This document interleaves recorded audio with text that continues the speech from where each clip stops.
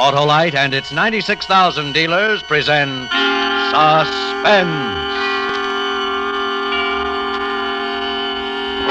Tonight, Autolite brings you A Killing in Abilene, a suspense play starring Mr. Alan Ladd.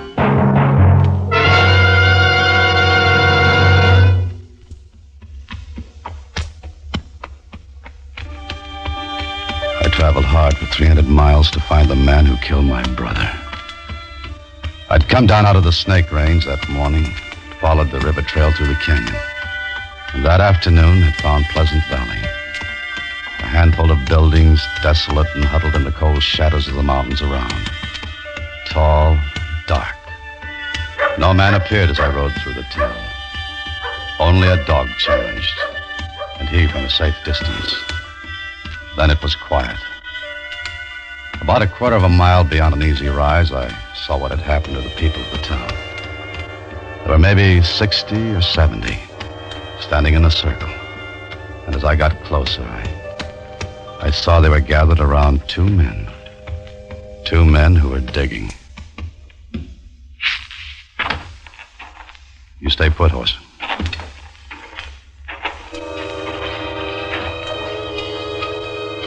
There was a look on the faces of the people standing there.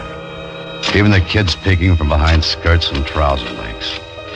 And it was something I'd seen before. It wasn't a good look. It was the look some people had had 2 years before in Abilene, when we discovered my brother's body. In just a moment, Mr. Alan Ladd in the first act of A Killing in Abilene. Hi, Harlow. What do you got there? Christmas present, Hap. You got one already? Yes, sirree, and it's an Autolite Stay Full battery that needs water only 3 times a year in normal car use. Why, my car will really cut a caper over this capable Christmas cheer. You believe in giving your car some holiday spirit, too, eh, Harlow? I sure do, Hap. And because the Autolite Stay Full battery has over 3 times the liquid protection of batteries without Stay Full features, it helps eliminate one of the greatest causes of battery failure. And that's mighty important to the spirit of every car owner. And your gift will last a long, long time, too, Harlow. Right you are, because the Autolite Stay Full battery gives longer life. 70% longer life, in fact, as proved by tests conducted according to SAE minimum life cycle standards. A wise selection, Harlow. Yes, friends, for quick, dependable starting, treat your car to an Autolite Stay Full battery. The battery that needs water only 3 times a year in normal car use. See your neighborhood Autolite battery dealer. And remember, you're always right with Autolite. And now, with A Killing in Abilene and the performance of Mr. Alan Ladd, Autolite answers many requests in bringing you a story of the Old West, hoping once again to keep you in suspense.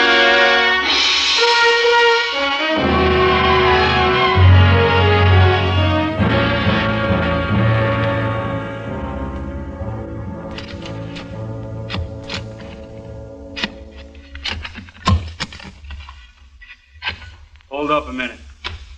What's the matter? I hit something.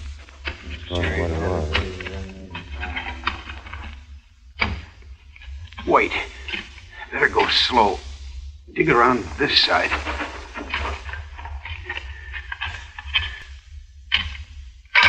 Here, I can't do it anymore. One of you boys take over. I'll do it, Jim. Somebody's got to.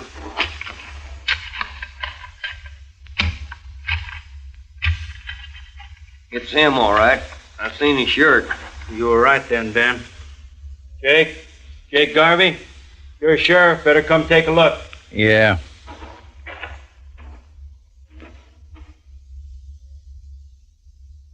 That's him. That's Fred Costin, all right. Fred!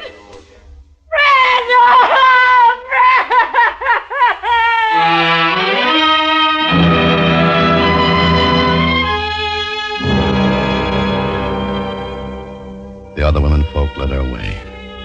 The men stayed and pushed in a little closer to the pit and waited there until the job was finished. Then they noticed me. What are you doing here, stranger? Where are you from? You're the sheriff? That's right. Jake Garvey. Man is my name. from Abilene. So? I'm looking for a man in these parts. Calls himself Lee Burridge. Who did he say, Sheriff? He said Lee Burridge, Ben. You tell him we'll take care of him. What do you want him for? What's it matter what he wants him for? We know what we want him for. Come on. Now, there ain't gonna be no trouble. I'm the law in Pleasant Valley. I'll say what we do. We elected you, Sheriff Jake. We can unelect you. Like Ben said, it was Burridge killed him, and you know it. I've got to talk to you about Burridge, Sheriff. It's important. All right. My office back at the meeting house. We don't need no talk about Burridge. We need to do something about the ugly son. Come down, boys. Let's get on back to town. We'll take her as she comes.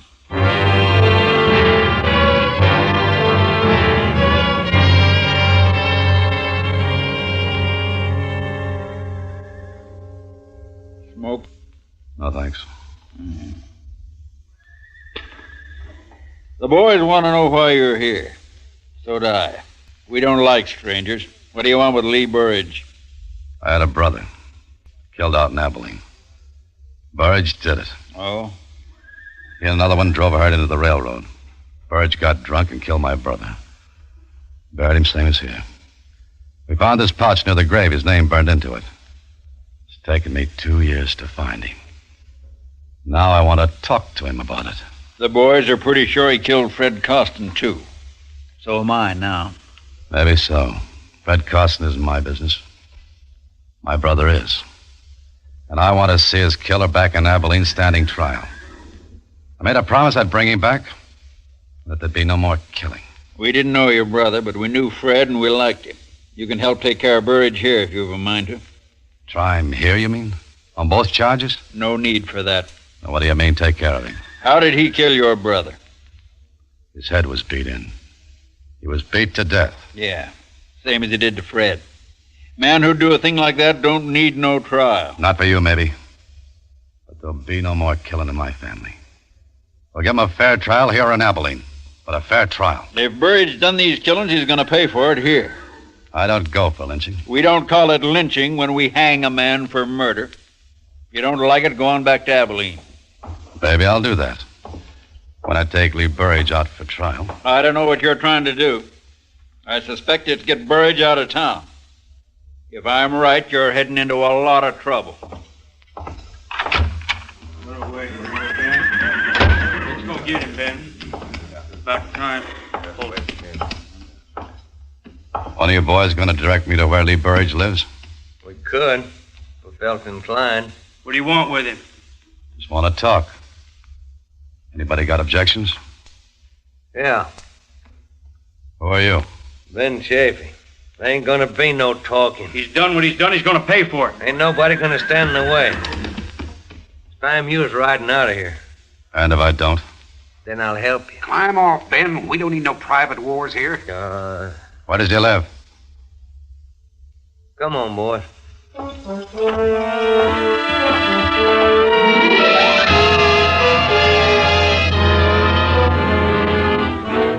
He turned away from me and moved into the sheriff's office, leaving me alone to walk down the strangely quiet street. Towards the hills, the thunderhead was beginning to gather, moving in slowly. Near the end of the street, two men were building a coffin in front of a small house.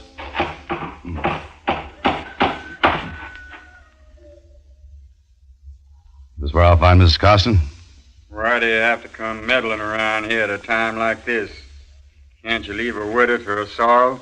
Because he's a stranger, Bob boy. And strangers don't have no time for other people's sorrow. Maybe you're right, old-timer. Maybe they got too many themselves.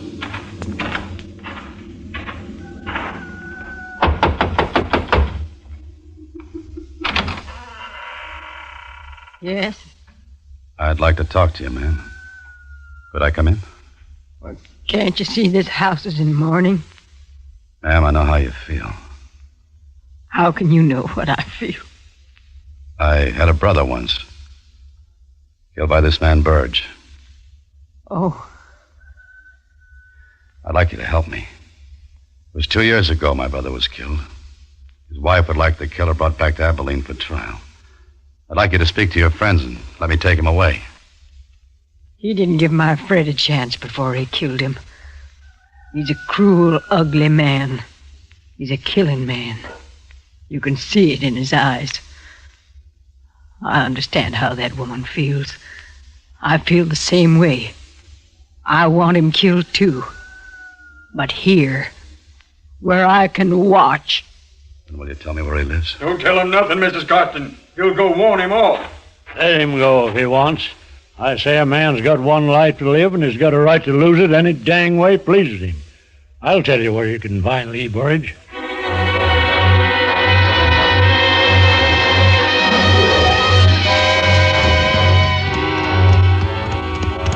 A few miles outside of town where the canyon spread, I saw his hut. Set against a fire-blackened hill. There was no growing thing in the rocky ground except one sick, twisted tree. Stunted limbs reaching out empty, waiting. Hold it. Easy, horse. Easy. Throw your gun down, you. Or I won't miss with the next one. Lee Burge? Throw it down. I'm Jeff Mander. It was my brother Seth you killed in Abilene. That's who you are. You've caused me enough trouble. Get out of here. They'll give you a fair trial there. Stay here and you're going to be lynched for Fred Costin's killing. Don't come no closer. Nobody's going to lynch me while I got this. Listen to me.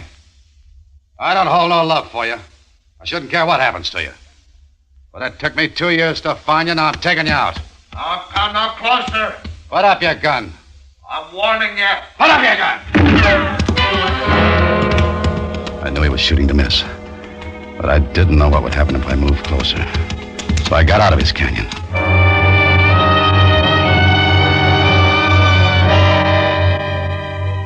It was clouding over heavy when I rode into town again. Maybe an hour and a half after I'd left the sheriff's office. The streets were still empty.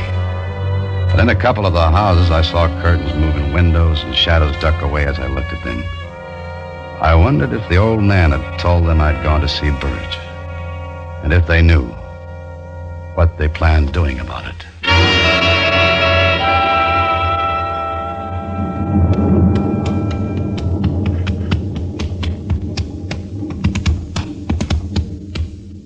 Old-timer?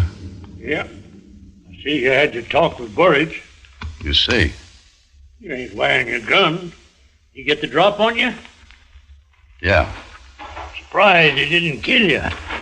So was I. Did you tell them I'd gone there? Yep. What'd they say?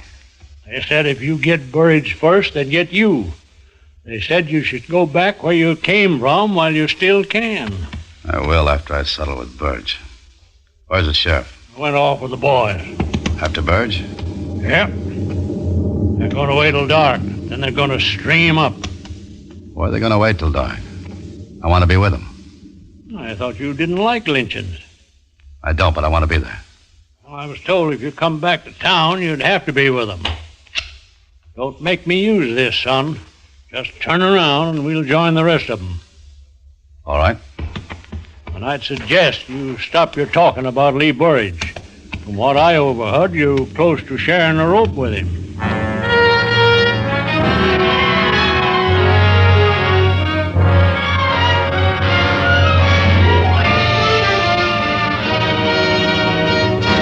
Autolite is bringing you Mr. Alan Ladd in A Killing in Abilene. Tonight's production in radio's outstanding theater of thrills, Suspense.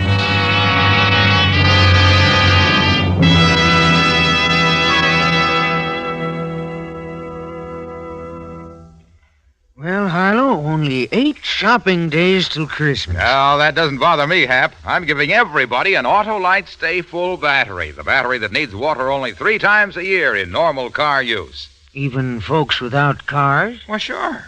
Why should they be denied the pleasure of having that fine, fit, faithful friend that gives 70% longer life?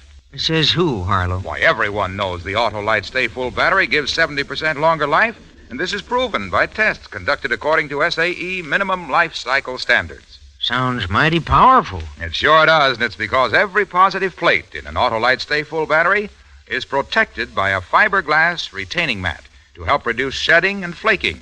and keep the power-producing materials in place. Go on, Harlow, go on. Well, friends, this Christmas, present your car with a famous Autolite Stay Full battery.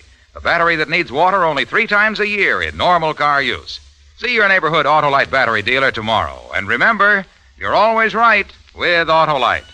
And now Autolite brings back to our Hollywood soundstage Mr. Alan Ladd in Elliot Lewis's production of The Killing in Abilene. A tale well calculated to keep you in suspense.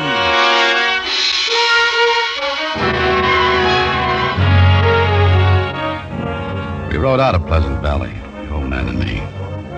We rode fast without speaking through scattered herds of cattle on the lower rangeland. Rolling in from the east, the black clouds smothered the mountaintops. The old man still held the gun on me. No use winding the horses. Won't be dark for a couple hours yet. Lynching parties get their guts after dark. How come you weren't with them? Waiting for you. I thought you'd be around. Besides, I seen the lynching once. Too much trouble. Yeah. You still figuring to take Burridge with you to Abilene? I can try. Ain't that going to be a mite daring without a shooting iron? Might be. I'm surprised after 2 years looking for him, you didn't shoot him when you found him. That's not what I come for. Why not? Killed your brother. I made a promise to somebody. His wife? Yeah. Mine, too. What was it between Costin and Burge? Well, I don't know. Nobody's seen much of Burridge in the past couple of years. Ever since Ben told us about how he was a killer. Ugly man. Just ugly mean. You said Ben told all of you Burge was a killer? Yeah. Guess it's your brother he killed. That right? That's right. And now because of him, you might get killed. But why? They think you made it up about your brother. They think you're trying to take Burridge away. Do you? Well, I haven't decided yet. We ford the stream here. I'll watch your footing.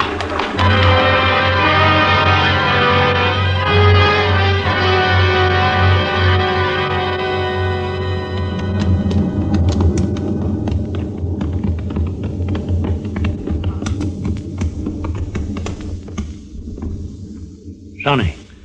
Yeah? They haven't seen you yet. You still got time to get out. You let me go? No. I've come this far, I'll finish it. Well, I always said a man's got one life, and he's got a right to lose it any dang way pleases him.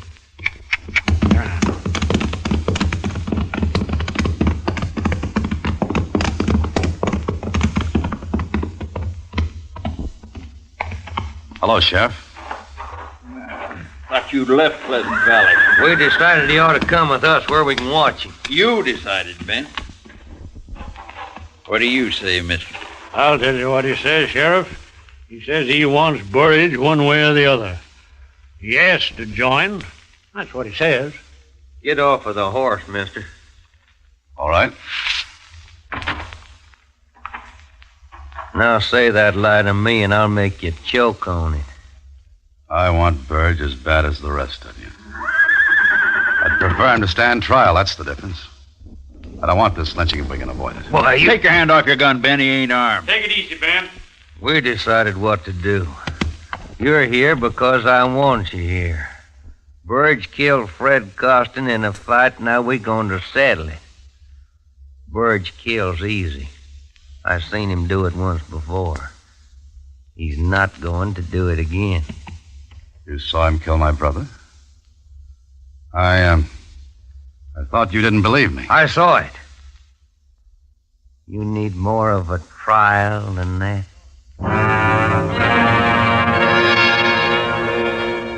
I looked at the faces, angry, filled with hate. And I thought of the ugly man up in the canyon in the broken-down shack. I wondered if he knew what was waiting for him a mile or so away.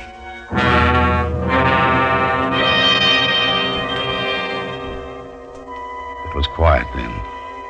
Storm clouds are quickening the end of the day.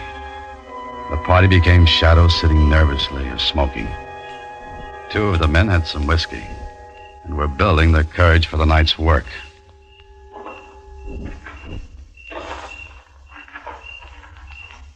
It's nearly dark.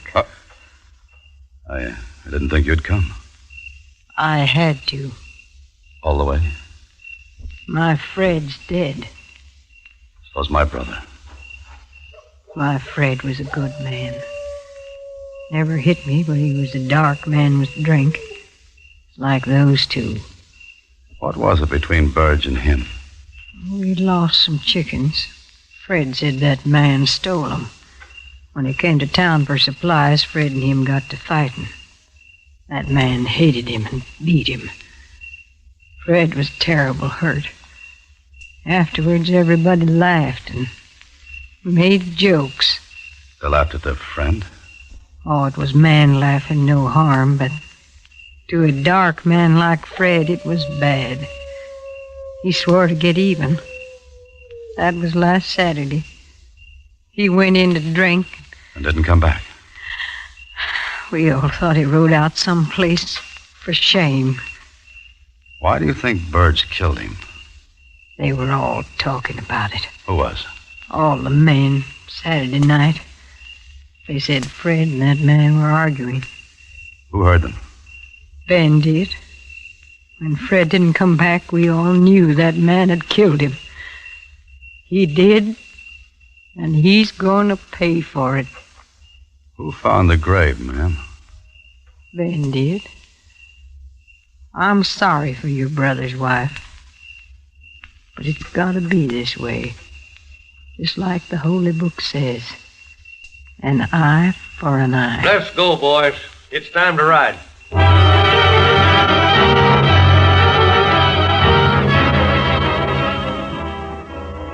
We rode to the widening of the canyon, dismounted, and went the rest of the way to the hut on foot. We took one horse with us.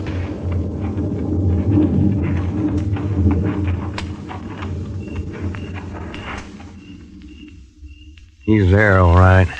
There's a light inside. Hold up, boys. Bob, you, Jim, and Need'll come with me. Right, Sheriff. We'll bring him out. The rest of you stay here. What's the idea? You're too quick tonight, Ben, and giving too many orders. You stay. Still trying to get him away, son? I might. You're like an Injun I knew once. Had to shoot him 5 times before he knew he was dead. What do you want here? You know what we want, Burridge? Get out of here.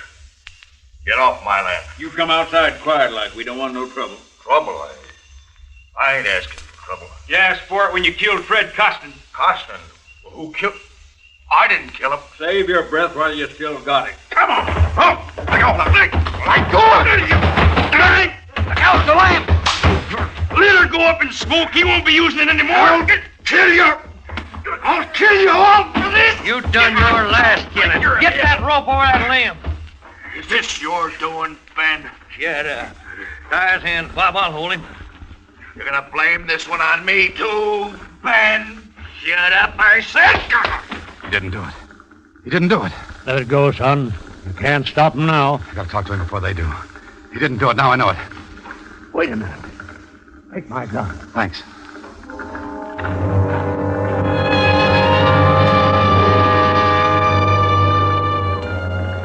The flames in the shadows flicked over the ugly man's face. The rope was around his neck. He knew he was going to die. As I came near him, I could see in the light there was no fear in his eyes, only hate. He lifted onto a horse. The rope was tightened. He was ready to be lynched. Then he saw me. One request, Sheriff. What, Burridge? Let me talk to him a minute. The stranger here? For a minute. No more talking. Kick that horse out from under him. No, don't, Bob, not yet. Let him talk. Why do you think I killed your brother? They're trying to get away with something, Jake. Shut up, Ben. Let them have their say. Why? We found your pouch near my brother's grave. Your name on it. And tonight Ben told me he saw you do it. I didn't. I wasn't with Ben that night. Ben wanted to drink, and I didn't. He left me. Took my pouch with him. What does it matter about his brother? It's Fred Costin we're hanging him for. I didn't kill Fred Costin either. Listen, mister, I didn't kill your brother. He's talked enough. He killed Fred Costin. I told you that. What about it, Burge? I didn't kill Fred Costin. He's a lying skunk. Let's get it over with. I say let him talk. Where'd you get that gun, mister? How did you know where Fred was buried, Ben? How did you know where Fred was buried? Mrs. Costin says you found the grave. How'd you know where it was? Answer him, Ben. You told me where it was, Ben. I saw him burying poor Fred. That's how I knew. If you saw the burial, why didn't you stop Burge then? Wasn't none of my business. But it is now. What made you change your mind so fast? Stay away from that horse, Ben. Get up. Cut him down. You, Bob, cut him down. I think you'll be coming back to Abilene with me, Ben. You think so?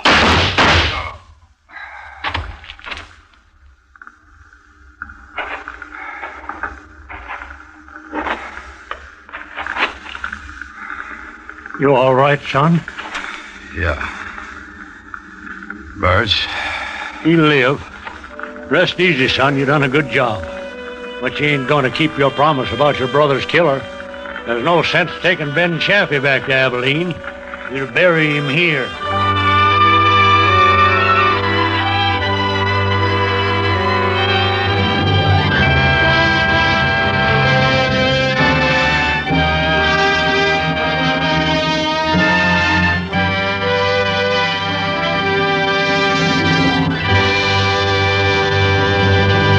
Suspense, presented by Autolite. Tonight's star, Mr. Alan Ladd. Christmas shopping can be fun. It doesn't have to kill one. Give an Autolite Stay Full battery. Only 3 times a year do you fill one. And that's because the Autolite Stay Full battery is the battery that needs water only 3 times a year in normal car use. And it's one of more than 400 products for cars, trucks, planes, and boats made by Autolite in 28 plants coast to coast. These include complete electrical systems used as original equipment on many leading makes of America's finest cars. Electric windshield wipers, starting motors, voltage regulators, coils, distributors, wire and cable, generators, all engineered to fit together perfectly, work together perfectly, because they're a perfect team. So, friends, don't accept electrical parts supposed to be as good. Ask for and insist on original factory parts at your neighborhood service station, car dealer, garage, or repair shop. And because all Autolite parts are original factory parts, you can be sure you're right, because you're always right with Autolite.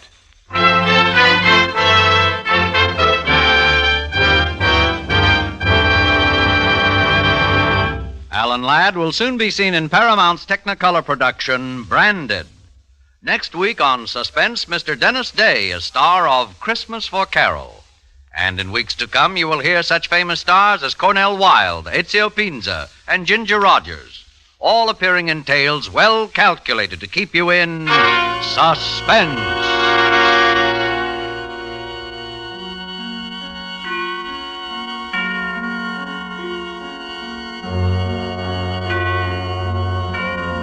Suspense is produced and directed by Elliott Lewis, with music composed by Lucien Morawek and conducted by Lud Bluskin. Portions of this program were transcribed. A Killing in Abilene was written for Suspense by Gil Dowd and Anthony Ellis. And remember, next week on Suspense, Mr. Dennis Day in Christmas for Carol.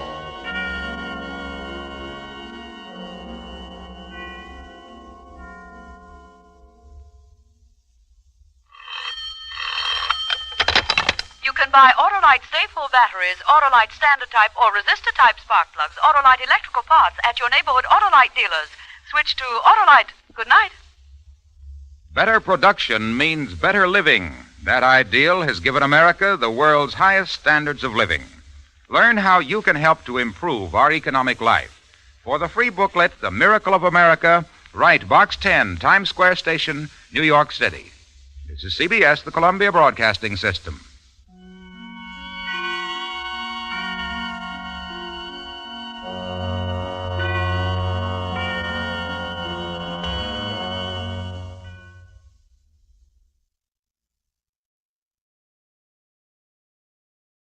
In just a moment, Autolite presents Suspense, starring Miss Agnes Moorehead in radio's most famous play, Sorry, Wrong Number. Say, Harlow, have you seen State's football team? They're terrific. Speaking of terrific teams, Hap, my friend, the one that ignition engineered those Autolite resistor spark plugs is Tops. You know, the Autolite people got together with many of the nation's leading car and truck manufacturers, and they ignition engineered a 10,000 ohm resistor right into the Autolite spark plug that permits a wider spark gap setting and maintains it far longer than was ever possible before. You know what that means to your car? Smooth. That's the word for State's football team. Smooth. Right you are, smooth. Thanks to the wide gap, Autolite resistor spark plugs help your engine idle smooth as silk. And that's only one of the simple, sound, solid, splendid advantages of those sensational Autolite resistor spark plugs. Got it all off your chest, Arlo? Sure have, Hap. You're not going to hear one more word out of me till we've heard the whole Suspense show. No? No middle commercial tonight, Hap. Autolite doesn't want us to interrupt Agnes Moorehead's performance in that famous drama, Sorry, Wrong Number. Okay, Harlow. Let's hear Suspense.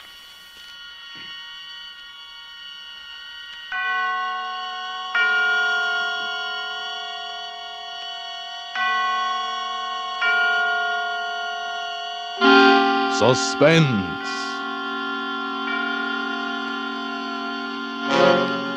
Autolite and its 60,000 dealers and service stations bring you radio's outstanding theater of thrills. Starring tonight, Miss Agnes Moorehead in Anton Leader's production of Lucille Fletcher's famous suspense play, Sorry, Wrong Number. A tale well calculated to keep you in suspense.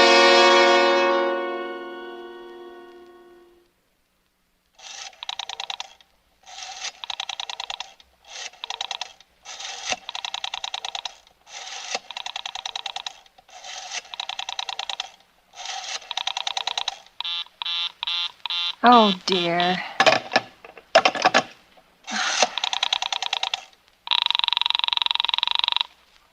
Your call, please. Operator, I've been dialing Murray Hill 40098 now for the last 3/4 of an hour, and the line is always busy. I don't see how it could be busy that long. Will you try it for me, please? I will be glad to try that number for you. One moment, please. I don't see how it could be busy all this time. It's my husband's office. He's working late tonight, and I'm here all alone in the house. My health is very poor, and I've been feeling so nervous all day. Ringing Murray Hill 40098. Hello? Hello? Hello, is Mr. Stevenson there? Hello? Hello? Hello, George? Yes, sir. This is George speaking. Hello, who's this? What number am I calling, please? I'm here with our client, George. Oh, good. Is everything okay? Is But, the coast clear for tonight? Yes, George. He says the coast is clear for tonight. Okay. Where are you now? In a phone booth. What Don't number is worry. Everything's okay. Very well. You know the address. I know. At 11 o'clock, the private patrolman goes around to the bar on 2nd Avenue for a beer. That's right, 11 o'clock. Okay. Now be sure that all the lights downstairs are out. There should be only one light visible from the street. Okay. What's that? Just a minute, George.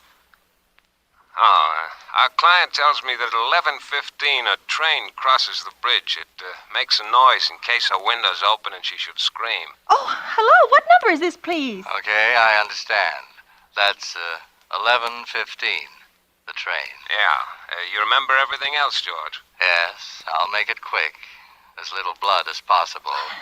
Because our client does not wish to make her suffer long. That's right. You'll use a knife? Yes, the knife will be okay. Then afterwards, I remove the rings and bracelets and the jewelry in the bureau drawer because our client wishes it to look like simple robbery. Don't worry. Everything's okay. I never... Oh, how awful. How unspeakably awful.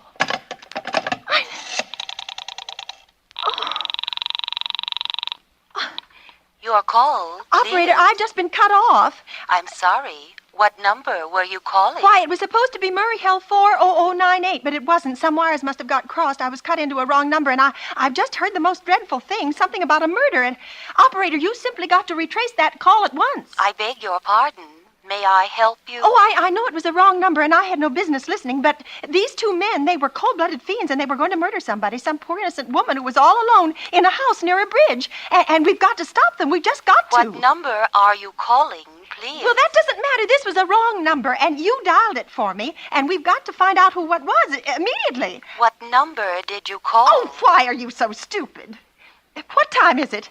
Do you mean to tell me you can't find out what that number was just now? I'll connect you with the chief operator. Oh, I think it's perfectly shameful. Now, look, it was obviously a case of some little slip of the finger. I told you to try Murray Hill 40098 for me, and you dialed it, but your finger must have slipped, and I was connected with some other number. And I could hear them, but they couldn't hear me. Now, I simply fail to see why you couldn't make that same mistake again, on purpose. Why you couldn't try to dial Murray Hill 40098 in the same sort of careless way. Murray Hill 40098. I will try to get it for you. Well, thank you.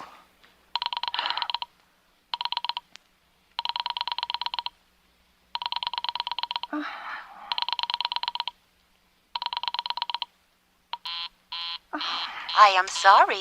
Murray Hill 40098 is busy. I will call you in 20 Operator! Your call, please. You didn't try to get that wrong number at all. I asked you explicitly, and all you did was dial correctly. I am sorry. What number are you calling? Well, can't you for once forget what number I'm calling and do something for me? Now, I want to trace that call. It's my civic duty, and it's your civic duty to trace that call and apprehend those dangerous killers. And if you don't... I will connect you with the chief operator. Well, please. All this talk can't make anyone understand these... This is the chief operator. Chief operator, I want you to trace a call, a telephone call, immediately. I don't know where it came from or who was making it, but it's absolutely necessary that it be tracked down because it was about a murder that someone's planning. A terrible, cold-blooded murder of a poor, innocent woman tonight at 11:15. I see. Well, can you trace it for me? Can you track down those men? I am not certain. It depends. Depends on what? It depends on whether the call is still going on. Well, if it's a live call, we can trace it on the equipment. Well, if it has been disconnected, we cannot. Disconnected? If the parties have stopped talking to each other. Oh, but of course they must have stopped talking to each other by now. That was at least 5 minutes ago, and they didn't sound like the type who would make a long call. Well, I can try tracing it. May I have your name, please? Mrs. Stevenson. Mrs. Albert Stevenson. But listen. And your telephone number, please. Plaza 32099. But if you go on wasting all this time... Why do you want this call traced, please? Why? Oh, well, no reason. I mean, I merely felt very strongly that something ought to be done about it. These men sounded like killers. They're dangerous. They're going to murder this woman at 11:15 tonight, and I thought the police ought to know. Have you reported this to the police? Well, no, not yet. You want this call checked purely as a private individual? Yes, but meanwhile... I am sorry, Mrs. Stevenson, but I am afraid we couldn't make this check for you and trace the call just on your say-so as a private individual. But we will have to have something more official. Oh, for heaven's sake. You mean to tell me I can't report that there's going to be a murder without getting tied up in all this red tape? Why, it's perfectly idiotic. Well, all right, I'll call the police. Thank you. I am sure that would be the best way. Oh, ridiculous. I never heard of such nonsense. Police department. I can't see why you have to go through all this business. Oh. Your call, please. The police department. Get me the police department, please. Thank you. Ringing the police department. Oh, dear, do you have to dial? Can't you ring them direct? All this time waste. Police Department, Precinct 43. Sergeant Martin speaking. Police Department, this is Mrs. Stevenson, Mrs. Albert Smythe Stevenson of 53 North Sutton Place. I'm calling up to report a murder. Huh? I mean, the murder hasn't been committed yet, but I just overheard plans for it over the telephone. Over a wrong number that the operator gave me. I've been trying to trace down the call myself, but everybody is so stupid. And I guess in the end, you're the only people who could do anything. Yes, ma'am. It was a perfectly definite murder. I heard their plans distinctly. 2 men were talking, and they were going to murder some woman at 11:15 tonight, and she lived in a house near a bridge. Are you listening to me? Yes, ma'am. And there was a private patrolman on the street. He was going to go around for a beer on 2nd Avenue, and there was some third man, a client, who was paying to have this poor woman murdered. They were going to take her rings and bracelets and use a knife. Well, it's unnerved me dreadfully, and I'm not well. I see. Now, when was all this, ma'am? About 8 minutes ago. Oh, then you can do something. You do understand. What is your name, ma'am? Mrs. Stevenson, Mrs. Elbert Stevenson. And your address? 53 North Sutton Place. That's near a bridge. The Queensboro Bridge, you know, and we have a private patrol in our street. And 2nd Avenue is the next what street. What was that number you were calling? Murray Hill 40098. But that wasn't the number I overheard. I mean, Murray Hill 40098 is my husband's office. He's working late tonight, and I was trying to reach him to ask him to come home. I'm an invalid, you know, and it's the maid's night off, and I hate to be alone, even though he says I'm perfectly safe as long as I have the telephone right beside my bed. Well, we'll look into it, Mrs. Stevenson, see if we can check it with the telephone company. But the telephone company said they couldn't check the call if the parties had stopped talking. I've already taken care of that. Oh, you have? Yes, and personally, I feel you ought to do something far more immediate and drastic than just check the call. Well, now, what good does checking the call do if they stop talking? By the time you tracked it down, they've already committed the murder. Well, we'll take care of it, don't you worry. I'd say the whole thing calls for a search. A complete and thorough search of the whole city. Why, I'm very near the bridge, and I'm not far from 2nd Avenue, and I know I'd feel a whole lot better if you sent around a radio car to this neighborhood at once. And what makes you think the murder is going to be committed in your neighborhood, ma'am? Well, I don't know. Only the coincidence is so horrible. 2nd Avenue and the patrolman and the bridge. Well, 2nd Avenue is a very long street, ma'am, and well, you know how many bridges there are in the city of New York alone, not to mention Brooklyn, Staten Island, Queens, and the Bronx. Now, how do you know there isn't some little house on Staten Island, on some little 2nd Avenue you've never heard about? Well, how do you know they were even talking about New York at all? But I heard the call on the New York dialing system. Well, maybe it was a long-distance call you overheard. Oh, Telephones are funny things now. Now, look, lady, why don't you look at it this way? Supposing you hadn't broken in on that telephone call. Supposing you'd got your husband the way you always do. You wouldn't be so upset, would you? Well, I suppose not. Only it sounded so inhuman, so cold-blooded. A lot of murders are plotted in this city every day, ma'am. We manage to prevent almost all of them. The clue of this kind is so vague, it isn't much more use to us than no clue at all. But surely you... Unless, of course, you have some reason for thinking this call was phony or that someone may be planning to murder you. Me? Oh, well, no, I hardly think so. I mean, why should anybody? I'm alone all day and night. I see nobody except my maid Eloise, and she's a big girl. She weighs 200 pounds. She's too lazy to bring up my breakfast tray, and the only other person is my husband Albert. He's crazy about me. He just adores me. He waits on me hand and foot. He has scarcely left my side since I took sick 12 years ago. Well, then, there's nothing for you to worry about. Now, if you'll just leave the rest of this to us, we'll take care of it. But what will you do? It's so late. It's nearly 11 now. We'll take care of it, lady. Well, will you broadcast it all over the city and send out squads and warn your radio cars to watch out, especially in suspicious neighborhoods like mine? Lady, I said we'd take care of it. Just now I've got a couple of other matters here on my desk that require immediate attention. Good night, ma'am, and thank you. Oh, you idiot! Oh, no. Why did I hang up the phone like that? Now you'll think I am a fool.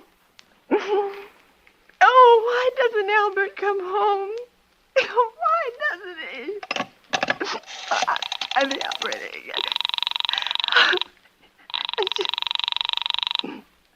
Your call, please. Operator, for heaven's sake, will you ring that Murray Hill 40098 number again? I can't think what's keeping him so long. I will try to get it for you. Well, try. I don't see why he doesn't answer. I'm so...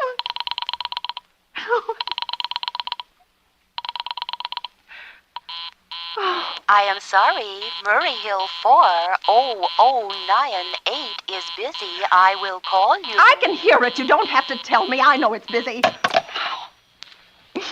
Oh, if I could only get out of this bed for a little while. If I could get a breath of fresh air and just lean out of the window and see the street. Hello, Albert? Hello? Hello? Hello? Oh, what's the matter with this phone? Hello? Hello? Hello? Hello? Oh, for heaven's sake, who is this? Hello? Hello? Hello? It's trying to call me. What are they trying to do to me? Oh. Your call, please. Hello, operator. I don't know what's the matter with this phone tonight, but it's positively driving me crazy. I've never seen such inefficient, miserable service. Now, look, I'm an invalid. And I'm very nervous, and I'm not supposed to be annoyed. But if this keeps on much longer... What seems to be the trouble? Well, everything's wrong. I haven't had one bit of satisfaction out of one call I've made this evening. The whole world could be murdered for all you people care. And now my phone keeps ringing and ringing and ringing and ringing every 5 seconds. And when I pick it up, there's no one there. I am sorry. If you will hang up, I will test it for you. I don't want you to test it for me. I want you to put that call through, whatever it is, at once. I'm afraid I cannot do that. You cannot? Well, why? Why, may I ask? The dial system is automatic. Oh, If someone is trying to dial your number, there is no way to check whether the call is coming through the system or not, unless the person is trying to reach you, complains to his particular operator. Oh, of all the stupid...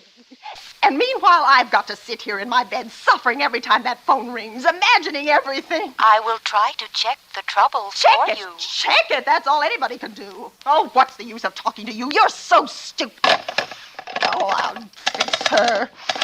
Of all the impudent... How dare she speak to me like that? How dare she speak to me? I can't get any satisfaction. I think it takes so long to answer.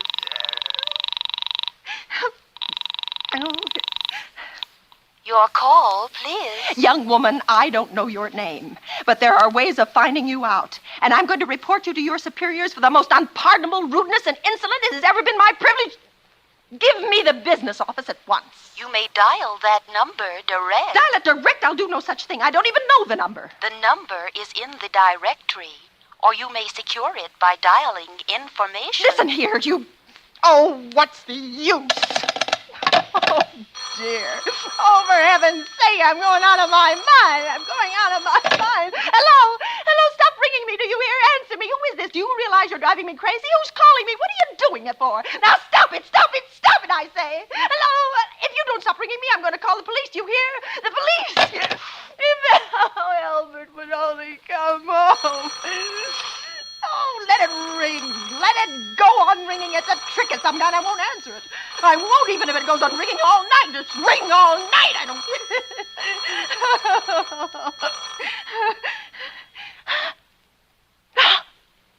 What's the matter? Why did they stop ringing all of a sudden? Oh, what time is it? Where's my clock? Oh, where is it? Where did I put it? 5 to 11. Oh, they've decided something. They're sure I'm home. They heard my voice answer them just now. That's why they've been ringing me. Why no one has answered me. Call the operator again. Wait. Oh, where is she? Why doesn't she answer? Your call, please. Where were you just now? Why didn't you answer at once? Give me the police department.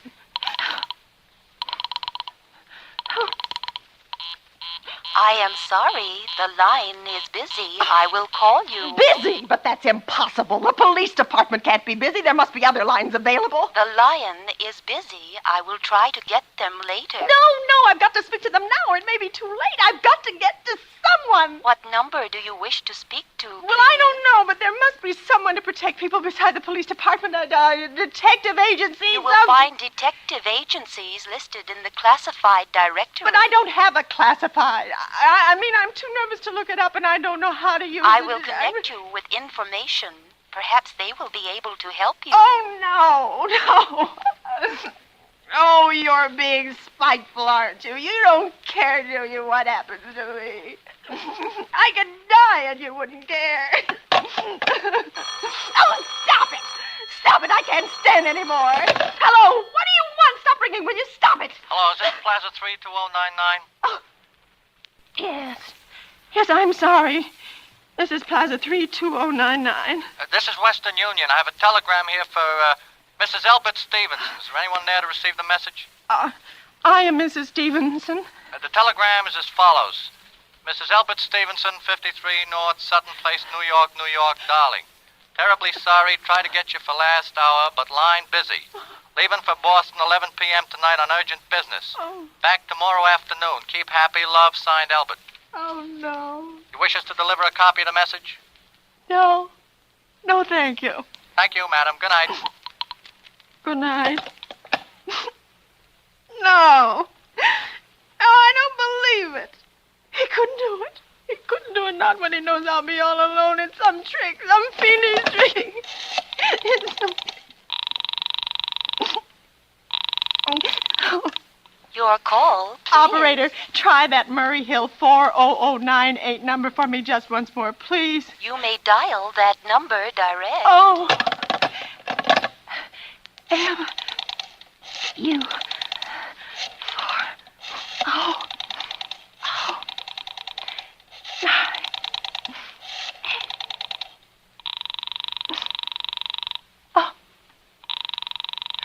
Oh, no. Oh, he's gone. Oh, Albert, how could you? How could you? Oh, but I can't be alone tonight. I just can't. If I'm alone one more second, I'll go mad. I don't care what he says or what the expense is. I'm a sick woman. I'm entitled to some consideration.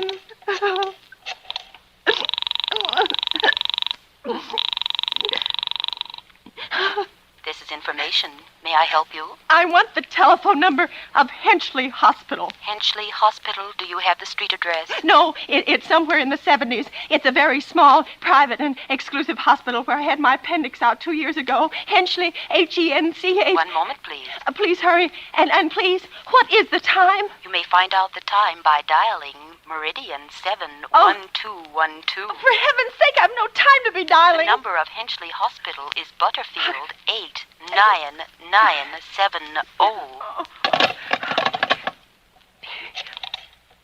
You... 8...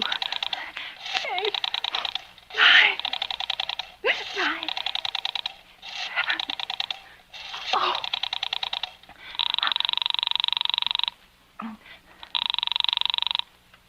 Henchley Hospital, good evening. Give me the nurse's registry. Who was it you wished to speak to, please? I want the nurse's registry at once. I want a trained nurse. I want to hire her immediately for the night. I see.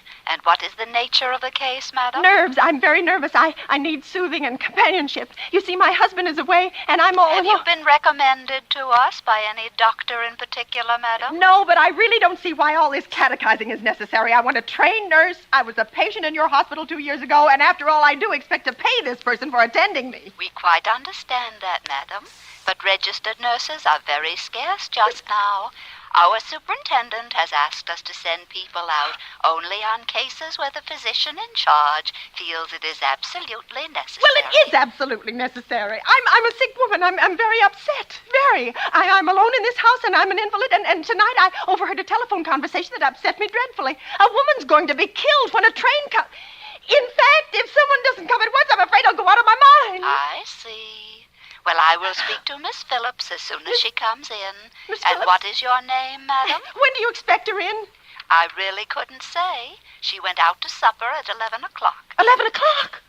Oh, but it's not 11 yet. Oh, my clock has stopped. I thought it was running down. What time is it? Just, 15 minutes past 11. What was that? What was what, madam? That click. Just now, in my own telephone, as though someone had lifted the receiver off the hook, off the extension telephone downstairs. I didn't hear it, madam. Now, about But this I nurse... did. I did. There's someone in this house, someone downstairs in the kitchen, and they're listening to me now. That is... Oh, I won't pick it up again. I won't let them hear me. I'll be quiet, and then they'll think... Oh, but if I don't call someone now while they're still down there, there'll be no time. I've got to get to that operator.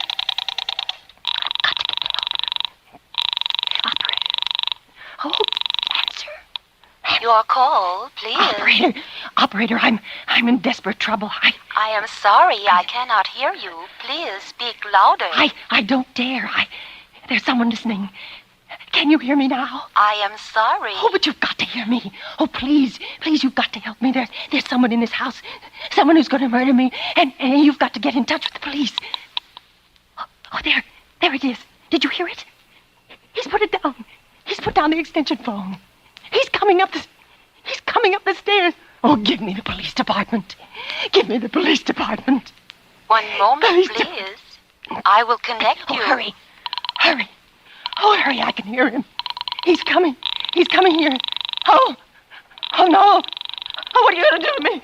Oh, don't. Oh, no, don't come near me. I haven't done anything, please. Oh, don't hurt me. No.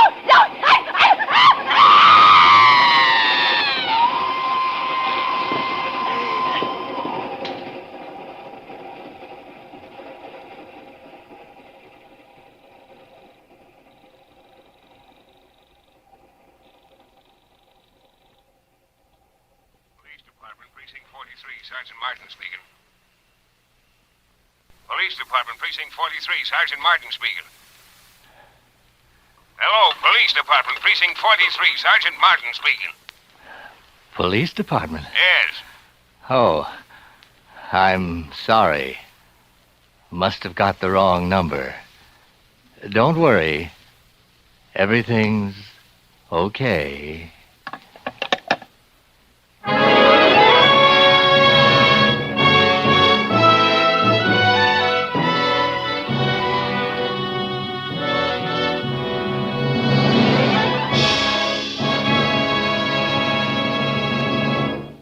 Thank you, Miss Agnes Moorhead, for another memorable performance. Miss Moorhead will return in just a moment. Say, Harlow, you got so wound up on Autolite resistor spark plugs a while back, you never told me whether you saw the state football game last week. You bet I saw it. And say, did you notice the big gaps that State knocked in that enemy line? Yes. Reminded me of that wide gap in Autolite resistor spark plugs. Now, Harlow. You know, when you replace your old narrow gap spark plugs with wide gap Autolite resistor spark plugs, by Cornelius, your engine idles smoother, you have better luck with lean gas mixtures, actually save gas. Harlow, I'm talking about football. Oh, by the way, how'd you like the way State's line cut down enemy interference? Great. Almost as good as the way Autolite resistor spark plugs cut down spark plug interference with radio and television reception. What a team. What a team. Yes, friends, when it comes to team play, you really get it with those sensational new Autolite resistor spark plugs. And other Autolite engineering first. And no wonder, for Autolite resistor spark plugs are one of over 400 automotive, aviation, and marine parts made by the 26 nationwide Autolite plants, all famous for Autolite engineered dependability. So, friends, don't dilly-dally, dawdle, or delay, but hop down tomorrow to your friendly Autolite dealer and get a set of wonderful new wide-gap Autolite resistor spark plugs. He's got just the type and size to fit your car. And, friends, remember, too, Autolite means spark plug. Ignition-engineered resistor spark plug. Autolite means batteries. Stay full batteries. Autolite means ignition system. The lifeline of your car.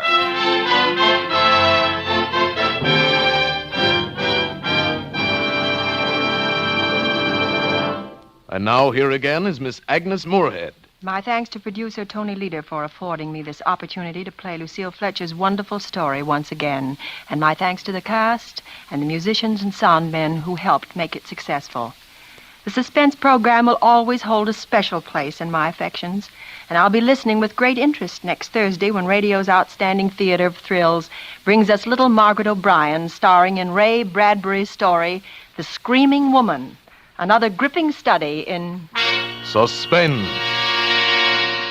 Agnes Moorhead has recorded Sorry, Wrong Number in album form. Miss Moorhead may currently be seen in the Warner Brothers picture Johnny Belinda. Music on tonight's Suspense play was composed by Lucien Morawek and conducted by Lud Bluskin. The entire production was under the direction of Anton M. Leader.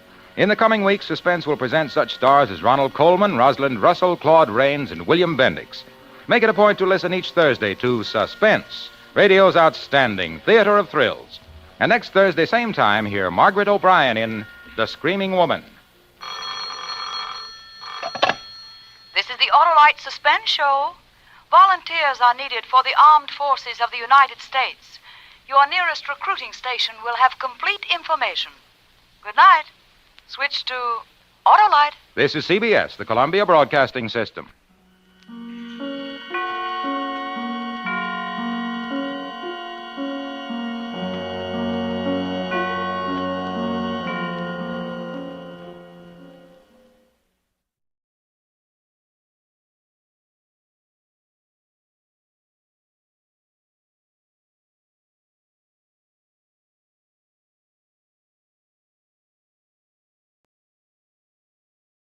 Tired of the everyday routine? Ever dream of a life of romantic adventure? Want to get away from it all? We offer you Escape. Escape, designed to free you from the four walls of today for a half hour of high adventure. Tonight, we escape into the mind of a man who has been sentenced to die. A man who attempts to refuse the bitter fate society has imposed upon him, as James Poe tells it in his seething tale of violent death, Present Tense, starring Vincent Price.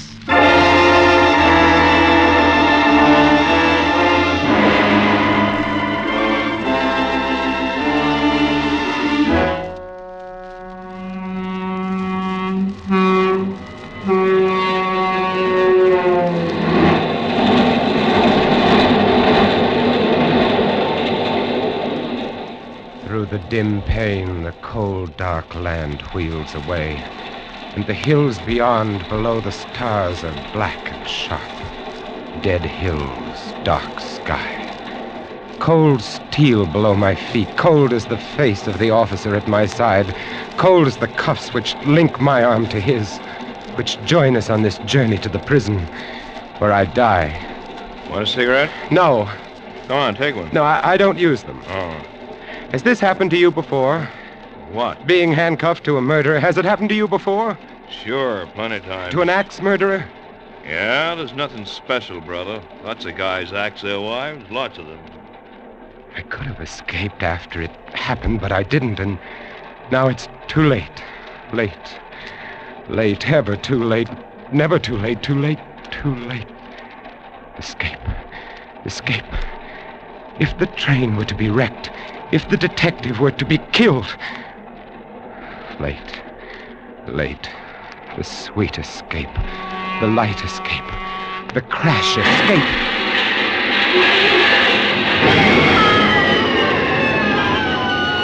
No! Oh, no! The darkness. Where am I? The cars must have gone down the gully. No lights and those people in pain. This thing fastened to my wrist went halfway through the glass of the door. Keep back from his blood. I don't seem to be hurt. No broken bones. Escape. Now the key in his pocket, his bloody pocket, and the cuffs are off. His gun and the wallet. His face. His face is gone. His own mother wouldn't know him. I'm free. Fire! Fuel oil! I must get away. Here, my ring onto his finger. There, that completes it.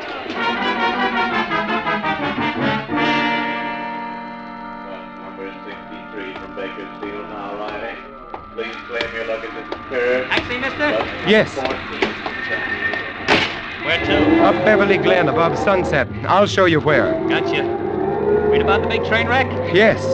Understand almost 100 were killed.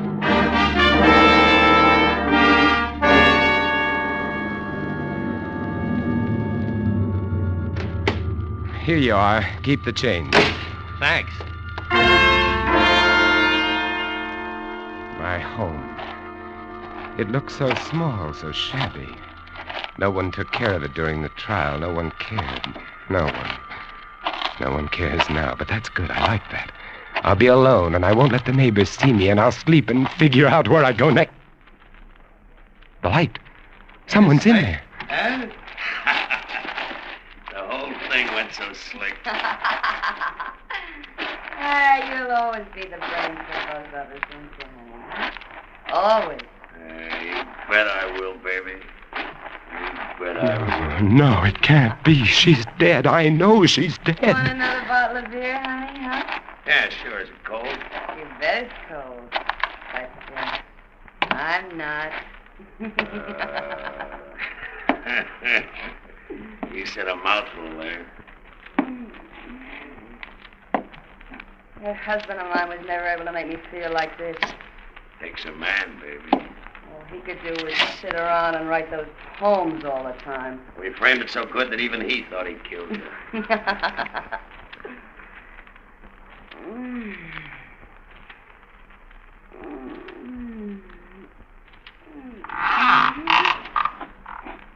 What was that? Mice. Ah, you're funny, you know that? You're real funny. Opened the kitchen door so quietly and walked softly. Here on the wall by the stove, the cleaver. Hey, honest, I hear something. Are you nervous, baby? Yeah. Relax just a little bit. I see them now. It is she. How did they do it? How did they trick me into imagining the murder? I am innocent. Sweetmeats. That's what you are, sweetmeats. Love her, man. The pig in his dirty undershirt. Soft, weak, white neck, fat on his arms. Pig. Grip the cleaver and walk like a feather.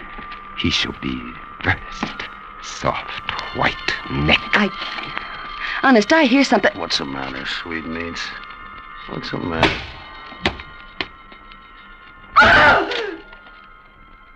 You killed him! Yes, and now you. No!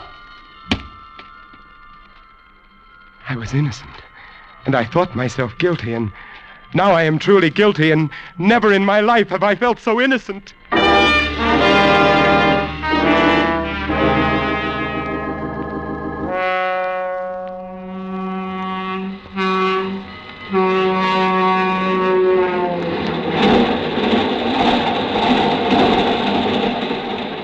Like a dream, like a nightmare, the confession, the conviction, the sentence, and now, once more, dark night, cold steel, the sound of wheels, just as I lived it before. Why, even the cold face of the silent officer at my side, hard, cold face, so much like that other face. Want a cigarette? No. Go on, take one. No, I don't use them. Oh. Has this happened to you before? What? Being handcuffed to a murderer. Has it happened to you before? Well, sure, plenty of times. To an axe murderer? Yeah, you're nothing special, brother. Lots of guys axe their wives. Lots of them. But were you ever cuffed to an axe murderer who killed two people at once? What are you talking about? My sin, my crime, what I did, I killed them both. Lamb. Take it easy, brother. They only kill your wife. Just her, just one, that's all.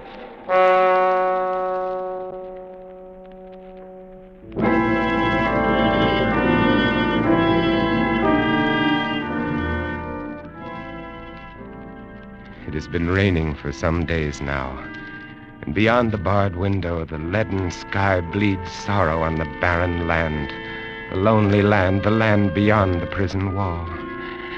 The sky was blue when first I came here, blue, so blue. And now it has become as the walls of my cell, of all our cells, dark, cheerless cells, these lifeless cells, these cells of men who wait to die, that wet sky, gray sky, cheerless sky. But it is beautiful. I have 12 hours left of life, 12 hours left to live. Beautiful sky, beautiful, beautiful, wet and fresh and alive. Oh, rather would I spend eternity at a well's bottom with but one patch of that to gaze upon than leave this life, than leave this earth, than leave this sky.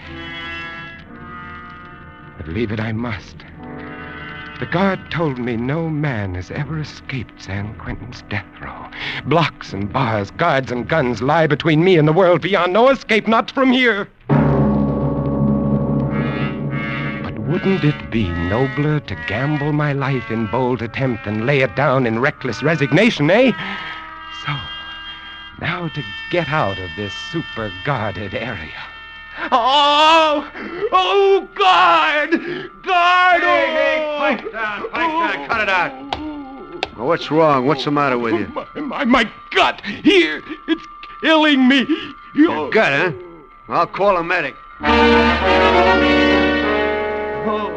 Now, as I press, you tell me where it hurts. Everywhere, oh, all over down here. There! Oh, don't touch that place again! Call the ambulance. Right. This man's got appendicitis.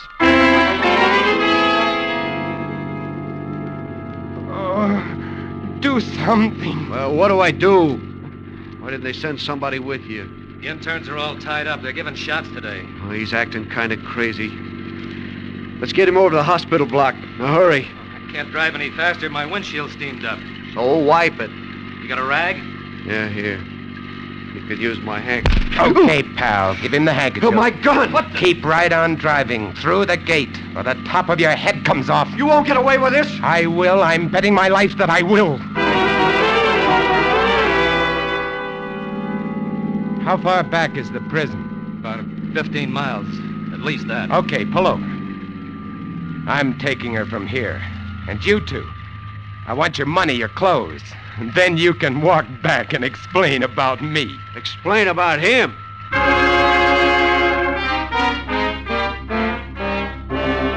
They won't find the ambulance for days. Not at the bottom of that canyon. Now I crossed the border on foot and into Mexico.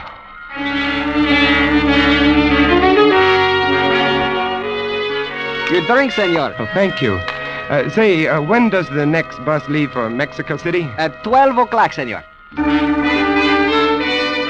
little card bought in a back room with no questions asked, and I become a tourist. 4 days' growth of beard, and I become poor.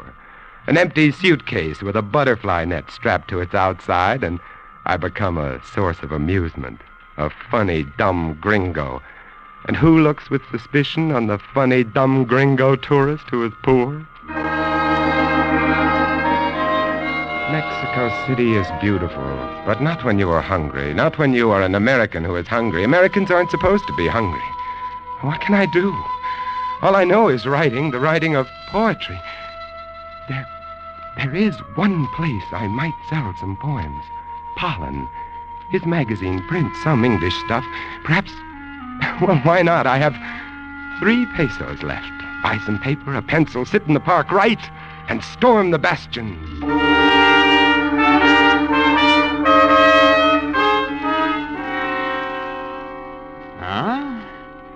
Ja? Ja, das ist gut hier. Do you like them, Mr. Pollen? Well, excuse me. Lucida!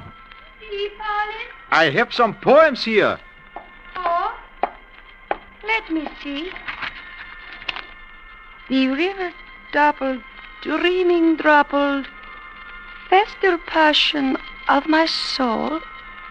Ah, muy bueno. Yeah, that is just what I thought. You are too kind. The poet should read his own work.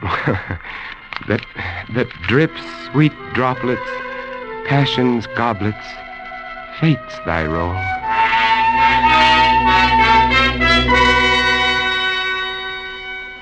Lucida likes your stuff. A rare woman. And I like what Lucida likes. Aha. She says we do a book of your stuff. Oh? So here's an advance. Too much. Take it. When the book? That it is. Right. Got the poem? I'll get them. Your name is? Smith. No good, $2. So true. I'll make a new one. Please do. And so? Good day, and I'll be back. In 30 days. With the poems.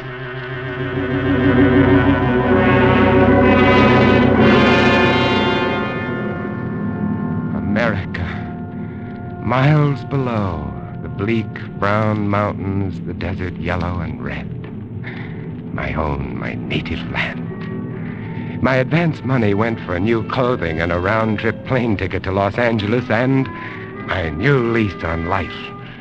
In a small file under the eaves of the little house in Beverly Glen, there are poems, more than 1,000 of them, poems which no one has ever seen, poems written in the evenings after work, on Sundays. And now, with the beard and the hat and the glasses, no one will recognize me. A cane, I ought to carry a cane, too. Get the poem. Does someone live there in the house?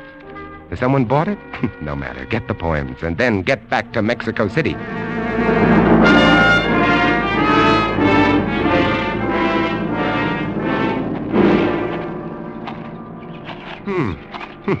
Someone is living here. I wonder who.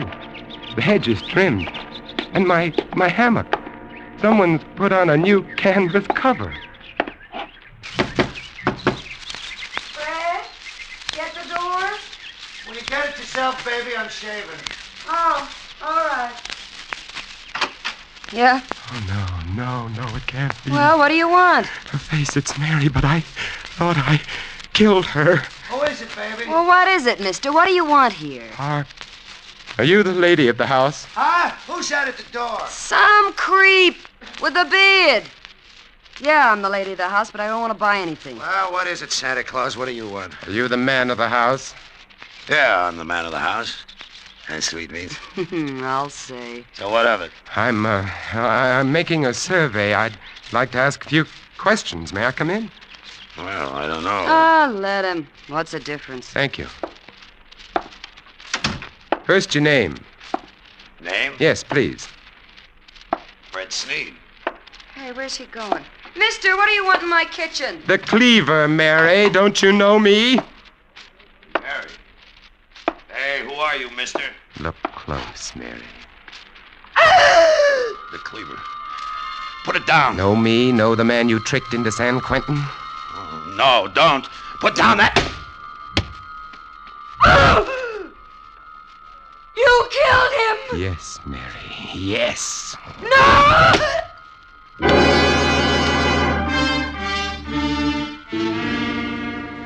Confession, conviction, sentence, transportation, and... Oh, again the death cell as before. But when I came here, they promised I could keep the beard. They promised I could keep the beard. And it's gone. Gone. I can't remember when. What's that? Who's coming?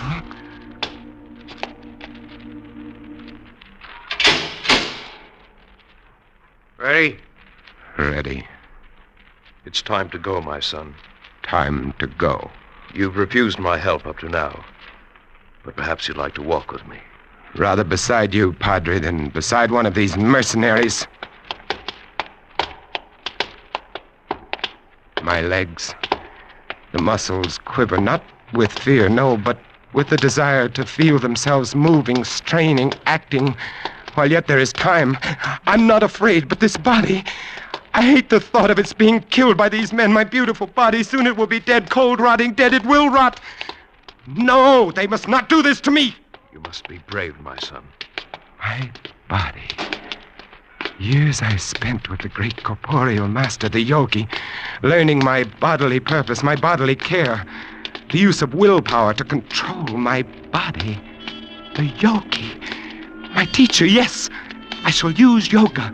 Suspend my breathing and become invulnerable to their gas. Suspend my body functions to the point of death and fool their doctor, of course. Oh, yes, the greatest escape of them all, and this time I must succeed.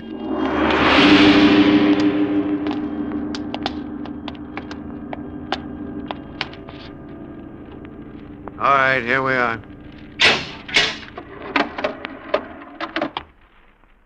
The room is so small.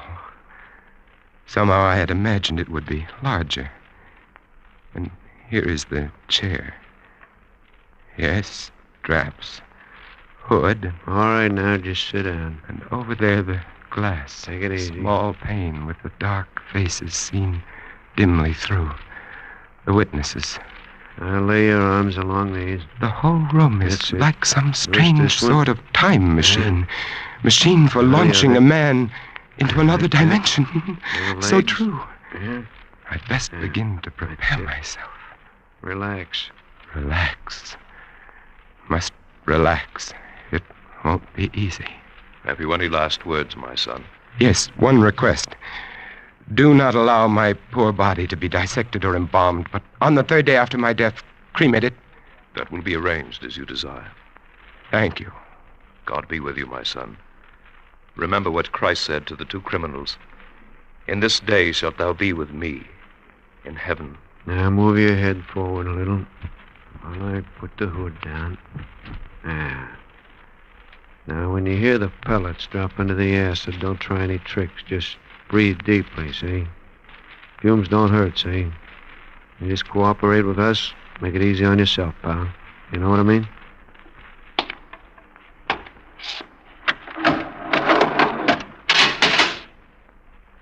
Dark here under the hood. Now, the last breath, as the yogi taught me. And the lungs hold it. Body limp, all muscles, tendons, joints, Relax all. Slow the bloodstream. Lock the breath. Hold. Hold. Slow. Slow. Hold. Suspend all bodily functions. Hold. Fix the eye in. Suspended animation.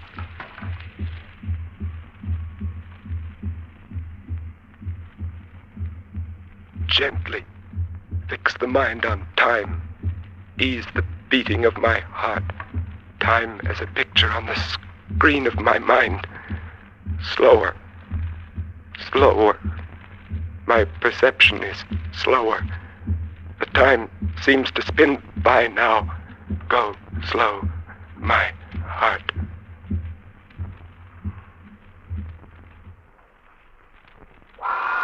The ventilators go on, clearing the air of the poisonous fumes.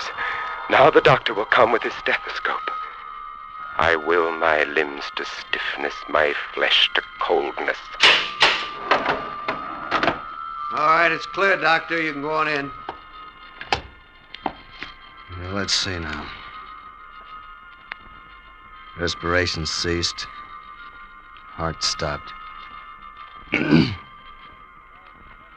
By the authority vested in me by the state of California, I pronounce this man dead.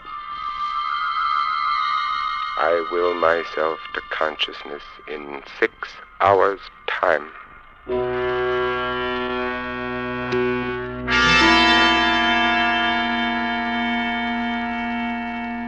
am I? It's dark here and cold, so cold. I must get up and see. Oh, the prison morgue. It worked. But I'm cold, so cold. What's this on my toe? A tag. Too dark to read it, but I know what it says. It has my name, prison number, time of execution, yes. And now to look around. Because the next step must be played just right. And this should be it. A coffin crate ready for shipping. Some cadaver being returned to a sentimental family. Well, that ought to be just right. With him on my slab, my tag on his toe, and the most perfect escape of all time underway, here we go. I will my body to return from its state of suspended animation and to come immediately out of trance when next this coffin shall be opened.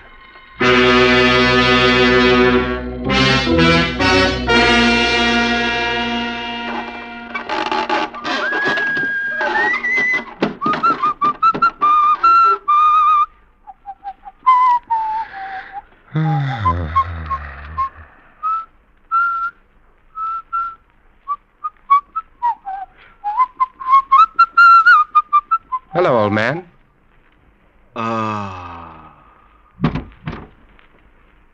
Funeral parlor. Poor fellow. Must have a bad heart. Let's see. No, it's going. Well, let's hope he's out for a while. This must be the workroom. Light hanging over the work table, and there a locker. With a suit. Fine. And here in the desk, might there not be some sort of... Yes, here, a petty cash box, and it's quite full. The old boy apparently doesn't believe in banks. And now that Lazarus has returned from the dead. This newspaper, Dateline. I was executed 4 days ago. Now I find myself resurrected in Indianapolis, Indiana.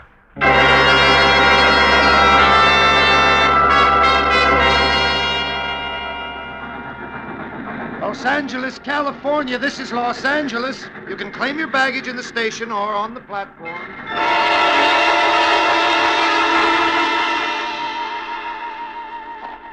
I return to my home. Beautiful time to return home. My old hammock is there, and my flowers, my yard. The house is empty. The lawyer said he'd had it cleaned up. My books, my pictures. Here's my old pipe. I haven't smoked it in years. Mary didn't like it. But now she's gone. I don't hate her anymore. Tobacco's still fairly fresh. Fill the pipe. There's that detective story I never got to finish. Now I'll have time. Now I'll have lots of time. Time to smoke and read and write and rest. The sun's almost down. Twilight. Wonderful time to get outside. Cool, sweet air. Wonder what kind of birds those are. My hammock. Oh, it's so nice. Light the pipe. And relax. Wish I could remember what page I was on, but no matter. I can begin again. I've got all the time in the world. The rest of my life. Birds. And the sun is slipping out of sight. Death of the sun. How red the sky. How soft those clouds. So lovely, so lovely. What's that? Oh, birds playing in the fish pond. Look at them. Happy birds. That hissing. The neighbor is turning on his lawn sprinkling system. Lie here and smell the cool air. Evening coming on. Sky grows darker. Lie in the gathering twilight. Death of the day, birth of the night. Sweet softness of the summer night coming. Soon the stars. Oh, it's lovely, heavenly, just like heaven. Lie and swing. Rock and rock. To and fro. Heavenly.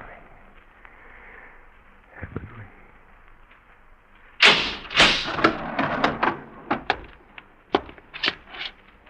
By the authority vested in me by the state of California, I pronounce this man dead.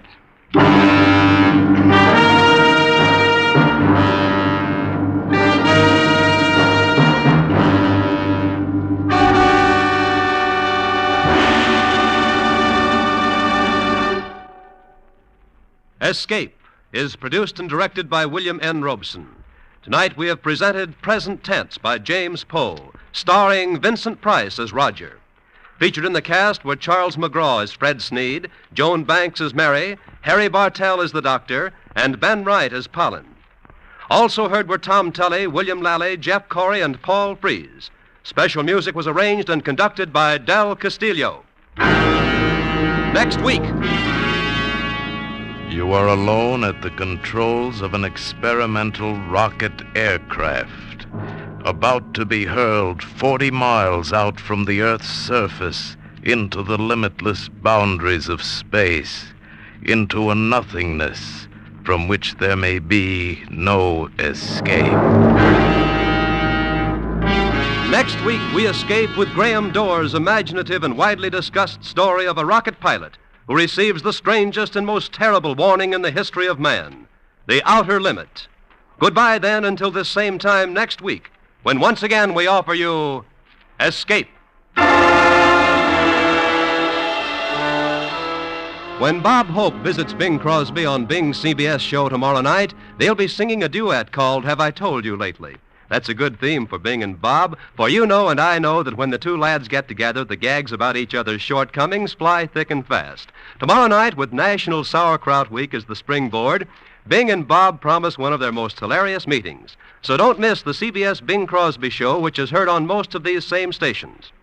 Now stay tuned for Pursuit, which follows immediately on most of these same CBS stations. This is CBS, where Wednesday night is Bing Crosby night, the Columbia Broadcasting System.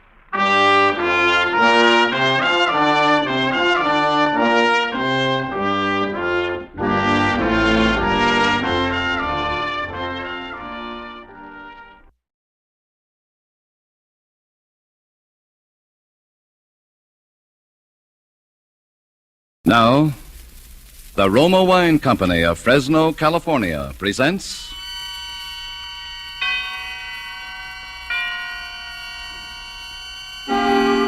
Suspense. Tonight, Roma Wines bring you from Hollywood Miss Bonita Granville as star in Bank Holiday, a suspense play produced, edited, and directed by William Spear. Suspense is presented for your enjoyment by Roma Wines. That's R-O-M-A, Roma Wines. Those excellent California wines that can add so much pleasantness to the way you live, to your happiness in entertaining guests, to your enjoyment of everyday meals. Yes, right now a glassful would be very pleasant as Roma Wines bring you a remarkable tale of suspense. And with Bank Holiday and with a performance of Bonita Granville, Roma Wines hope indeed to keep you in suspense.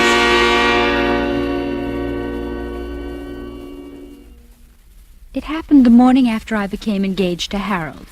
I got to the bank a little early that morning, hoping I'd be able to see him for a minute before we opened for business.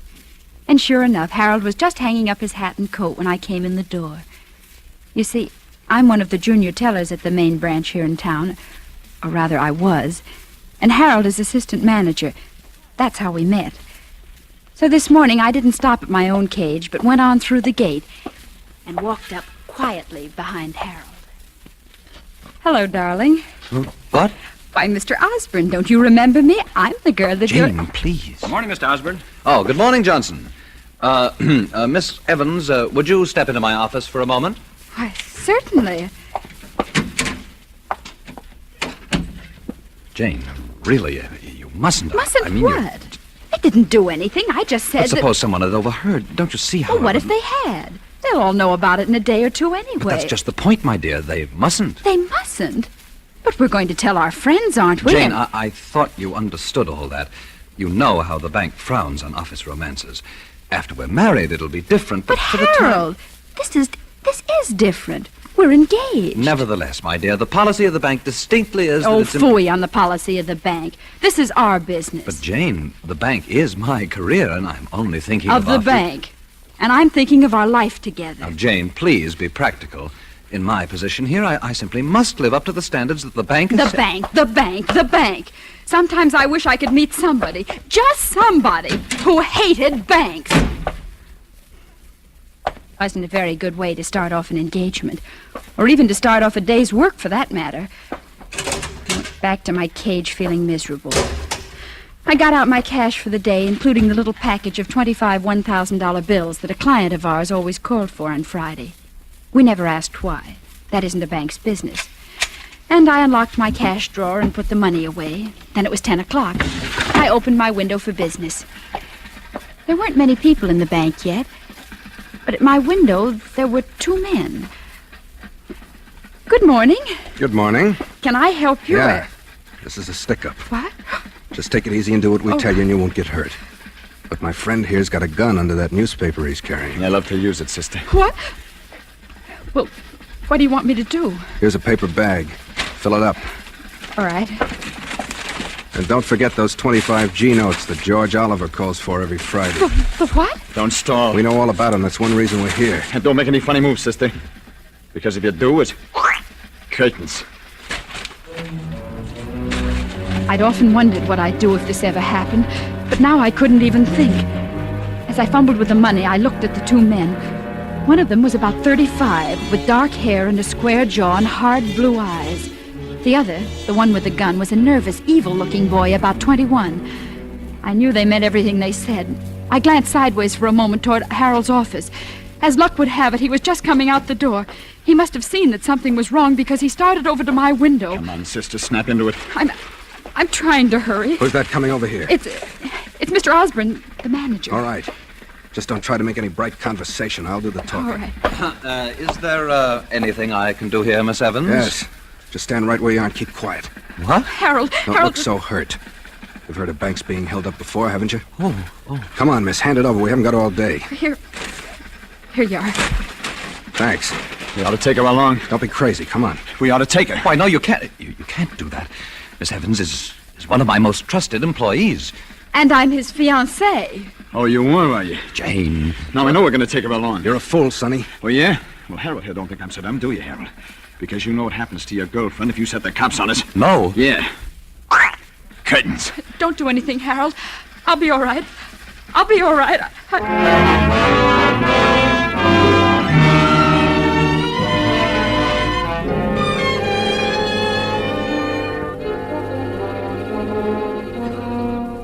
For Suspense, Roma Wines are bringing you a star, Bonita Granville, whom you have heard in the first act of Bank Holiday by Robert Richards, which is Roma Wines' presentation tonight of Suspense.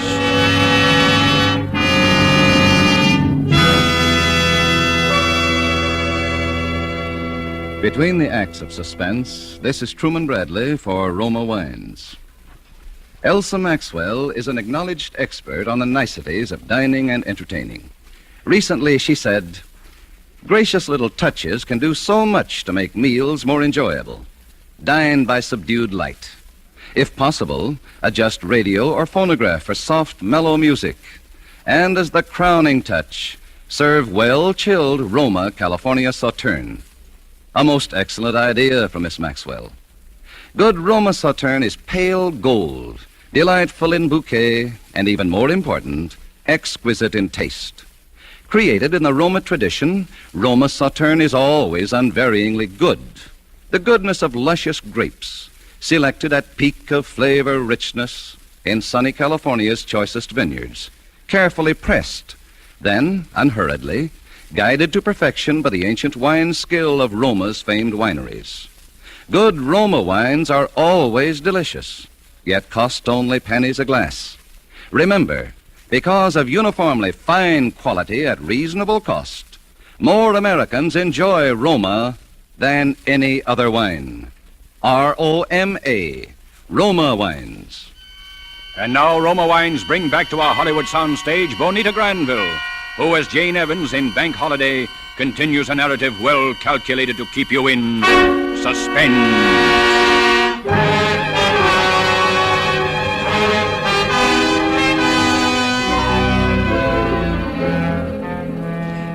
Why would I tell a couple of bandits who came in to hold up the bank that I was engaged to Harold, particularly when Harold was the manager of the bank? It was crazy, but there were a lot of crazy things I did that day that I didn't understand myself until later. Naturally, when I told them that, they took me along as a hostage. And the next thing I knew, I was sitting in the front seat of a big blue car beside the one called Frank, and the other one called Sonny had tied a blindfold over my eyes. And we were driving.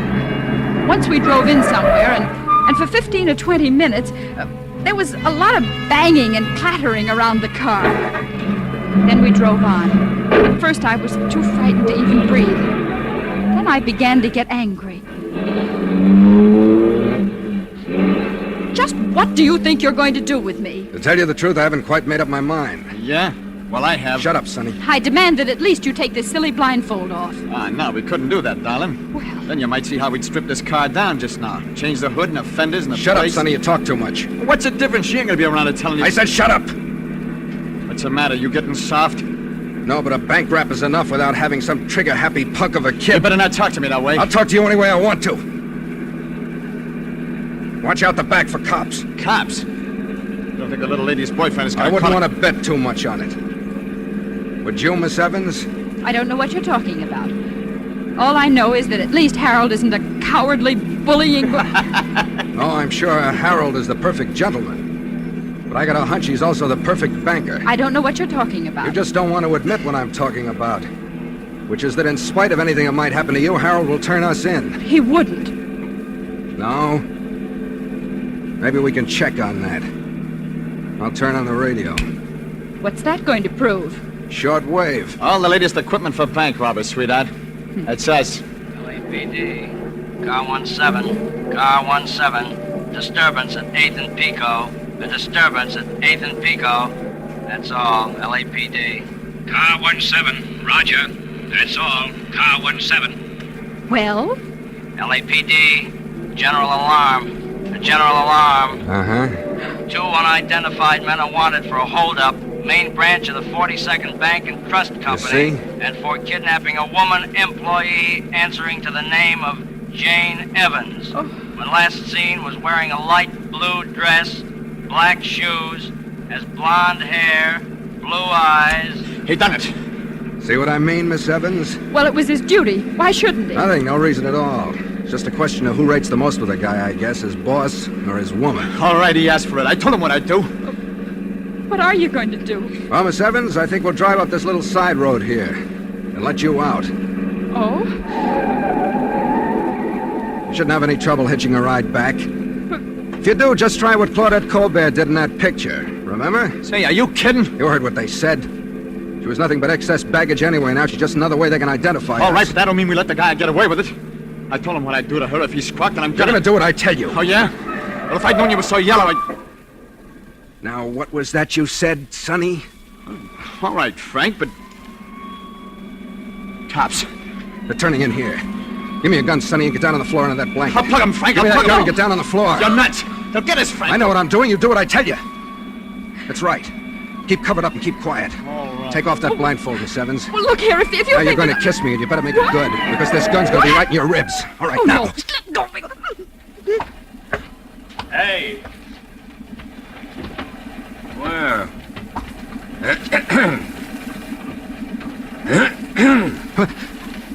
Oh, you kind of startled me, officer. What are you doing here? Well, if you must know, I'm getting engaged. Is there anything wrong with that? Let me see your license. We haven't got the license yet, Your but we're... driver's license. Oh, sure. What's the matter? Just let me see your license. Here you are. You looking for somebody? Just a couple of guys who held up a bank and kidnapped a girl. Is that right? Your young lady got any identification? Well, Go on, tell him, honey. You see, we left town in sort of a hurry. You might call it a sort of elopement. Oh, sort of elopement, huh? Yes. Well, I guess you're all right.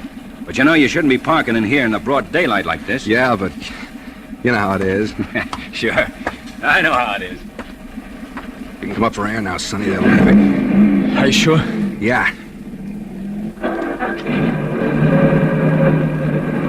Well, Miss Evans, I'm afraid that under the circumstances, you'll have to put up with our company a little longer. It wasn't as bad as all that, was it? Well, was it? She slaps him right in the voice. Does that answer your question? Yeah. I guess it does. That was crazy, too. Here I was, my life completely in this big ape's hands, and I had to slap his face. I knew I'd made him angry, and what was even more dangerous, I'd hurt his pride. But there was nothing to do about it now. For a long time, we just drove along, and nobody said anything. We were crossing a stretch of desert, heading toward a mountain range, and had just passed through a little town. I saw the car pull out of a side road as we flashed by, but neither of the two men did. And all of a sudden, my mind began to race, thinking that maybe now was coming my chance to escape, wondering what I could do, and then my blood ran cold again. The way they were talking. Still heading to the same place, Frank? Yeah. Mom place? That's right. What about Miss Spitfire here? I'll take care of that when the time comes. She knows too much. That's right. Hey, if I thought you was getting soft, Frank.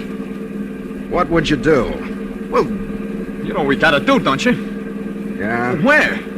Not right out here in the open desert. That's a cinch. The mountains?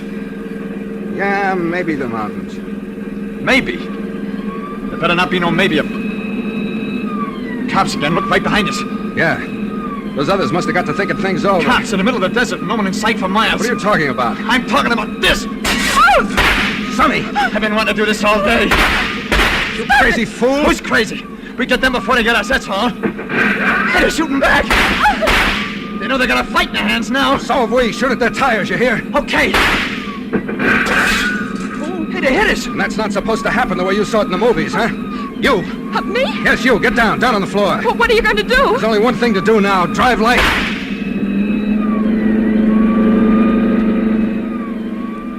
First, I wasn't afraid at all. It was even a little exciting.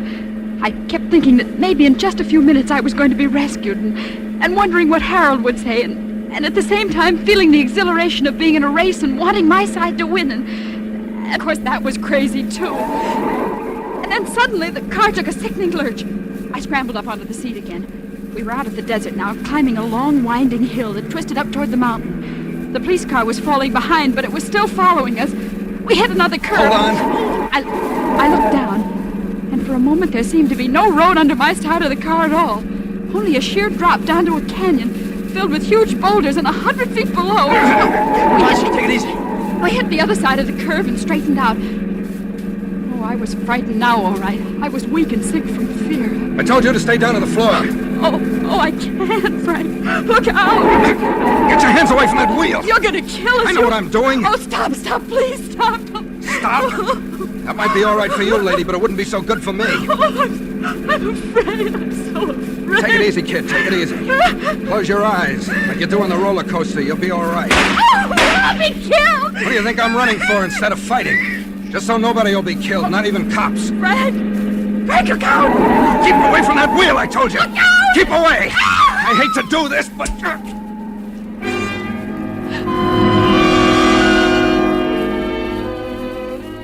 I saw his fist rush toward the point of my jaw, and that was all. When I woke up, it was mid-afternoon, and I was lying on a bed in a bare little room of what was obviously a mountain cabin. Through the one window, all I could see was the jumble of rocks and boulders piled up against the mountainside. I felt my chin. It was sore, and there was a little bruise on it. But aside from that, I seemed to be all in one piece. Don't worry. Then suddenly I heard voices. They were coming from the next room through the crack of a door left an inch or two ajar. You gotta do something with this thing. I crept over and listened. Don't worry, I'll handle it. Okay. Right? Yeah, sure. Now go on down in the tower, get some grub like I told you. Okay, Frank. Are you sure you don't want me No. Get going. Okay, Frank. I stood there by the door, frozen with fear. I didn't need to hear any more to know what they'd been talking about. For a second, I thought of escape. I looked wildly over toward the window. Oh! Been listening, huh? Yes. How do you feel? All right. Oh, I'm glad to see you're up and around. Why? Because it's against your principles to kill women who are unconscious? There's a path down the backside of the mountain that leads into the main highway. It's 4 or 5 miles long and pretty rugged, but you ought to be able to make it before dark if you hurry.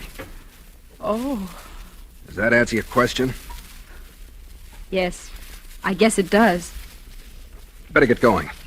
How do you know I won't... Because you're going to promise me not to. Aren't you? Yes. All you have to say is that I slugged you, and that's all you remember until you woke up by the side of the road. We'll be out of here and over the border by morning anyway.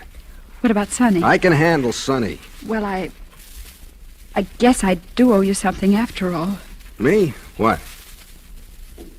My life. That plays strictly for me. I just don't want that punk kid with his movie idea, Cops and Robbers, to be hanging a murder rap on us, that's all. You're a strange man to be A crook? Listen. There are just two kinds of guys in the world, right guys and wrong guys. And the wrong kind can be the usual bum with a gun in his hand, or he can be a pillar of society that sits all day behind a big shiny desk. He can be kind to his mother, nice to little kids, and have a lot of fancy excuses and reasons he gives himself. Or just no reasons at all, like me. But a wrong guy is still a wrong guy. He's no good. Well, thanks anyway.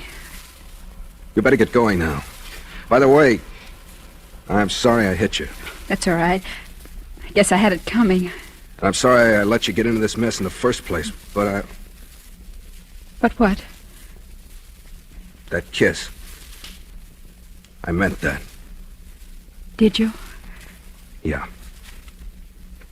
Frank, so did I. Jane. Frank! They must have trailed us here after all. Frank, the cops! Yeah. I saw him down ahead of me on the turn of the road. I just had time to turn around and get back. You still got the dame, huh? Yeah. I was hoping you hadn't done nothing yet. She's about the only ace we got left. Take the south window, I'll take the west one. Yeah. Don't try to go knocking them off, it'll only make it worse. Just keep them covered so they can't rush us. Oh, yeah? Well, if I got a clean shot at one of them... You do what I tell you! Can you see them? Sure, they're down behind the big rocks. That's as far as they can get. That's as far as they could get even if they had an army, until it gets dark. All right, we can turn the car headlights on them. They'd only shoot them out. We can hold them, Frank. We got enough ammunition to But hold you can't eat ammunition. Maybe they can't get up, but we can't get down either. We can't stay here forever. Well, ain't gonna take me alive. They'll never take me alive as Stop long it, as will you? Try using your head for a change. What? The phone. Yeah, Frank, what could that be? I don't know. The boys seem to have stopped the artillery barrage, too. Don't answer it. What's the difference? You don't think we're going to kid anybody that we're not home, do you? Yeah? Oh, yeah. Uh-huh.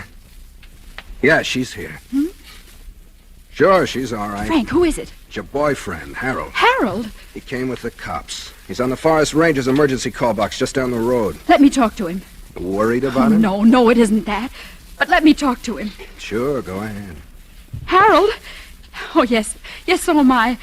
Oh, no, nothing like that. They've been quite all right. Yes, of course they are. No, there's nothing to prevent them from killing me any time they want to.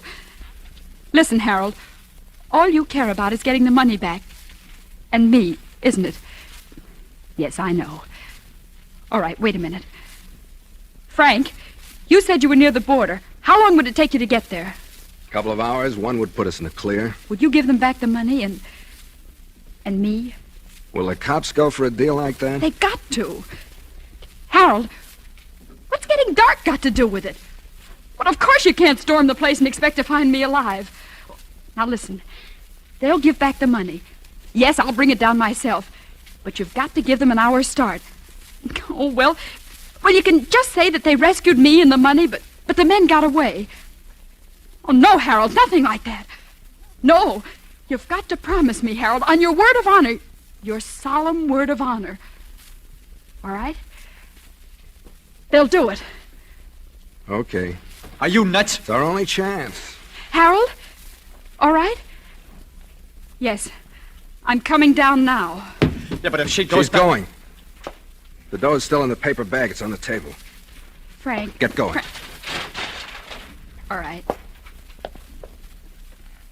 Goodbye. Goodbye. Harold, just so you don't have an idea you're getting away with anything, I think you're a dirty liar.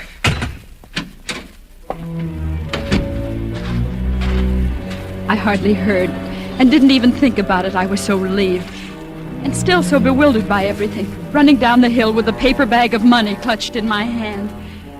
And then I saw Harold crouching behind a rock, and then some policemen, and then I was around the bend, and they were all running up to me, and I threw myself into Harold's arms. Jane, dearest, you are all right. I'm all right, Harold. Here's the money. Oh, yes. Yes, it's all here. All right, officer. Okay, Chuck. Let him go. Come, my dear. Harold, what is that? Tear gas. Tear gas? Oh, it's quite harmless, really. And But Harold, tell them what we promised. oh, I'm afraid of it. It's out of our hands now, my dear. Harold, you promised. You gave me your word of honor. Well, of course I did, but you didn't think You knew all the time. Well, you planned to... Stop it! Stop it! Please, my dear, you're over. Oh, let go of me. Stop it. Stop it! Stop it!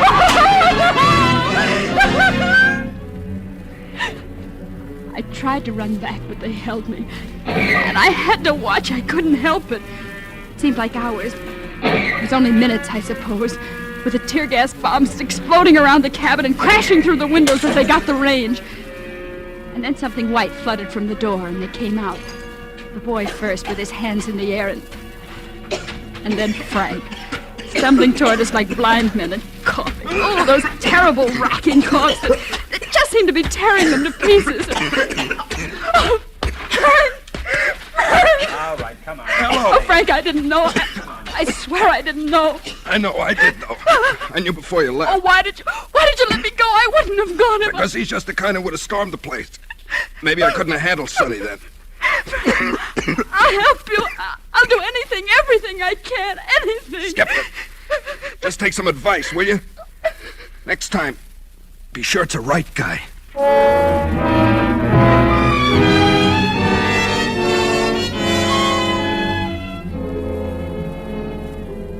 Yes, it's funny. It's like he said. People can be honest and dishonest in so many different ways.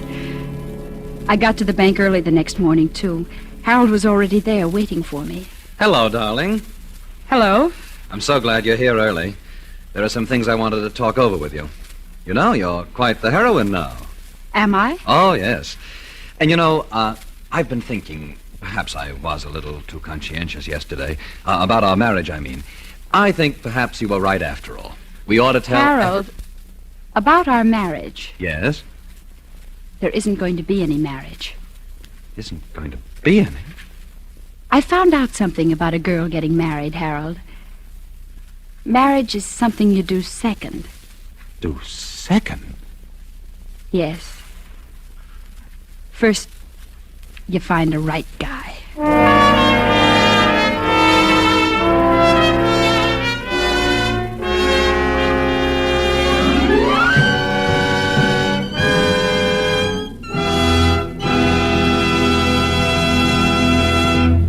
And so closes Bank Holiday, in which Roma Wines have brought you Bonita Granville as star of tonight's study in Suspense. This is Truman Bradley with a word for Roma Wines, the sponsor of Suspense. During the warm weather, nothing tastes quite so good as a tall, frosty Roma wine and soda. And as Elsa Maxwell recently remarked, serving Roma wine and soda is smart 1945-style hospitality. You'll find this delightful iced drink as refreshing as it is delicious. Yes, and Roma wine and soda is so easy to prepare. Half-filled tall glasses with Roma California Burgundy or Sauterne. Add iced cubes and a bit of sugar. And for a decorative touch, garnish with cherries or fruit. Here's another suggestion. For a delightful aperitif, sip delicious Roma sweet vermouth, well chilled. Zestful, full-flavored Roma vermouth, both sweet and dry, is blended and developed with all the traditional winemaking skill of Roma wineries, is made and bottled in the heart of California's famous vineyards, yet surprisingly low-priced. Try Roma vermouth soon, won't you? Next Thursday, you will hear Norman Lloyd and Mark Humboldt as stars of Suspense. Presented by Roma Wines. R-O-M-A. Made in California for enjoyment throughout the world.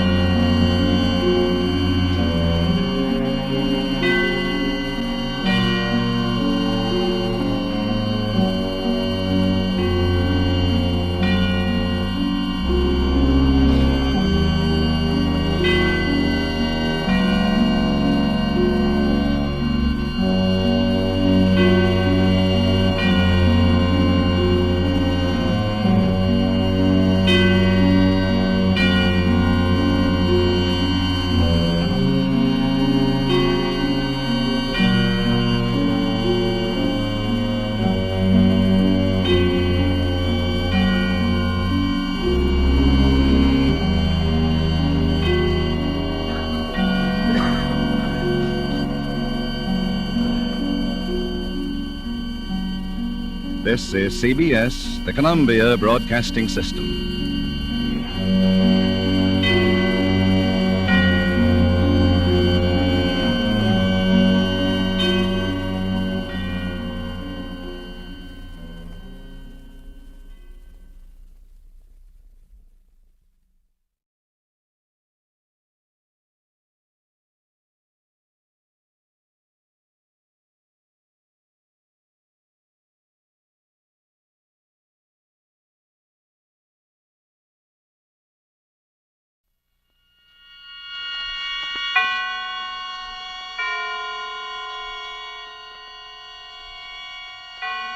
And now, Autolite and its 60,000 dealers and service stations present Suspense.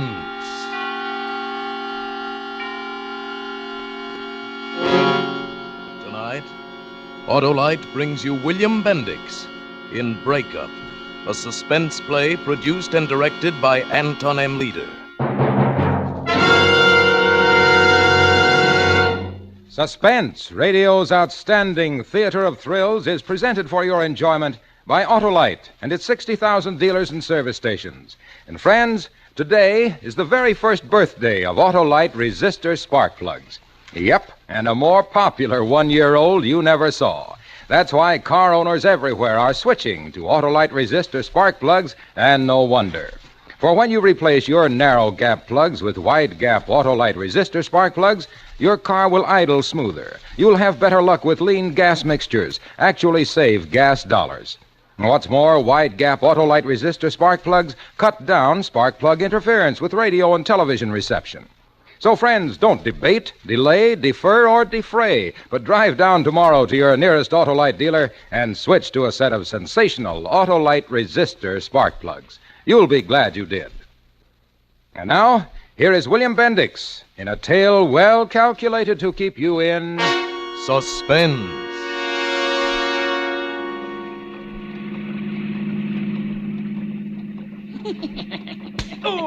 Let him alone, Chick. Max, tell Chick to let him alone. All right, Chick. Just use him for a footrest. It ain't often a fella gets a chance to wipe his feet on a cop. Where are we taking him, Max? Oh, to the end of the line, Marty. Then we give him a transfer. A steel jacket transfer. Get the picture, Chick? Chick gets the picture. When, Max? When we get over the bridge. Yeah, we'll make Kevlahan a good cop. And then we'll dump him. Chick, I said enough's enough. Make it stick this time, will you, Max? You're awful sensitive for an ex-cop. You with us, Marty? What do you think? I think maybe you're remembering that before they bounced you off the force, you and Kevlahan once teamed together on the homicide squad. Once had long red curls, too. No, Max, what I'm remembering is the raw deal that Captain Brandt gave me. And the little murder rap Kivlan's been just sweating to pin on me. Marty, tell you what. Yeah? You're all the time asking for a chance to climb up in the organization. I'm going to give it to you now. I'll let you combine business with pleasure as a personal favor. I'm listening. I'm going to let you put the quiet on Kevlahan all by yourself. How's that? I didn't hear you, Marty. I said, how's that?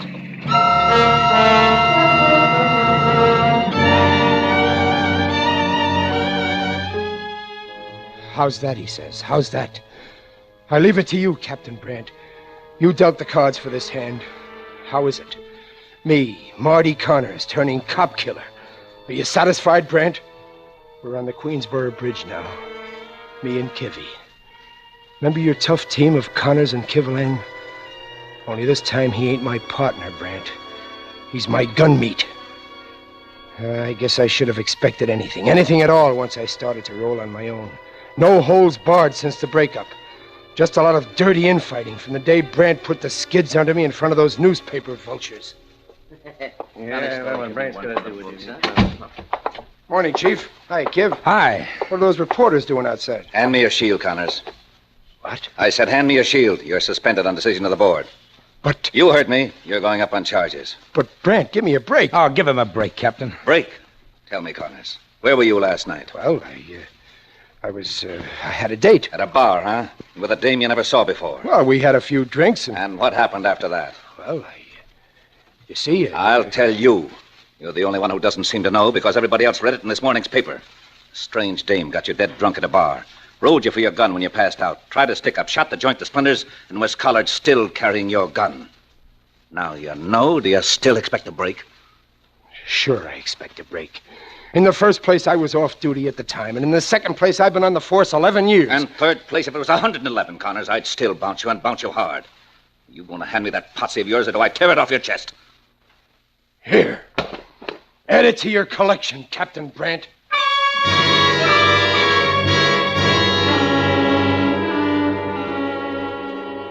I'm sorry about the verdict, Marty, but don't blame Brandt. Oh, sure. Don't blame Brandt. Blame me. I'm the first cop ever gets drunk, huh? Brandt don't drink. You don't, huh? Well, Not a one of you knows what liquor smells like, I suppose. It's a laugh. Oh, stop it, Marty. What are you going to do? Going out to tie one on. What'd you think I was going to do? What are you trying to prove? Oh, Marty, look, you didn't get jammed up because of a drink now and then. It was a dame. With you, it's always a dame. You lose your head, Marty. You let him make a sucker out of you. Lay off, kid. It's the truth, I said lay off! Lay off! Okay, then. Oh, Marty. Marty, let's not... I mean, you and me, we... How you fixed for money? I got enough. And pretty soon, maybe I'll have a lot more. Big bundles of it. I've already got a call from Doc Williamson and Max Shale. What? Nibble on that one, Kiv. Marty, are you crazy? Steer clear of them. Why? Show me why. You know as well as I do. If you don't, well, just ask any of the boys on the narcotics squad. Oh, Marty, stop short, or I can see where you're headed just as plain as... Listen to me, Marty. Go on. No, listen to me. You tangle with Williamson and Shale, and no telling what can happen. One of us might one day have to go after you. It might be me. You ain't on narcotics. Narcotics and homicide don't mix, huh? Mercy me. It gives his Sunday school. After the deal I got... Look, if you'll only mark time for a while and not lose your head, the newspaper blast will die down, and I'm sure the commissioner will give you another... Nuts to the commissioner and nuts to Brant. This to him, look, all 5 fingers. And to you, Kivalan. And you stay away from me, you hear? Stay away, I mean it. I'm gonna go line up that job right now.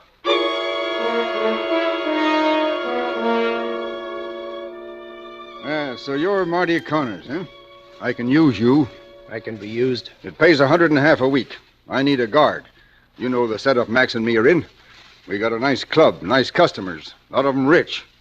It attracts cheap guns. And they figure maybe they can knock the place over and take all the dough around the gambling tables.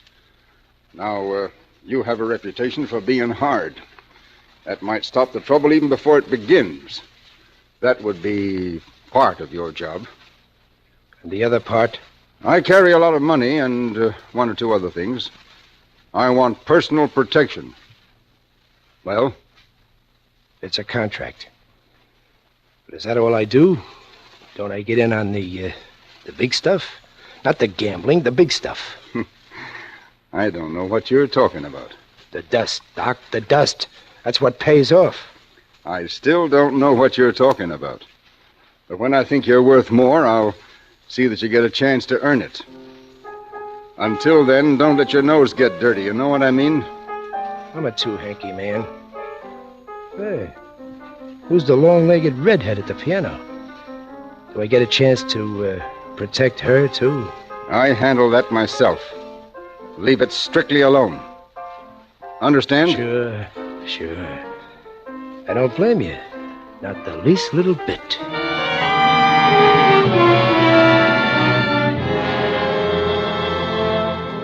So I went to work as a stalker for Doc Williamson and Max Shale. I'd call for Doc every night at 1, take him to the club, and then walk around the tables, and that was all. Bottom of the heap for weeks. I wasn't making any headway in that direction, but I was in another. Rita, I learned her name was Rita. Sometimes she'd be there when I called for Doc, but I might have been collecting the laundry for all the attention she paid, until one time I rang Doc's doorbell, and she answered it. Hello, big fella. Tell Doc I'm here. He's not in. When will he be back? Not soon. Maybe. Won't I do? Didn't he leave word? He didn't leave anything. Except me. I'll wait for him in the lobby. What's the matter, Marty? Don't you like me? Mm-hmm. I like Doc's watch and chain, too, but I don't heist it. Why not? You're big enough. Maybe you take better care of it than he does. Maybe he treats it bad, leaves it around lonesome in a satin-lined case. Don't you need a watch, Marty? Well, you can't tell. Might come a day when I'll need the right time bad.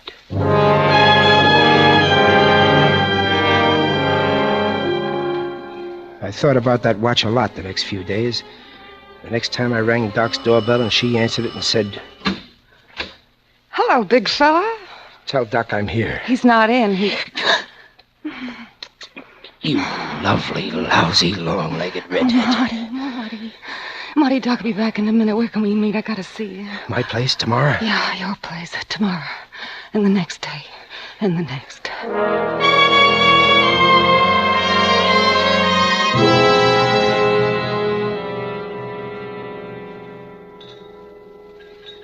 Marty, I'm afraid of him. I'm afraid of him. Right, of Doc, he's just a yellow slob. I think he knows about you and me, that we've been seeing each other the last few weeks. I'm scared. Marty, he beats me. Once he threatened to kill me. Well, the next time he tries it, flash this. You'll see how quick he'll fold. Here, take it. It's only a little 25 automatic. Put it in your purse. No. Go on, take it. Do as I say. Hold it in reserve. He raises a finger to you, draw fast, and watch him retreat. You know, I feel better already. Sure. That's why they call you the old equalizer. Was it about me he threatened to kill you? No. Who, another big fella? No, nothing like that. He once found me going through his bureau. Eh? What's the secret? He wears a girdle? All right, then, don't tell me. Here, have another drink. Marty, you know what Doc and Max do for the really big money? Well, sure, they peddle dreams. That's no secret. Not really. Why? You know the setup? Yeah, I'm just an arm, a yard and a half a week arm. Well, I know the setup. I'm the only one who does, aside from Doc and maybe Max. Ah? Well, go on. Max does most of the work. He's distributing the stuff, but he gets a smaller cut than Doc does. You know why? Because before you can distribute the stuff... You've got to have it to distribute. Doc's the buyer. He has the contacts all over the world. And guess where he keeps what he knows? The addresses, codes, shipping dates. Well, how would I know? In a little green notebook in a chamois bag hung around his neck. That's why he hired you, Marty. Oh, Marty. Marty, do you know what it could mean to us if we had that notebook? Yeah. He wears it on him, huh? Around his neck. Rita, listen hard. This evening before I come to pick him up, snuggle up to him. See if he can feel that chamois bag. If he's wearing it, give me the nod when I call from at 1. Do you follow me? Oh, yeah, Marty, I follow you. Maybe I'm even ahead of you.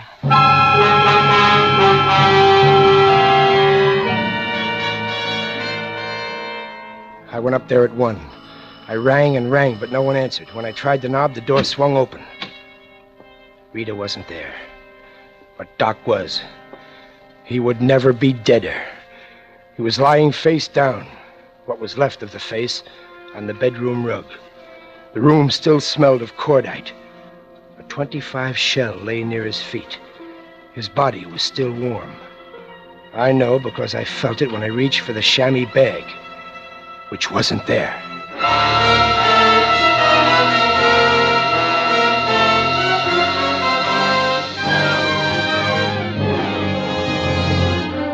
For Suspense, Autolite is bringing you William Bendix in radio's outstanding theater of thrills, Suspense.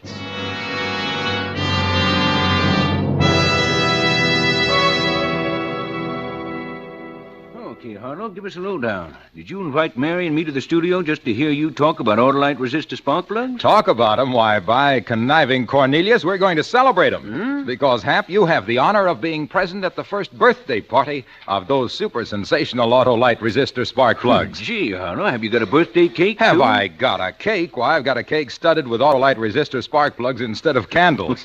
Hey, pull the card off that nearest plug, Hap, and read what it says. Let's see. It says, replace your narrow gap plugs with me. If smoother idling you would see. If you want more miles to cost less money, cuddle up and be my honey. Signed, ALRSP. Guess who? ALRSP, Autolite resistor spark plugs, of course. Try another one, Hap. Many happy returns of the day, Autolite resistor spark plugs say. P.S. To cut down interference on your radio and television, see that your car is in. That's a rhyme? Well, now, you wouldn't accuse me, would you? I don't know. Well, anyhow, Hap, now that we've had our fun, let's get back to Suspense. And now, Autolite brings back to our Hollywood soundstage William Bendix as Marty Connors in Breakup, a tale well calculated to keep you in suspense. I got out of Doc's apartment fast, left it just as I found it, him dead on the floor with the shell beside him. I had to find Rita. Poor kid, she'd really be in a mess now. Everybody knew she was Doc's girl. I had to locate her in the chamois bag. I took a cab to her flat and let myself in. No Rita. That meant I would have to go hunting, but not without a gun, not now.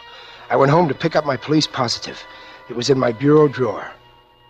And snuggling next to it among the socks was Rita's little .25, with one chamber empty and a smell sharp as incense. So I was being suckered again.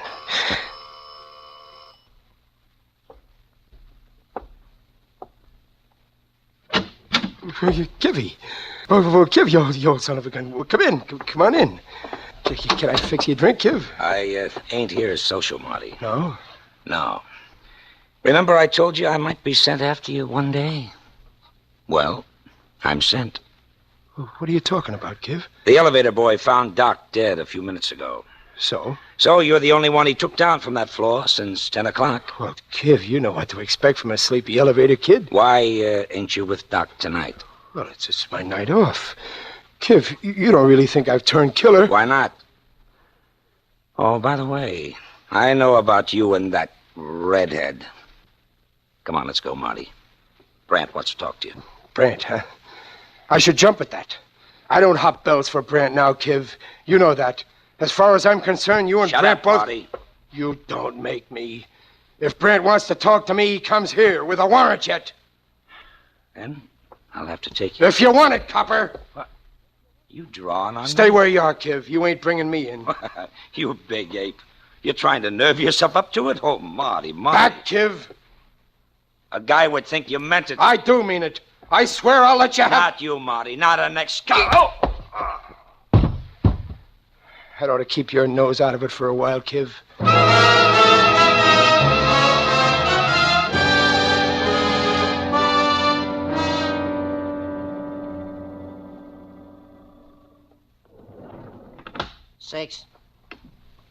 6th floor, sir. Huh? Oh, okay. Mr. Shale's apartment is just around there. Thanks.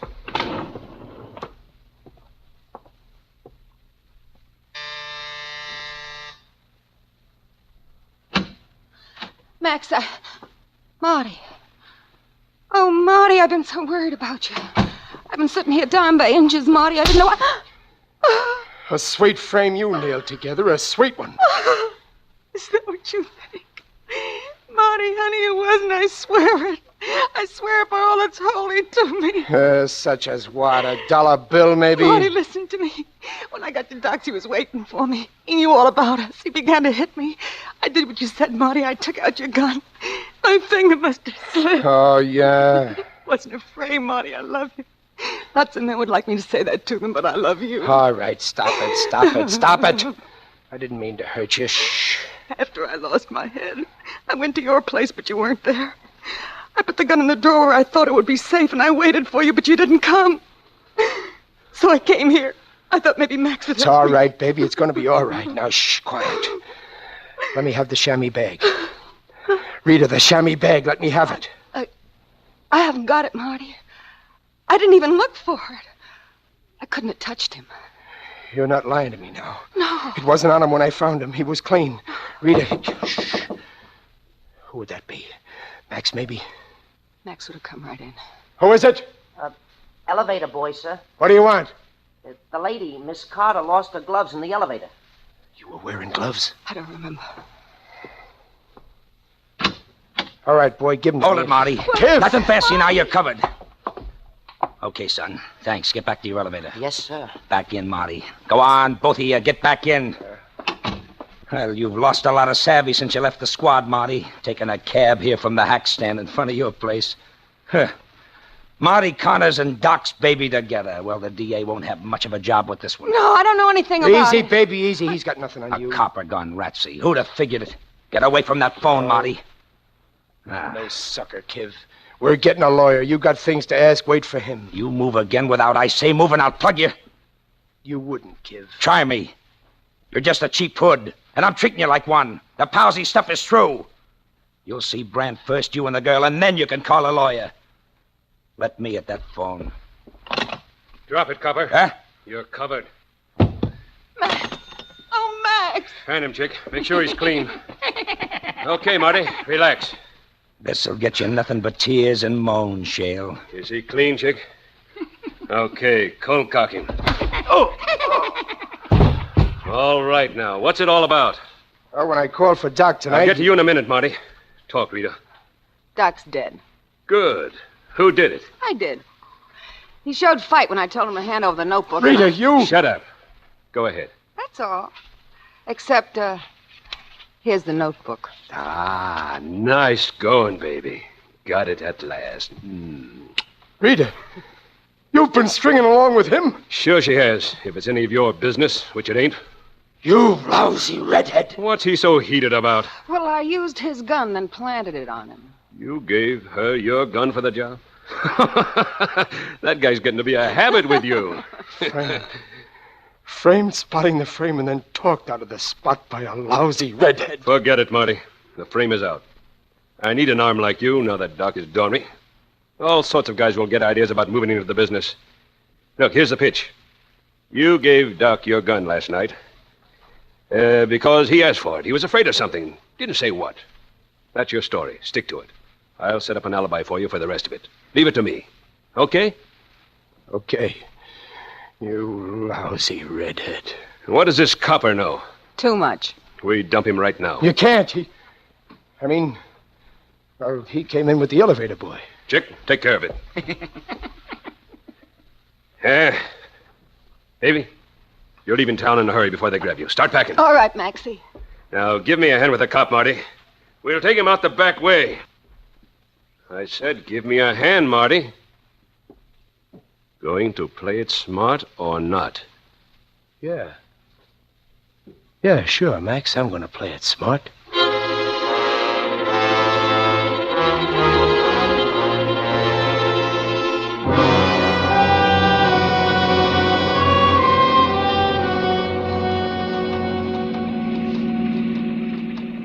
Well, I'm still waiting for your answer, Marty. I've been waiting all the way across the bridge. Cut hard to the left here. Now.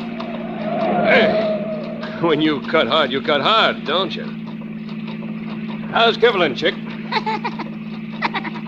Nice and dark, ain't it, Marty? Yeah, this'll do. Pull up here. Cut the lights.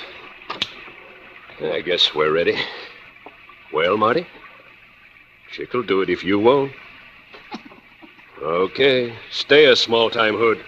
Chick, roll out the cop. Wait a minute, Max. Kivlahan is... Kivlahan goes. You don't pull that stuff, Marty. It's too late. Not Kivlahan, Max. Chick, roll him out. Max! Take your hand out of your pocket, chump. We're 2 guns to your 1. You're with me now, or else you go with Kivlahan. Not Kivlahan, Max! Chick, get him!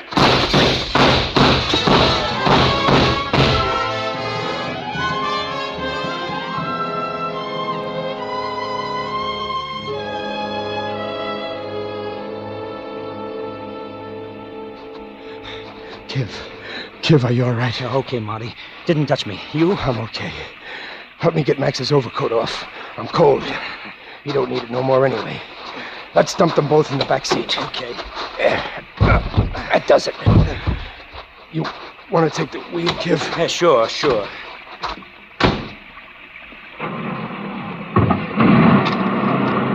Oh, this is almost like old times, Marty.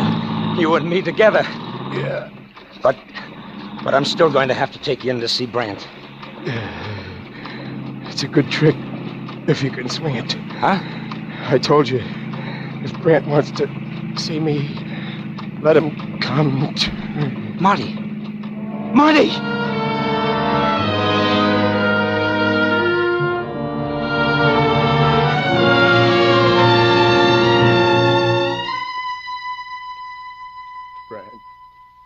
How's he going to be, Doc? Matter of minutes. If Captain Brandt wants to talk to him at all. I phoned him. He should be here now.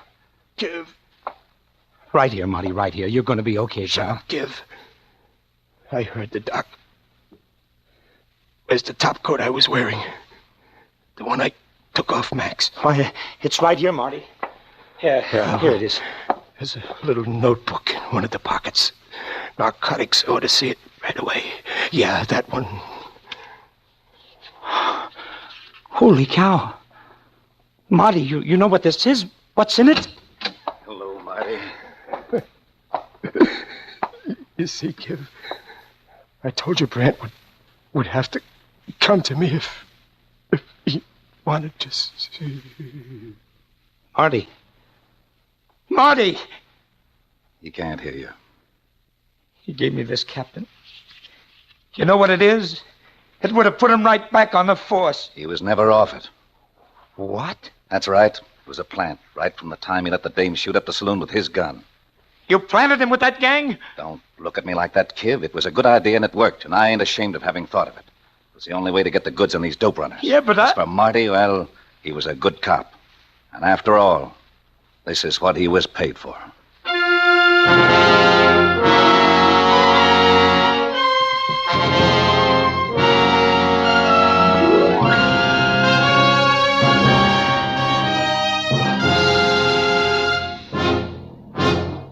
Thank you, William Bendix, for a splendid performance.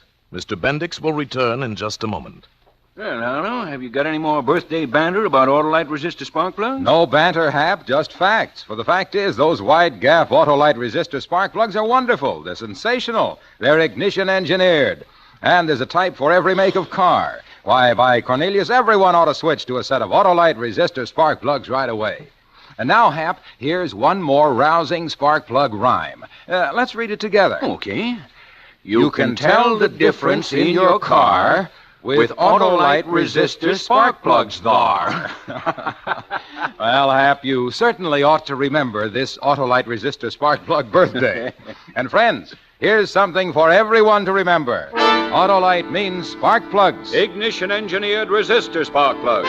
Autolite means batteries. Stay full batteries. Autolite means ignition systems. The lifeline of your car.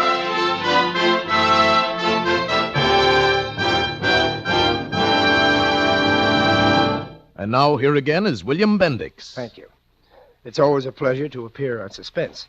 This is probably every actor's favorite program, and I know that... Help! Help! Let me out! Hey, there's someone in that closet. Well, Jack Benny, what are you doing in there?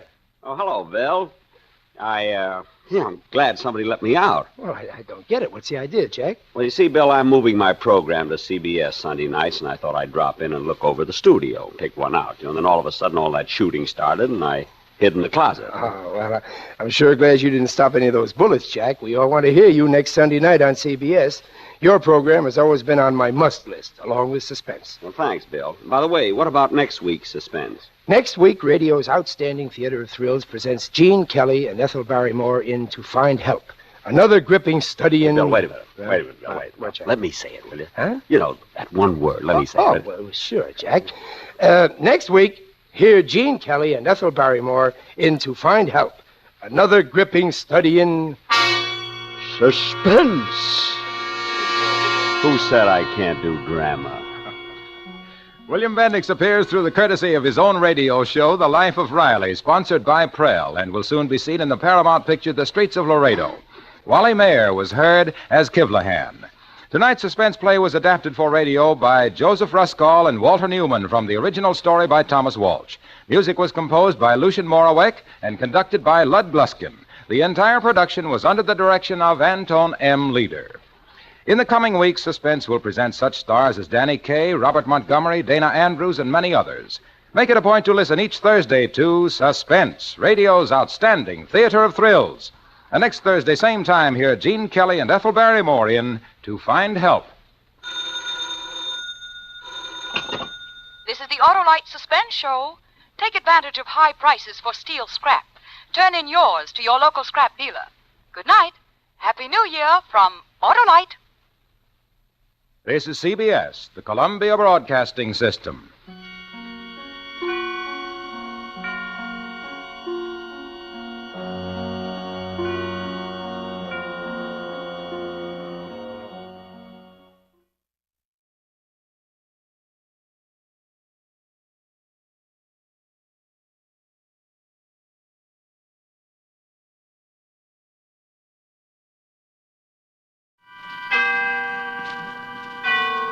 Autolite and its 98,000 dealers bring you Mr. Broderick Crawford in tonight's presentation of Suspense.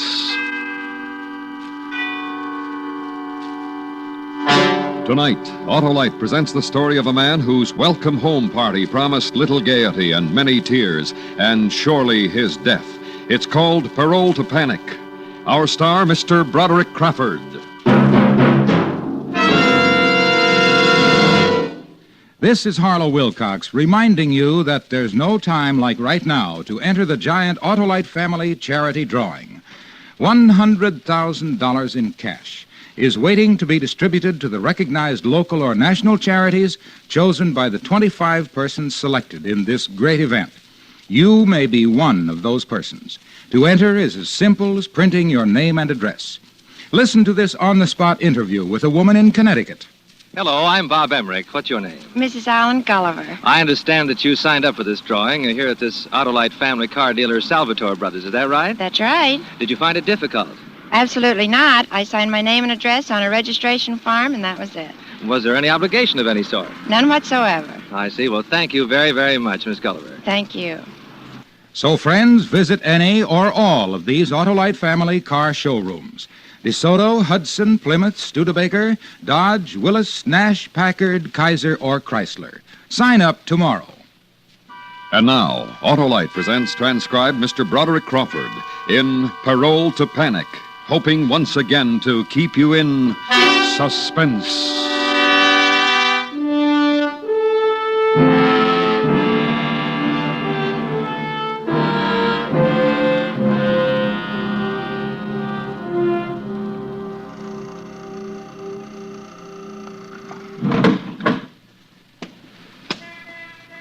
Well, Paul, there it is. The Yeah. outside. Yeah. Pretty good, huh? Not bad. Not bad at all. Enjoy it. What I mean is, don't come back here. It's a pretty good life out there. I won't be back. 2 years is enough for me. Taking the train to town? No, I don't think so. My wife's supposed to pick me up if she can borrow a car. Well, good luck. It's not going to be easy for you. Yeah, I know. If there's anything I can do, if you need someone to talk to, advice, you know. Yeah, sure. Thanks, Warden. Thanks for seeing me to the door. I like you, Paul. Don't let me down. I won't. Goodbye. Goodbye, sir.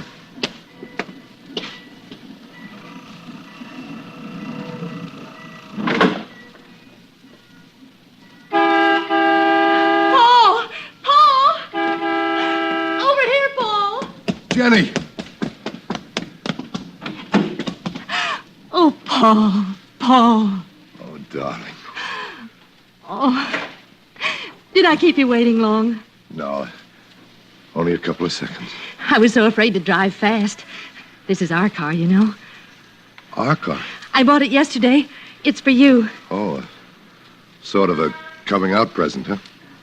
Don't joke, Paul. Don't ever joke about being in prison. Oh, what do you want me to do, cry? No, because that's what I know you're doing when you joke about it. Come on, let's sit in the car. I still feel kind of funny about all this space to move around in. All right. Slide in on this side. You drive. Okay. Where'd you get the money to buy a car? I only had to make the down payment on it. We'll manage the rest. I'll manage the rest. What? Oh, I don't know if this is the time to talk about it, but I'm going to have to find a job. Can't have you taking care of me, you know. Oh, that's all taken care of. It is? Yes. I told my boss what you knew about fixing radios and what you'd done while you were in the Army, and he arranged a job for you at the plant. Did you tell him where I'd been for the past 2 years? Yes, Paul. Oh. I don't know how I ever got mixed up with that gang, Jenny. Let's not talk about it. It's too bad the district attorney didn't get them all while he was at it. It's over, dear. Let's forget it. There are other things to think about now. Jenny, Yes? I love you, Jenny. I love you very much. I'm so glad, dear. Shall we go home now? Yes. Let's.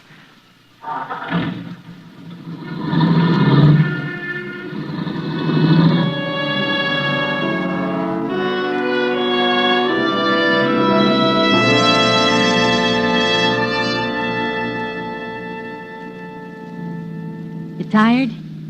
No, I feel great. Do you realize you've driven all the way from that place in only 2 hours? Oh, it's not me, Jenny. It's the equipment. You got a real good deal here. Mr. Miller found it for me. Does he still have the same store? Yes, why? Well, I've got to see him right now. After you report to the parole officer. No. He said I had to report to him before I went home, but he didn't say anything about seeing Mr. Miller. But, Paul... Oh, now, don't worry. It'll only take a minute or two. Well, all right, but only a minute or two. You promise? Yeah, I promise.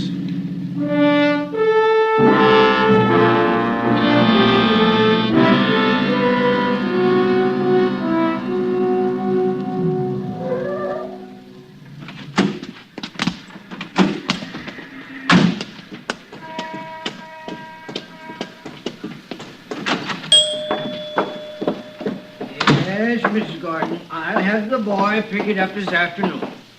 Yes, he'll deliver you a fresh dozen eggs. Good. Yes. Good. Yes. Goodbye, Mrs. Gordon. And what can I... Paul! Jenny! How are you, Mr. Miller? Well, Paul, it's good to see you. Well, you look fine. I feel fine, too. I just dropped by to thank you for taking care of Jenny while I was gone. You know, the groceries and... Not another word, Paul. You and Jenny are like my own. Besides, as soon as Jenny got a job, she paid me back. Well, anyway, thanks. Now, let me look at you. You're a good boy, Paul. Everything will be happy again. Yeah, sure it will. Tell Roger I was here, and I'll see him later, will you? Tell him yourself. What? He's here in the back room. Roger. Never mind. I'll go back there. All right. I won't be long, darling. Good. Hi, Roger. Oh. Paul, come on in. Well, it's good to see you, Paul. Yeah, it's good to be here, too. When'd you get back? I just drove into town. I'm sorry I couldn't do better for you at the trial. Oh, you did fine. I don't know what would have happened to me if you hadn't defended me. Look, as soon as I get some money and a job, I'll pay you. Oh, relax. No hurry. Paul? Yeah? You talked to anyone since you got back? I mean, outside of Pa and me. No, I just told you. I just drove into town. Why? Well, you know the DA didn't get the whole gang when they lowered the boom. Yeah, sure, I know that. Well, there's a rumor going around that they're waiting for you when you get out. Why? What have I done? They say you turned state's evidence. But I didn't. I only told them the truth about what I knew. I know that, but they don't. All right, then I'll tell them. You're not going to have a chance to do it. Why not? Understand, this is only what I've heard through the grapevine. But I hear they're going to shoot first and then ask questions. Well, then what am I going to do? I don't know. Maybe I can get somebody to take a message for me. Paul. What? Paul, they won't believe anything you say. Why not? Because they don't want to believe you. They're looking for a pigeon. Oh, and I'm it, huh? You're it. You think I ought to leave town? Why don't you go to the police? They put you under protective custody. What am I going to tell them? Just what I told you, that I heard... No, Roger. If the police followed every crackpot rumor they heard, they'd run themselves ragged. But this isn't a crackpot rumor. They don't know that. No, but we Look, know... I'm going to get out of town. Jenny's got enough money to keep us going for a while. Well, keep in touch. If you need anything, just let me know. Yeah, sure, I will, and thanks. Sorry, I can't help more. Well, there's nothing more you can do, Roger. So long. Bye.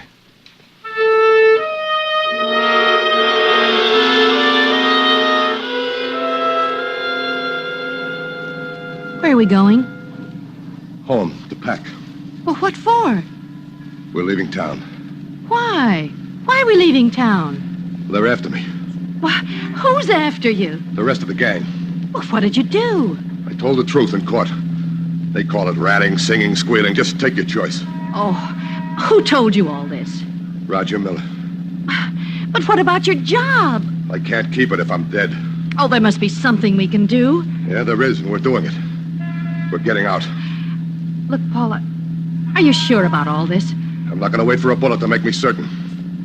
Well, all right, if you think it's best. I can't take the chance that I could be wrong. This happened so quickly that I got to get out of town, even if it's just so I can think clearly. Do they know you're back in town? No, I don't think so. That's why we better hurry. Well, where out of town are we going? I don't know. All I know is I'd better get out if I want to stay alive.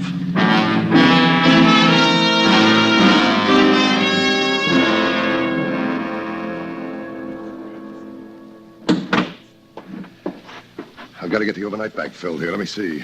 This is it, I guess. What else do you need? Well, I'm all set here. How about your clothes? Oh, I don't know if they still fit, but I packed what suits look to be in shape. You ready? Yes. Oh, are you sure, Paul? Are you sure Roger was right? He could be wrong, Yeah, you sure know? he could be, but...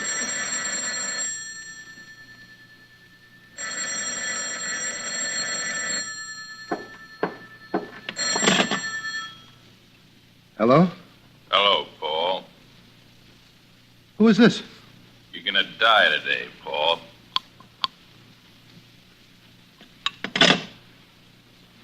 Who was it? They know, Jenny. They know I'm back in town.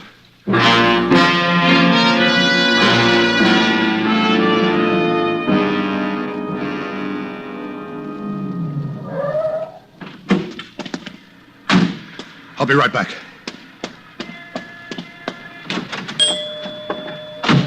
Mr. Miller. Oh, well, what is it? You look so... Where's Roger? He went to court. He has a case today. Why? Doesn't make any difference. Look, Mr. Miller, do you have a gun?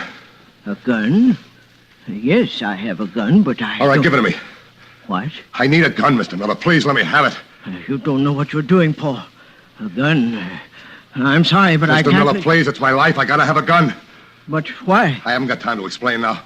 Ask Roger when he gets back. He'll tell you all about it. I have a permit. He'll want to know where you... It'll be all right. Just give me the gun, please. I gotta hurry. You say Roger will tell me? Yeah. He'll tell you. Please, Mr. Miller, hurry. Well, all right.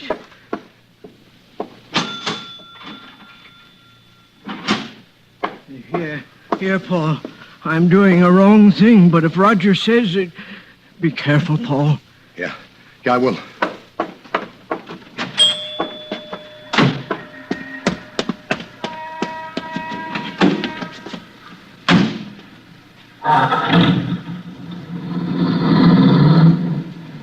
Why did you have to stop there? I had to get something. What? A gun. Oh, Paul, you're on parole. If they catch you with a gun... They won't catch me. As soon as we're out of town, I'm going to ditch it. Oh, Paul, isn't there a chance Roger might have been wrong? Maybe they've forgotten about you. No. Not with that telephone call I got just before.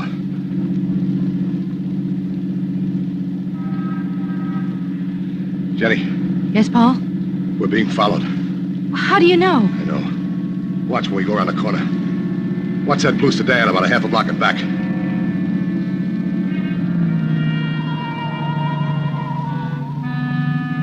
See them? No, Oh, there they are. All right, now watch the next corner.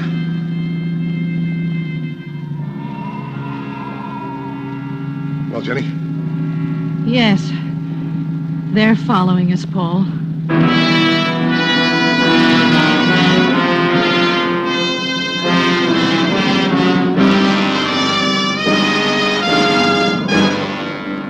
Autolite is bringing you Mr. Broderick Crawford with Paula Winslow in Parole to Panic. Tonight's presentation in radio's outstanding theater of thrills, Suspense.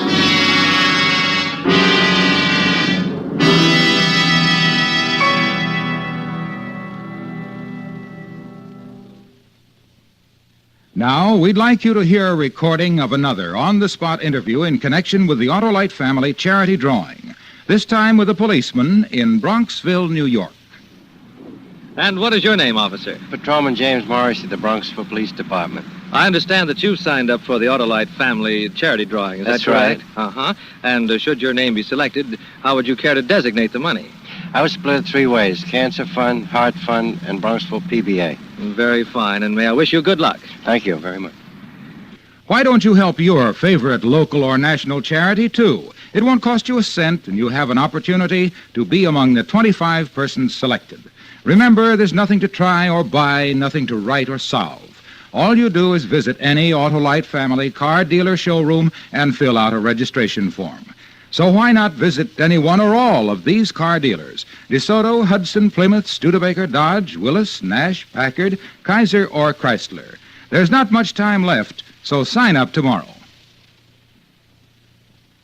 And now, Autolite brings back to our Hollywood soundstage Mr. Broderick Crawford with Paula Winslow in Elliot Lewis's presentation of Parole to Panic, a tale well calculated to keep you in suspense.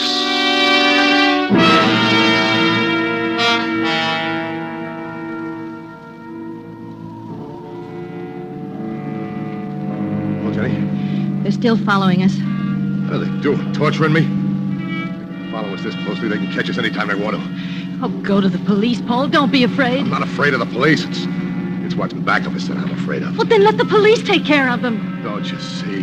If I go to the station and stop the car, they'll blast before I get to the front door. That's why they're following us so closely. But they'd have to be crazy. Yeah, they are crazy. But if I stop, I'll be dead and they'll still be crazy. No, we gotta lose them. Then we'll figure out something.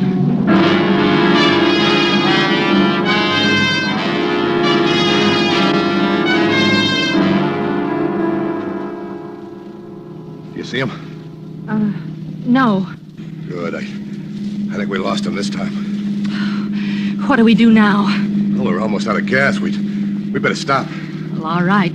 But what? Oh, call the police. Tell them what's happened. I intend to, Jenny. This is pretty open country. I guess we better stop at the first station we see. I'll telephone while they're filling the tank. Well, I'm starting to feel a little better. Yeah, so am I. Oh, Paul, there's a station. Yeah, I see it.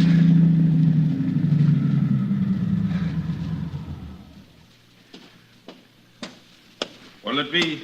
Fill her up, will you? Right, sir.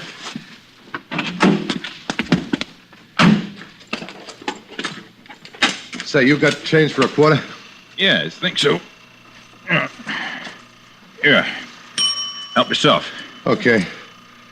10, 20, 25. Here's your quarter. Just drop it. Right. Say, where's the phone? Back to the station. Thanks a lot.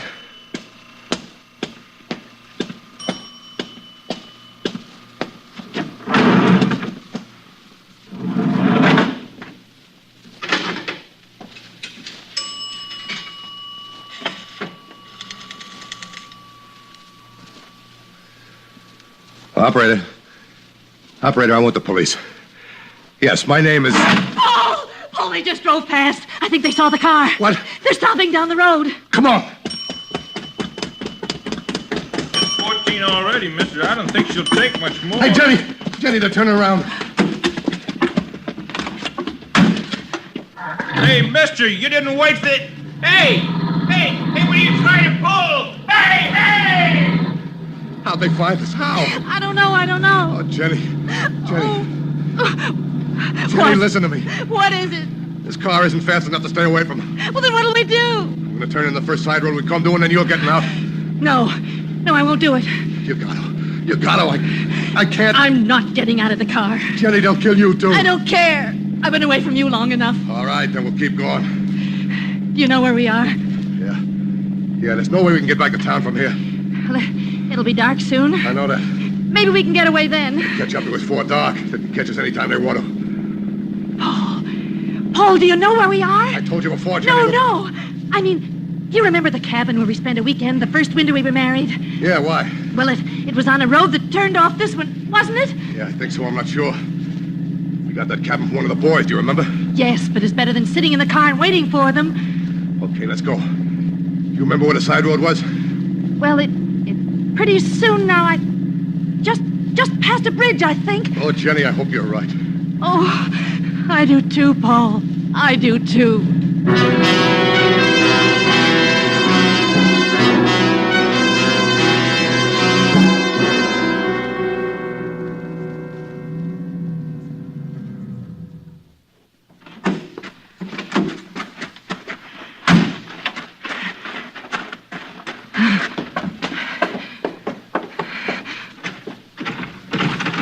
It's locked. I don't have a key.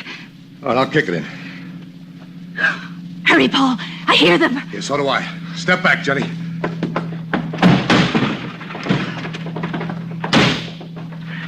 All right, stay away from the windows. There's enough light yet for him to shoot. Let's push this table against the door. Come on. Okay. Here they are. Okay, Jenny. You stand over there. As soon as they come up the steps, I'm going to start shooting.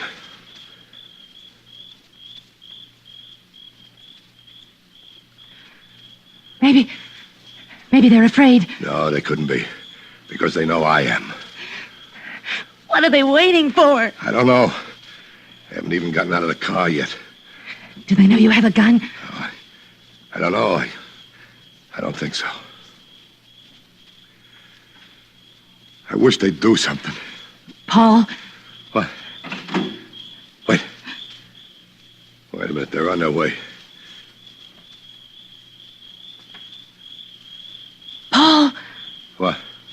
There's a telephone in the cabin. Where? I think it's in that cabinet on your left. Okay.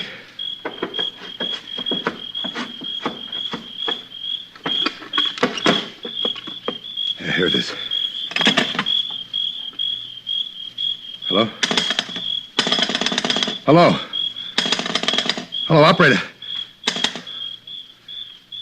It's disconnected. Did you say it was disconnected? Either that or they just cut the wire. Yeah, that's what happened. One of them just cut the wires. Where are they going? I don't know. Maybe they changed their minds, huh? But I doubt it. Well, then why would they drive away? Well, they didn't go far. But why did they go at all? They're not sure whether I got a gun or not. If I have one, they know they're asking for it if they rush the cabin. How long can we stay here? Jenny, we're leaving now. But you said they're just down the We're road. gonna leave on foot. What? Tell me, can you walk much in those shoes you got on? But yes, the heels are pretty low. Why? All right. We'll head into the woods. Go east as far as we can. We'll sleep out in the open tonight. And we'll head for the first house we see when daylight hits. All right, Paul. I'm gonna go out first. You follow me in a couple of seconds. Yes. Help me with this table in front of the door. I don't want to slide it. All right.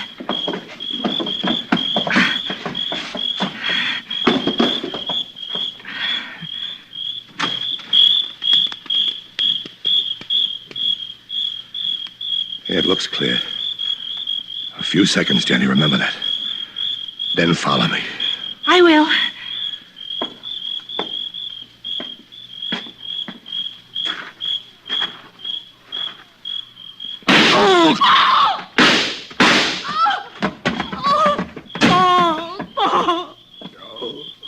They suckered me, Jenny.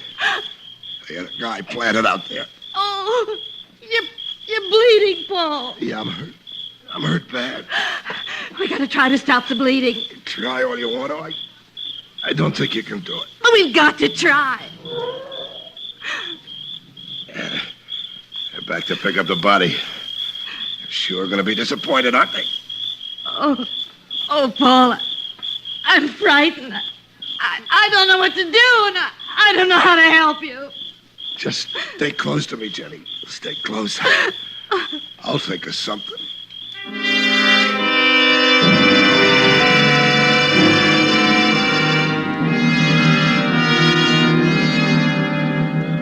Paul, Yeah, Jenny.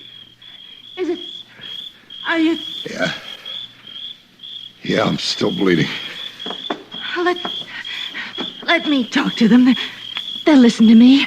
I'm a woman. You've got to get a doctor. No, Jenny. That's what they want. Don't you understand? They want me to die, and I'm going to. Don't say that, Paul. Don't say that. It's true, Jenny. It's true, but... Well, I'm not going to die alone. What are you going to do? They haven't gotten out of the car since they came back. That means they're all together. And I still got 4 slugs left in the gun. I'm going to use them. Get back, Jenny. I got to break this window.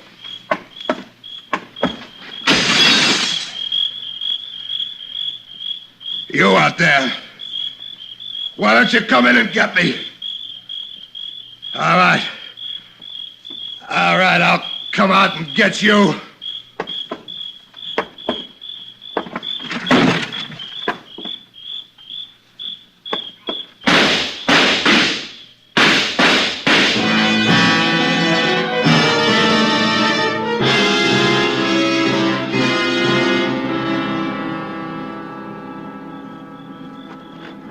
Easy, Paul. Take it easy. You're going to be fine. Who are you? Police. Jenny. Where's Jenny? Here I am, darling. When did they get here? Just after you came out shooting. How did you find me? Roger Miller called us after you got the gun from his father. But how did you know where to look? You left the receiver off the hook in the service station. There we checked all the side roads looking for a big gasoline stain where you might have turned off the main road. Gasoline? The attendant was still pumping gas into your car when you drove away. He never got the chance to replace the cap on your tank. Oh. We'll pick it up some other time. Won't we, Jenny? Yes, Paul. We'll pick it up some other time.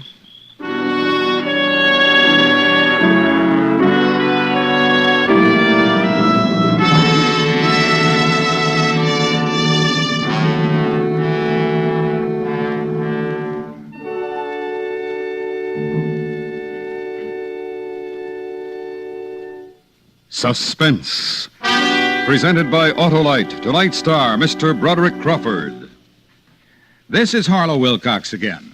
Whatever your favorite charity, local or national, you may help it collect thousands of dollars by just printing your name and address. That's all you do to enter the Autolite family charity drawing. And if you are one of 25 chosen, you'll name any recognized charity you wish for a share of $100,000. Your friends and neighbors are signing up enthusiastically. Listen to this typical comment by an Elizabeth, New Jersey woman. This is Mrs. Morris Cohen, who just signed up for this drawing. Now, Mrs. Cohen, when you signed, did you have any difficulties whatsoever? None at all. Just sign my name and address. I see. Should your name be selected, how would you care to designate the money?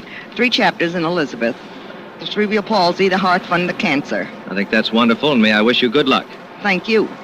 So give your favorite recognized charity the opportunity of a lifetime. Sign up at any or all of these Autolite family car showrooms. DeSoto, Hudson, Plymouth, Studebaker, Dodge, Willis, Nash, Packard, Kaiser, or Chrysler. Do it tomorrow, sure.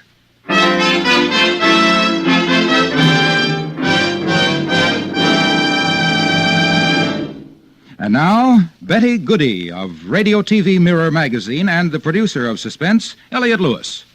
It is my pleasure, Elliot, to inform you that the readers of Radio TV Mirror again have selected Suspense as their favorite radio mystery program. Here's your award, a gold medal and a scroll, and congratulations to you and Autolite. Thank you very much, Betty, and thanks also to all you Suspense listeners who voted for us. You'll find an interesting story and pictures on the annual awards in the current issue of Radio TV Mirror magazine. Next week, the story of a man who tried to learn a lesson the hard way. He bet his life on the turn of a card.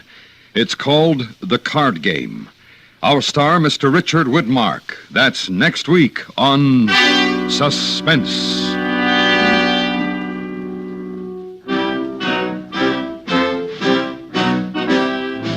Suspense is transcribed and directed by Elliot Lewis, with music composed by Lucian Morowick and conducted by Lud Gluskin. Parole to Panic was written for Suspense by Ross Murray. In tonight's story, Paula Winslow was heard as Jenny. Featured in the cast were Joseph Kearns, Junius Matthews, Hy Averback, and Barney Phillips. Broderick Crawford may soon be seen co-starring with Gregory Peck in the 20th Century Fox picture Night People. And remember, next week, Mr. Richard Widmark in The Card Game. This is the CBS Radio Network.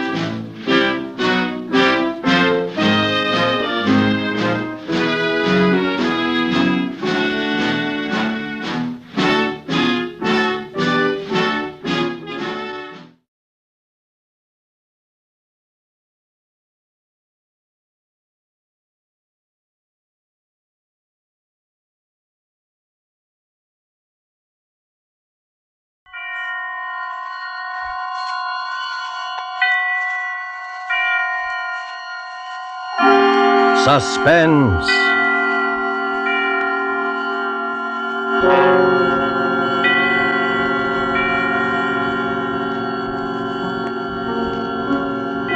This is the Man in Black, here to introduce Columbia's program, Suspense. In Hollywood this evening, our 2 distinguished stars are the lovely actress Margot and the polished young actor from Holland, Mr. Philip Dorn. A story by John Dixon Carr dealing with strange, very strange happenings aboard an ocean liner, and called Cabin B-13, is tonight's tale of suspense. If you have been with us before, you will know that Suspense is compounded of mystery and suspicion and dangerous adventure. In this series are tales calculated to intrigue you, to stir your nerves, to offer you a precarious situation and then withhold the solution until the last possible moment. And so with Cabin B13, and with the performances of Margot as Anne Brewster and Philip Dorn as Dr. Karl Heinrich, we again hope to keep you in suspense.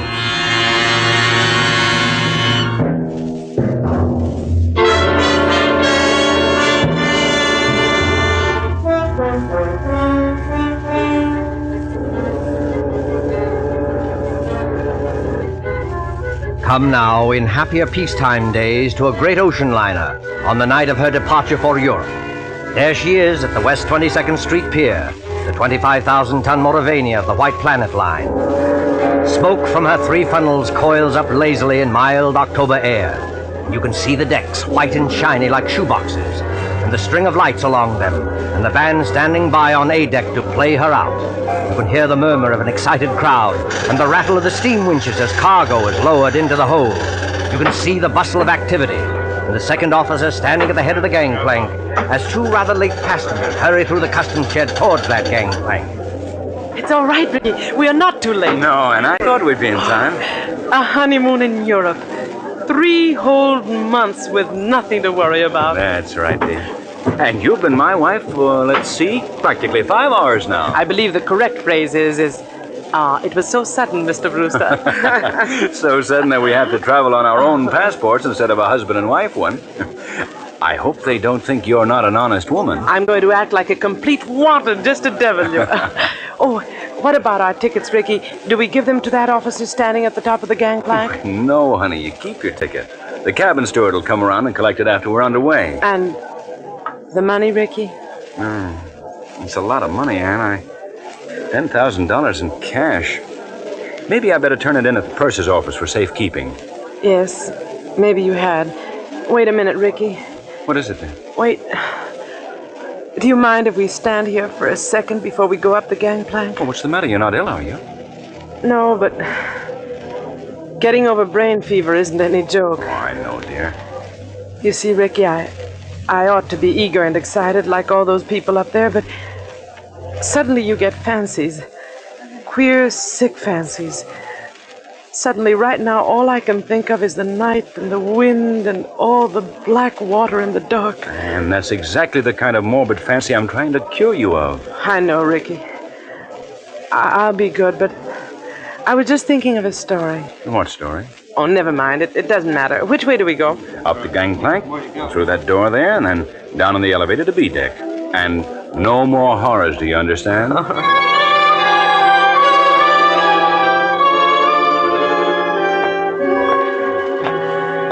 Here we are, Anne. B deck and cabin number... Good Lord. B13. B13. You're not superstitious, are you? Why, no, dear. Not about things like that. Open the door. Here we are. Lights on and... Oh, Ricky, darling. It's a beautiful cabin. Well, best I could get. Well, they've got our luggage in anyway, and... Over there, madam, you'll find a basket of fruit and some books from your obedient servant. Oh, you are nice to me. And I'm feeling so much better, Ricky. I will be all right, darling. Of course you will. But you won't find any detective novels among those books. Please, Ricky. Detective novels may be all right for presidents and college professors, but they're straight poison to you. You'll read love stories and like it. You know, Ricky, I keep thinking and thinking about that story I mentioned. Oh, what story, dear? It's an old one. You probably know it, but it was new to me. A woman and her daughter arrive in Paris and go to a hotel. Oh, you mean the old Paris Exposition story? Yes, that's it. The daughter goes out. When she returns, her mother has disappeared. And even the hotel room isn't the same. The proprietor of the hotel swears the girl came there alone and that there never was a mother. The whole room is different when she goes back to look at it. The girl goes to the police, and they won't believe her, and she's nearly crazy. Of course, it turns out that the mother has caught bubonic plague and died, and they're hushing it up so that the visitors won't keep away from the city and ruin the whole exposition, Anne, but... You've got to stop this kind of talk. I know. But imagine being in a situation like that, with all those queer eyes staring at you, wondering if you'd lost your reason, wondering if your brain had cracked and the whole world might dissolve and... Listen. That's the last call, Ann. We'll be underway any minute now. You know, Ricky, I would like to see the skyline go past and the Statue of Liberty and the rest of it. Oh, then why not go up and see it? I've got to deposit this money in the purser's office on C-Deck. But I don't like you to leave me. Oh, now look here, dear. You don't think I'm going to disappear, do you? I suppose I don't really. When I get these ideas, and I can't help it, Ricky, I wish you'd wallop me. Well, I'm not going to wallop you, Ann, but you've got to stop being afraid. You certainly won't disappear in a crowded ship with any number of people all around you. And as for me, I defy Houdini himself to make me vanish. Don't talk like that. I'm not going to vanish, and neither is this cabin, dear. Now, run along. I'll join you on deck as soon as I can. All right, Ricky. I'll be good.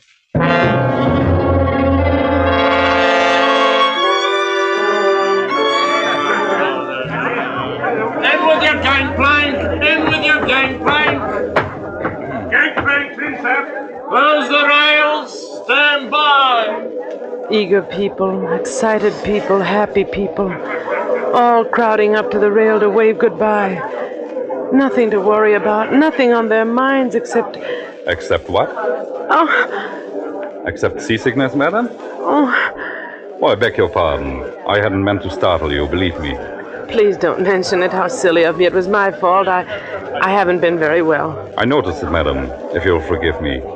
That was why I spoke to you. As you see by my uniform, I'm the ship's doctor. This is a British ship, isn't it? But you don't sound British. No, I'm an Austrian, madam. Dr. Paul Heinrich, at your service. I'm not very popular in my own country today. The days of colored shirts and vacant minds. I'm Mrs. Brewster, Doctor, Ann Brewster. When does the ship go? In about a second, Mrs. Brewster, you will hear the whistle, then the band will strike up, all langs in, and then... We're moving, aren't we? Yes? Don't you feel the vibration of the engines?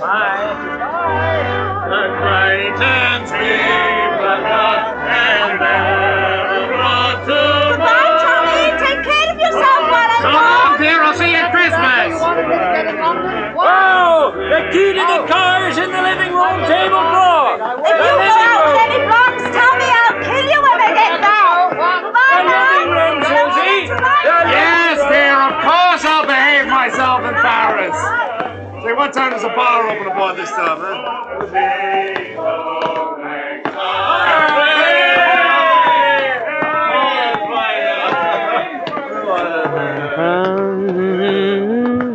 I imagine this is not your first crossing, madam. Oh, I'm afraid it is, Dr. Heinrich. My husband's crossed many times, he tells me, but not on this ship. Well, then I hope you're a good sailor. Why, Dr. Heinrich? Well, because we'll run into some very dirty weather once we are out at sea. October is a very bad month for traveling. Well, if I do get seasick, Doctor, I'll rush straight to you, and I'll expect to be cured. Let me tell you a secret, madam. There are two common ailments for which medical science has no cure. One is ordinary seasickness, and the other is hangover. Tomorrow morning I shall be dealing with both. And enjoying it? Oh, no. Sympathizing with it. That's all I can do. How do you like the Mauravania? Oh, it's a magnificent ship from what I've seen of it. And you know they've given us a very nice cabin down on B deck, B13. What's the matter? Why are you looking at me like that? I beg your pardon. Did you say B13? Yes. Why not? You're quite sure of that, madam? Why, yes, of course I'm sure of it. I saw the number on the door. Why not? Well, because Go on, Dr. Heinrich. there's no such cabin aboard a ship. I'm not joking, Mrs. Brewster. You see, some people are superstitious. Many ships, like this one, omit number 13 on each deck. You must have been mistaken. What are you trying to tell me? Do you think I saw something that wasn't there? No, Mrs. Brewster, not at all. Then come along I with only- me. I'll show you. I'll prove to you that there is a number 13. Will you come along? Yes, Mrs. Brewster? I think perhaps I had better escort you.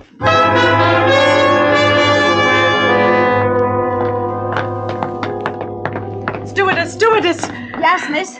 Yes, ma'am. Come in straight away. Tell me, stewardess, this is B deck, isn't it? B deck, ma'am? Oh, yes, ma'am. No doubt about that. Dr. Heinrich and I have been all over this part of the ship looking for cabin number 13, but we don't... I've been trying to convince this lady stewardess that there's no such cabin number 13 on this ship. Why, there sure to heaven isn't, ma'am. And never has been. I've served aboard the Mauravania a matter of 8 years, and I ought to know. But I tell you, I saw it. I was in there. It was a big cabin with a private bathroom attached.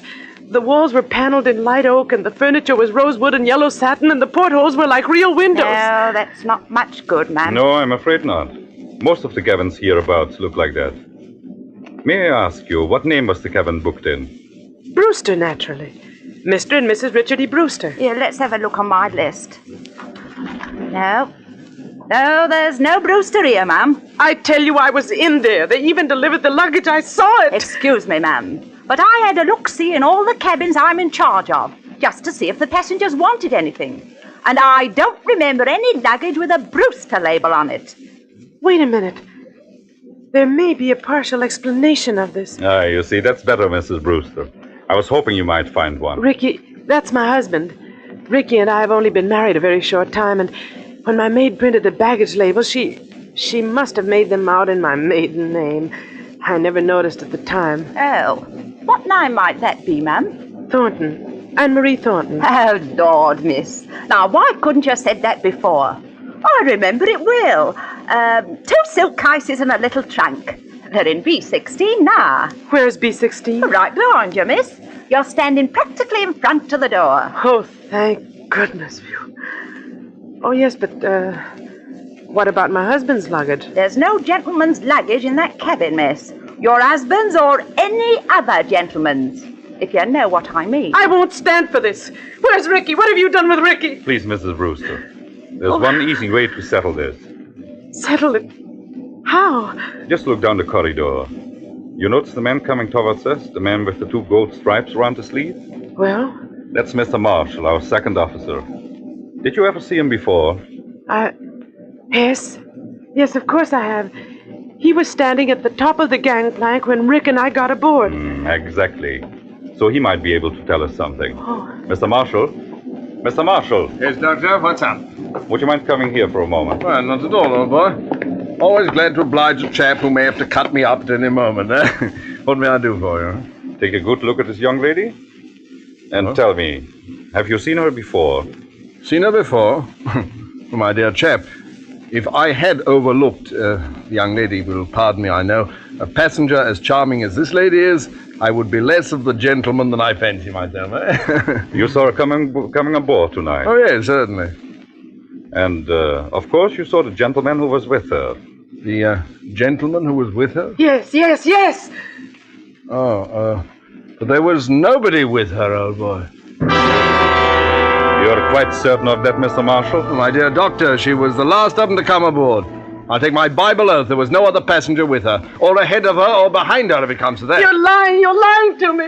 Please, Mrs. Brewster, lower your voice. I know what it is. It's the old Paris trick, like in the story. But you won't get away with it, do you hear? Now, look here, madam. I'll go to the purser, I'll go to the captain. Oh, dear Father in heaven, won't anybody believe me?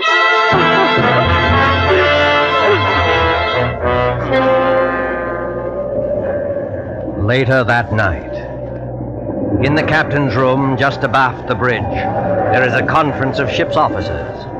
Outside, stung by spray clinging to the bulkhead rail in the dark, a frightened girl waits until the door of the cabin's room opens. Will you bring the young lady in, Dr. Heinrich, and close the door? Yes, sir. Here we are. This is Captain Wainwright. Now, just tell your story straightforwardly, and please don't excite yourself. Well, maybe we can get some decision into this matter. Will you sit down here beside my desk, Miss Thornton? My name is Brewster, Captain. Mrs. Ann Brewster. Whatever you say, Mrs. Brewster. Thank you very much, Captain. I might tell you, ma'am, I've got a lot on my mind already. My first officer comes aboard with an attack of flu. I'm facing an equinoctial gale short-handed, and now this has to happen on top of it. I'm terribly sorry I can't help that, Captain. But I want to know what they've done with Ricky. Just one moment, please, while I get this straight. By this time, I understand you yourself have personally interviewed practically every single passenger aboard this ship. Is that true? Yes, it's true. But your alleged husband is not here. Is that true? Yes, that's true, In but the I... meantime, the purser has sent a squad of men to search this ship. They've searched every inch of it. You can take my word for that. There's nobody hidden. Your husband's not here. According to Mr. Marshall, who's standing over there... I see him. According to Mr. Marshall, he never was here. Oh, hang it all, Miss Thornton. You needn't glare at me like that. We couldn't see the chap. He wasn't there, now could we? Be quiet, Mr. Marshall. Yes, I'm sorry. No, I'm not unreasonable, Mrs. Brewster. I think you'll admit that. But what can I do? What can I say? Can you offer any proof, even, that this husband of yours ever existed? Proof? Yes, of course I can. Excuse me for interrupting, but would you mind, Captain, if I ask a question or two? No, Doctor, go ahead. I tell you, I'm going daft myself. If you were married, Mrs. Brewster, you must be carrying a joint husband and wife passport. Where is that? Well, there wasn't time to get one. We each carried our own passport. Oh, I see. But still, there must be someone back in America who can confirm what you say if we got in touch by radio telephone. Your parents, for instance. I haven't got any parents. They're dead. What about relatives, then, or a guardian? My guardian is a trust company. The administrators don't even know I'm married. But somebody must have performed the ceremony of marriage. The parson, the justice of peace. Yes, of course. But... Oh, I can't remember the name of the town. You don't remember the name of the town? Hold tight to your chair, Mrs. Brewster. The ship is going to pitch again. How's the glass looking, Mr. Marshall? Barometer's rising, sir. This weather won't hold long. We shall be in the fog before morning, though. We're in a fog now, if you ask me. This lady says she... I'm terribly sorry, but I'm trying to think of it. It was a little town in upstate New York where they can marry you at a moment's notice. Ricky kept the certificate. I was confused. I haven't been well. No, you haven't. You see, Ricky had been away, and he came back, and I was in love with him, and he sort of swept me off my feet, and... Oh, what's the use? Not much use, apparently. If you'll take my advice, ma'am, you'll go below to your cabin and get some sleep. I'll send the doctor down to mix you a sedative. You think I'm crazy, don't you? I think you're a little overwrought, ma'am. What I can't understand is why. Why should you want to do this? It can't be the bubonic plague this time. Bubonic plague, ma'am? Who said anything about the bubonic plague? Never mind. But I'll show you. You're all against me, except maybe the doctor. But I'll show you. I'll prove it to you. I am going downstairs, and I don't want anybody to follow me. Good night. Good night, all of you. Well, I'm glad that's over. Look here, Mr. Marshall. Huh? You think it's quite safe to trust her out there alone? Well, I don't know, sir. She's mad as a hatter, if you ask me. You think she might do something foolish? Well, I think she might chuck herself overboard if we're not careful. What's your opinion, Doctor? I can give you my opinion, gentlemen, in a very few words. That girl is as sane as you are. What's that? Wait and hear what I have to say. I shared your own belief at first, but I've been talking to her all evening. I've heard the whole story, and there's not a psychopathic trait in her nature. She firmly believes in this husband. Yes, Doctor. A lot of people firmly believe they're Napoleon, but they get tossed into loony bins, as to say. This matter is not a joke, Mr. Marshall. I tell you, this man exists. Or did exist. What do you mean, Doctor? I suppose he has been murdered. Perhaps he has been murdered and thrown overboard. Murdered? Thrown overboard? If you remember, Richard Brewster was carrying a very large sum of money in cash. His wife's wedding gifts. Practically all her inheritance. He meant to go to the purser's office, but he never got there. That money might have been a great temptation. To whom? To a stewardess, perhaps, or even to a ship's officer. Just exactly what are you getting at? Well, numbers on doors can be changed easily enough. Just print a small card and put it on the metal slot on the door. I still want to know what you're driving at. If you use your intelligence, gentlemen, I think you will understand how a man can be made to vanish into thin air. And why Mr. Marshall saw never another passenger. You still don't see it? No, I do not. Well, then listen, and I'll explain exactly how a situation like this...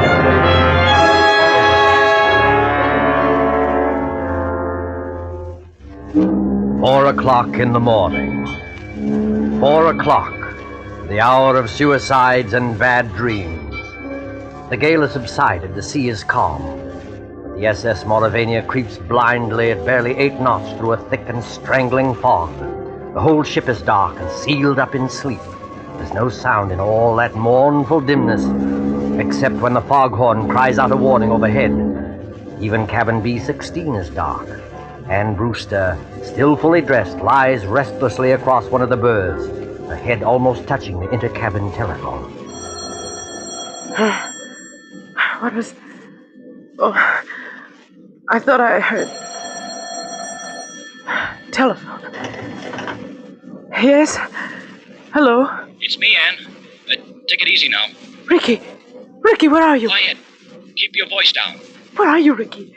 What happened to you? Are you hurt? No, I'm not hurt, but he nearly got me. Who nearly got you? Listen, dear.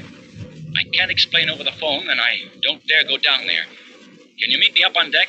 Yes, of course. Where? Do you know the boat deck? Boat deck? Which one is that? The top deck, where all the lifeboats are slung. Oh, yes, I know it. Well, go to the starboard side. Yes? That's the right-hand side, facing forward. Find the 4th lifeboat from the aft companionway. Yes. There's a thick fog, and nobody will see us. Ricky. What is it? Ricky! He's gone. He's gone. Excuse me, miss, but I thought I heard somebody talking in here. Stewardess, what are you doing up at this time of the night? If I might ask, miss, what are you doing up and dressed? Oh, you ought to get some sleep, miss. You really ought. It might interest you to know, stewardess, that I've just been talking to my husband. Now, look here, miss. Don't start that all over again. Please don't start that all over again. You all pretended to think I was mad, didn't you? And you nearly drove me mad. Ricky's beaten the whole crowd of you, and I'm going out on deck to meet him now. Out on deck, miss? That's what I said. Where's my coat? Don't go out there, miss. Not in the state of mind you're in. And the fog's so thick, you can't hardly see your hand in front of your face. Stand away from the door, please. Suppose, miss, I didn't want to let you go out there. I don't think that would matter much.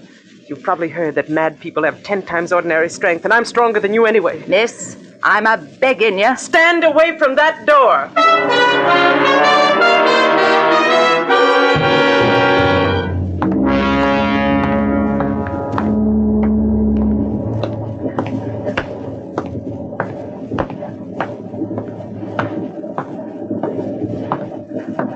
1, 2, 3rd. Anne, is that you? Yes. Ricky. Ricky, darling, where are you? Here, duck your head under the lifeboat. Here, take my hand. But isn't it horribly dangerous out there on the edge? There's no railing along the side of the ship. Don't worry, Anne. I won't let you fall. Look out! Oh, went overboard here. We're well aft near the propellers. The suction would carry into the propeller blades and... Now, listen. I can't hear anything except the foghorn. Yeah, but I can. There's somebody walking along the deck. And I can see a flashlight moving in the fog. You're quite right, my friend. You can see a flashlight moving in the fog. Dr. Heinrich, what are you doing here? At the moment, young lady, I'm covering both of you with a revolver. Please don't move. So, you were in the conspiracy, Dr. Heinrich. May I ask you what conspiracy? The whole ship's conspiracy to say Richard Brewster didn't exist. My dear young lady, you can set your mind at rest. There never was any ship's conspiracy against you. The people you spoke to were perfectly honest. Including Mr. Marshall, I suppose. Yes, including Mr. Marshall. And what is this all Stand back there. I suppose he was telling the truth when he said nobody came up the gangplank before or after me. I beg your pardon. That was not what he said. He said no passenger came up the gangplank at this time. Well, what's the difference? A great crime is arranged for tonight, young lady. No less a crime than murder. Murder? Who's going to be murdered? You are. What? That, I repeat, is a scheme. But there is no conspiracy and only one criminal. Oh. And who is the criminal? The criminal is the man standing beside you. Your so-called husband. Ricky? Oh, you don't know what you're saying. I think I do. Marshall, of course, did see someone walk up the gangplank, loitering behind you. But he never dreamt of associating that person in any way with you. He saw a ship's officer returning from shore leave in civilian clothes. A ship's officer? Yes. That man you call your husband, his name isn't Richard Brewster. His real name is Blaney. And he's the first officer of the Mauravania. Are you trying to tell me the captain that can identify him. He's actually British, though he can fake an American accent very well.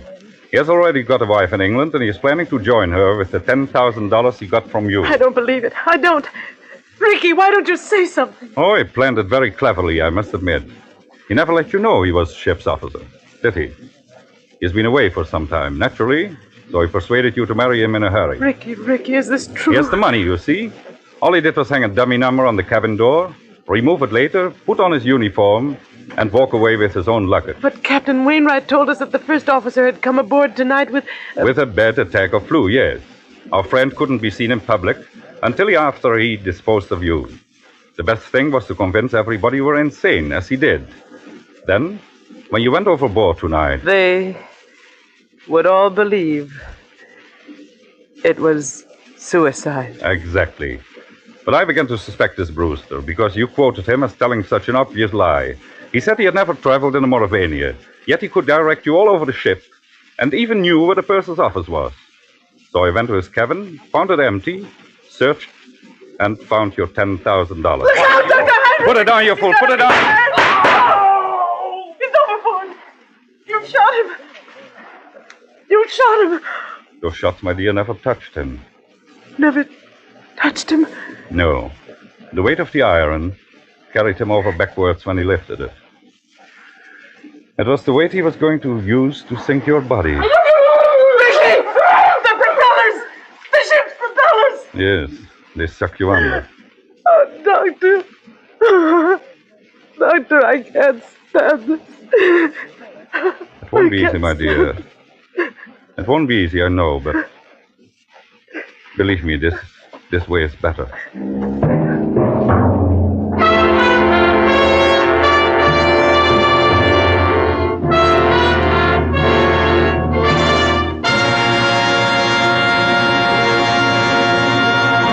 And so closes Cabin B-13, starring Margot and Philip Dorn. Tonight's tale of Suspense.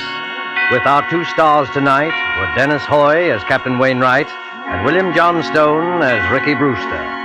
This is the Man in Black who conveys to you Columbia's invitation to spend this half hour in suspense with us again next week, same time, when our star will be one of the screen year's most sensational newcomers, Mr. Gene Kelly. Mr. Kelly will be supported by Hans Conried and William Johnstone. The producer and director of Suspense is William Spear, who with Lud Gluskin and Lucian Morawick, conductor and composer, and John Dixon Carr, the author, collaborated on tonight's Suspense.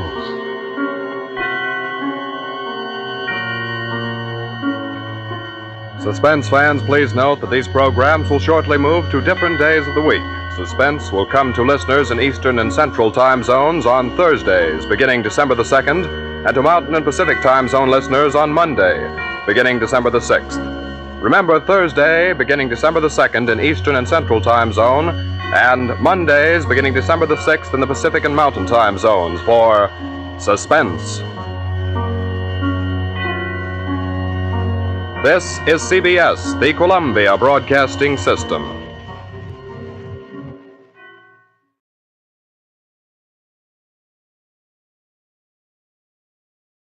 In the event of any important news developments, the sponsor will interrupt this program.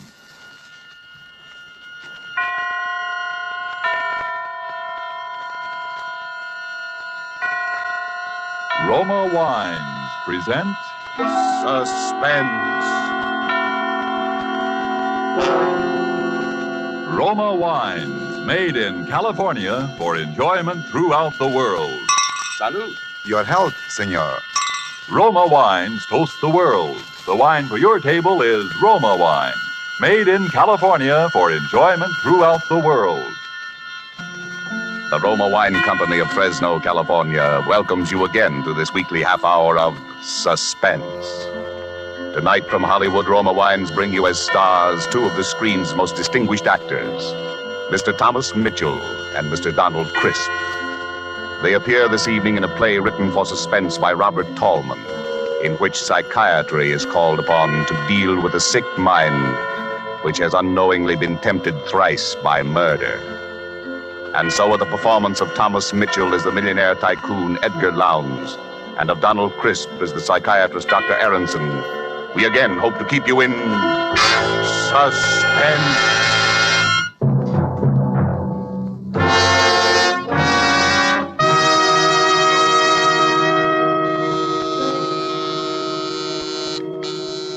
Yes? There's Mr. Edgar Lowndes here to see you, Dr. Aronson. Lowndes? Edgar Lowndes? When did we get him for patient? I think you'd better talk to him, Doctor. Yes, and I think he'd have to go through the usual routine. I don't go through usual routines. I'm Edgar Lowndes. I dare say you've heard the name before, Doctor. And who hasn't? Edgar Lowndes, the railroad magnate. Sit down, sir. Thank you. Well, I'm a man of a few words, Doctor. Frankly, I'm at my wit's end. Why, if my business associates had any idea I was consulting a psychoanalyst, I'd be laughed off the floor of the stock exchange. But we'll never mind that. It's these headaches, Doctor, I've been having. And aspirin, codeine, nothing seems to help. How long has this been going on? A little over a month. Since the death of my wife, in fact. We were very attached, you know. Very attached. Her death was a shock to you? No, I wouldn't say a shock precisely. She'd been an invalid for years. Bad heart. Wasn't so much what happened the night she died, but the way it happened. Oh, but why shoot off my mouth to you about it? I've told the story 1,000 times till everybody's sick of hearing it. Well, perhaps you haven't told all the story, even yet. Well, as a matter of fact, that's the truth, Doctor. There's one little thing I left out. But the funny part of that is I didn't know it myself till yesterday. And what was that? Well, I was dressing for dinner. I was getting ready to go out when in comes my wife's servant. You know, her nurse. She's all aflutter about something. Mr. Lowndes, I hope you'll forgive me for bursting in like this, but Mrs. Lowndes... Yes, speak Well, up, she's Sarah. resting quite well, Mr. Lowndes, but she did have that little attack this afternoon, and I can't be here this evening. And what with the servants' night out being tonight, I thought... Yes, you thought I'd better stay with her, and I certainly will. Now you just go along about your business. I look after Mrs. Lowndes personally. Oh, I knew you'd see it that way. You're a good, considerate man, Mr. Lowndes. Edgar. Feeling a little rocky, darling? Well, old Edgar's not going to let you down, not even if it means losing that war contract. Oh. I'm going to sit right here with you, sweetheart, and Lowndes, Reed, and company can go hang. Oh, no, Edgar. There's no reason for you to stay, really. There isn't. Just the same, I'm going to stay right here with my little wife this evening. Really, Edgar, it's not necessary. If you'll just get the brown bottle out of the medicine chest, the digitalis, and leave it here by my bed with a glass of water. And leave you here alone in this big house feeling the way you do? Not much, not for 100 war contracts. Now, Edgar, do as I say. Just leave the medicine here by my bed, and everything will be all right. Now, go on, darling, and do as I say. Please, it's the brown bottle. Now, Dr. Aronson, what would you have done under the circumstances? After all, I'd left her alone before and nothing had happened. And this dinner was important in a business way. That night was my big chance. Your big chance? Yes, I suppose it was. Well, to make a long story short, she died while I was out. Now, if only I'd stayed with her. That's what I kept telling myself. And people I told the story to kept telling me that I shouldn't reproach myself. After all, it could have happened to anyone. And then yesterday, I was packing up her things, and I came across this bottle in the medicine cabinet. It was the digitalis. I'd left the wrong bottle by her bedside. That was what drove me nearly crazy, Doctor, finding that bottle. It was bad enough leaving her alone, but making a blunder like that on the medicine, why, it made me feel almost like I'd murdered her. But as you say, it was your big chance. Huh? What do you mean? What are you trying to tell me? You mean you think I wanted to get rid of her? You say that, Mr. Lowndes. I didn't. But I see our time is up. I can't talk to you anymore today. Oh, but you've got to. You can't leave me up in the air like this. Why, you've practically accused me of wanting to murder my wife. Perhaps we'll understand your feelings towards your wife better, Mr. Lowndes, when we've discussed the others. What others? Hey, what are you trying to give me? Relief, Mr. Lowndes, for those headaches of yours.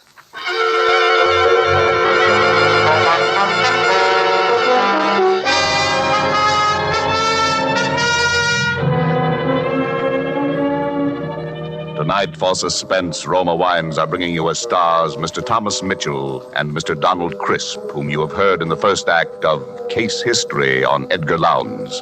Tonight's tale of Suspense.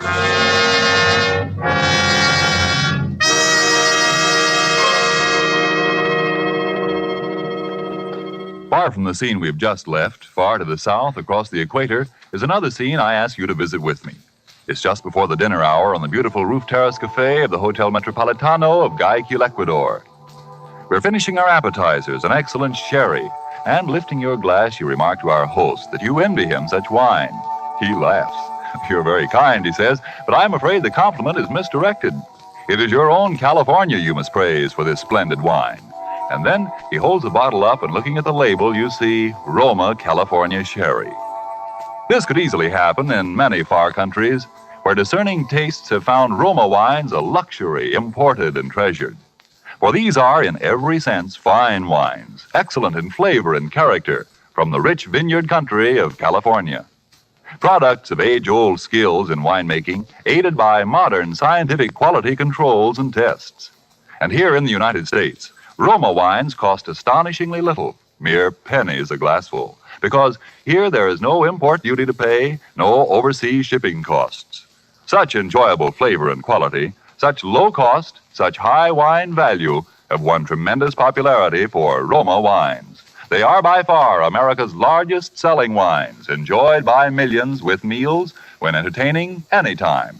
To enjoy these delights yourself, ask for R-O-M-A, Roma wine. Made in California for enjoyment throughout the world. And now it is with pleasure that we bring back to our soundstage Donald Crisp as Dr. Aronson and Thomas Mitchell in the title role of Case History on Edgar Lowndes. A tale well calculated to keep you in suspense.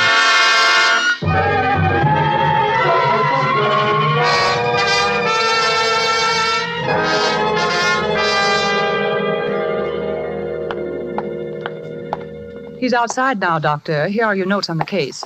Oh, good. Just leave them here on the desk. And, oh, Miss Finchley. Yes, Doctor?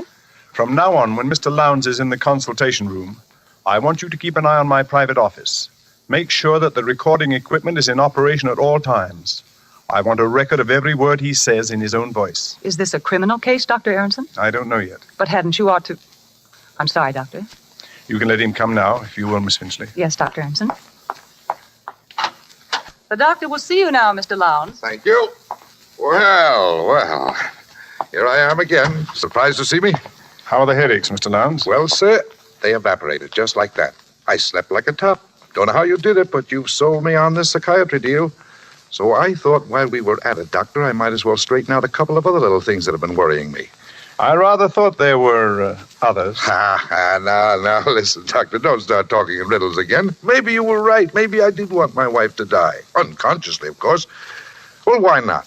She'd been an invalid for years, always complaining, never really getting anything out of life. Yes, sir. After I left your office yesterday, I thought the whole thing over, and I said to myself, Edgar Lowndes, you look at this thing squarely. Maybe you killed her. Maybe leaving the wrong medicine by her bed that night was not so much of an accident as you think it was. So what? You did her a favor. You did yourself a favor.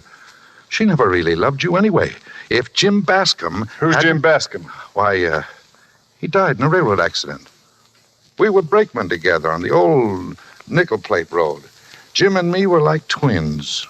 Roomed together, worked together, liked the same thing, even fell in love with the same girl. Why, I remember the night it happened.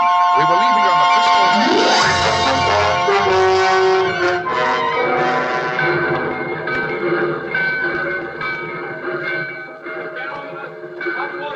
Reckon we better climb on top, Ed. It's our signal. Hey, wait a minute, Jim.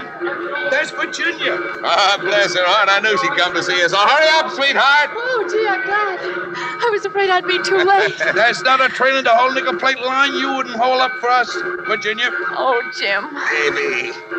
Hey, what about a kiss for me, too? Why, Edgar, you're jealous, I do believe. Well, why not? Oh, there. How's that? Like my own sister. Well, come on, Ed. They're getting impatient up there. You've got to tell him this time. You hear me, Jim? Yeah, I'll tell him. I promise, Virginia. Hey, come on, Jim. Coming, Ed. Coming. One more kiss, baby. Oh, darling, my darling, take care of yourself, Jim. I will, baby. Don't forget to send out the invitations.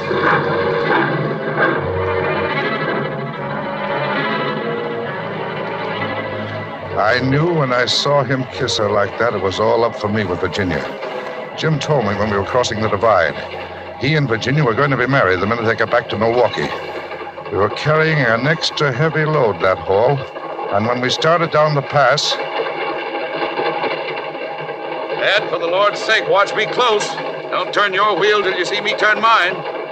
One jolt away, this train's rolling down the grade, and we'll all land in the ravine. Sure, Jim. Don't worry. I gotta be in good shape for that wedding, remember? Yeah, I remember.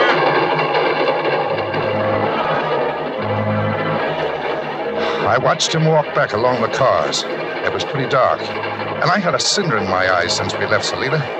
I thought I saw him reach the brake wheel on the other car and signal to me. I grabbed the wheel in front of me and braked my car with all the strength of my body. Hey! For the Lord's sake, Dad! We rolled, free of the car behind. The coupling on Jim's car had broken. The light changed as we crossed the switch, and the runaway cars raced out at a dead-end spur.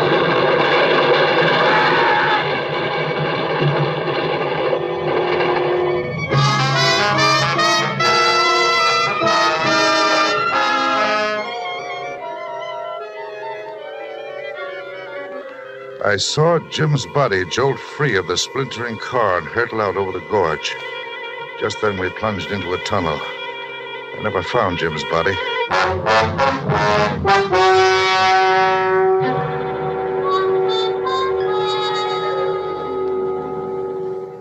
Well, so you can see why I think of trains in connection with death, can't you, Doctor?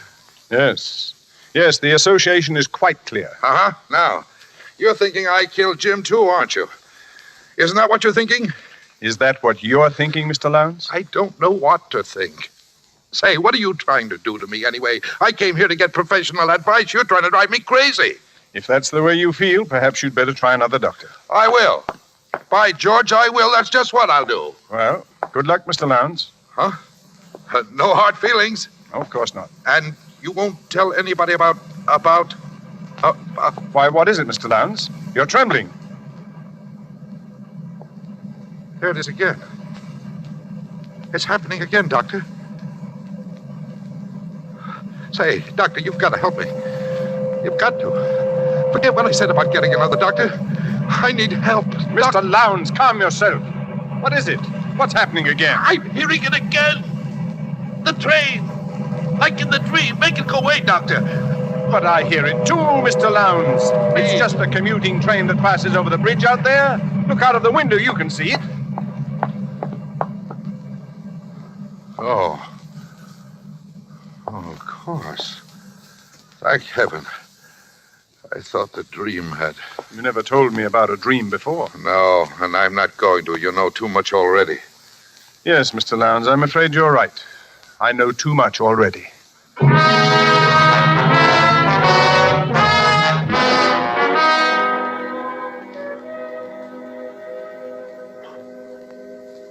And I have kept a complete record of each interview with this patient by means of a recording machine concealed in my private office. There is no doubt that the patient has twice committed murder unconsciously, and on the day the patient stopped the analysis, he exhibited hysterical symptoms which were brought on by the sound of a railroad train. Yes, go on from there, Miss Finchley. New paragraph. The train is a death symbol for this man and appears to be the subject of a recurrent dream. The danger of the present situation lies in the fact that the patient's unconscious impulses have been brought to the surface without being rationalized. There is, in my opinion, a positive danger that the patient, in his present condition, may commit one or even more conscious murders, particularly should he take it into his head to board a railroad train.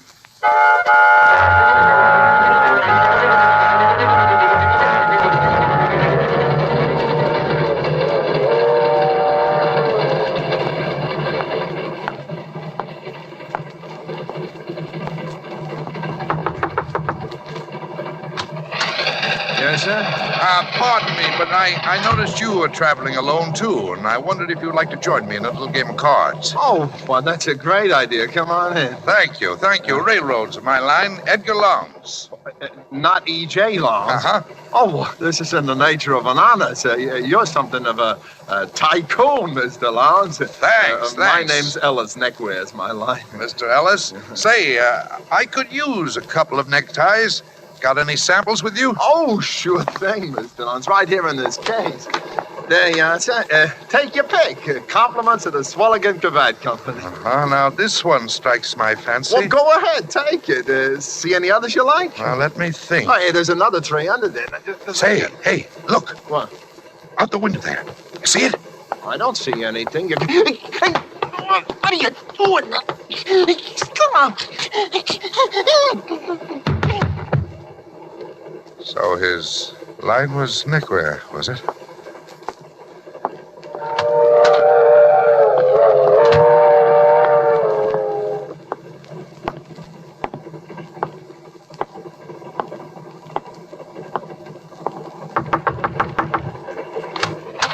Yes, sir.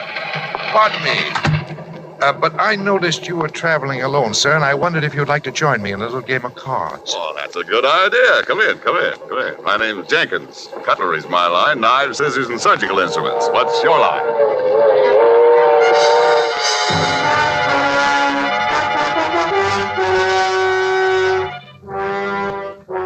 Police of 5 Midwestern states are on the lookout tonight for the homicidal maniac who stalked the corridors of the Lightning Express transcontinental luxury train, claiming the total of 3 victims murdered in cold blood.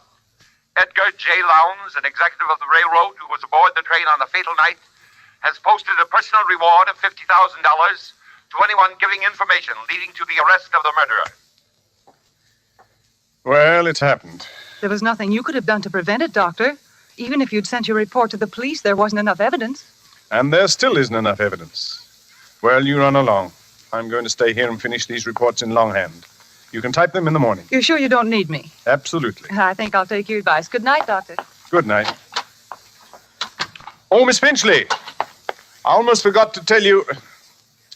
Oh, she's gone. What a nuisance. Talking to yourself, Doctor? Lowndes. How did you get in here? The door was unlocked. Would you rather I'd come back during office hours? Why, yes. I'd rather you did, Mr. Lowndes. Was it very urgent? It's the headaches, Doctor. They've come back. It started again about a week ago. Well, that's after what happened on the train. Doctor, tell me the truth. Did I commit those murders, or didn't I? You're the only one who knows the answer to that. Something to do with the dream, I think. Oh, yes, the dream. We were getting around to that when you left here the last time. Now, tell me about it. Well, I hear the sound of the train, and I'm sitting there beside someone, a stranger, I think. He's wearing a checked waistcoat, and there's a heavy gold watch chain with an elk's tooth suspended from it, like the one my father used to wear when I was a child in Wisconsin. Tell me something about your father. He died when I was quite young. He'd been an invalid, Doctor, ever since I could remember. He used to sit in an armchair, in a wheelchair it was really, in front of the parlor window. He looked out into the street hour after hour. Sometimes when I came running into the house, he'd put out his cane and trip me, and I hated him for that. At one time, Doctor, I think I was about 8 or 9 years old at the time. Edgar, come in here this instant. Your father wants to talk to you. Oh, heck, Mother, I was gonna get up a ball game. Now, the ball game can wait. You come along with me. Can I ever have any fun, Mother? Can I? Hush up. Here he is, Jonathan. Come closer, boy. Want to have a look at you. Yes, Father? Just as I thought. Grass stains all over the new suit I bought for you, huh? Where? There. And there. I won't have him get the idea just because his father's an invalid. He can roll in the dirt like a gutter snipe and get away with it. Stop blubbering. Now go wash your face. I'm driving into town today. Want you to go along, run errands. The car my father drove was an all-electric, a battery job. His legs were completely paralyzed, and my mother had to practically lift him into it. But the car itself was entirely controlled by hand. Driving it gave him a sense of power he needed. I used to dread those trips into town with him, the horrible spectacle of Mother helping him in and out of the car while the neighbors stared, and then riding along with him alone without anyone, nothing to intervene for me. That was the worst.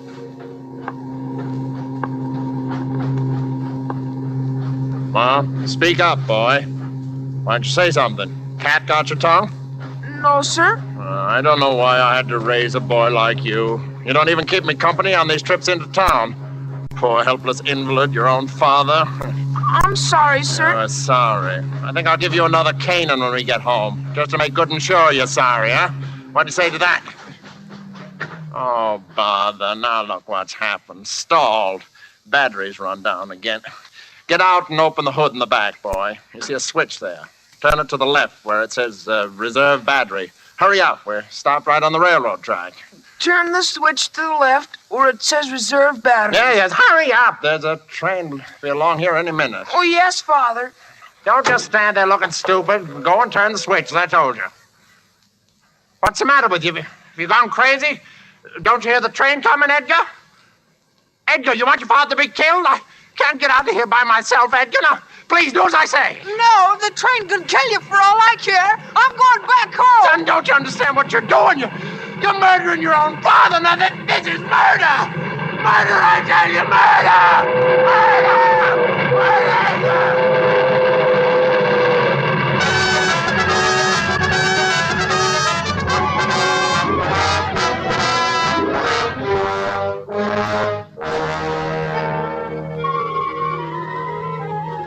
I walked home with those words of his ringing in my ears. I can hear them nearly yet. Son, don't you understand what you're doing? You're murdering your own father. Murder! It's murder, I tell you! It's murder! Murder! But I never felt a qualm. Those words were like sweet music to me, Doctor. Well, that's the end of the story. But it's only the beginning. When I walked into this office for the first time, I was a man suffering from headaches, seemingly brought on by grief over the death of a loved one. Now I see myself as a man who murdered his father, his best friend, and his wife, who must kill and kill again, because every time I kill, I'm killing him, my father, whom I hated beyond all comprehension, and for whom one death agony was not enough. Now that you know all about these things, my dear doctor, I'm afraid that you'll have to be the next on my list. Put that gun away, Edgar. You don't really want to kill me. I'd be a fool if I didn't. Well, the headaches will come back, Edgar. There'll be no one here to cure them. They won't come back. You showed me what caused them, didn't you, Doctor? You'll have worse things than headaches. You'll begin to hear things. You'll have delusions. You'll think you can hear a train passing outside at this very moment, don't you? But if you look out of the window, you'll see there's no train there at all. You won't trick me into turning my back. Come out from behind that desk. Keep your hands up high. That's it. Now then. What was that? Don't you understand what you're doing? Where's that voice coming from? You're murdering your own father. There it is again. It's murder, I tell you. Murder. Stop it. Murder. Stop it. Murder. Stop it. I hear no voice. Stop it. Murder. I can't stand it. I'll kill myself. Then give me the gun, Edgar. Please, Doctor, make it stop. Take it away. Only here. Make it stop. That's enough, Miss Finchley. Shut it off. Are you all right, Dr. Aronson? Yes, thank you. You almost had me thinking I was hearing voices. Well, I did hear voices, and that's why I came back. And I remembered about your wanting Mr. Lowndes' interviews recorded, so I went in the other room and started the machine. When he became violent, I played back the last part of the record, thinking it might divert his attention. Good girl. We've got all the evidence we need now to put Mr. Lowndes where he can't do any more harm. You may have evidence, but you haven't got me, and you won't get me alive. Dr. Aronson, the window! Stop him! Sorry, Doctor. I can't wait. I've got to catch a train. Hey, Jim! Wait for me!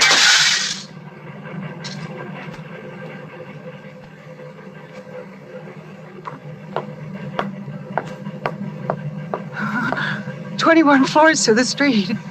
Or is it 20? Do they skip 13 in this building? Well, it doesn't matter to Lowndes. He's back with his friend Jim Bascom on the old nickel plate line. Listen. It's just crossing the divide.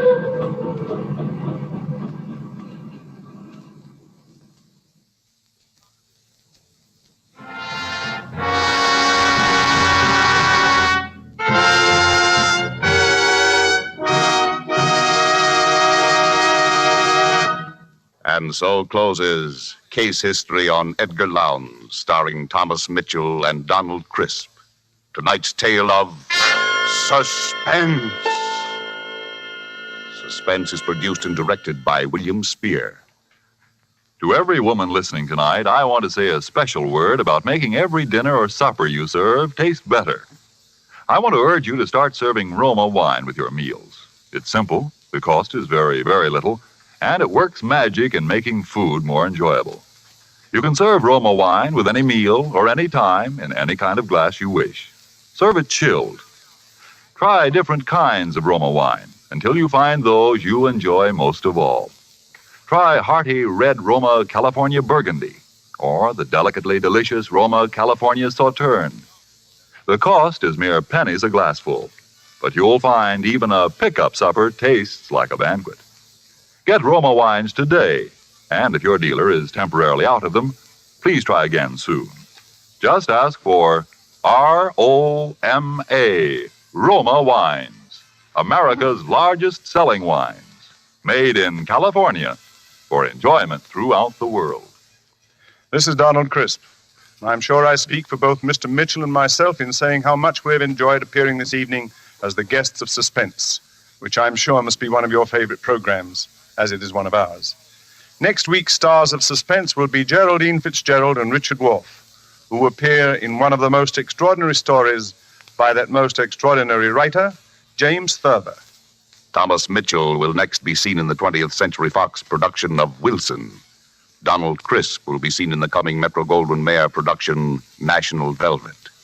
Next Monday, same time, you will hear Geraldine Fitzgerald and Richard Wolfe in Suspense. Presented by Roma Wines, R-O-M-A, made in California for enjoyment throughout the world. The following message from our United States Treasury is brought to you by Roma Wines. The invasion is on, the biggest in history, and it needs backing that is equally big. So back the attack. Buy war bonds. Buy more than before.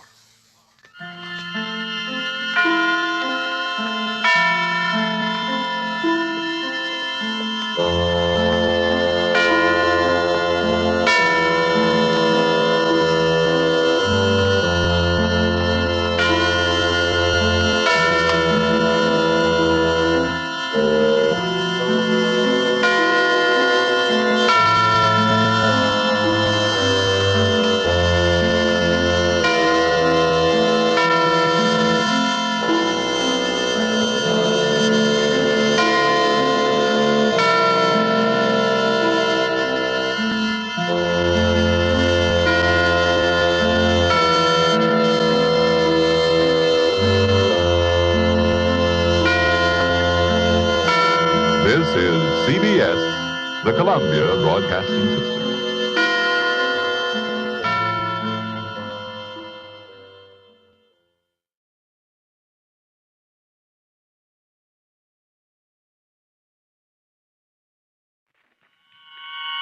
Autolite and its 96,000 dealers present Suspense. Tonight, Autolite brings you Mr. Charles Boyer in the case of Henri Vibar, a suspense play produced and edited by William Spear. Oh, Mr. Wilcox, Filbert's taking me to the junior prom tonight. Isn't that exciting? Why, Dora, my tempestuous teenage neighbor, it's almost as exciting as that exemplary exponent of extra starting dependability, the Autolite Stay Full battery. The battery that needs water only 3 times a year in normal car use. Gee whiz, Mr. Wilcox, I want to talk about the dance. Well, so do I, Dora. The dance of delight you devotees of driving will do when you find out how much more you get with an Autolite Stay Full battery. You see, tests show this famous battery gives 70% longer average life than batteries without Stay Full features. And those tests were based on SAE life cycle standards. Filbert's kept every dance in reserve. Reserve? That reminds me, Dora. The Autolite Stay Full battery has 3 times as much liquid reserve as batteries without the Stay Full features. That's why it needs water only 3 times a year in normal car use. Mr. Wilcox, you ought to see. So, friends, see your neighborhood Autolite battery dealer tomorrow. And remember, you're always right with Autolite. And now, with the case of Henri Vibar and the performance of Charles Boyer, Autolite hopes once again to keep you in suspense.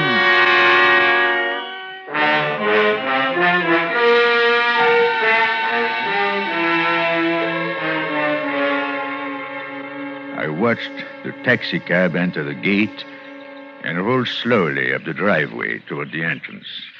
Gladstone Memorial Rest Home is a big, busy place. Dozens of cars come and go every day, and yet somehow this cab caught my attention and held it. It seemed to fascinate me. As it approached, yes, I got a definite feeling of menace from it. These warnings, these premonitions, they come to me whenever I'm in danger. Danger? What danger? The cab stopped just below my window, and a man got out. Sergeant Jack Freeman of the London Bureau of Missing Persons. He came here often, checking on new arrivals. Nothing to fear from Freeman. He's just a big, good-natured moron. But now he was assisting a woman from the cab. The sight of her made something snap inside my head. The woman was Mary, my wife. Mary, the sudden sight of her made me furious. I would have enjoyed striking her dead then and there.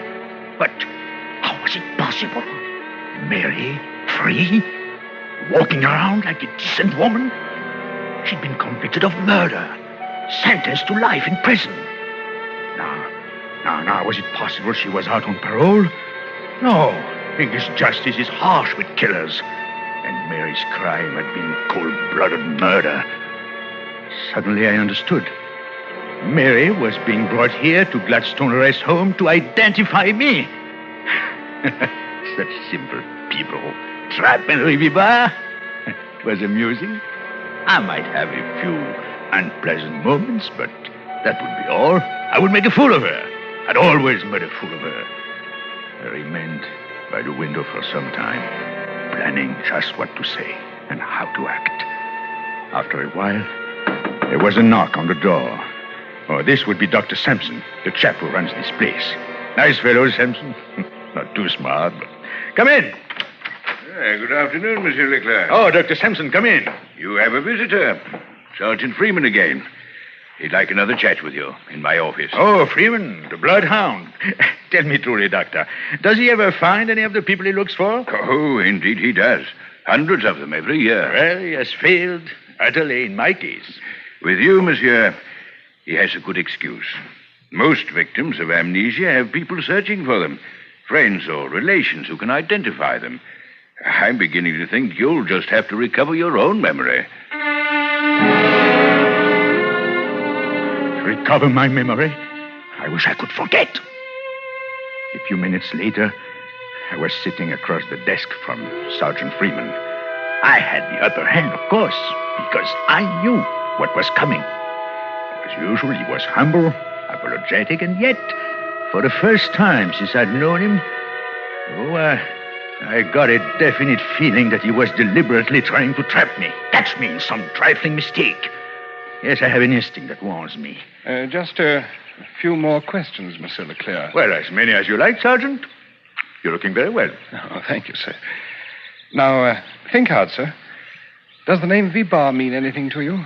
Henri Vibar? Vibar? Vibar. No, I can't say it does. How about Falmouth? Ever spend a summer at Falmouth down in Cornwall? Never heard of the place, Sergeant. Very well. How about the name Willard, an American, retired sea captain? Sickly old fellow in a wheelchair. Oh, tell me more about him, Sergeant. Well, sir, unless we're wrong again, you married his daughter. Oh, a wife and a father-in-law. You're very generous, Sergeant. Did you bring them along? Captain Willard was an invalid. He committed suicide. Felt he stood in the way of his daughter's happiness. Left a bit of money, though, about 10,000 pounds. I could hardly keep from laughing at Freeman. He went on telling how Mary and her father came to England on a visit, how I met her at Falmouth, how her father objected to our romance. Freeman had most of the facts straight, except that Captain Willard did not commit suicide. No, I arranged that little matter. It was quite easy. He suffered from a bad heart condition, took strychnine for it, so I managed to contrive an overdose for him. I put it in his pot of tea. He had bitter tea, I imagine, but then he liked it strong. When Mary and I returned from the beach, he was dead. But he didn't leave 10,000 pounds, more like 5,000. Freeman went on with the stories, on and unless on. I'm, completely wrong. You and Mary Willard were married, settled up Captain Willard's estate, which was practically all cash, then went up to London to live. Now, Monsieur Leclerc, does none of that strike a familiar note? You seem to think it should. Why, Sergeant Freeman? Because you've been identified from those pictures we took of you when you first came here. Really? Who? Oh, the woman, of course. Yes, sir. Mrs. Vibar says you are her husband. Well, she probably discovered that I have money, and... How? How could she possibly know that, sir? Well, you could have told her, Sergeant Freeman. Innocently, of course. It's no secret. Oh, I don't mind, but it makes me a perfect target for designing women. One moment, Monsieur Leclerc. Let's talk about your money for a while. Doesn't it strike you as strange that a man could walk into this rest home, as you did 3 years ago, carrying $200,000 in American money? Why, of course it's strange. Suppose you had committed a crime. Wouldn't it have been a perfect way to elude the police? Yes, but if I were a criminal, you would have my fingerprints. You said so yourself 3 years ago. Remember? You came here carrying nothing but money. No extra clothing, no papers, nothing by which you could be identified. Now, Sergeant, what sort of crime are we discussing? Murder? It would have to be murder. You detectives. And who did I kill? Well, to be honest about it, we don't know. Oh, just anyone. To be this woman's husband, I must have murdered somebody. Well, that makes her very attractive, I'm sure. Tell me, did she help me with a job? She was tried for the murder, convicted, and sentenced to spend the rest of her life in prison. Would you care to hear about it? Well, not particularly, but it's part of your job, and we've rather taken over Dr. Sampson's office. That's quite all right. I find this very interesting. Well, it's not interesting to me, because Freeman had the story all wrong. He just knew Mary's side of it, and there was so much she didn't know. We buried the old man, got married, collected the old man's insurance, then went up to London to live. It was very nice for a few months, but the money didn't last long. Very soon I was broke. Nasty feeling, being broke. Makes me nervous, uncertain of myself. Fortunately, just as things were getting really bad, I met an American friend, a chap I had met in New York a few years before, named Nate Blackburn. He had a lot of American bonds, hot bonds he called them, but he didn't know how to dispose of them. It was a simple matter for me, with my connections on the continent. Blackburn stipulated one thing. He wanted to be paid in American dollars. That delayed matters for a few days, and finally, when I received the money, I decided not to share it with Blackburn. So, instead of keeping my appointment with him, I went to my hotel, sent Mary out on a fool's errand, and packed my grapes for a quick disappearance. I'm very clever at quick disappearances. I was all packed, ready to leave, when there was a knock on the door. That startled me. If Blackburn didn't know where I was living, and Mary couldn't get home for an hour, who could it be? Again the knock. My nerves steadied down. They never fail me in a tight spot. Hello? What is it? Sergeant Randall, Scotland Yard. Well, what do you want? Some information, that's all, sir. Did you attend the Palladium last night with a man named Nate Blackburn? Why, yes, I did. What about it? We're trying to find Mr. Blackburn. Do you have his address? Now, look here. I'm trying to catch a train. I know very little about Nate Blackburn, except that he is a thoroughly respectable businessman. You've been misled, Mr. Vibar. Nate Blackburn's a bad one. Tell me, Did he talk to you about bonds? Bonds? What sort of bonds? Stolen bonds, Mr. V-Bar. They're part of an American post office robbery during which 2 policemen were killed. Only today we traced the bonds to Nate Blackburn. But he seems to have disappeared. Now, this is too silly. Please, clear out. See me some other day. Oh, too bad, sir. I can't. We must get Nate Blackburn's address. Well, suppose I say I don't know it. Oh, I can't accept that, Mr. V-Bar. Perhaps you better come along with me to the yard. If you can convince Captain Nichols... Now, one moment, please. Blackburn did give me his address. Well, if I remember it and give it to you, will you go away and stop bothering me? Mr. V-Bar, I asked you a simple question. All I want is an honest answer. All right. I'll give it to you. Blackburn lives at the Afton Hotel, Suite 618. You dirty, rotten, scurvy rat. No. I mean it. He's probably there right now. Here, I'll get him on a telephone. Never mind the phone. Of course he's there. Waiting for you to show up with our money. Where is it? What became of your English accent? Come up with that dough and quick. Well, I don't have it. I put the money in the mail. I've been tailing you all day. I saw you sell the stuff an hour ago. Come on, V-Bar. I want the money. That gun doesn't frighten me. You wouldn't dare kill me. No, but I can put a couple of slugs in your legs. How about that? Want to be a cripple the rest of your life? No, wait. Wait. I intended to deliver the money to Nate personally, but, well, since he doesn't trust me... Now, please, put that gun away. There, that's better. I have an aversion to firearms. Where's the money? There, in that grape on the table. Huh? The small one. Good. Old bills. Not in sequence. Can't see any marks. Drop that money. Huh? Hey, what's that thing? A gun? Put that money on the table. Let's see that gadget. Stand still. Don't move. Don't tell me it shoots real bullets. Stop. Stay where you are. Stay away from me. Give me that thing. Stop, I said. I'll shoot. Come on, hand it over. No. You jerk. You silly... He fell dead right at my feet.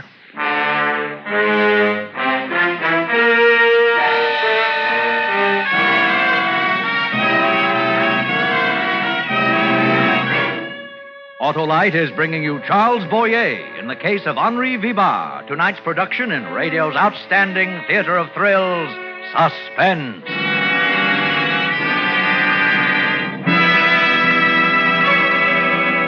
Hey, Dora, what's the matter? You look blue. Filbert just called. His car wouldn't start because the battery's dry, and now we can't go to the dance. Dry your eyes, my pretty neighbor. I'll lend Filbert my car. Oh, gee, thanks, Mr. Wilcox. You're wonderful. No, not half as wonderful as the Autolite Stay Full battery, the battery that needs water only 3 times a year in normal car use. If Filbert knew that, he wouldn't be stuck. Oh, now, don't be hard on poor Filbert. He just hasn't heard that the Autolite Stay Full battery has a fiberglass retaining mat protecting every positive plate to keep the power-producing material in place for longer battery life. Why, in recent tests, based on SAE life cycle standards, Autolite Stay Full batteries gave 70% longer average life than batteries without Stay Full features. I can hardly wait to get started. Well, you don't have to wait to get started with an Autolite Stay Full battery. It's a demon for starting stamina and needs water only 3 times a year in normal car use. I'll tell Filbert to remember. You're always right with Autolite. And now, Autolite brings back to our Hollywood soundstage our star, Charles Boyer, in the case of Henri Vibar, a tale well calculated to keep you in suspense. It's a terrible thing to kill a man like that, to see him go limp and pitch forward on his face. Just the memory of it made me sick. I must have betrayed my feelings because Sergeant Freeman stopped whatever he was saying.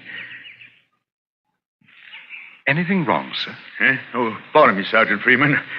My mind strayed for a moment from what you were saying. But you look ill, monsieur. What? Are you sure you feel all right? I'm quite all right, Dr. Sampson.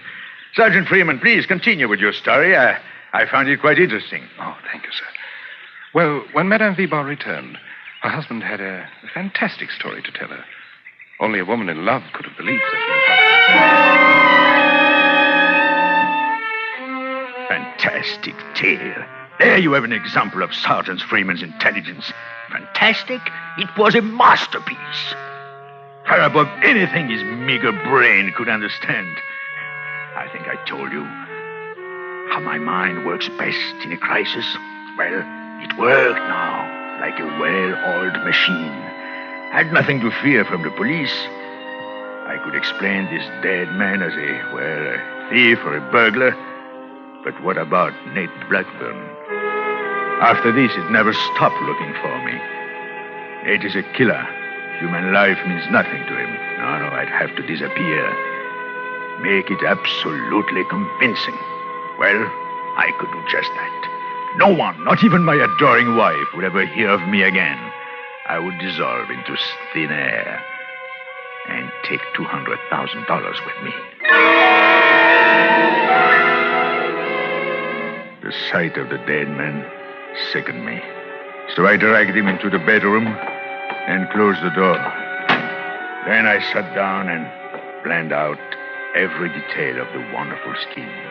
Of course, I wiped my fingerprints from the little gun I had used and left it on the table where my wife would be sure to handle it. Funny thing, Nate and I had talked about fingerprints. He had bragged that none of his men had ever been fingerprinted. Neither had I. Maybe that's what gave me the inspiration. By the time Mary came home, I had every detail of my plan. Hello, dear. Your man didn't show up, maybe. Henry, what's the matter? Mary, I'm in trouble. Trouble, dear? What? I killed a man. Henry, don't fool about such things. I'm not fooling, Mary. Look, here. Oh! No, don't go in. Henry, who is it? How did it happen? Good girl. I was afraid you'd go to pieces. Never mind me. What about you? Well, I'm in for it, I guess. No, it couldn't have been your fault. You wouldn't hurt anyone. Please, Henry, how did it happen? Well, this man in there, he gave me some bonds, asked me to sell them for him. I lost them. Don't ask me how. Some thief must have picked my pocket. Anyway, this man came up here today and demanded the bonds or the money from them. I tried to explain, to reason with him, but he wouldn't listen. He got rough, and I managed to get that little gun of yours. We struggled for it. It went off and... No. But it was self-defense. Oh, what English jury would believe that? The man did give me the bonds before witnesses. Who would believe I didn't sell them and keep the money and then kill that man to keep him from talking? We've got to be practical, Mary. Did you call the police? No.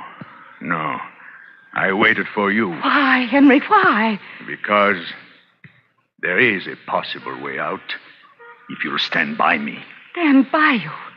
Why, I'll do anything you say. Mary, it will take nerve.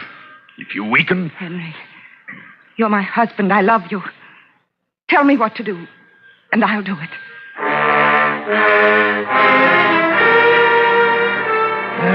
If all life's problems were as simple as women. I told her my plan. The dead man looked like me in a general way. My size, black hair, eyeglasses. And after he dropped 20 floors to the street, he wouldn't have any features. Mary would simply hurry downstairs, perhaps a bit hysterical, which shouldn't be difficult in the circumstances, identify my broken body, and allow herself to be consoled. Could be suicide or an accident, whichever suited her. Only she forgot. She forgot about the bullet in the man's body. Yes, the bullet that would convict her of killing her own husband. My plan was a great inspiration, but it had one terrifying angle. To make identification complete, I had to change clothes with a dead man. That was a fearful ordeal, a nightmare, but it had to be done. It was almost too much for me, but I think I told you, I'm equal to anything if I put my mind to it. But I'll take to my grave the horrible memory of dragging that body to the bedroom window and pushing it through.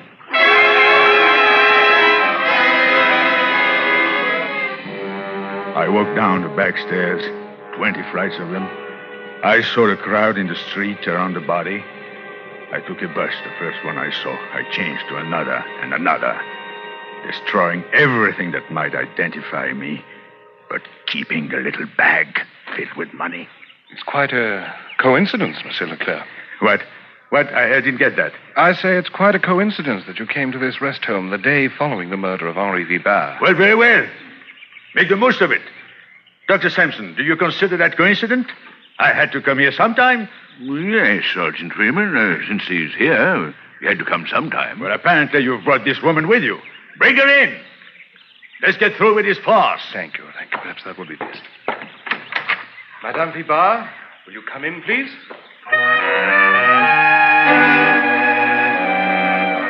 A big moment. And I wasn't even excited. I'm like that.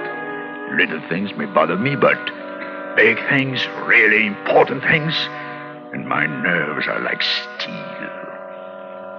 Mary walked into the room. I looked at her without a flicker of an eye. She was a changed girl. Now, so different from the girl I married. Prison does that, I suppose. She was looking at me. Our eyes met and held.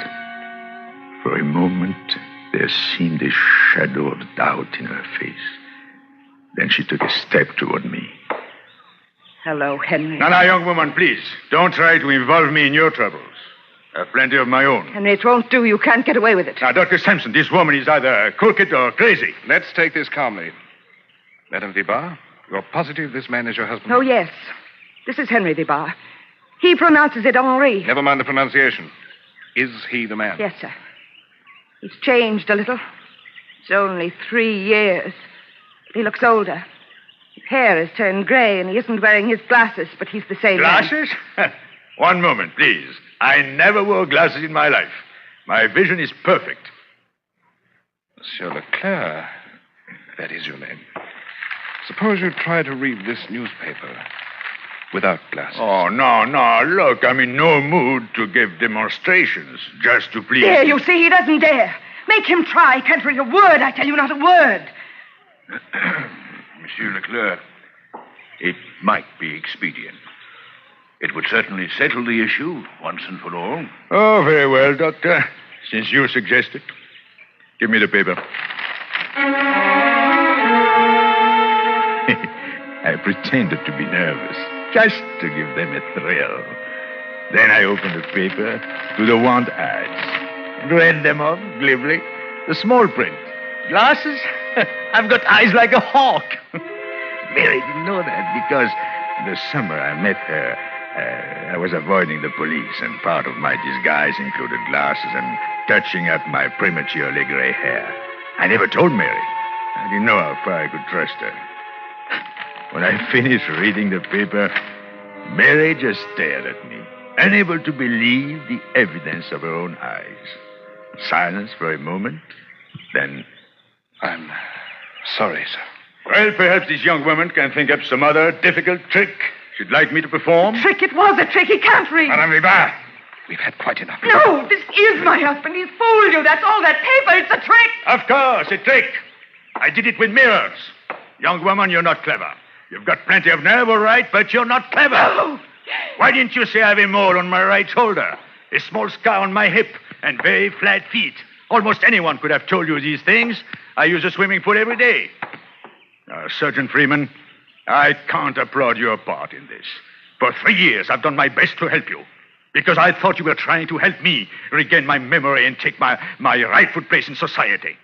But I must tell you, sir, I no longer feel that way. Not after you tried to connect me with this jailbird. Jailbird. That's right, Henry. I'm a jailbird, and I deserve to be. I helped you, and that was wrong. But don't think you're safe. I'll rot and die in prison, but you won't know about it. You'll be dead. For heaven's sake, take this woman away. Yes, Sergeant. Come along, Madame Vibar. No, let me tell him something. Have you forgotten Nate Blackburn, Henry? Well, he hasn't forgotten you. Blackburn? Nate Blackburn came to me in prison, and I told him the whole thing. By tomorrow, he'll know right where to find you. He knows. Now. There, in the doorway, stood Nate Blackburn, a gun in his hand. He was smiling. Dr. Sampson and Freeman started forward, but he waved them back with a gun. No one spoke as he walked across the room and stopped in front of me. Hello, Frenchy. Well, there's some mistake. Yeah, but you made it, Frenchy. I had a hunch you'd get together with your wife, sooner or later. I spent a lot of time and money keeping an eye on her. Look here, my man, put away that gun. That sort of thing doesn't go in this country. You're right, Copper, I know. Only this is a special occasion. You won't get a mile away. I know that, too. No, Blackburn, I'll give you the money. What money? Will that bring back Jack Randall? Will it put this girl back in circulation? Ned, listen to me. I can explain if you let me. It wasn't like you think at all. Nate, we used to be pals. Remember? New York, San Francisco, Paris. We had lots of fun. I bailed you out in Rio. I'll make good, Nate. I swear I will. Only... No, don't. I can square it. So,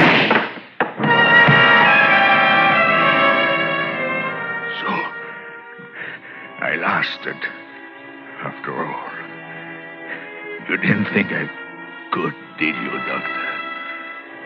You don't know me? Anytime I really try, I can... Dr. Sampson, can you sign this confession? I doubt it, Sergeant. He's too badly off. Yes, I can...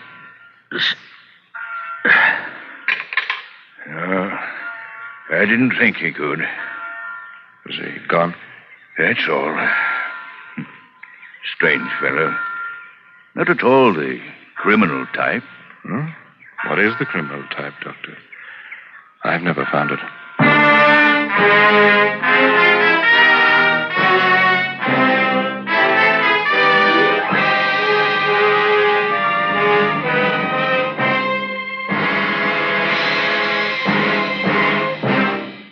Suspense, presented by Autolite. Tonight's star, Mr. Charles Boyer. Mr. Wilcox, why do you always say you're always right with Autolite? Because, little jitterbug, it's true. Autolite makes more than 400 products for cars, trucks, planes, and boats in 28 plants coast to coast. These include complete electrical systems used as original equipment on many makes of America's finest cars. Generators, coils, distributors, voltage regulators, wire and cables, starting motors, electric windshield wipers. All engineered to fit together perfectly, work together perfectly, because they're a perfect team. Don't accept electrical parts supposed to be as good. Ask for and insist on Autolite, original factory parts, at your neighborhood service station, car dealer, garage, or repair shop. Remember, you're always right with Autolite.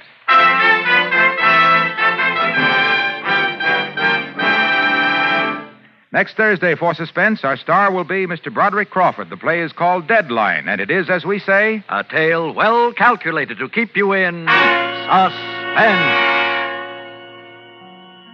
Tonight's Suspense play was produced and edited by William Spear and directed by Norman MacDonald. Music for Suspense is composed by Lucien Morawek and conducted by Lud Bluskin.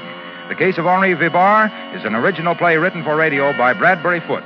Charles Boyer may soon be seen in the Douglas Sirk production, The First Legion. You can buy Autolite Stay-Full batteries, Autolite standard or resistor spark plugs, Autolite electrical parts at your neighborhood Autolite dealers. Switch to Autolite. Good night. This is CBS, the Columbia Broadcasting System.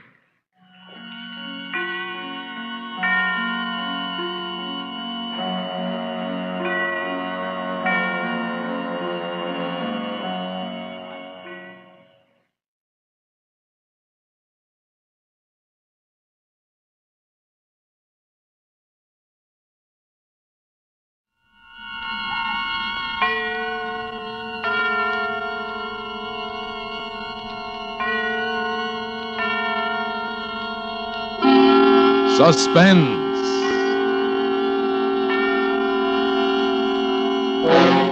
Autolite and its 96,000 dealers present tonight two stars, Mr. Charles Lawton and Miss June Havoc, in Blind Date, a suspense play produced and edited by William Spear. Say, Hap, have you heard the one about the car that lost its head in a clutch, got its block knocked off, and hasn't had a break since? Slow down, Harlow. That story won't hold water. Well, maybe not, but here's one that will. The story of the Autolite Stay Full battery, the battery that needs water only 3 times a year in normal car use. Autolite Stay Full batteries with their greater liquid reserve help to eliminate one of the major causes of battery failure. Still more, Harlow? I'll say, Hap. Autolite Stay Full batteries have extra protection with fiberglass retaining mats for longer life. Why, in tests conducted according to SAE life cycle standards, Autolite Stay Full batteries give 70% longer average life than batteries without the Stay Full features. So, folks, get an Autolite Stay Full battery. And remember, you're always right with Autolite. Oh, and a reminder, Suspense on television may be seen in many parts of the country every Tuesday night. And now, with Blind Date, and with the performances of Charles Lawton and June Havoc, Autolite hopes once again to keep you in suspense.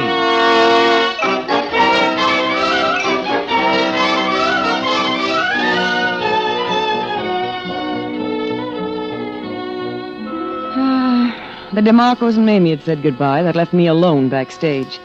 I'm always late anyway. 8 acts on the bill, and I'm always the last to leave the theater.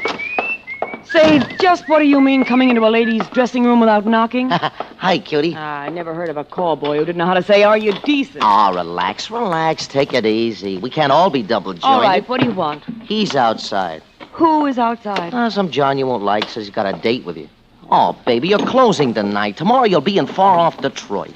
Then you'll wish you'd done the loop with me once. Come on, let's you and me do our own circuit tonight. I have a date, thank you. Oh. Now, will you go out and tell him to come in, if you please? You can do better than him. Yeah? Yeah. Me. Oh, you got real talent, honey.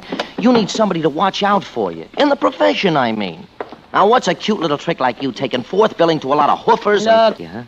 Oh, Gloria, baby, this is your last night. I told you before, I don't like to be touched. By you or anybody else. Hey, I'm beginning to think you mean it. Get out of here. Okay. Your stage door Johnny ain't gonna be no improvement. Believe me.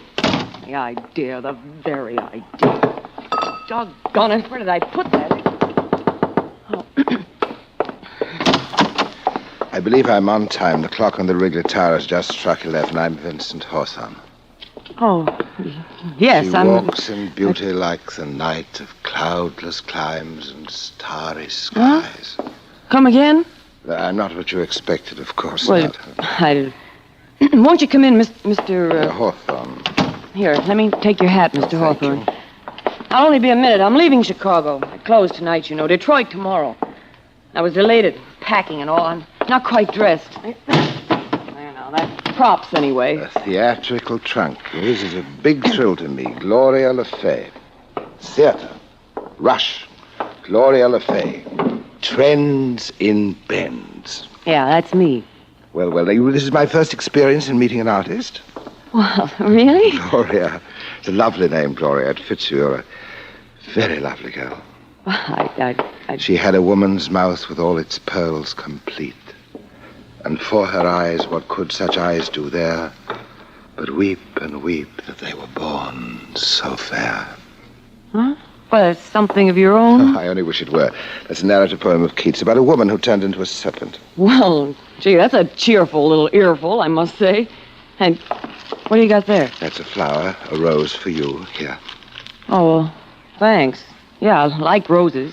I thought it would look nice in your hair, Gloria. Oh, yeah, well, thanks a lot. That's real nice. For your hair, yes. Thanks. And this. Now, this is something for both of us. Is that whiskey? No, hardly. It's wine. It's Chablis. It has a fine bouquet. Should lend a note of cheer to our little dressing room, And 2 glasses. See, I thought of everything. Fine wine should always be sipped from crystal, don't you think? I planned on going out and then... Oh, yes, certainly, but I thought... I'll only be a minute. I'll finish dressing behind the screen. Say, Mr. Hawthorne. Oh, yes? What's your first name? Vincent, my dear. Oh, say Vincent. Oh, thank you. Vincent, just so we get everything clear on both sides, it's a funny situation, you see, because I don't quite know Are you concerned because we are having what is called a blind date? Yeah, that's it. Yeah, you read my mind. I just wanted it to be understood on both sides that I am not in the habit. Of course not. But lately, I've been thinking that after all, how is an artiste like myself, who spent practically all of her life training for a profession and then finally goes out on the road since vaudeville's coming back now, you know, How's she ever going to meet people? Yes. You get the point? Certainly, of course I understand that completely. We'll just have our little midnight supper. I was and then coming to that's that. When I was a little girl... Say, by the way, did you ever catch an act called Diane? all. Diane, I'm not positive. Well, you'd hardly have forgotten her if you had. Diane was my mother. Oh, indeed. She was An acrobatic dancer, yeah. It's almost entirely her act that I'm doing. Really? Well, when we were playing Chicago once, when I was a little girl, we went to a little restaurant off the Gold Coast which enjoyed largely theatrical clientele. It's called Gregory's. I thought we'd go there. Are you game, Mr. Hallford? It sounds delightful. You say that your mother is dead? Yeah. Diane died 3 months ago. I'm terribly, terribly sorry, my dear. Well, thanks. I'm sorry. They say the You were food very at close Gregory's to your is mother, weren't you? She was an artiste, too. And she taught you how to accomplish all of those remarkable feats that you've been performing on the stage. Diane taught me everything I know. It's really remarkable what you do at the end of your act. When you stand on that chair and bend all the way back so slowly and then take the goblet of wine with your teeth and drink it. Well, thank you. I've worked hard. Of course, either you are double-jointed or you're not. Of course. What did she die of? You might say that when vaudeville began to die, Mother began to die, too. It wasn't the money, but with radio, and you see, you have to see a dancer, and radio... In view of those circumstances, you could almost say that your mother was murdered. Say, where do you live? I was born in London. London. We were thinking about playing Australia once. London is a great many miles from Australia, Gloria. Gee, I'd sure like to get over to London. They say Australia is London great. is a very lonely place. Palladium, I'll bet that's the It's biggest. full of lonely people. Oh, say, let's not... The world is full of lonely people, Gloria. In your short lifetime, has that fact come to your attention? Well, really, that kind of talk can ruin an evening. If you're going to talk like that, I don't know about us. Well, here we... Hey, what are you doing? Put away that knife. I'm just opening our bottle, Gloria. Oh, I told you I don't want to drink here. I want to go to Gregory's. Come on, let's put the show on the road. Well, here's one for the road. A little glass of wine will do us both good. No, I don't like the looks of that knife. Nobody needs a knife that big to open a bottle with. This is a trick knife, see? You press the little button and the knife's gone, just like that. It disappears into the handle. Well, I don't like it. People get hurt with knives. No, you're wrong. You're wrong about that. People get... a knife's a very handy instrument. Oh. A good knife is hard to find. A good knife is a friend, Gloria. The only friend you can depend on sometimes. They say steel is cold, but it's really warm. It's warm as the human body. Well, just for your information, I don't like your knife, and while we're at it, I don't think I like you either. I'm very sorry, Gloria. I'm sorry that my knife frightened you. I don't know. I think maybe you'd better go. And Please, Gloria, don't be angry with me. I'm most anxious to take you to Gregory's, where you once went with your mother many, many years ago. I don't know. I think... We'll have something that you didn't have at that time, champagne. Huh? Well, In a quiet corner by candlelight, there'll be music. Gee, what does a girl do when she draws a gentleman like you, huh? Why, she has a little glass of wine to celebrate.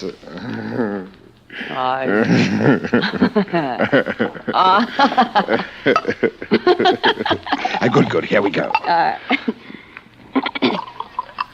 You haven't said anything about my dress. One for you. Thanks. One for me. All right. Here's to a pleasant evening, Vincent. No, Gloria. Here's to us. Well, okay, then. Here's to us. Yeah, that's a little better. Look nice. Vincent, I'd like to ask you a personal question. Certainly. What does somebody like you do for a living? Oh, I was a part of Rembrandt and Silver's. Yeah? Sounds like a soft shoe act. No, they're wine merchants. Oh. Why? Gloria, when you bend back like you do and you drink out of that glass, is that wine you drink? Oh, of course not. That's only colored water. Oh. Did you know that the cork in the bottle is sometimes more expensive than the wine itself? You don't say. Yes, it's imported from Spain, you know. Imported, that's what costs the money, you see. What? You know, another thing I have wondered about. Is it true that it's bad luck to whistle in a dressing room? Oh, that's silly. That's a chorus girl superstition. Artists, they don't worry about that. Oh, I see. I'm most grateful that you answered my note this afternoon. Vincent, why did you send the note to me with those 6 beautiful Cardoza sisters on the same bill? I thought them very ordinary girls. They weren't the least beautiful, not beautiful like you. No? Well, no. What made you answer my note? I had 3 birds this morning. Birds? Uh-huh. Tea leaves. Oh, yes. That means good luck, you know. And then when I got your note, naturally, I took it to Mamie. She does handwriting, too. And she said, you must be a fine gentleman. And otherwise, I wouldn't have answered you because I've never had a blind date before. Then I'm most grateful to Mamie. Well, I think it's about time we left. Oh, I don't know, Gloria. I see that you have a portable phonograph. Do you travel with that? No, it's an old one. It's no good. It doesn't work too well. I've got to have it fixed. I'm very fond of music, Gloria. What have you got? It doesn't work, Well, honestly. let's try one before we leave. Hey, mister, look, now... What about this one? Moonlight Madonna. Why, that's the music you use in your act. Just play it. I told you that phonograph doesn't work. Oh, come on. Why didn't you... Come on, You're wrong, Gloria. I see that works fine, you see. All right, now, come on. I finished my drink. Let's go. Could we have another one and listen to the record? No. I've had enough, and you've had enough, too. So let's get Must this... you wear that fur piece? For your information, Mr. Wise Guy, this fur piece was given to Diane by Mr. Nat Kalsheim of the Morris office and is practically unobtainable on today's market. You just can't get it nowadays. I can wear this anywhere at all. What I mean, Gloria, is that it doesn't do you justice. Nothing is beautiful enough for a girl with lips. Don't you touch me. Oh. Don't you ever touch me, see? You shouldn't have done that. When I was a little girl, one night I was standing in the wings watching Diane, and a stagehand kissed me on the neck, and I just... Well, he's still carrying the scar on his forehead. I took the heel of my shoe, and I hit him. And he... Listen, don't you ever try to touch me again, see? Never. Come on now. We had our wine, and it's 11:15, and we're going to go. We're going right now, do you understand? We didn't hear the rest of this record, Gloria. You get out. You get out of my dressing room. I do not want to leave yet, Gloria. I'll show you, Hey! What are you... It's no use. I have the key. You have... Bill! Come in here and help me, Bill! Bill is the name of the stage doorman that I met coming in. A liberal gratuity, a gentle hint, and he obligingly left you and me alone. Gloria. And there we were, in the dressing room, backstage in that empty theater. Mr. Hawthorne, his knife, and me.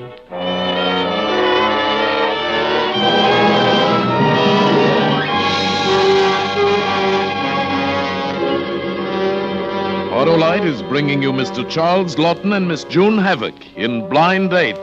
Tonight's production in radio's outstanding theater of thrills, Suspense.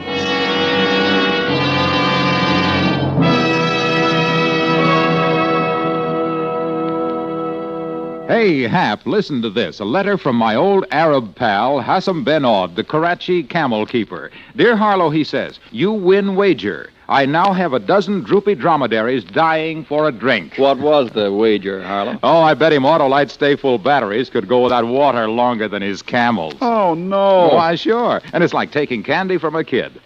Those Autolite Stay Full batteries need water only 3 times a year. And what's more... More? Sure. Autolite Stay Full batteries have more power, are packed with potent pep and punch, more life. Autolite Stay Full batteries gave 70% longer average life in recent tests based on SAE life cycle standards compared to batteries without the Stay Full features. Is that all? No, there's more. More life insurance. Autolite Stay Full batteries have a fiberglass retaining mat safeguarding every positive plate. So get an Autolite Stay Full battery. Remember, you're always right with Autolite. And now, Autolite brings back to our Hollywood soundstage Charles Lawton and June Havoc in Blind Date, a tale well calculated to keep you in suspense. Get out. Get out of my dressing room. There's no reason to be afraid of me, Gloria. You take your while and sit down and listen to the music. Here. I don't want it! Now, why did you do that? Because I don't want to have another drink here. I want to leave. Unlock that door. Now, don't you be impatient, Gloria. We'll leave in a minute. Why can't we leave now? I want to get out for some fresh air. You aren't frightened? No, I'm not. And then why you... You promised to take me to Gregory's for supper. I've done 4 shows a day for 6 days, and I'd like to relax. And tomorrow I've got to go... you would. Listen, I'll even change my fur piece, Mr. Hawthorne. You know, Gloria, loneliness is a terrible thing. You can wander in a city of 1 million people and yet have no one to speak with. And you wander and you think there is no cure for loneliness. And there is a cure. As I watched you there dancing on the stage, I knew that loneliness has a cure. Just a simple kiss will banish loneliness forever. Well, you're not going to kiss me. I'll tell you that much. I don't care how lonely you are. And I'm sick of this record, too.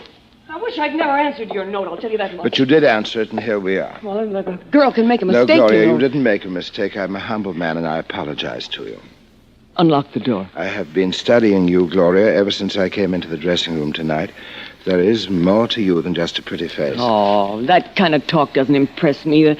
That kind of talk will get you exactly nowhere. Unlock the door. Now, what if I told you that you'd successfully passed the test I really have been testing? Oh, yeah? Yeah, when first I saw you 6 days ago, I knew there was a lot more to you than just a pretty face, and that's why I've been to see you dance every day. I wanted to make sure, and I came here tonight to test you. Well, what do you mean When by I tried that? to kiss you, that was the test. I had to find out what you were like. A man has to be careful, too, about a girl, I mean. And when you wouldn't let me kiss you, I knew you were someone that I could... Oh, Gloria. Yeah, I don't get you at all. Now you're almost as if you were going to cry. I have a confession, Gloria. I have cried a great deal in my life. Really? Have you really? A very great deal. Huh. Well, then, look, now that I've passed your test, you know what kind of a girl I am, don't you? I know exactly what kind of a girl you are, Gloria. All right, and then we understand each other. And I know you and you know me. All right, then, come on, let's put the show on the road. There is just one thing. What? It's your dress. What? So now it's my dress, is it? Yes. First it was with my fur piece, and now it's my It's dress. a very, very beautiful dress, but before we go out, I would like to see you for the last time in the costume you wear for your act. Oh, you would. green Just one, what do you think? I like the green one best with the golden spotlight. Well, it's not here. I've already sent the trunk to the station. And I don't believe that. What's this, then? That's my other trunk. You give me the key, will you? I will All not. right, then I'll open it my own way. Put the knife away, I will told you? you, Gloria, a knife is a very handy instrument. It's a very handy instrument to have. Stop that. Will you stop that? You're going to break the lock. Get away from that trunk. Don't you do that. Don't you ever try to take my knife away from me. Don't you ever try to take my knife away from me. I asked you to do a simple little thing. I asked you to wear your costume for me because you look very pretty in it. A simple thing like that would take only a minute of your time. You say it's packed and shipped, but I don't think it is. I'm going to find out whether it is. It's all right. I am going to find out. There, I got it. And here's the dress right on top. Your beautiful green. I won't put it on now. Do you hear me? I won't put it on for you or for anybody else. And on top of everything else, you've broken my trunk. I just have that lock. Go behind that screen and put it on. I will. Go on. All right. I'll put it on. That's a good girl. You know, Gloria, I didn't mean anything by showing you my knife. It's only just that I want to see you. I want to see you exactly as you look when you're performing on the stage. You're so beautiful, Gloria. Your eyes are greener than the sea. You're so lovely. And all that isn't going to make me forget that knife or what you've done either. I'm just a humble man. I'm a human being the same as you are, but I'm only lonely, Gloria. I'm terribly, unendurably lonely. You've got friends, all Oh, right. how does that go? I have no friends, said Lamia, no, not one. My presence in wide Corinth hardly known. My parents' bones are in their dusty urns, sepulchred where no kindly incense burns. Seeing all their luckless race are dead, save me. Out! And I neglect the holy rite for thee. Have you put on the costume? Yeah. Well, now, here it is. All right, now, you take your look, Mr. Hawthorne. Just... Well... It's lovely. It is. All right, then I can... Yeah. What are you doing? Well, how can you perform without music? Perform? Why else would I ask you to put on your costume? You're going to dance for me. I'm not putting on a special act for anybody. You see, you're not... No, you can't imagine the effect that this has on me. It is the way you twist and turn slowly and silently, so slow, so lovely. And so alone. Oh, so very much alone. Alone, huh? How could I be alone in a theater full of people? You can be alone in a city of 1 million people. You had no one in that theater, Gloria, even though it was crowded. And now here in your dressing room, you have me to watch you, and you can perform for me alone. Oh. Hey, what's the idea of turning off the lights? All but the ones around your mirror. You see, that's your spotlight. Oh, You're on stage now. That's for me and no one else. Don't you scream again. Don't you scream, whatever you do. That upsets me. Look, Vincent, if I do my act for you, if I do it just the way I do it on the stage, only this time just for you, if I do it for you like that, will you please go away? Yes, Gloria. That's all I want you to do. I just want you to do it as if you were on the stage. All right then. Sure.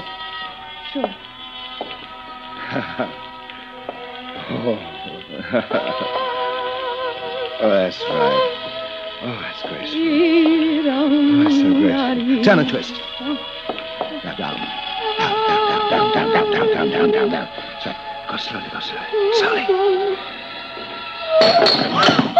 Why can't you do that for me? Why you went clumsy in the theater when all those other people were watching? Honest, I'm sorry. It's such a small room, and when I do my kicks, I can't... Never mind. You go on, will you? No, go on. No. That's right. Easy. Oh, slowly. Please remember to do it slowly.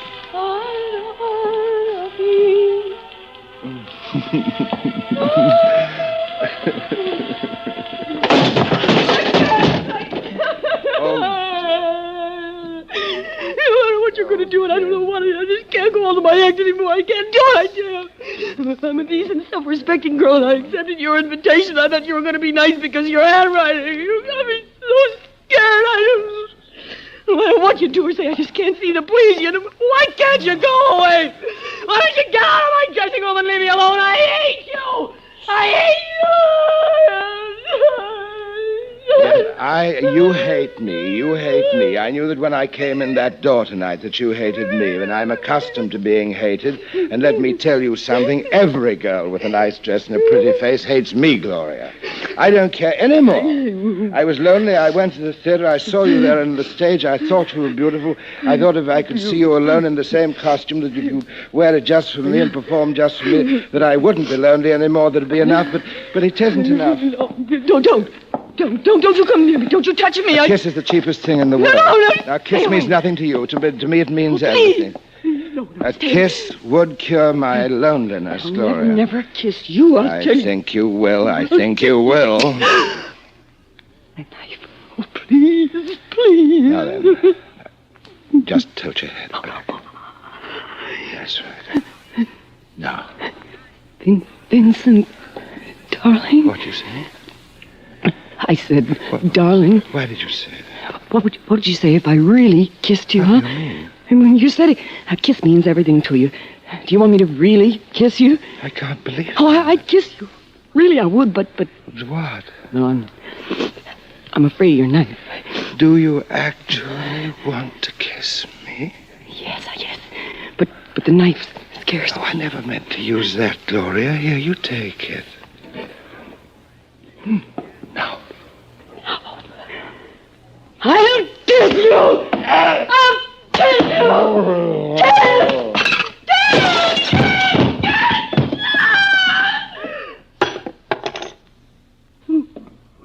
What have I done?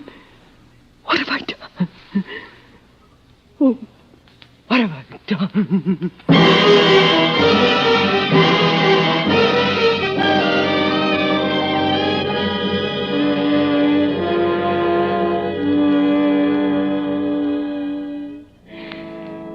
They'd been looking for him ever since he left London. They knew all about him. So they let me go. Self-defense. Loneliness is a terrible thing, he said.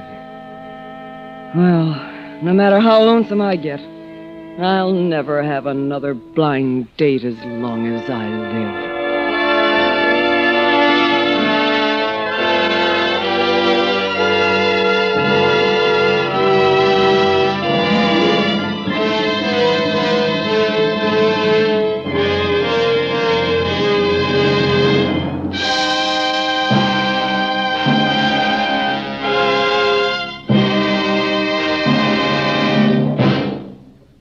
Suspense, presented by Autolite. Tonight's stars, Charles Lawton and June Havoc in Blind Date. Mr. Lawton, if you'll release Miss Havoc from your clutches, I'd like to get her in mine. From clutches to cliches. Well, we might say that, yes, Mr. All right, Lawton. Mr. Wilcox, I'll do that. But I may say that it's being done with a great deal of reluctance, June. Thank you. Mr. Wilcox, I'll bet you want me to tell you about the Autolite Stay Full battery in my car, right? I surely do, June. What is the woman's slant? Well, Harlow, women are traditionally supposed to be unaware of an automobile's innards. However, I'm one who wants to know what's in my car. Well, more women should, for more women drive cars today than ever before. And an Autolite Stay Full battery is my insurance that I'll get to the studio and other appointments on schedule. I get a hurry call, step on the starter, and I'm off. June, you've got the best car starting insurance there is with an Autolite Stay Full battery. It's made by Autolite, makers of over 400 other products for cars, trucks, airplanes, and boats in 28 Autolite plants from coast to coast. Autolite also makes complete electrical systems for many makes of America's finest cars. Batteries, spark plugs, generators, starting motors, coils, distributors.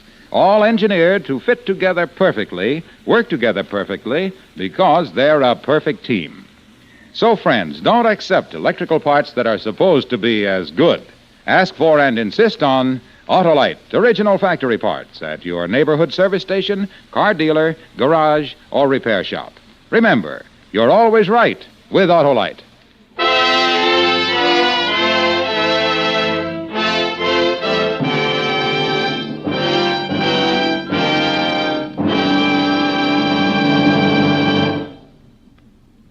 Next Thursday, for Suspense, Van Johnson will be our star. The play is called Defense Rests, and it is, as we say, a tale well calculated to keep you in suspense.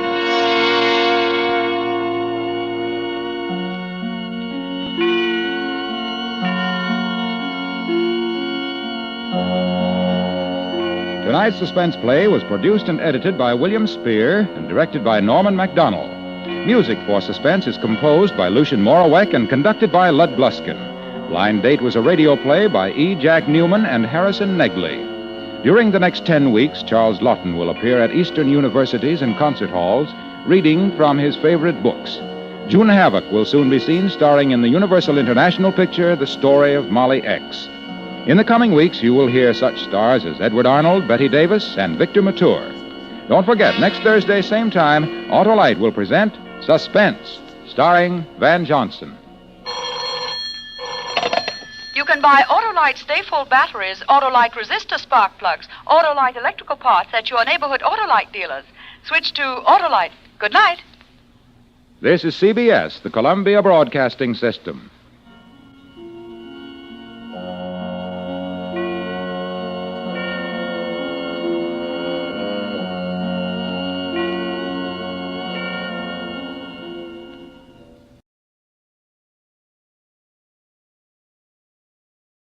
Now, Roma Wines present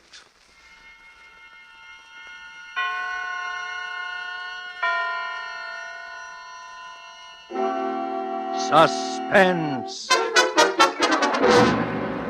Tonight, The Man Who Knew How, starring Charles Lawton. Suspense is presented for your enjoyment by Roma Wines. That's R-O-M-A, Roma Wines. Those excellent California wines that can add so much pleasantness to the way you live, to your happiness in entertaining guests, to your enjoyment of everyday meals. Yes, right now a glassful would be very pleasant. as Roma Wines bring you Suspense.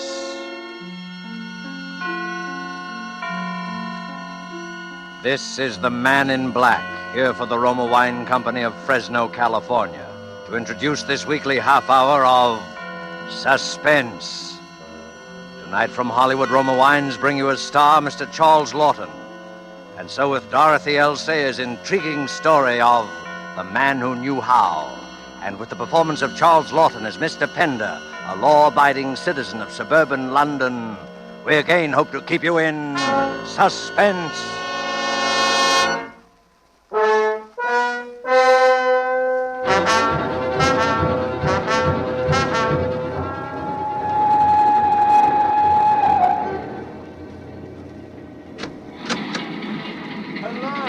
Is this seat taken? Oh, no. You're perfectly welcome, I'm sure. Thank you. I'm glad to see someone come in, as a matter of fact. Night journeys are always a bit tedious, don't you think? Well, I suppose it depends upon one's destination. Oh, yes. Would you like a book to read? I've a copy of Hangman's Holiday here. I found it extremely Thank you very diverting. much. I never read detective stories. They're so inadequate, don't you think so? Well, most of them are rather lacking in characterization and human interest. But on a railway journey, one really has to Well, do I some... wasn't speaking of the characters so much. I meant the crimes. Bungled, you know. Oh, but I don't agree with you All there. these penny dreadful murderers are so incompetent, they bore me. Oh, I say, I think you're quite wrong. The criminals in books are usually a good deal more imaginative and ingenious than murderers in real life. Than the murderers who are found out in real life, yes. Well, even some of those did pretty well before they got pinched. Crippen, for instance. Don't you remember Dr. Crippen? Oh, yes, of course. You know, Crippen need never have been caught if he hadn't lost his head and run off to America. Well, that's the point, you see. He did lose his head. Very good. Yes. No, he bungled the whole business. It could be so simple. Now, just for argument, if you were going to commit a murder, what weapon or means would you choose? Me? Well, let's see. I've never really given it much thought to actually. I know. Yes, I should use a sandbag. A sandbag? Yes, it's worked very successfully in 2 stories I've read recently. A sandbag? Oh, yes. Pardon me, I didn't mean to be rude, but the clumsiness of it all, the elaboration, the lies, the paraphernalia, the alibis, absolutely unnecessary. Oh, no, come. You can't expect committing a murder and getting away with it to be as simple as shelling peas. Oh, you think that, do you? Well, you're mistaken, sir. It can be quite simple. Oh, well, if it's so easy, how would you set about committing a murder? I? Oh, well, that's different. I shouldn't have to think twice about it. You see, I know how.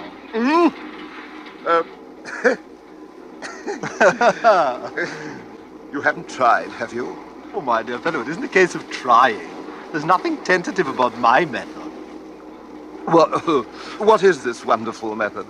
Oh, you don't expect me to tell you, do you? Well, I'd never think of murdering anybody. Oh, yes, you would if you really believed it was safe. We've all of us got a nice little murder locked up inside, just waiting for a chance to come out. Well, why are all these tremendous artificial barriers built up around murder by the church and by the law? Just because it's anybody's crime, that's why. It's as natural as breathing. That's ridiculous. Yes, that's what most people would say, but I wouldn't trust them. Not with sulfate of thanatol to be bought for 2p at any chemist's. Sulfate of what? You think I'm giving something away? Well, I'm not. It's a mixture of that and 1 or 2 other things. You see, all equally ordinary and cheap. Well, for 9p you could make up enough to poison the entire cabinet. Tell me. Of course, it wouldn't do to polish off so many at one time. Might look queer if they all died simultaneously in their baths. In their... Why in their baths? Well, that's the way it would take them. It's not the mixture alone that does the trick. You see, it needs hot water to make the stuff take effect. Just a hot bath, any time from a few hours to a few days after administration. It's quite a simple chemical reaction. It couldn't possibly be detected by analysis. It would just look like heart failure. I've never heard of such a thing. You know, it's very odd how often one seems to read of people being found dead in the bathtub. Have you noticed? No. But look here. If nobody is fit to be trusted with this potent formula... I'm not to be trusted either. Exactly. Well, that's true, but it's past praying for now. I know the thing, and I can't unknow it. Unfortunate, perhaps, but there it is. Huh. Are we slowing down? Yes, this is rugby. Rugby already, dear me. I must get out here. I have a little business to do at rugby. I'm most indebted to you, sir. I've been quite entertained with your secret formula. Thank you. Just a moment. What did you say was the name of that stuff? Sulfate of... Now look here. If I were you, my dear sir, I'd just put it out of my head and forget it. Now, there's a good fellow. Forget it. Yes, yes, that would be better. I will try to forget it.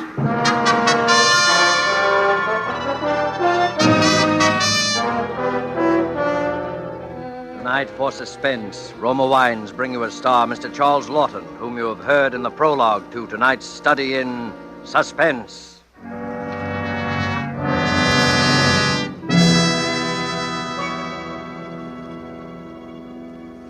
Far to the south of us is our good neighbor country, Ecuador. Let's imagine ourselves there now, dining on the roof terrace cafe of the exclusive Hotel Metropolitano in Guayaquil, Ecuador. Near us, an American has just complimented his hosts on the magnificent dinner, to which his host quickly responds, "Ah, yes, it is true that our foods are famous. But from your land comes a rare delicacy also. It is this superb wine, so excellent that we in Ecuador import it from your United States. My friend, I drink to you in your own delicious Roma wine." Our Ecuadorian friend is right, for Roma wine's superb quality has won such favor in many far places that they import it, enjoy it as a rare luxury. But not so here in America. Here, millions know and enjoy Roma wines as an inexpensive, everyday delight, at meal times and when entertaining. So many, in fact, that Roma is America's largest selling wine. With no high import duties to pay nor expensive shipping costs, you enjoy these distinguished wines for only pennies a glass. Ask for Roma wines, which bring you old-world winemaking skill, plus Roma's own modern controls and testing. That's R-O-M-A, Roma Wines, America's largest selling wine, made in California, for enjoyment throughout the world. And now it is with pleasure that we bring back to our soundstage Charles Lawton in The Man Who Knew How, a tale well calculated to keep you in suspense.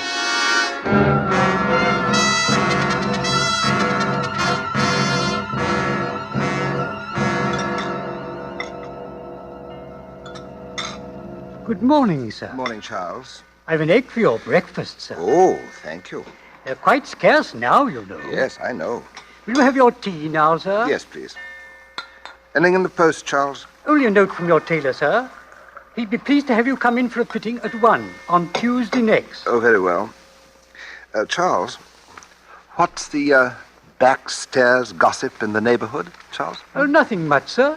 Mr. Skimmings, the old gentleman in number 11, had a falling out with his nephew and has drawn up a new will, they say. Oh, really? Yes. He's left everything to his housekeeper, Mrs. Digby. Well, she's been with him nearly 20 years. That reminds me, Charles. I should draw up my will, you know, one of these days. Charles, I shan't forget you. You've been more than loyal to me, Charles. Thank you, sir. Charles? Yes, sir? Charles, has it ever occurred to you that an unusually large number of people die in bathtubs? In a bathtub, sir? Yes. You know, they seem to have a heart attack while in their bath, and they never come out of it. It's a common occurrence, I dare say, sir. There was one in the paper like that this morning. There was? Yes, sir. Right on the front page it was. That's how I happened to notice. Here, it's this account, sir. Oh, wealthy manufacturer dies in bath. Mr. Brittleseed was, sir. of the Brittleseas Engineering Works at Rugby. Rugby? Did you know him, sir? No, I didn't know him. I believe the paper says his wife found the poor man. Heart failure. That's a very peculiar coincidence. What, sir?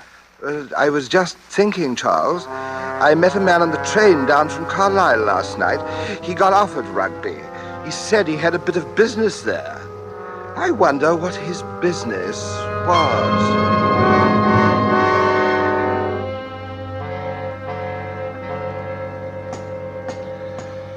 Oh, Charles. Charles, there's someone at the door. Oh, dear me, the bell must be out of order. Charles! Where is that other slipper? Damn me. Charles! All right. Just a moment. Is anybody there? I'm coming. Oh, Mrs. Digby. Oh, I didn't mean to rouse you, sir. Oh, but Mr. Skimmings never kept a phone in the house, sir. And oh, sir, perhaps you could tell me who to call. Step inside, Mrs. Digby. Now, what precisely seems to be the trouble? Well, I thought he was a long time in the bath, sir. But I never dreamed. Oh, dear me, has Mr. Skimmings been taken ill? Is that what the matter? Worse than ill, sir. All blue he is. Dear me. If only I'd looked in sooner, sir. But you know, a gentleman in his bath, how it is, sir. Oh, yes, of course. I must say, I've always been afraid something of this sort might happen. The old gentleman would take his bath so very odd. Probably had a slight stroke, Mrs. Digby. I dare say the doctor will be able to bring him round. Not likely, sir. From the look of him, he's been dead for some time, sir.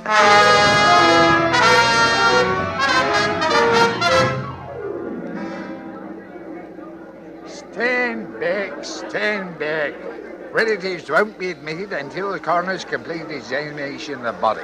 Hello. Would you have a look at this card, please, officer? Who did you want to see in there, sir? Mrs. Digby. You'll find her in the library, giving testimony, most likely. Oh, yes, they've discovered the will, I imagine. I don't know nothing about that, sir. Well, I'll just run in and have a look round, eh? Officer! Yes, sir? Who was that man who just went into Mr. Skimmings' house? Search me. Why did you let him in? He persuaded me, like. Do you realize, officer, what you may have done? Of course, officer, I have no right to say it, but that man may have gone in there to destroy evidence. What evidence? Oh, I get it. You're one of them there sensation seekers, barking at the wrong team, my lord. There ain't no murder case here. The old bloke died of heart failure. Yes, I know. While taking a hot bath. Well, it happens every day. 5 or 6 cases right round this neighborhood in the past month alone. I've been keeping track of them, officer. Did you know that in every single one of these cases, the persons who died left quite a lot of money? I wouldn't be surprised, sir. This is a wealthy neighborhood. All right, then that's my number, Mrs. Digby. Keep me informed of any unusual development, huh? I will that, sir. There he is, officer. There he is. That's the man, all right. What man's that, sir? Well, hello. We meet again. Yes. I rather imagined we would. Did you know the old gentleman, Mr. Skimmings? Only to speak to on the street. Oh, then you live near here, eh? Oh, yes. 4th house down. I'm just going back. Mind if I walk along? Oh, no, of course not. Odd our meeting again like this, isn't it? Most peculiar. Do you live in these parts, too? I? Oh, no. I was only here on a little matter of business. Yes. Last time we met, you had a business at Rugby. Oh, yes, so I had. Well, my business takes me all over the country. I never know where I may be wanted next. It was while you were at Rugby that silly old Brittlesey was found dead in his bath, wasn't it? Why, yeah, there's a funny thing, coincidence. He left all his money to his wife, I believe. She's a rich woman now. Good-looking girl, a lot younger than he was. This is my gate. Oh, already? Will you come in and have a drink? Why, yes, thanks. I should like to very much. I trust your wife won't object to this intrusion. I have no wife. Oh, bachelor's quarters. Yes. I do myself quite well, under the circumstances. Oh, you're right. This is capital. Would you give me your hat? Oh, thank you. I think my man has gone off to bed, but I dare say we can manage. It's this way, please. Oh, that fire looks good. Do you take soda? Yes, please. It is remarkable how many people have been found dead in their baths lately, isn't it? You think it's remarkable, huh? Well, I suppose... I don't know, perhaps it is. I suppose I've been taking more notice on account of that conversation we had on the train. You know, it is a curious thing how when once your attention is attracted to any particular set of circumstances, that set of circumstances seems to haunt you. True. Let us say, for instance, that you get appendicitis. Now, immediately the newspapers are filled with paragraphs about people who have died of or recovered from appendicitis. True. Uh-huh. You see it mentioned in all the magazines. You discover that many of your friends and acquaintances have had appendicitis. The thing seems rather to pursue you. Yes, that's exactly how it is. And all these bathtub deaths, the sequence of events is the same in each case. The hot bath, the discovery of the body, the inquest, and the medical opinion, always the same, death due to heart failure, following immersion in hot water. Yes. It just makes me wonder, you know how one does, foolishly, whether anybody else had happened to hit on that drug you mentioned. What was the name of it? Oh, I shouldn't think so. I fancy I'm the only person who knows about that. You a chemist? Oh, I'm a bit of everything. Sort of a general utility man, huh? I do a good bit of studying on my own, too. You see, well, I see you've some very interesting books here. Yes, I collect modern first editions. May I see that green volume there? Oh, of course, certainly. I'll fetch it down. It's a Henry James. It's quite a bargain, really. Here we are. Oh. It's a charming book. Yes, indeed. Well, it's a very interesting hobby. Yes. E. Pender, is that your name, Pender? Yes, it's Everett Pender. You have the advantage of me now, sir. Huh? Oh, well, I'm one of the great Smith clans, Yes. and work for my bread. Here's your drink. You're retired, I suppose. Eh? Yes, thank you. Yes, only recently. I was in a bank until I came into this bit of money. Well, you're one of the lucky ones, not married, comfortably fixed. Yes, I dare say you won't be needing any sulfate of xanthic. I didn't quite... Any useful drugs in the near future? No. I shan't be coming to you for assistance yet a while. Besides, how should I find you if I wanted you? Oh, you wouldn't need to find me. I should find you. Never any difficulty about that. Well, I'd best be getting on. No, don't get up. I'll find my hat. Thank you for your hospitality. I don't expect we shall meet again, but we may, of course. Things work out so queerly sometimes, don't they? Yes. Don't they? Good night, Mr. Smith. Good night.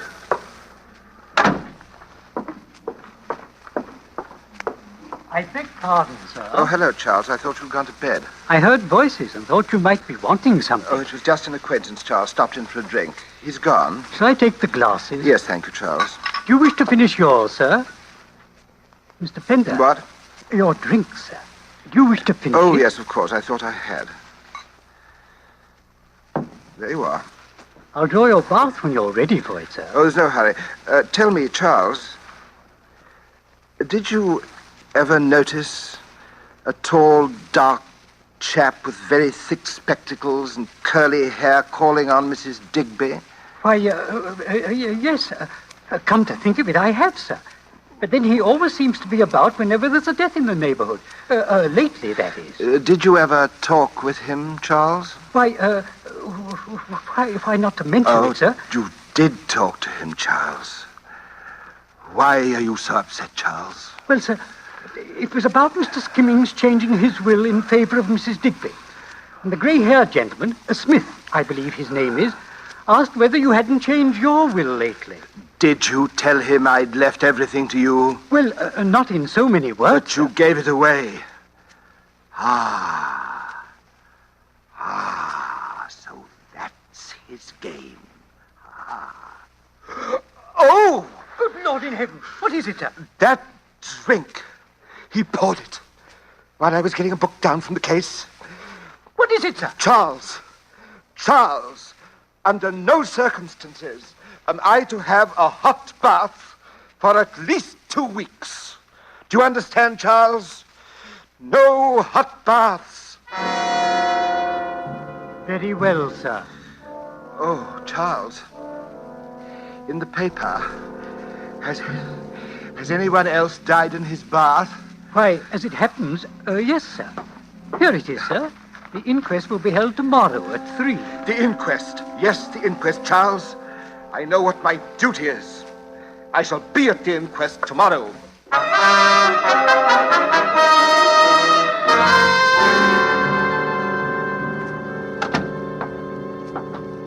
Good afternoon, sir. Hello, Charles. I was not expecting you home for a bit, sir. You didn't stay long at the inquest. I wasn't interested in the inquest, Charles. I went to the inquest only to see if a certain man would be there, and he was there, Charles. He was there as I expected. Yes, sir. The afternoon papers come. There is still another of those bath deaths. Another? Oh, yes. Yes. And they will go on and on unless somebody stops them. Charles, where was this one? In Launceston Place, sir. A young woman this time. It's the most, No, Charles, no. I'm going out again, Charles. I have some business to attend to. Over in Launceston Place, as a matter of fact. Goodbye, Charles.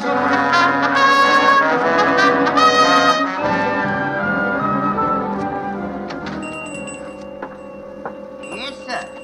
And what can I do for you, sir? Do you have one of those old-fashioned sandbags? Sandbags, sir? The kind one uses to keep drafts from coming in under a door? Oh, yes. Matter of fact, I think we may have one left. Oh, yes, here we are, sir. Not much demand for these nowadays. No, I suppose not. Careful if you use it on a stair landing, sir. One of these fell and hit a woman on the head, case I know of, knocked her out cold. You don't say. Really? Well, I'll be very careful.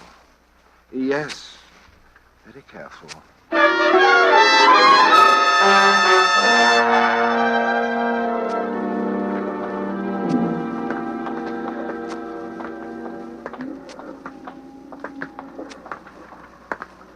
Hello. Bobby, you've got light there? Right, sir. Here you are. Well, thank you. Would you like a cigar to smoke later on? Thank you, sir.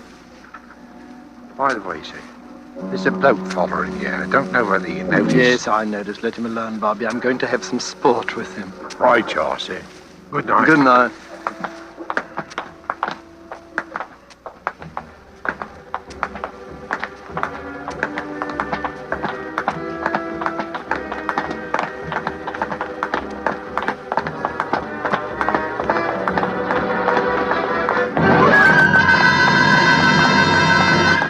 Hello, Panda. Come on out from behind that post. I know you're following me. I've known it ever since I left Launceston Place. You should have told that Bobby to arrest me. Why should I? Because I'm going to kill you. Why ever do you want to do a thing like that? To put an end to one of the most fiendish careers in the annals of crime. You've committed your last murder, Mr. Smith. Oh, come, look here, old boy. My name's not Smith at all. I'm William Barclay, and you... I didn't imagine it really was Smith. Do you actually believe that I'm responsible for all these bathtub deaths? Do you deny that you are? Why should I? You told me yourself you're the only man who knows the formula for the poison. Sulfate of thanatol? Oh, yes, indeed. You have me there, Penda. And you stood to profit by every one of those deaths, didn't you, Mr. Buckley? You have me there, too. Look here, Pender, you're a great reader of crime stories. Haven't you ever wished someone would commit the perfect crime and get away with it just once? Yes, I have. God help me, but I don't anymore. I saw old Skimmings dead in his bath. Blue and horrible. Now, look, Ooh, the man who committed that outrage must die. Now, Pender, look. You, Buckley, you must die. Pender, you're mad. You don't know what you're doing, Pender!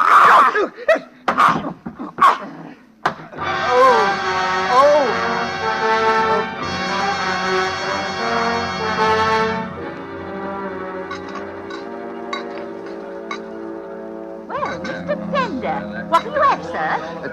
Double brandy, if you please, miss. Warding off a cold, eh? Yes, that's... You don't look at all well, if I may say so, sir. Ought to be home in bed, you, eh? I dare say, yes. Just coin for the phone, Gibbons. Right away, sir. Say, what's up, Tom? Promise not to beat me to the phone, and I'll tell you. Oh, if it's interesting like murder, my paper wouldn't print it anyway. What is it? Bill Buckley, of all people. No. Gone to an inquest. Some woman died in her bath.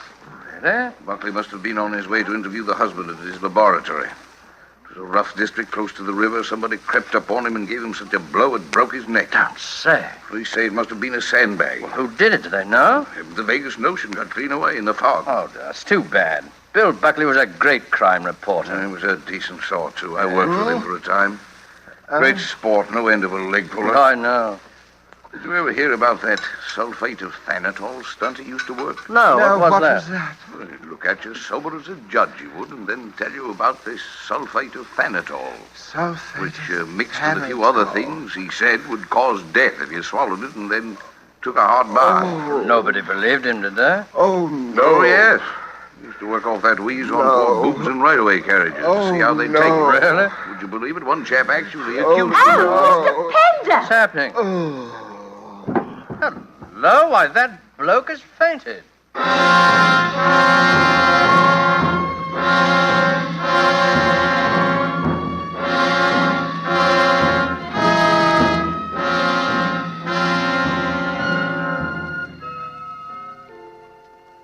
How's the old boy feeling now, Charles? Much better, sir.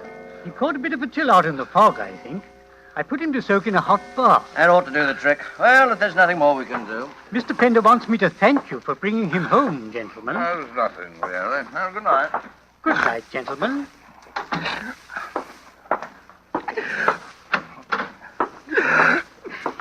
Is your bath hot enough, sir? Mr. Pender. Mr. Pender. I found out the name of that drug, Charles. Sulfate of Xanadol. Oh, sir! Mr. Pender! Mr. Pender! He's dead.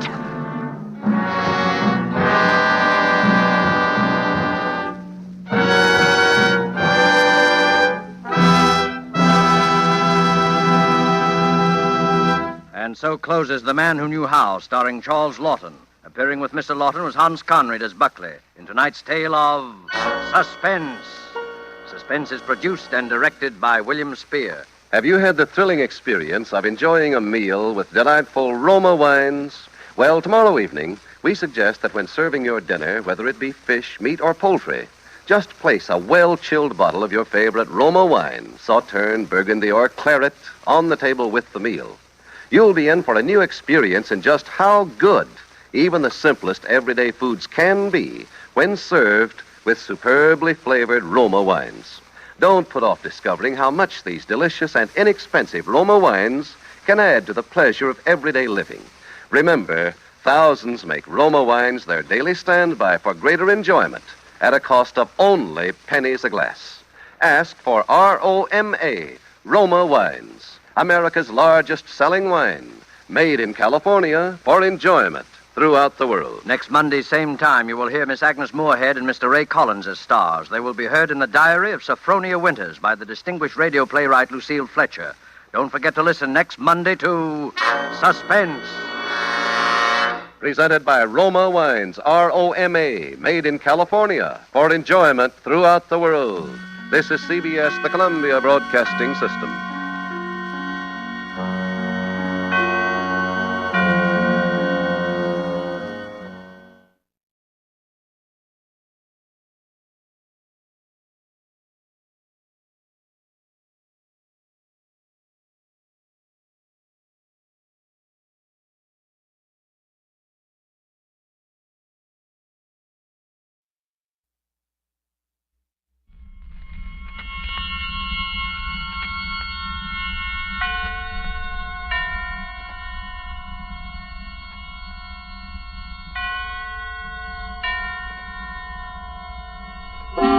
Suspense.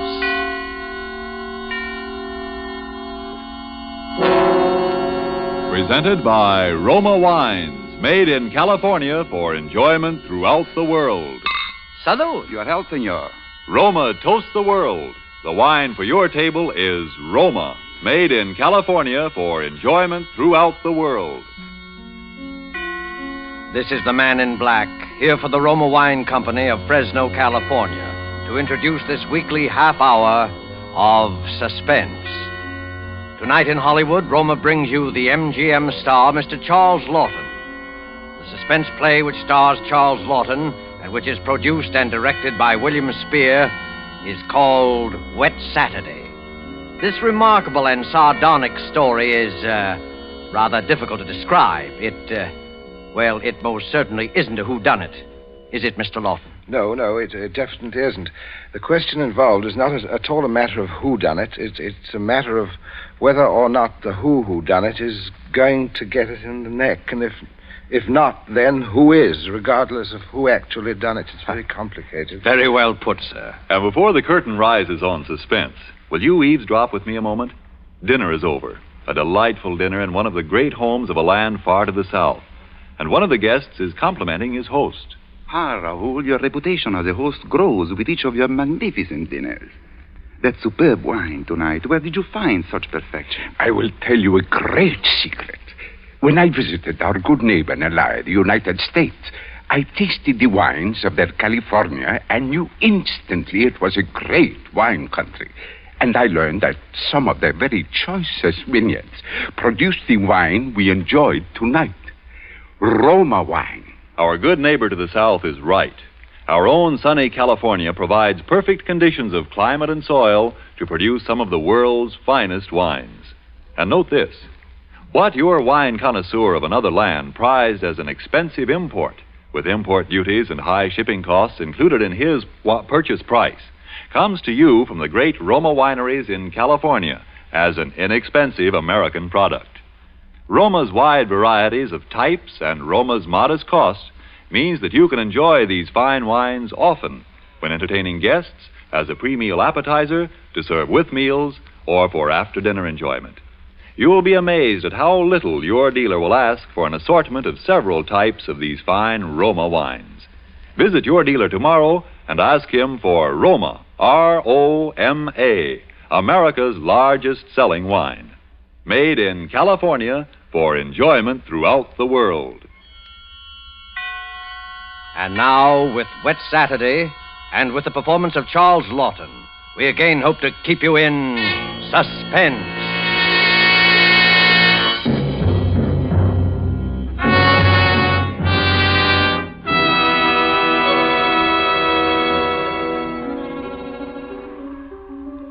On this rainy afternoon, we should like you to meet the Princey family and their visitor. They are, of course, at home. Mrs. Princey, daughter Millicent, George, the son and heir, sprawled on a couch, and finally, Mr. Princey, biting on a dry pipe. Their living room is dull and overstuffed. Rain beats at the windows. They are any middle-class family at home on a wet day, except for one small item. As you sit with them in the living room, you can see through the door to the sun porch a pair of men's feet encased in high black shoes. They look like the feet of a curate. There is a tenseness in the room. The air is charged with excitement. But the feet are very still.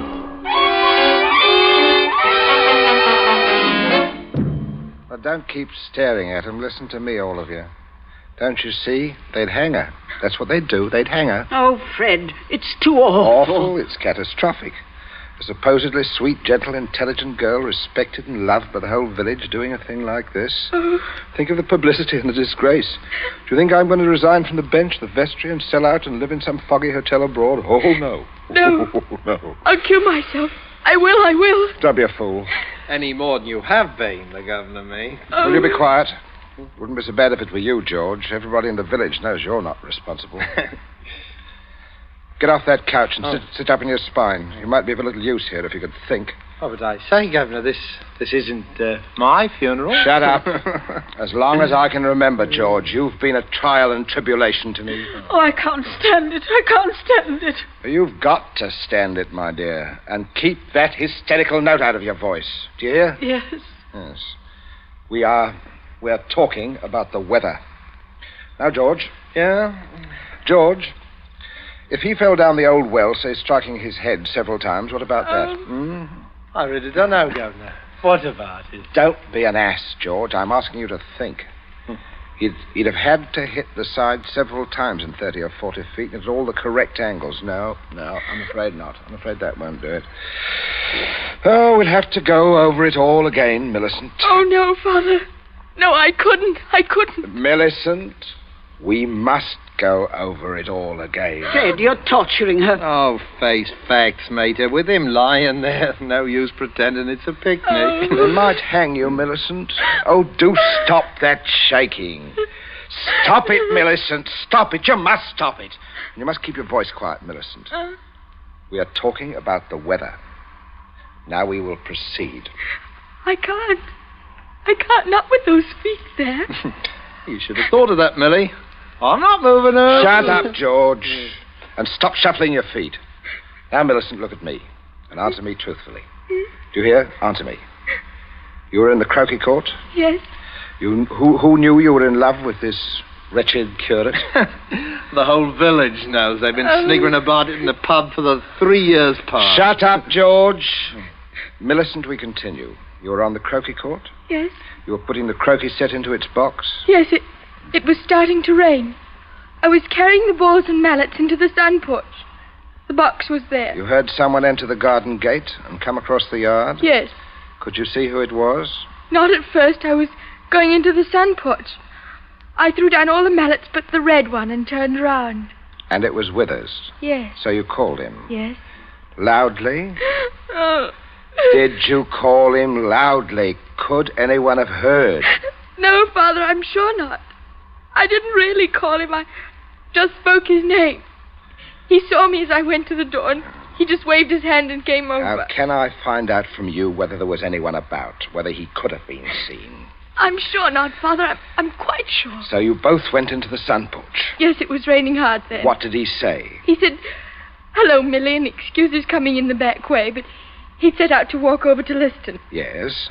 And he said, passing the park, he'd seen the house and suddenly thought of me, and he thought he'd just look in for a minute. He had something to tell me. Yes, go on. He said he was so happy he wanted me to share it. He'd heard from the bishop he was to have vicarage, and it wasn't only that. It meant he could marry. And he began to stutter and get all confused, and because I thought it meant me. Don't tell me what you thought. Tell me exactly what he said, nothing else. Yes, answer, Governor. Well, oh, dear. Stop crying. It's a luxury you can no longer afford. Tell me what happened. He said, no. He said it wasn't me. It's Ella Bragdon Davis. Oh. And he was sorry and all that. Then he went to go. And then? I got mad. He turned his back. I had the red mallet of the croquet set in my hand. I'd forgot to drop it in the box when I came, and I was just... Did you shout or scream? I mean, as you hit him? No, I'm sure I didn't. Did he? Come on, speak up. You got a tongue in your head. No, Father. And then? I threw it down. I came straight in here. I went to look for Mother, that's all. My poor baby. And you're sure no one else was about? No one. Leave the child alone, Fred. You're not such a child, mater.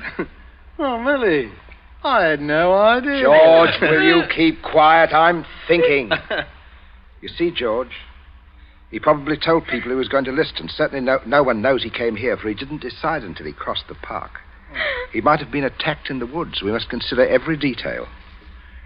A curate with his head battered in. Oh, don't, Father, don't. Oh, shut up. A curate with his head battered in. A curate with his head battered in. Well, who wouldn't want to kill Withers? Who'd want to kill Withers? Well, I would, with pleasure. How do you do, Mrs. Princep? Captain Smollett. Well. Sit down. Pray, you mustn't get up for me, Mrs. Princey. You are the Millicent, my word. I'm just being neighborly on a bad day. I wanted to ask you about those dahlia bulbs, Princey. I took a short cut on account of the rain and walked right in. I knew you wouldn't mind. He heard you, Father. Oh, dear. We can all have our little jokes, can't we? Now, don't you pretend to be shocked. This way, Smollett. This chair facing the fireplace, old man. Sit down, Mother. Just straightening the curtain to the sun porch, dear. It looks so gloomy out there. Might as well shut the rain out. Well, we were just talking about a little theoretical cure at killing, Smollett. Young people these days like thrillers. Parsonicide? Justifiable parsonicide. You heard about Ella Bragdon Davis? I should be a proper laughingstock. Why should you be a proper laughingstock, Smollett? I had a shot in that direction myself. Did you? She half said yes, too. Hadn't you heard? She told most people. Now I look as if I were jilted. Too bad. Oh, the fortune of war. Yes, fortune of war. Yes, odd how that happens, isn't it? Yeah. Sit down, Smollett, old man. Mother, Millicent, would you console Captain Smollett with your best light conversation? George and I have something to look at outside. The rain, you know. It's very bad, very bad. Come along, George. Right, Governor. Perhaps we'll need raincoats, huh? Oh, I don't think so, George. Just make yourself at home, Smollett. Make yourself at home, old boy. A cigarette, Captain Smollett. Thank you. Nasty day to be going out. Oh, it's something about the old well just off the sun porch door, you know. This terrible sudden weather seems to have loosened some of the stones. Too bad. Too dash bad. Spoils the tennis and the croquet. I mean, a day like this, doesn't it, Millie? Yes, it does. She was practicing out on the croquet court earlier. But do pull your chair nearer the fire, Captain. It was so damp we thought it would be cozy to light it. Thank you. I'm quite comfortable. I hope you don't feel too bad about Ella Bragdon Davis. Oh, can't always win, you know. Can't understand, though, what you women see in these bloodless clerics. Oh, I always thought Mr. Withers was is a very charming man. I quite agree, but why should anyone want to marry him? You wouldn't want to marry him, would you, Millie? Not now. What? That is, I used to. Oh, no, of course not. Smollett. Yes, Prince. Good Lord, man, you come on a fellow suddenly. I suppose I did. You don't mind this old double-barrel shotgun, do you, Smollett? Huh? I've been working on it, sir. Might I have your attention for a minute? There's something on the sun porch I'd like to show you. Yes, of course. Smollett, George and I went out to see if we could shoot some rats which had been driven out of the old well by the high water. We were afraid they might get into the house. But you must listen to me very carefully, or you'll be shot. By accident. Princey, what's the matter with you? You heard me ask as you came in who would kill Withers. You also heard Millicent make a comment. An unguarded comment. Well, what of it? Very little, unless you were to hear that Withers had met with a violent end this afternoon. And that, my dear Smollett, is what you are going to hear. What? Withers dead? Yes. Who killed him? Millicent. Oh. Good Lord. Oh, shut up, sniveling Millie. Yes, it's a mess. And of course you would have remembered and guessed. Oh, maybe, yes, I suppose I should. Therefore, you constitute a problem. Why did she kill him? It's one of those disgusting things. Pitiable, too, I think. She deluded herself that he was in love with her. Good heavens. Millie, yes, of course, I see. He told her about the Davis girl, Ella Bragdon Davis. I understand. I have no wish, as you will comprehend, that she should be proved either a lunatic or a murderess. I could hardly go on living here after that, could I? Besides, I'm rather fond of Millie. Quite. On the other hand, you know about it. Yes, I see that makes me a problem. You were wondering if I could keep my mouth shut, if I promised? I'm wondering if I could believe you. But if I promised? If things went smoothly, yes. But not if there was any sort of suspicion or any questioning. You would be afraid of being an accessory. I don't know. I do. What are we going to do? I can't see anything else. I mean, you'll never be fool enough to do me in. You can't get rid of two corpses. Well, I regard it as a better risk than the other. It could be an accident, or you and Withers could both disappear. There are possibilities in that, of course. Listen, you can't... I can. But there may be a way out. There is, Smollett. You gave it to me yourself. I did? What? Well, you said you would kill Withers. You have a motive. Oh, look here now. I was joking. Listen, Smollett, I can't trust you. You must trust me, or else I will kill you now in the next minute. I mean that. You can choose between living and dying. Go on. There's the old well just outside the sun porch door. That's where I'm going to put Withers. No one outside knows he's come up here this afternoon. No one will ever look there for him unless you tell them. Now, you must give me evidence that you have murdered Withers. I murdered him? Why do you want that? So that I shall be dead sure that you'll never open your lips on the subject. I see. What evidence? George. Yes, Governor? Hit him in the face. Sure. You keep out of this, man. Oh, Captain, you should be more careful. Look what your teeth did to my knuckle. Do it again, George. Okay. Father, how can you? You keep quiet, Millie. Stop sniveling. I'm sorry, Smollett, but there must be traces of a struggle between you and Withers. Then it will be not altogether safe for you to go to the police. Now, George, would you get the croquet mallet? Oh, right. Yes. Okay. And, George, take your handkerchief to it. You'll find it there on the sun porch floor. Oh, yeah. Yeah, I got it, Governor. That's right, boy. There, Captain, there's the weapon. See, as I told you, Smollett, there it was. Now, if you please, just grasp the end that mashed Withers' head. I shall shoot you if you don't. Good Lord, you can't. There. All right. That's it, old boy. That's right. Now, deposit it by the side of the house. Out of the rain, of course. Now, wait, George. First, you'd better pull a few hairs out of his head and put them under the nail of Withers' right hand. Wait. I'm sorry to mess your hair up, Captain. Oh! Don't be a baby, Smollett. That's all we need. And now for Withers, and we'll fix it right up. I'll be right with you, Governor. Smollett, you may turn round now. Withers is just there in the sun porch. Draw back the curtain, old man. Good Lord. Yes. Messy. Now, you, Smollett. Now you've just got to drag him through the door and dump him in the old well. Just beyond the door, Captain. I won't touch him, I won't. All right. Stand aside, George. Out of range, George. Just over there. There's only one place I want this charge of shot to go to. Father. Now, Millie, you keep quiet and stop sniveling. My aim is... Wait a minute. Wait, That's better. That's better, Smollett. Much better. Now, go along now. In here. You've got to take him outside, old boy. By the shoulders ought to do it, Captain. You keep quiet, George. Now, go on, Smollett. Go on. Under the arms. You've seen dead men before. Now, don't go green. Drag him out. Drag him, old boy. Do a little pulling. I'll just hold the gun here to make sure. Everything goes all right. Steady now. Mind the step there. Mother. Come away from the window, dear. Don't look. But Captain Smollett. Your father is a very resourceful man, Millicent. I'm sure what he's doing is... But the Captain, I can't stand You mustn't question your dear father. Hey, you two still at it. There's enough trouble around here without blubbering. Don't you call me blubbering, George Princey. No. Well, you see, Smollett, everything is perfectly safe. You remember, that no one knows that Withers came here. Everyone thinks he walked off to Liston. And that's 5 miles of country to search. They'll never look in our well.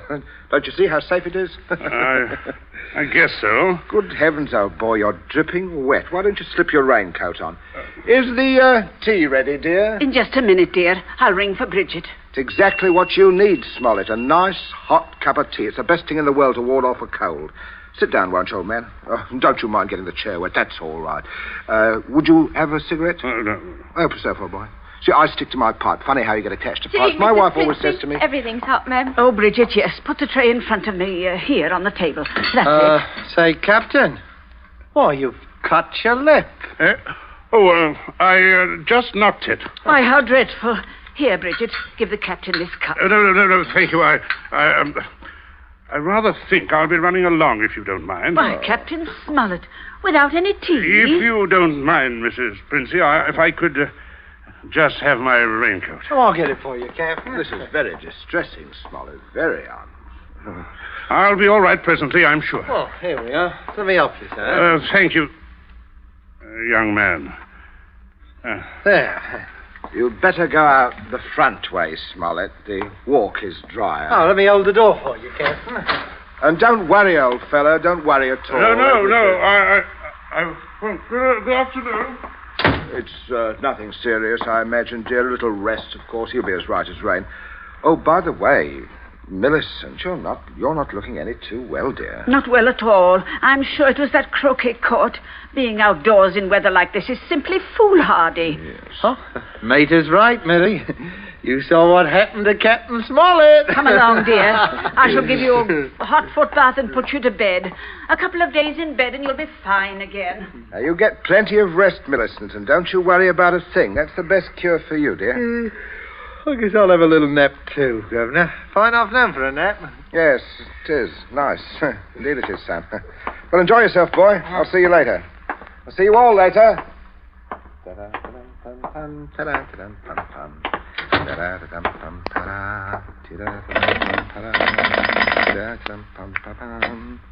number, please. Oh, would you get me to the police station? Police station? Right away, sir.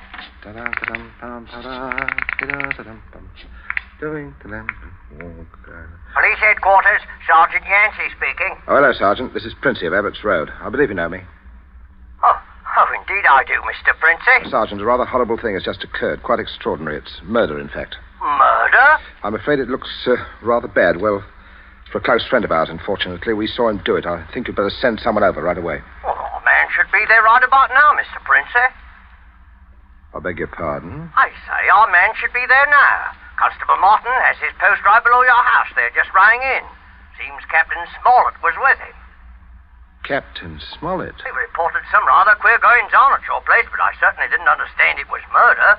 But just don't touch anything, Mr. Princey, and don't worry. Don't worry at all.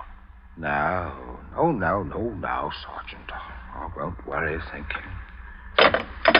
Governor, where are you? Governor, where are you? I'm right here, and stop shouting. We have some visitors, Governor. I can see that. I'm not... Well, Constable, good afternoon. Hello, Smollett. See, what a remarkable fellow you are, coming back like this.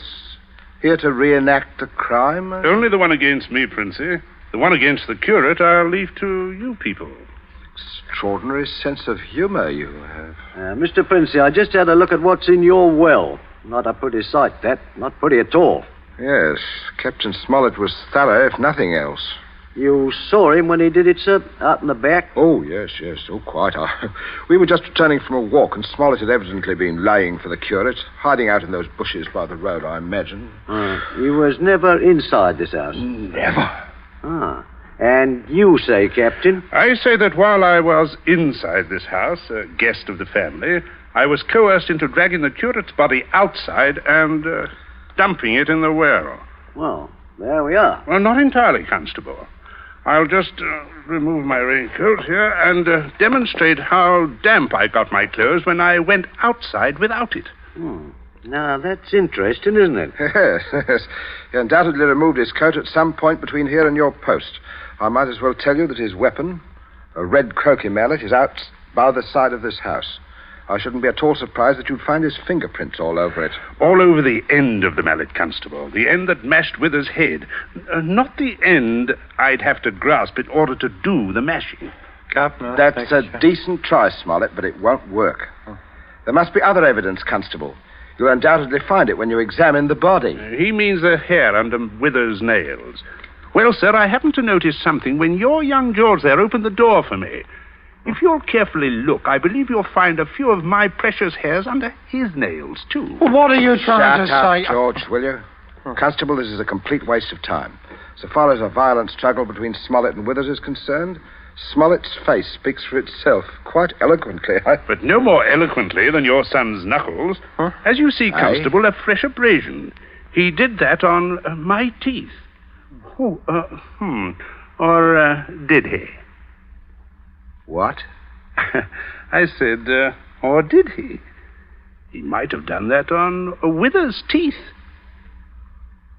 Oh, I see. Yes. I see what you mean. Oh, but I didn't, Governor. He said that I did it on Look Mr. here, you Withers. keep still, you nitwit. Let me think. As a matter of fact, George, the more I think of it, the more I'm convinced it was your voice I heard. Quite a vigorous quarrel. Something about the curate jilting your sister. Don't be ridiculous, Smollett.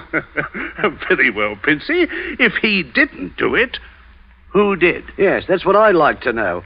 How about it, Mr. Princey? Yes, that is a sticker, all right. George, my boy, it looks to me as if you're elected. Elected? Well, what do you mean? I didn't do it. Well, Keep your mouth shut, will But you? I won't, sir. I'm not going to take the blame for her. Millie did it. She did it with the mallet. I saw her. Me? Why, yeah. Millie? You could prove that? Prove it? Well, yes. Yes. Her fingerprints on the mallet. The Why, handle. George, don't you remember when you made me touch the mallet when you picked it up with your handkerchief? George, I'm sure you wiped that handle clean. Oh, well, I can hardly expect you to remember that if you can't even remember killing the curate. I told you to keep still, George. I am thinking. Well, Governor, you're not going to let him say that. As long as I can remember, George, you have been a trial and tribulation to me. What? You shouldn't have done it, George. Oh. You shouldn't have done it.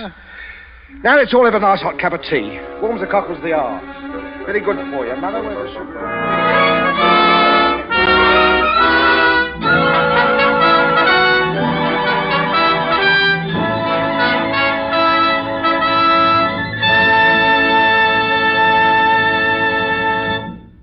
And so closes Wet Saturday, starring Mr. Charles Lawton, tonight's tale of Suspense.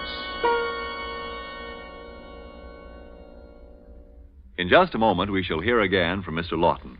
But first, let me ask you a question. Isn't it true that things we most enjoy are so often the little extra things, and more often than not, something that pleases the taste? That suggests a bottle of really good wine, Roma wine. It's so easy for you to make certain of high quality in your wine because all you have to do is to go to your dealer and ask for Roma, America's largest selling wines. They are made in California, one of the world's greatest wine-producing sections. You'll have your choice of Roma's great variety of types, from a delicious tangy sherry, a brilliant claret, or a hearty burgundy to a sweeter, heavier port. And you will be so impressed by the modest cost of Roma wines, you will want to enjoy them regularly at home as well as when you entertain. For this traditional form of hospitality is smart, yet inexpensive. A full measure of enjoyment, yet moderation in its best sense. For wines with greatness of character, always ask for Roma wines. R-O-M-A. Made in California for enjoyment throughout the world. But remember, before you buy wine, buy war bonds and stamps. Hello, this is Charles Lawton. I hope you enjoyed our play this evening. Next week, I'm told that Suspense will bring you another of John Collier's stories. It's one of my very particular favorites. It's called Back for Christmas, and your star will be Peter Lorre. Charles Lawton appeared by courtesy of Metro-Goldwyn-Mayer, producer of the Technicolor musical Thousands Cheer. Don't forget, then, next Thursday, same time, for Peter Lorre in Suspense. Presented by Roma Wines. R-O-M-A. Made in California for enjoyment throughout the world.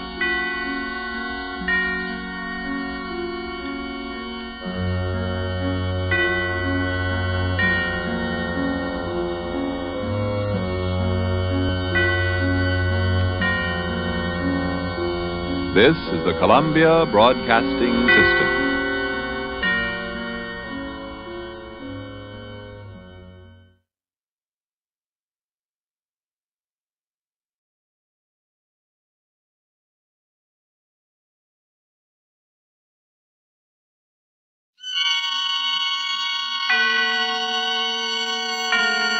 Autolite and its 96,000 dealers present Suspense.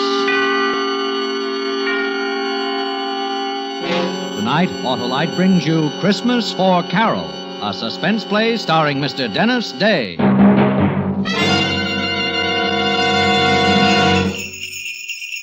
Hey, Hap. Well, hello, Santa. Why, it's Wilcox. Now, what are you doing in that costume, Harlow? Going to a Christmas party, Hap. Oh, what's in the sack? Why, a load of merry motoring. In this box, I've got smoother performance, you see? Ignition-engineered Autolite spark plugs. Sure, and when you replace worn-out spark plugs with these new Bantam beauties, your car will perform smoother than Santa skidding down a slippery chimney. And what's in this box, Harlow? Fast starts, Hap. Well, these are ignition-engineered Autolite spark plugs, too. You bet. And they're unmatched for quick starts because they're designed by the same Autolite engineers who designed the coil, distributor, and all the other important parts of the complete ignition system for many leading makes of our finest cars. That's why ignition-engineered Autolite spark plugs work as a team with your car's ignition system. And that's why they're world-famous for quality and dependability. And I suppose you're giving gas savings in the third box, eh, Harlow? You guessed it, Hap. So, friends, have your Autolite spark plug dealer replace worn-out spark plugs with ignition-engineered Autolite spark plugs. Choose either the standard or resistor type. And remember, you're always right with Autolite. And now, with Christmas for Carol and the performance of Dennis Day, Autolite hopes once again to keep you in suspense.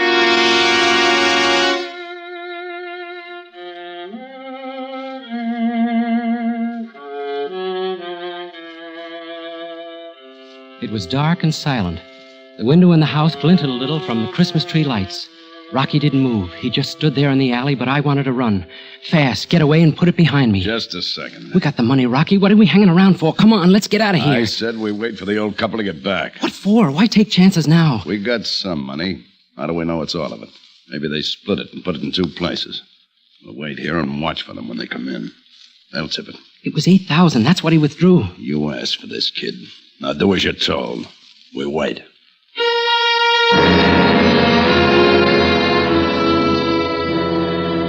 I couldn't help being scared. This was my first job, my first and last. I just wanted that money. I wanted it fast and short, and I wanted to run away from it and forget it. A one-shot. That's why I got hold of Rocky Perea. Lucky. I had to be lucky just this once. For Carol, not for me. It was for Carol. Nothing else I cared about, see? Didn't seem possible now that 3 days ago I hadn't known Rocky, hadn't needed him.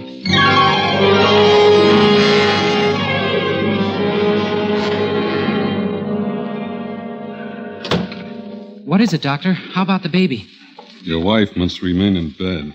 Serious? No, not serious, but she's got to stay flat on her back.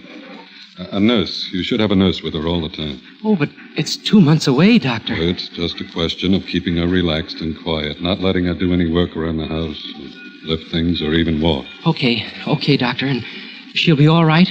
There's one other thing.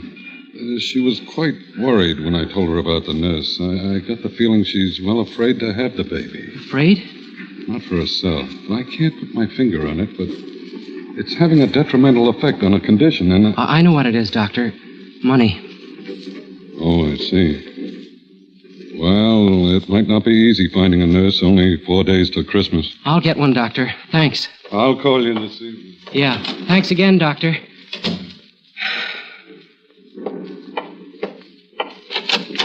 Paul? Sweetheart, it'll be all right. I'm going to get the nurse to take care of you. I'll be able to get up and around in a day or two. Not if you want that son. The doc said everything will be all right if you take it easy, and you're going to take it easy. But a nurse... Look, I've got to get back to the bank. I'm only on my lunch hour, sweetheart. I'll make a few calls from there, and tonight we'll pick out the nurse. How much do they charge? What's the difference? How much, Paul?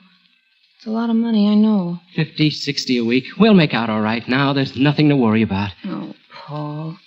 This was going to be a happy Christmas. Now... Yeah, a happy Christmas in this dump. It's funny, Paul. $50 a week for a nurse. For another 2 months. It's funny. You make $48.50 at the bank.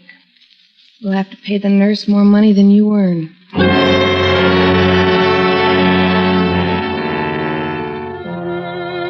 Yeah, more money than I earn. You know how it is being a bank teller? Feeling, seeing, handling money, taking in money, paying it out.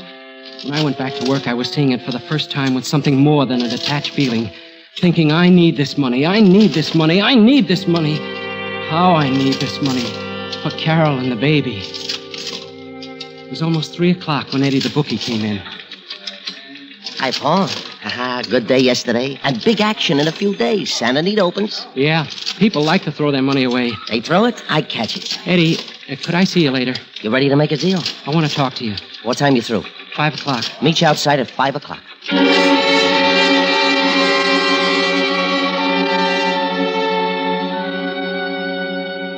Eddie Garth, bookie. He quit school in the 7th grade. I held out and went through college. And all these years he's tried to get me to go in with him. To run his office, do the bookwork. He was waiting for me when I finished work. We went to a coffee shop and sat down. And all around us the loudspeakers reminding me what a happy Christmas it was. How's Carol, Paul? Not so good, Eddie. That's what I want to talk to you about. Nah, no more loans, Paul. You need money? Come with me. Don't you ever give up. What's so good at the bank? $25 for a Christmas bonus? Look, Eddie. Come in with me now. With Santa Anita opening. I could work the outside, get new accounts. Eddie. And I'll give you 10% of those accounts, Paul. But I won't lend you the money. I'd be a sucker to lend it to you. I'll give it to you if you come in, but I won't lend you anymore. Okay, Eddie. Forget it. I'll get it some other way. I don't get it. What's wrong with my deal? Look, Eddie, how many times have you been rousted by the Vice Squad? Plenty. Well, and every time they book you and they fingerprint you and take your picture. So what? They never have anything on me. It's on your record, Eddie, as long as you live. Sure, I need money. Maybe I'm getting close to the time when I'm not too choosy about the way I get it. But it won't be your way. What are you talking about? If I ever break the law, it's going to be with the right guy and it's going to be the right job. Now, you're dreaming, Paul. You'll still be in that cage 10 years from now. I'd hit and run. One job with enough out of it to make it worthwhile. That's the way to be, Eddie. A one shot. There is no such thing, Paul. You do something like that, you're stuck in it. And you're worse off than if you came with me. Think about it, Paul.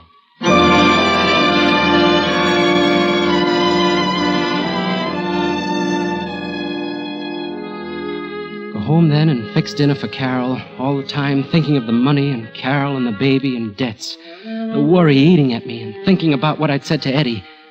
Then the next morning, old man Forbes made a withdrawal. The first he'd ever made. Hiya, son. What? Oh, hello, Mr. Forbes. I'm going to miss you, son. Seems like we're good friends after all these years. Miss me? Take a look at the slip.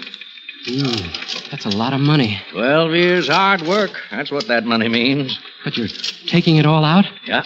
And I quit my job today. Quit your job? Ada and me, we've been waiting a long time for this Christmas. We're moving out of the city. Oh? Now we've had our eye on a little farm. Now we can buy it. Even got the papers drawn up. Then you're leaving right away? About a week. But Ada don't know yet. I'm going to surprise her. Kind of a Christmas present. But it's not safe to keep so much cash on you, especially I got a perfect place to hide it, son. No one would think to look there. Besides, I figure I've worked too hard and too long to lose it now. Oh, no, son, it wouldn't happen. Wouldn't seem right somehow.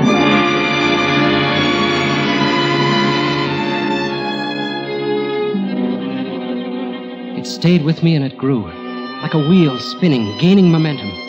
This could be the right job. $8,000, enough for that single shot. It stayed with me. All the time growing.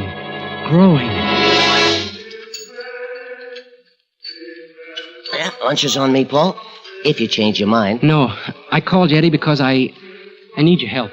What kind of help? Well, you can arrange for me to talk to someone. Maybe. Who is it? Rocky Perea. Rocky Perea? Are you kidding? You picked yourself the right guy, all right. The cops don't even know what he looks like. They never mugged him or printed him. Yes, Eddie, that's right. You're crazy, I tell you. 1 million people want to talk to Rocky Perea, including the cops. No, Paul, I can't touch it. You can, Eddie, if you wanted to bad enough. Please, Eddie. All right. I'll see what I can do. Maybe I do know someone. And, Eddie, it's got to be soon. You know you'll be taking a chance. It better be good. It is, Eddie. Good enough to take the chance for.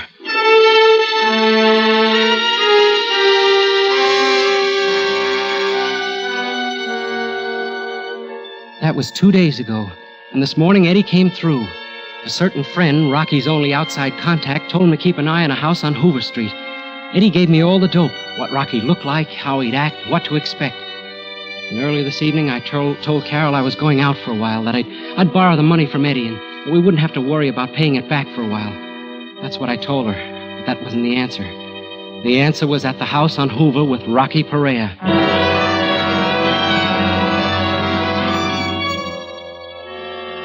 I waited there, hidden in the dark corner behind the incinerator. I kept thinking, making excuses. It wasn't up to me anymore. There wasn't any other choice. I needed money desperately. I needed help to get the money. I waited more than an hour, and then I heard footsteps come up the alley. He stopped before the open patch of light, just like Eddie told me. He was careful, very careful, making sure no one was staking him. I took a deep breath and hitched my weight forward. He was going to cut across the open for the back door. I remember thinking, now, do it for Carol, for the rotten, miserable Christmas. Do it now. Rocky!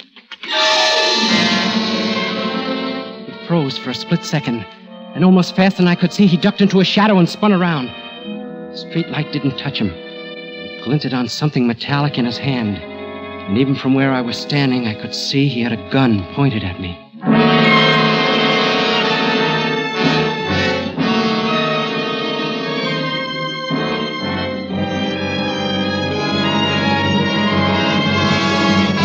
Autolite is bringing you Mr. Dennis Day in Christmas for Carol.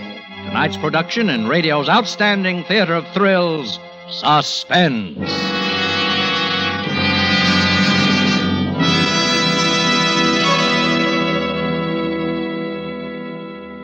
Say, Hap, are you going to the in-laws for Christmas? Yes, Harlow. That's rough. No, they're okay. Oh, I mean rough trip, unless you've replaced worn-out spark plugs with ignition-engineered Autolite spark plugs. They give your car sensationally smooth performance. I've heard of them, Harlow. Well, then you must know that they're designed by the same Autolite engineers who design complete ignition systems, used as original factory equipment on many leading makes of our finest cars. That's why ignition-engineered Autolite spark plugs work perfectly with your car's complete ignition system. The folks really treat us right. You mean the Autolite spark plug dealers, eh, Hap? Well, they'll replace worn-out spark plugs with ignition-engineered Autolite spark plugs for smoother performance, quick starts, gas savings. After we visit them, we always find...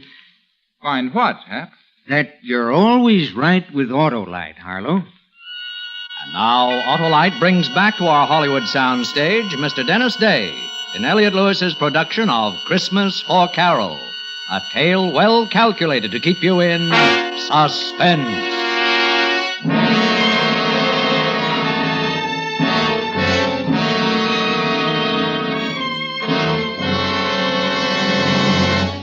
Rocky, don't shoot. It was a good thing I'd said it. His gun was aiming front and center. He crouched there looking at me, his eyes flat and hard, then his voice deep and tight and deadly. Who are you? I'm not a cop, Rocky. Come close so I can see you better. Sure, Rocky. I just want to talk to you. You call me Rocky. You been talking to anyone? I've been watching you. I know you're Rocky Perea. You've been watching me? What for? You're wanted, Rocky, and you need money. Who are you? Where'd you come from? That doesn't matter, Rocky. This is a business deal. I figured it out very carefully. You need money, well, so do I. And I got a way to get it. Just like that, eh? And, Rocky, I'm not staying. This is a one-shot deal. A one-shot? There's no such thing. That's the way it's got to be. We do this job together and we're through. We never see each other again. I sure ain't gonna go looking for you. But you won't quit. Not if it comes off easy. I'll quit, Rocky. What's in this for me? Half. $4,000. Huh.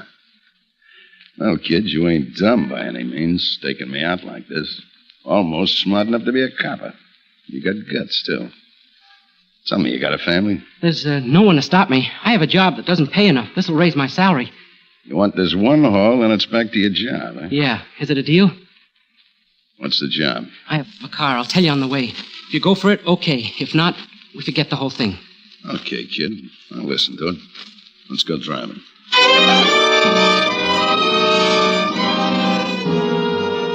I told him what I'd planned and why I needed him, and he agreed to come with me. We drove to the Forbes' house. It was a small and old house, just big enough for the two of them. I drove down to the corner and parked, and we started back. Lucky there's no one on the street. Let's go up the alley. Yeah, Rocky. There's the back door. Look, no lights. They're not home. That makes it a cinch. Okay, go on, take it. It's your baby. Rocky, I'll have to break a window. Yeah. You want me to hold your hand? I'll wrap my jacket around my fist. That'll keep the noise down. Why don't you write me a book? Okay, I'm going.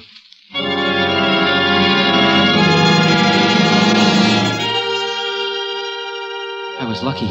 The side of the house was hidden from the street by a big tree, and there was light to see with from the Christmas tree in the living room. I wrapped the jacket around my knuckles, and with a short, sharp jab, broke through the window. It sounded like a cannon. The street being so quiet before, I was scared it would rouse the whole neighborhood. But like I said, I was lucky. I scrambled up the sill and dropped into the living room.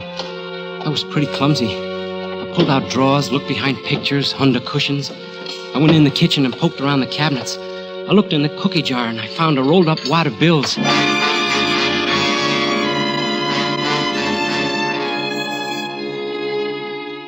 It was money, all right, but only $40. The old lady's secret treasure. I put it back and went into the living room again.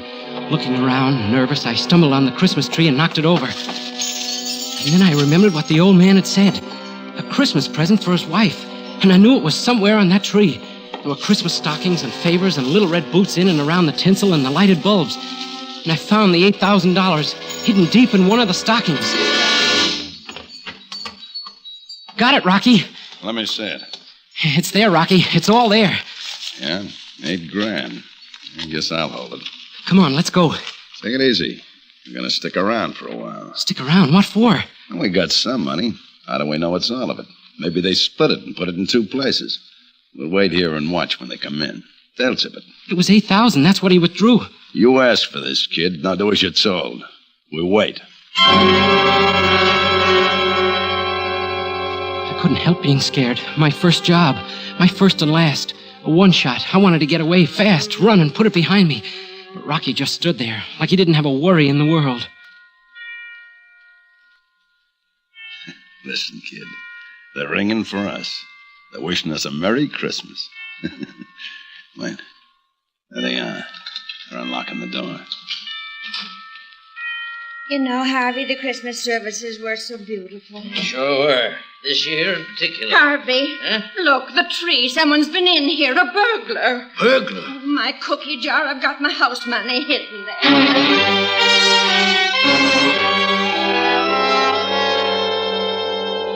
The old lady ran to the kitchen, but Forbes knew where to look, and he knew it was gone.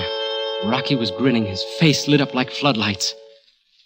Let's go, Rocky. We've seen enough. No, hold on a minute. It's all here, Harvey. I wonder what he was after. Ada, it's gone. All the money. All what money? $8,000. I took it all out of the bank. Ada, I quit my job. It was going to be a surprise. No. Every penny we had in the world.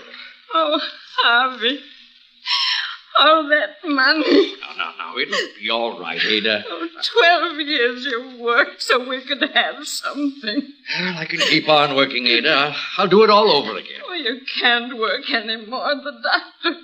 Oh, what's a person to believe? You work so hard and we do without things for 12 long years, and for what? In 1 minute, some good-for-nothing hoodlum takes it all away from us.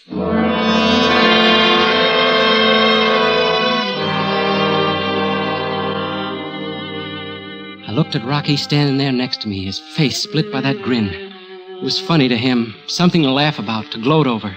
That's why he'd stayed. Suddenly, I knew I couldn't go through with it. Me, the guy who needed the money so bad, the guy with the bright one-shot idea. Quite a show, eh, kid? Come on, let's go. He moved off a few steps, but I just stood there, knowing what I was going to do. Come on, I said. Let's go. Knowing what I was going to do. No, Rocky, we're not going. Huh? I said we're not going, and neither is the money. What's that? Don't, Rocky. I've got a gun, too. What's got into you? I'm going to give that money back, Rocky. I can't stomach this. Give it back. You're crazy. No, Rocky. I just didn't see deep enough. Old people like this. This was your idea. I ain't responsible for it. I know, Rocky, but I can make it right. Suppose I don't give you the money. Then I'll kill you, Rocky. Okay, kid. You got the gun.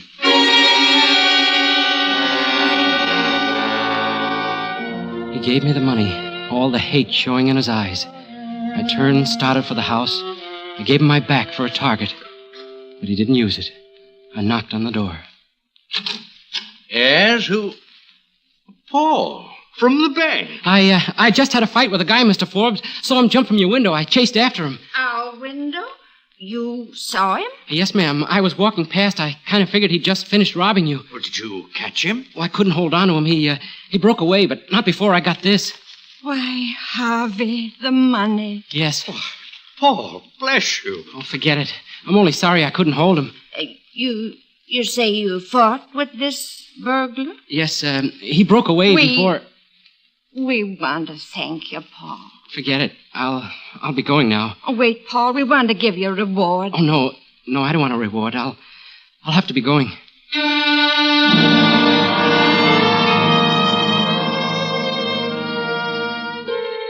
I stopped there on the porch for a minute, afraid to go back to Rocky. Suddenly, terribly afraid of what he'd do to me. The old couple was still talking, loud, like old people do. Yes, it all happened so fast. I'll always wonder about that boy. What made him bring the money back? He's honest, Ada. I know him from the bank. Oh, fiddlesticks, Harvey. He didn't fight with anyone. What do you mean, Ada? Well, his clothes, by the whole story he told us. Your young friend took the money in the first place. Ada, I believe you're right. Of course I'm right. Now, what on earth made him change his mind like that? It's Christmas, Ada. Merry Christmas.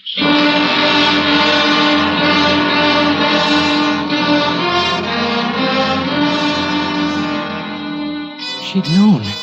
The old lady had known all along. And it didn't make any difference. Why, she'd even offered to give me a reward. Suddenly I felt something strange, like being clean inside. Like being able to see something that wasn't there before. And the tightness, the fear eased a little. Now, let's go, kid. The car. Rocky. You did what you wanted. You just forgot that half of that money was mine. Now move.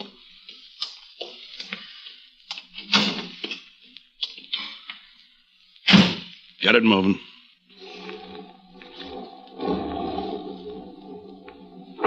What was it you said? You need me, Rocky. You're hot. Rocky, I made a mistake. I want to team up with you, Rocky. You need money. I got away. I was wrong. Maybe the next job you won't get soft in the head. There's not going to be a next one, Rocky. I'm through. Through? You think I spent Christmas Eve with you because I like you? I'm out $4,000. I'm sorry, Rocky, but there's not going to be a next time. You think so, huh? Stop the car. All right. But I'll never see it different, Rocky. I found out tonight. If it's not these old people, then it's someone else taking it just as hard. You sure? You sure it's not Christmas doing this? I'm sure. It's not for me, Rocky. Huh. You know, I'm kind of glad it turned out this way. You what? Well, you're through, ain't you? You're going back to your job. Yeah, Rocky, sure. Good. Then I figured it right. What? I didn't think you'd go through with it. Say, wait a minute. Yeah? You're not Rocky Perea. I said you were a smart kid. But the way you acted, so careful, sneaking in the alley and... Say, who are you? Weissman's the name. Police Lieutenant Richard Weissman, Gangster Squad. You're a cop? But where's Rocky? We picked him up this afternoon, kid. He had a couple of guys working with him, and I thought maybe you were one of them. Now I know different. A cop? I don't expect I'll run into you again, kid. So take care of yourself. And Merry Christmas.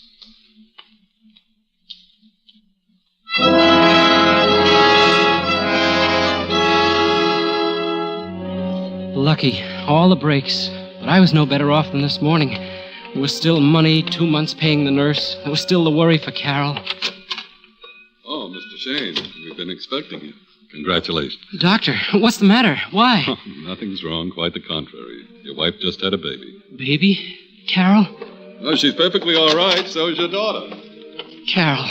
Oh, Carol, darling. Are you all right? Hello, sweetheart. I'm fine. Carol, is... We won't have to borrow the money now, Paul. It's turned out for the best after all. Oh, darling. And it always will, my dear. We have so much, you and I. We have each other. And now we've got a daughter. A fine, healthy little girl. The rest will come, Paul. Let's live the day we have. Your little girl's over there, Paul. Tell her we're very, very happy she's in the family. And wish her a Merry Christmas.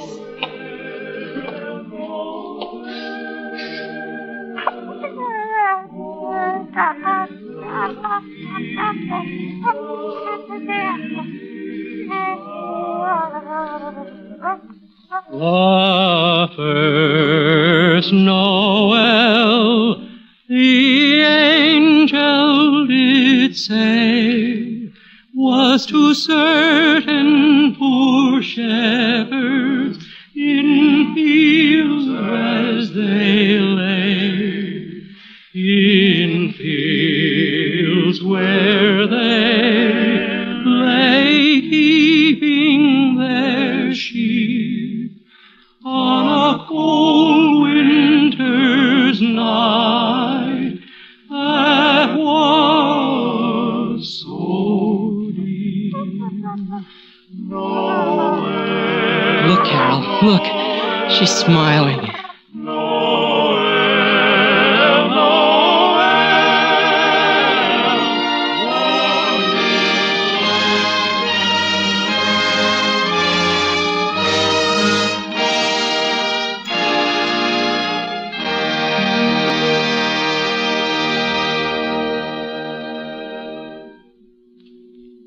Suspense, presented by Autolite. Tonight's star, Mr. Dennis Day. Santa visits girls and boys after they've been good, but Autolite keeps cars and trucks performing as they should. Right you are, Hap, because Autolite makes more than 400 products for cars, trucks, planes, and boats in 28 plants coast to coast. These include complete electrical systems used as original equipment on many leading makes of America's finest cars. Electric windshield wipers, starting motors, voltage regulators, coils, distributors, wire and cable, generators. All engineered to fit together perfectly, work together perfectly because they're a perfect team. So, friends, don't accept electrical parts supposed to be as good. Ask for and insist on original factory parts at your neighborhood service station, car dealer, garage, or repair shop. And because all Autolite parts are original factory parts, you can be sure you're right, because you're always right with Autolite.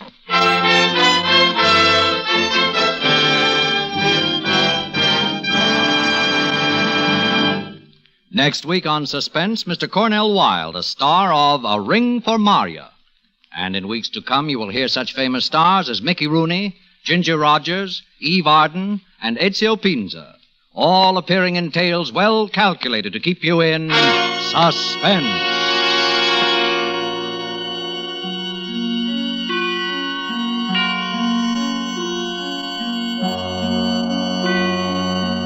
Suspense is produced and directed by Elliott Lewis, with music composed by Lucien Moraweck and conducted by Lud Bluskin.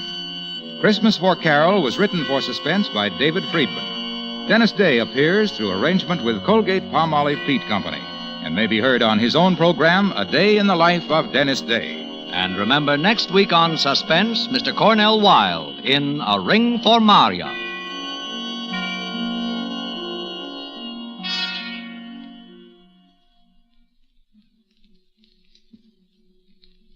This is Harlow Wilcox again. On behalf of Autolite, its 96,000 dealers, and the cast of Suspense, I extend to all of our listeners best wishes for a Merry Christmas. Good night. This is CBS, the Columbia Broadcasting System.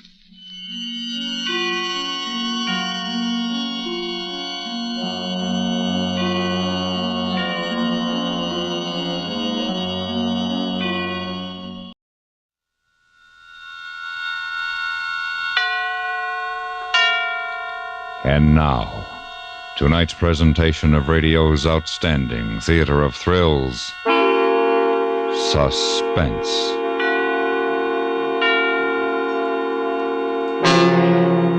Tonight, we bring you a story of intrigue and ideological murder So now, starring Mr. Ben Wright, here is tonight's suspense play, The Music Lovers.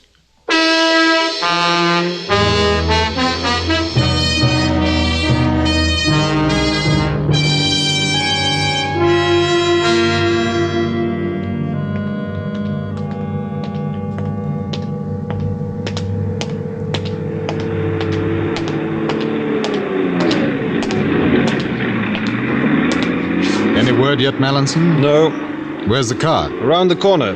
Walsh is listening in. What's the matter?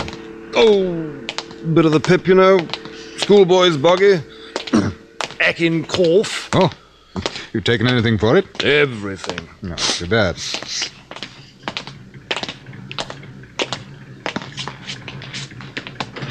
Just got a standby from Sergeant Flint, sir. Good. Shove over, will you? It's cold standing out here.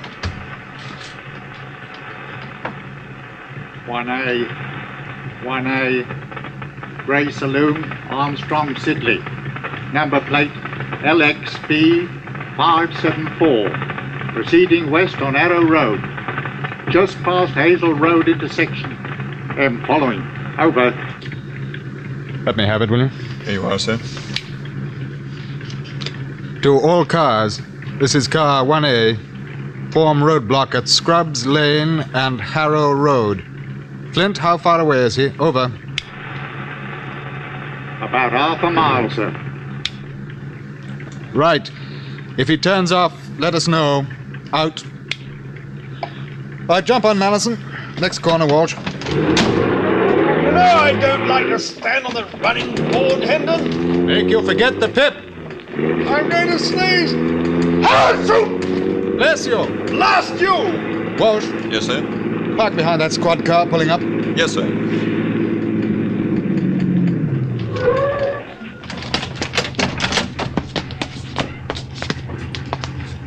Hope he smashes into the lot of us. Serve you right. Serve him right, too. Well, now all we have to do is wait.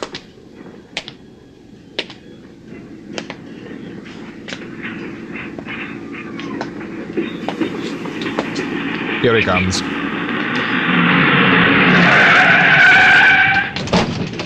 Hold on, you!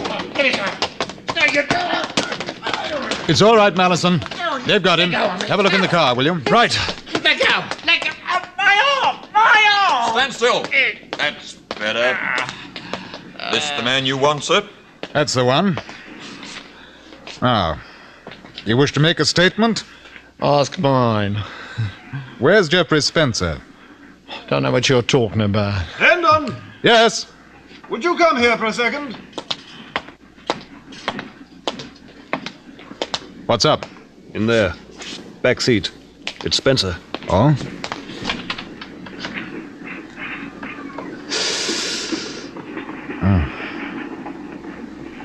Dead? I don't think so. But from the looks of what they've done to him, he should be. He was dying. Slow, sad death. There was no comfort in his leaving. No face or voice of a loved one. Only men in uniform. Strange men who wanted to be kind but couldn't. Jeffrey Spencer was a statistic. Aged 37. Employed by Staines Aircraft Industries. Senior engineer. Associate designer of experimental jet aircraft HX-331. Romanticized as Staines Super Hawk. Jeffrey Spencer. Missing for 6 days. Believed kidnapped by agents seeking classified information on HX-331. A statistic flying in the back seat of a gray car. A beaten, smashed body. Eyes staring up, full of pain, full of tears. Ambulance is on its way. Is he conscious? Yes. Has he said anything? He can't very well. Oh.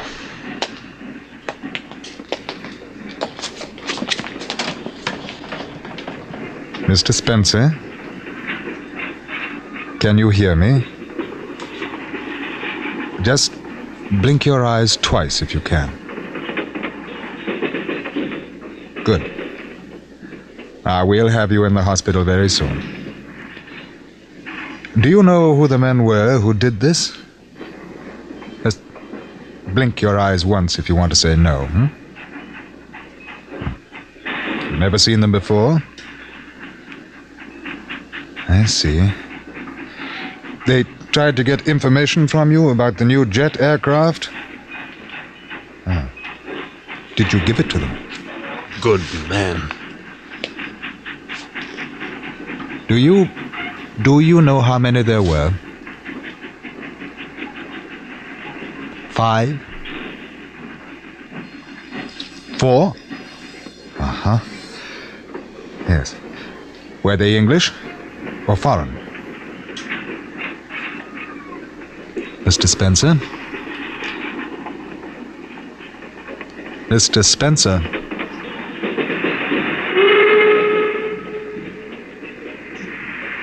Close his eyes, will you?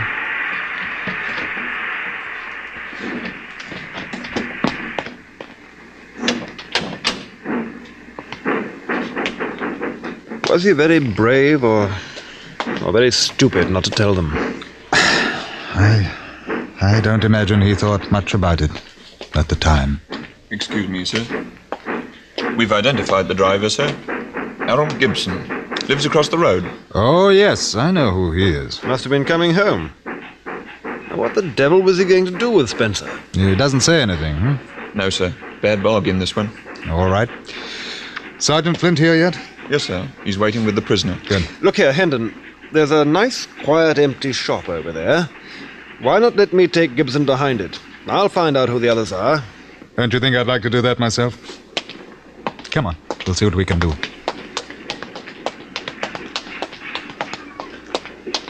Everything all right, sir? No, Flint, it isn't. Oh, Gibson. The man in the back seat is dead. He was beaten and tortured, and you're under arrest for murder. I don't know nothing about that. I didn't even know anybody was back there. Really? Well, before we take you down to the yard, we're going to find out one or two things from you. Take my bitter oath you don't. Oh? Inspector Mallinson, where did you say that empty shop was? Across the road. Of course I was there. Right. Hey there, what's going on here? Sergeant Flint. Yes, sir. Detective Walsh. Yes, sir. This is going to be absolutely against regulations. You understand? Yes, sir. What are you going to do? We're all going for a nice walk across the road. Hey, now, what are you taking me? If I'm under arrest, I got me rights. I ain't done nothing. What are you up to? I won't. All right. All right, but you can't do this. You don't dare put a finger on me. I know the law. I don't know nothing about that guy in the car. Stu found out. Somebody must have put him in there, huh? Now, what you going to do? You can't hit me now. You're only trying to frighten me. That's it. A fat lot of good that'll do, yeah. Flint, Walsh, hold his arms. Stand him against the wall. Yes, sir. You can't do this. You can't. This is England. No, I know about you chaps. You can't do this. I'll report the lot of you. You can't do this. We'll see.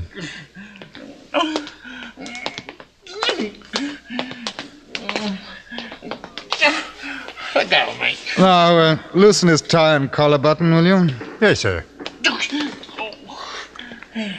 That's better. Now, Mr. Gibson, I think we're ready. No. No, I want you to have a picture in your mind of Jeffrey Spencer's face when you and your friends were finished with him. I never... We'll start with the names of the other men. There were 4 of them, right? I don't know. I mean, there were. What was your part in it?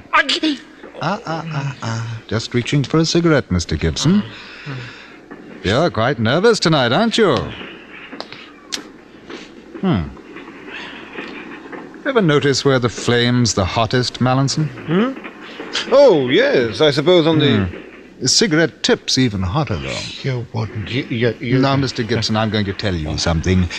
You took a chance, for whatever reason you had, to engage in work against a man who had done you no harm and against this country. Well, now the man is dead, and the country, as you know, is in danger. As a policeman, I would be remiss in my duty were I not to at least venture an equal chance to get information from you. It's against the law. It's against the law. So is murder. Now, the names of the other men? Now, you let me go. Let me go! Now, you men are all witness to the fact that the prisoner is attempting to escape. If his arm is broken in the process, it's completely within the law. So... Oh, all right. I swear it. I don't know who they are. They paid me to hang about while they tried to get Spencer to talk, that's all. I was to drive him away when they'd finished. Ah, that's much better. Now, who hired you for the job? Chap at the aircraft factory. Staines Aircraft? Yes, I was a sweeper. Bloke asked me if I wanted to make a few quid. You work there too? I don't know. I never seen him before. Come up to me as I was leaving. It was outside the gate. Mm-hmm. Well, why should he pick you? I'll tell you, I don't know. All right. Where did they take Spencer? Place in Bronsbury Road. Number? 58. Did you get that, Flint? Yes, sir. Who owns the house? I told you I don't know. I never went inside. I just hung about like I was told till they wanted me. Yeah. Can you describe the man who hired you? I don't know. Tall bloke, about your size, thin, had a scar on the back of his left hand. He talked like a gent. And where were you taking Spencer? I was going to leave him by the railway goods yard. They said he was dead anyhow. You know, Gibson, in a way I'm rather sorry you decided to talk. It would have been a great pleasure to... Oh, take him away, Walsh. Get him down to the yard. Right, sir. Get a move on, Gibson. I didn't have no right to do that. Mr. Almighty's going to hear all about this. Wait and see. You too, you're going to hear. Oh, we're going to be in for it all right when the commissioner gets wind of this. No, not we. Just me. I wanted you to help. You didn't do anything. Would you have done if he hadn't talked? I don't know. I honestly don't know. Well, as it is, I'm going to offer my resignation. Oh, no, sir. Oh, don't be an ass. 3rd degree. Ever hear of it? Well, you didn't hurt him, sir. Questioning under duress, the same thing. Oh, well, let's see if I can get this cleaned up first. Now, what was that address, Flint? 58 Bronsbury Road. Well, they wouldn't be fool enough to hang about after this. I know, but we can have a look.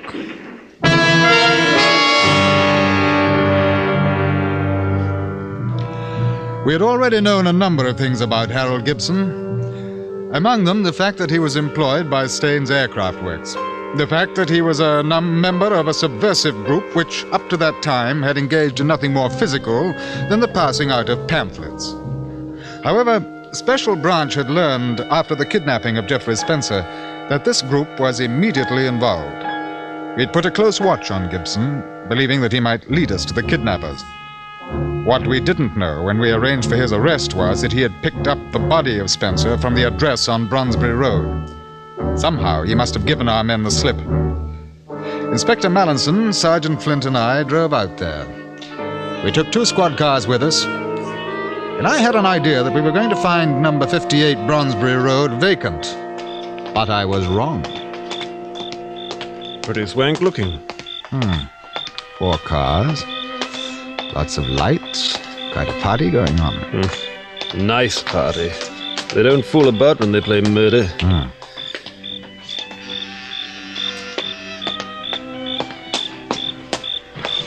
I've got the other men posted behind and outside the French window, sir. All right. Ring it again, will you, Mallinson?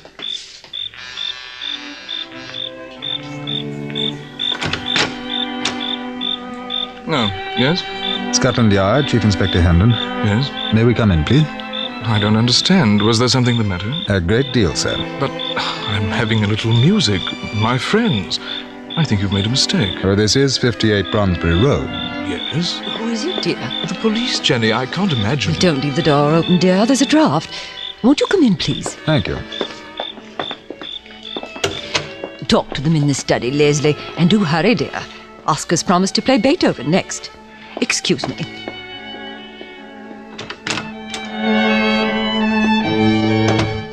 This way, please. Oh.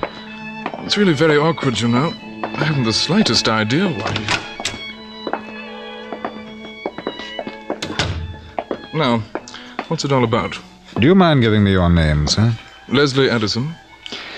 We understand that a man named Spencer has been held in this house for the past 5 or 6 days. What? What the devil do you mean, sir? Exactly what I say. Held here? By force? Yes. You must be mad.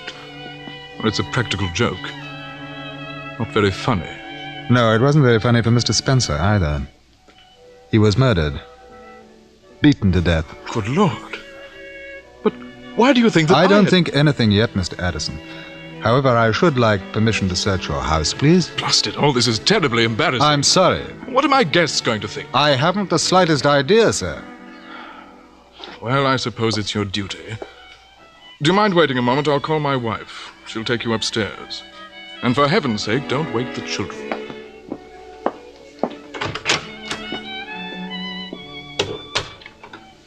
Sounds as if our friend Gibson was lying to save his skin. I think we've made a bloomer, old boy. Do you? I don't. Oh? Gibson said a man approached him outside the aircraft works, remember? Tall, thin man, about my height. Oh, yes. Have you noticed the back of Addison's left hand? No. No, I didn't. I did. Nasty scar on it. The man who hired Gibson had one, too. Mr. Leslie Addison.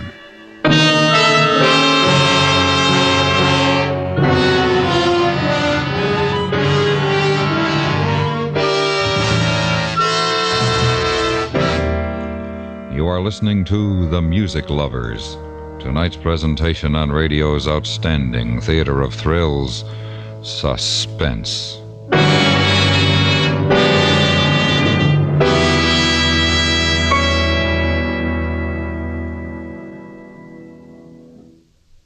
With uncanny astuteness and with unmatchable speed, the FBI in Peace and War breaks open a vicious multi-state racket in the shipment of perishable foods by playing on the greed of the wife of one of the racketeers involved in the tense story you'll hear over most of these same stations tomorrow night.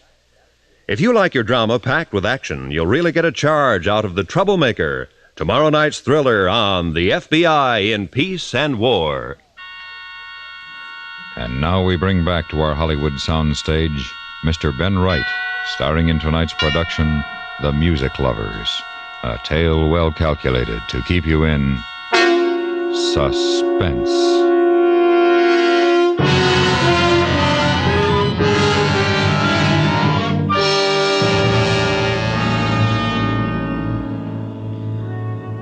"58 Bronsbury Road was a pleasant house, quite large, with all the evidences of comfort and children, which would deny that such an incredible and foul murder had been committed within its walls. I left Flint and Inspector Mallinson to search the downstairs floors, and with Mrs. Addison went up the staircase. The whole thing seemed quite impossible. This rather tall and lovely grey-haired woman, the music in the drawing room floating after us. But I kept thinking of a scar on a man's hand. I suppose you want to look into all the rooms, Inspector? Please. My husband tells me that you think a man was murdered here. Quite right, madam. This is my son's bedroom. I'll put on the light. But please make as little noise as you can. He's asleep. Only 9, you know. Of course.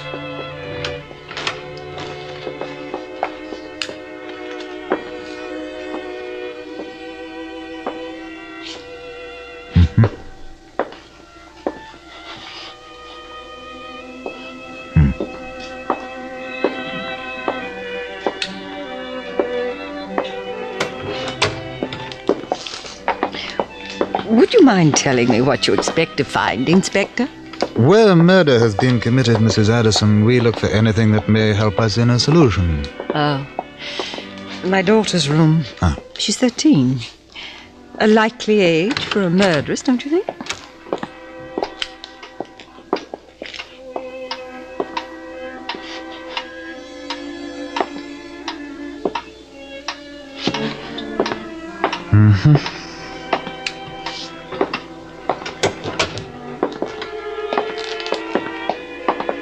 That door? My room and my husband's.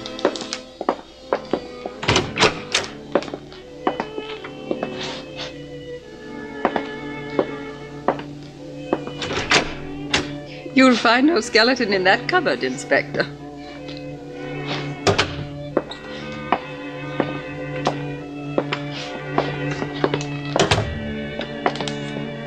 Now, don't you feel rather silly about this, Inspector? If you've made a mistake, we shan't laugh at you. We shan't report it either. That's very kind of you, Mrs. Addison. It's utter nonsense. You don't think for one moment if Leslie had done this awful thing that we should have allowed the children to be here, do you?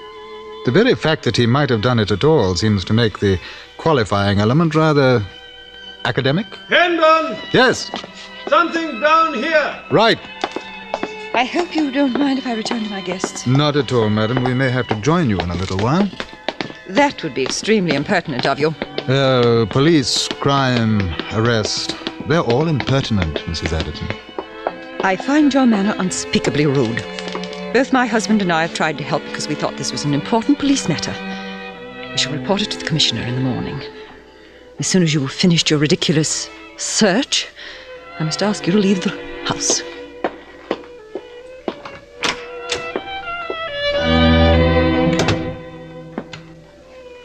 You know, I wouldn't be at all surprised if that lady turns out to be the leader of this mob. Pretty cool. What have you found? Oh, down this way.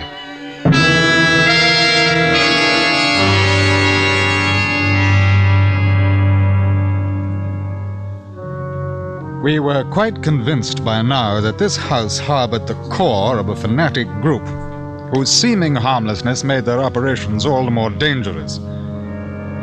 Mallinson led me to a room at the far end of the house, a room which was soundproof.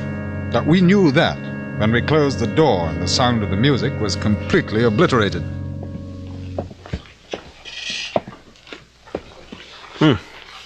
Looks quite inoffensive, doesn't it? Desk, a few chairs, books. Yes, it does. What did you find? Well, they're pretty careful to get rid of all traces of Spencer's residence in here. But they missed something. Yeah, look at this, on the carpet. It looks like impressions of a cot or a couch. That's what I think. The kids don't even know he's in here. They can't hear a thing outside. What a charming couple. Oh, lovely parents, too, I'll bet. Kiss the children good night, and then come down and tear out a fingernail or two. You know, the awful thing is that they think that what they're doing is right. And they pass the poison on to a 9-year-old boy and a 13-year-old girl.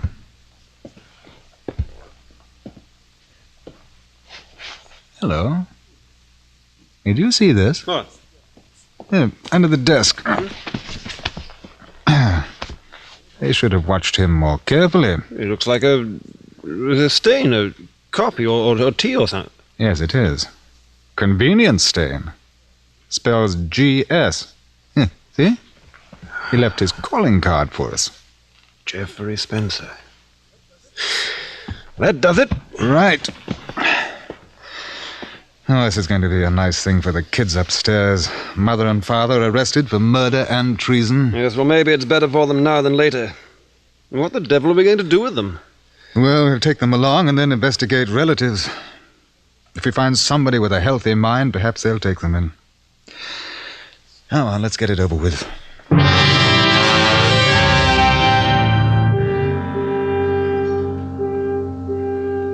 We left the soundproof room, and I shut the door on a modern scene of Inquisition.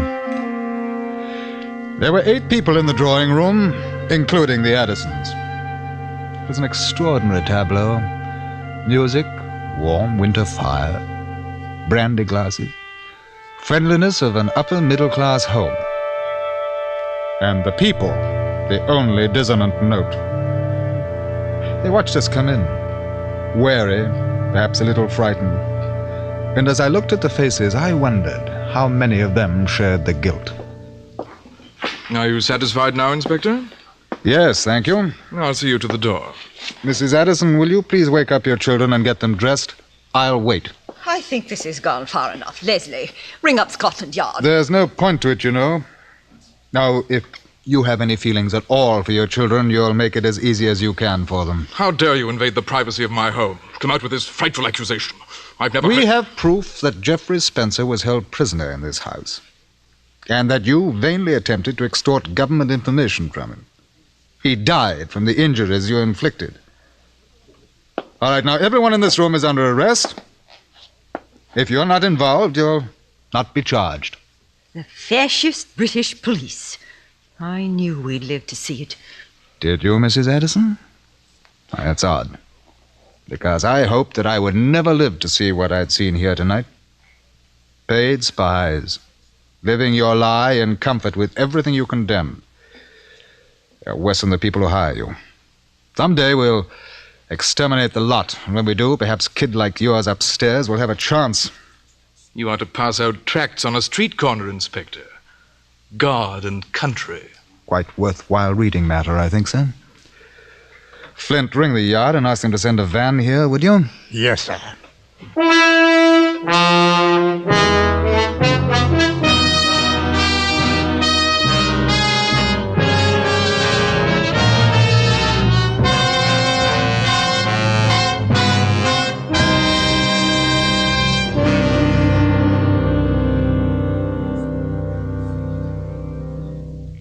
Suspense, in which Mr. Ben Wright starred on tonight's presentation of The Music Lovers. Next week, Suspense will be heard at a new time. Be sure to check your local newspaper and join us when we again bring you another presentation of radio's outstanding theater of thrills, Suspense.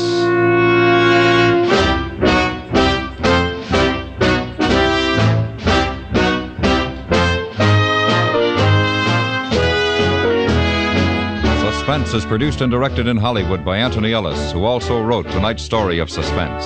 The music was composed by Rene Garrigank and conducted by Leith Stevens. Featured in the cast were Richard Peel, Bill Shepard, Irene Tedrow, Raymond Lawrence, Stan Jones, and Hans Conried. One of the best ways anybody can celebrate the independence of the United States this 4th of July is to resolve and fulfill the resolution to be careful in handling matches, cigarettes, and campfires anytime you're in or around a wooded area. Our forest land provides us with many of the comforts of our lives. Trees help prevent soil erosion. They provide shelter for animal life. They help maintain watersheds. And if we were to count up the number of wooden objects that each of us uses during the course of a single day, the number would be staggering. If you love America, help protect one of our greatest natural resources. Help prevent forest fires. Stay tuned now for 5 minutes of CBS News, to be followed on most of these same stations by My Son Jeep.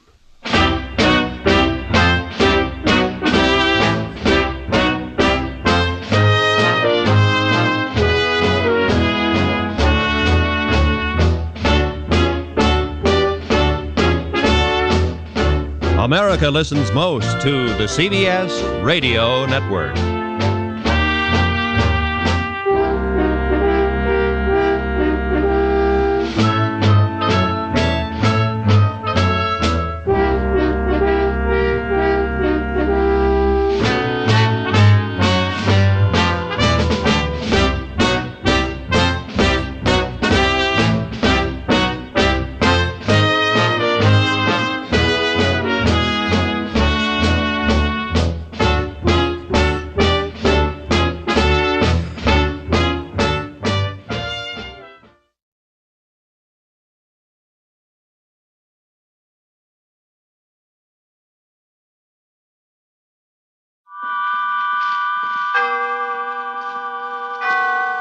Autolite and its 98,000 dealers bring you Mr. Paul Douglas in tonight's presentation of Suspense.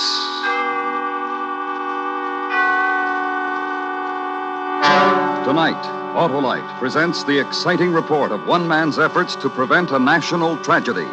It is based on fact, with only names and places changed. The story is called Man Alive. Our star, Mr. Paul Douglas.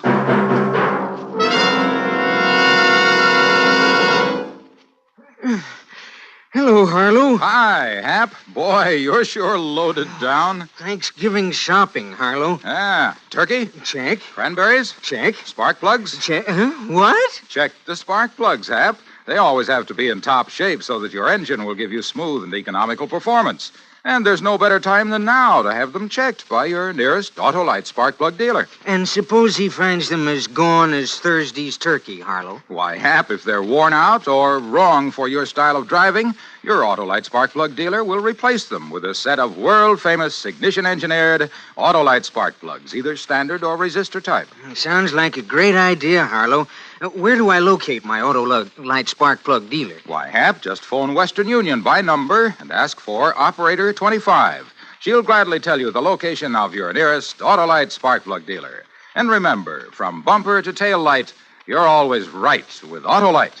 And now, Autolite presents Man Alive, starring Mr. Paul Douglas, hoping once again to keep you in suspense. You may have seen the name, Man Jackson. I run a column of saucy chat and unimpeachable rumors in the San Francisco Express under the heading, what else? Man Overboard. It's got little paragraphs, man among men, that's the sports section, and man's best friend, so forth.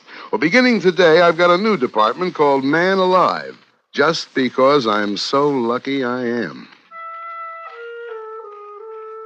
Last night, I let my secretary off at 5:30 so she could go and do some Christmas shopping, although I've told her repeatedly that all I want this year is money. Well, the fog was rolling in off the bay, and it was bitter cold as I came out in the street, so it seemed like the night for a spaghetti dinner and some pleasant Italian hospitality. Down at Mama Caruso's restaurant on the Embarcadero opposite the ferry building. But Mama Caruso had more than hospitality on her mind when she met me at the door. Oh, Mr. Jackson, I'm so glad to find you. I'm just calling your office. Oh, what's the trouble, Mama? Somebody been stealing ravioli? Please, it's my cousin Tony.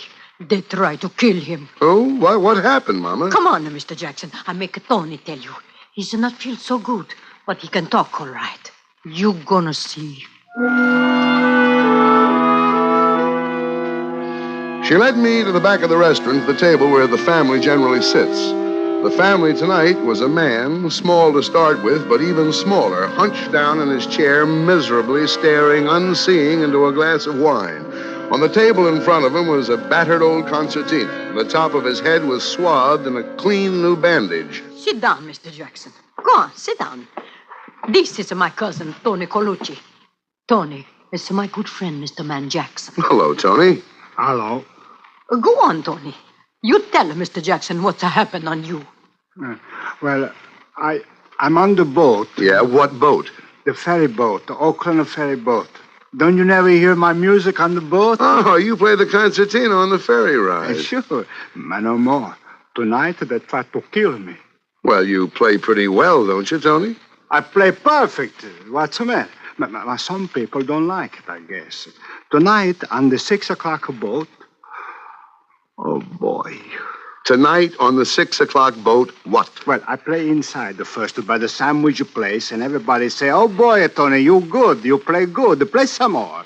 10 cents here, 5 cents, 2 quarters even. And then I go upstairs. Oh, boy. Oh, boy. And? Then I go out on the deck. It's a very misty and foggy, so black, I can't see nothing. I'm very happy. I feel like I play some more.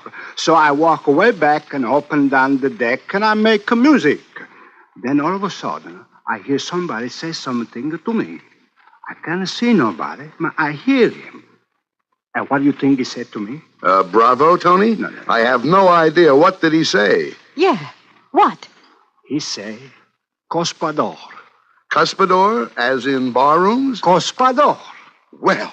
So I say back on top of him, Cospador. I still can't see nobody, so then I hear him say, is that you play Boris?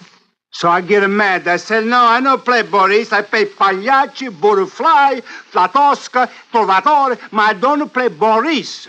It's a foreign stuff. Yeah, I see. Then I'm sorry I said that, because this fellow, he sounds like he's a foreigner. So I'm just going to say, look, mister, and oh, boy. Yeah, what, Tony, what? Patong! I've got a hit on the head. Ting-a-tong-a-ting. I fall down. I'm bleeding. I drop on my concertina. My head got a big hole on the top. I let out a big yell, then I black out. Oh, boy. People come running around, and a good luck, there's a doctor on the board. They carry me down the stairs, and they fix me up. Otherwise, I'm going to die for sure. Yeah. And you never saw the guy? Okay.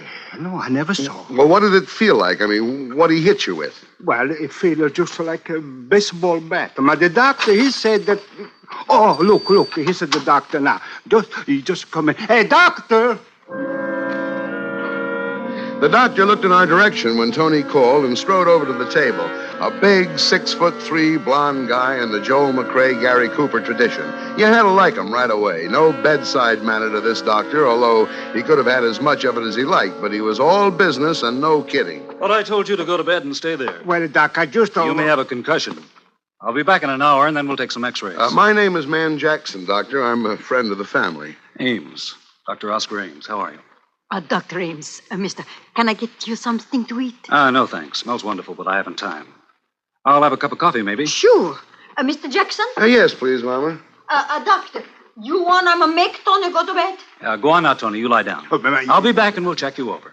Get some rest in the meantime. But all right, my Dr. Ames, I don't know. X-rays and the whole thing. I don't know how I'm going to pay you. Never mind that. That's why we charge our Nob Hill patients a little extra. So we're able to do something like this once in a while. This will be on me, Tony. Oh, you're good kind of man, Doctor. I don't know what to say. No, you go on and lie down, Tony. You're embarrassing the doc. Okay. It's a screwy thing, this one, isn't it, Doctor? Sure is. Here's your coffee, gentlemen. Oh, thanks. Thank you, Mama. Yeah, it sure is. Homicidal maniac, it looks like, Mr. Jackson. Man Jackson, are you the columnist, Man Overboard? Yeah, that's right. Well, I read you all the time. Amusing, intelligent, and you've got a heart. Isn't it a little unusual for a columnist? Well, Say, what is all this tonight down here? Newspaper men, police? Police? How do you mean police? Well, I think they were police. 5 or 6 plainclothes guys. They were waiting here on the side when the ferry pulled into the slip. They're still there holding the boat. I just left them. Well, what were they doing?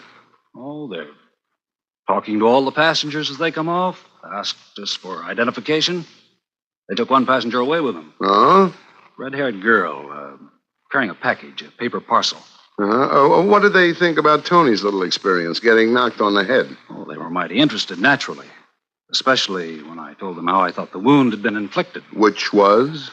Gun butt. Gun butt, eh? Well. I'd say so. Hey, I gotta go. Take that dreary ride again. What, the ferry? Yeah, I've got a patient over in Oakland. I had to come back over here to pick up some serum. Well, nice to see you, Jackson. Tell what's his name, Tony. Well, wait a minute, Doc. I've got nothing to do. I'll ride over with you.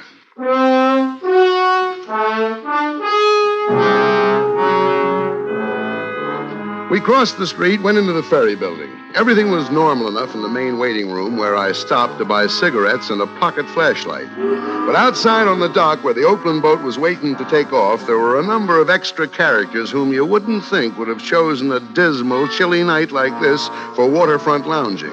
There wasn't anybody I knew, and in any gathering of plainclothesmen, local variety, I generally spot 1 or 2 familiar faces. But Dr. Ames and I got aboard, followed by 3 of these gentlemen. The broadest one, who was built for endurance, exchanged pleasantries with us as the boat moved out into the water. Hello, Dr. Ames. I see you didn't miss a boat. Like the old saying. No. Oh, you're one of the fellows I talked to before when we landed. That's right. I don't think I got your name. Connolly. This is Mr. Jackson. Yeah? Would that be Lieutenant Connolly or Sergeant, maybe? Just Connolly, no special title.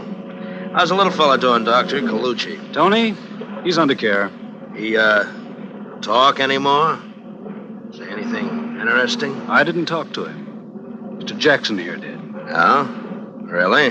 Really? What do you have to say? Well, you see, I'm an old friend of his family. What he told me was in confidence, and I'd really have to know a little more about who I'm telling his secrets to. I see. Jackson, your name is? Still is. Nice to meet you, Gospodin. Gospodin? Means nothing to you. It might.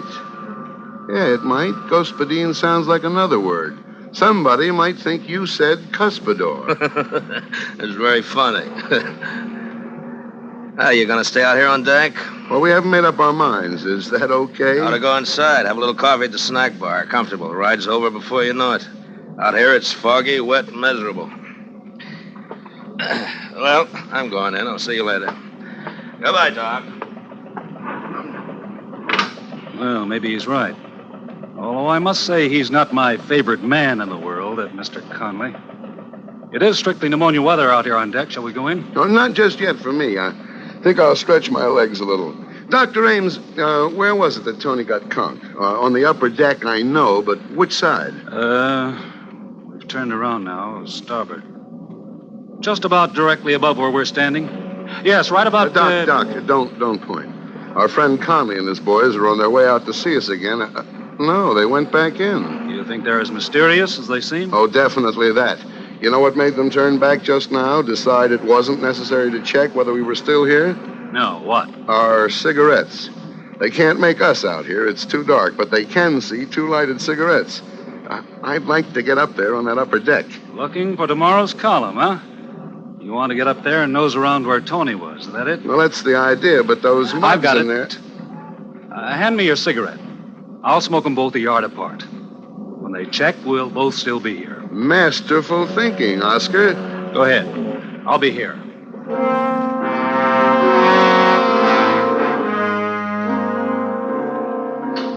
So I trod the slippery stairs to the upper deck. The fog was as wet as rain. I couldn't see any more than inches ahead of me with my flashlight. I stopped about amidships and looked down over the rail. Dr. Oscar Ames and his two cigarettes, tiny red dots of light, were almost directly beneath me. I turned back from the rail, and my foot squashed into something that sounded like an eggshell. I bent and picked it up. It was a mother-of-pearl ornament like the ones Tony's concertina were covered with. A sudden noise over my head made me shoot my light up. A piece of canvas had suddenly ripped loose from the top of a lifeboat. Well, I got up there somehow and looked. The canvas had been ripped open with a knife, a hole large enough for a man's body to get through. And that's what was in there. A man's body. He'd been stabbed in the neck. This was the man who had slugged Tony, or so it seemed, because the gun was still clenched in his right hand, the barrel reversed. Well, my flash caught a speck of something white in one of his shoes. It was a bit of paper with two typewritten lines on it. I let myself down to the deck and prepared to read the note, and that's when my flashlight went dead. I groped about until I found a faint, ghostly glimmer of light overhead, out over the edge of the ship on the outside rail. I climbed over, steadied myself, and lit a couple of matches. It said International Postcard Shop, Geary Street, SF, greeting card for Boris. I put the bit of paper in my pocket and turned to climb back over the rail. And then something came at me from the back. It caught me full in the center of the forehead, and I fell crashing over the side.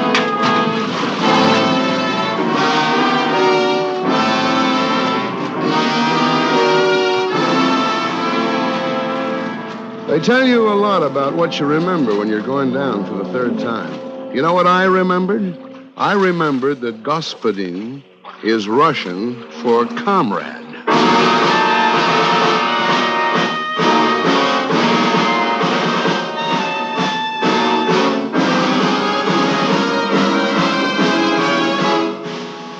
Autolite is bringing you Mr. Paul Douglas in Man Alive, tonight's presentation in radio's outstanding theater of thrills, Suspense.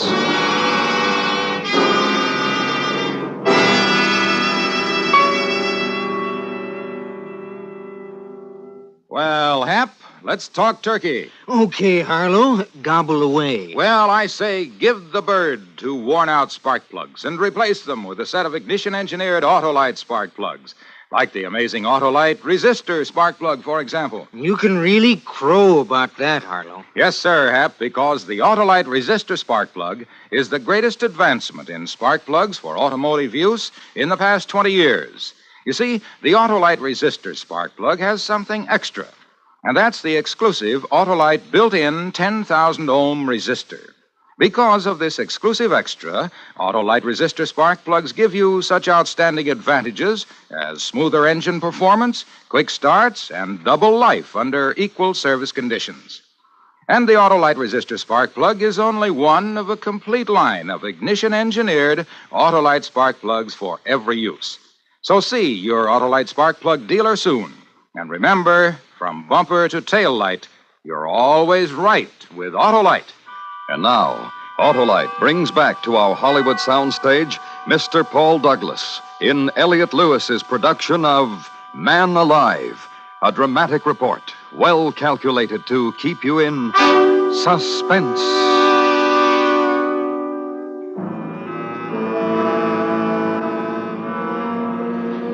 I found myself mechanically keeping afloat somehow and trying to get out of my overcoat. From out of the misty blanket, from every direction, and a dozen different keys from near and far, foghorns sounded. I floated on my back trying to figure where I was. I was somewhere in San Francisco Bay, and that was all I knew. The water was chilling me, and I turned over and began swimming, just hard enough to keep the blood circulating. The lights of a boat came into sight suddenly, and I threw back my head and yelled, but the horn crying its warning drowned me out, and the boat went on, and the fog closed in behind it. And then I found myself full of a strange, wonderful weariness. The water wasn't cold anymore. I was warm, with a comfortable, soothing numbness. My head stopped throbbing. There was no feeling at all in it now. There was nothing anywhere. And then some lights came into my eyes, and I wanted to stay in the dark, and I turned my face down into the embrace of the water.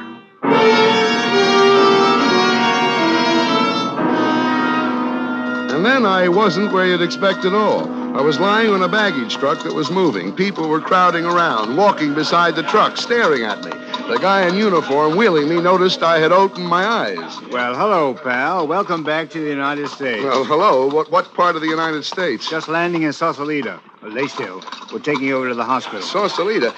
How long before that boat goes back to San Francisco? It leaves right away. Well, I'm going with it. Hey, wait there. You ain't in no condition. Thanks. I'll be okay. Half an hour later, shivering and shaking in my wet clothes and keeping my mouth clamped tight so my teeth wouldn't sound like a dice game, I climbed into a taxi at the ferry building and went to my apartment. There, I swallowed a half a pint of whiskey, rubbed myself with a coarse towel until my skin was sore. Then I looked in the pocket of the soggy suit I'd hung up to dry. It was still there. The piece of paper from the dead man's shoes, damp but legible. International Postcard Shop, Geary Street, SF. Greeting card for Boris. I got up to put on a dry suit, and then I changed my mind and put the wet one back on.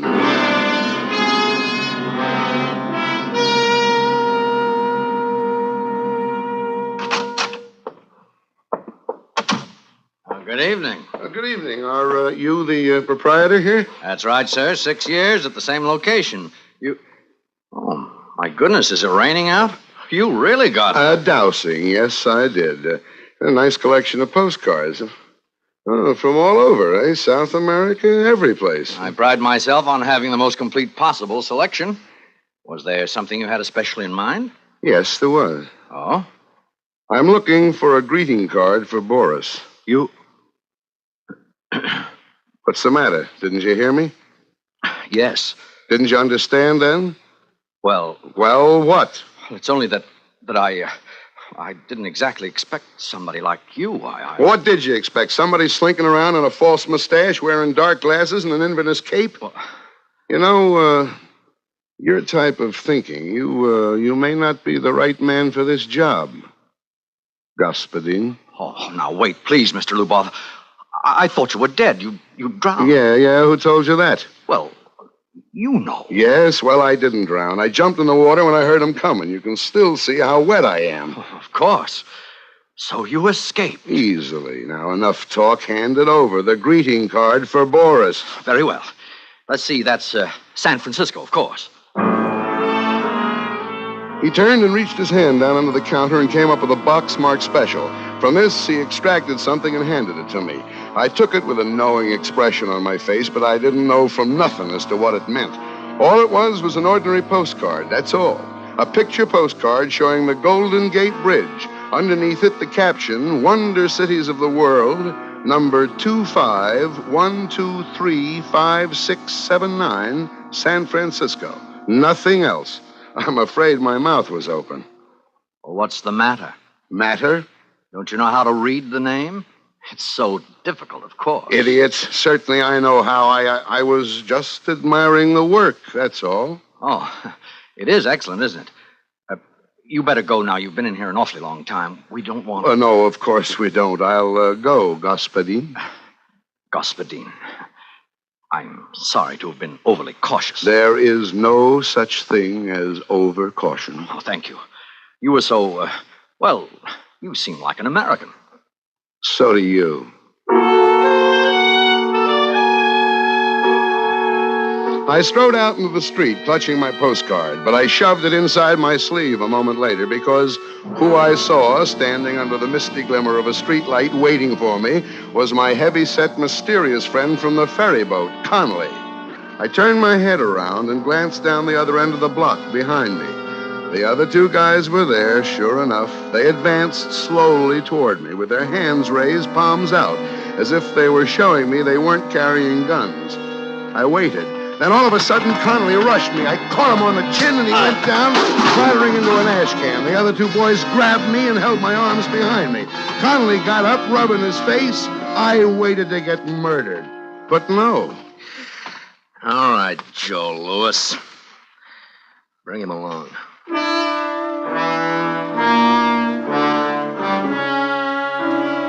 And so they did. We didn't go far, just around the corner to a little hamburger place that had a sign in the door saying closed, although there were lights inside.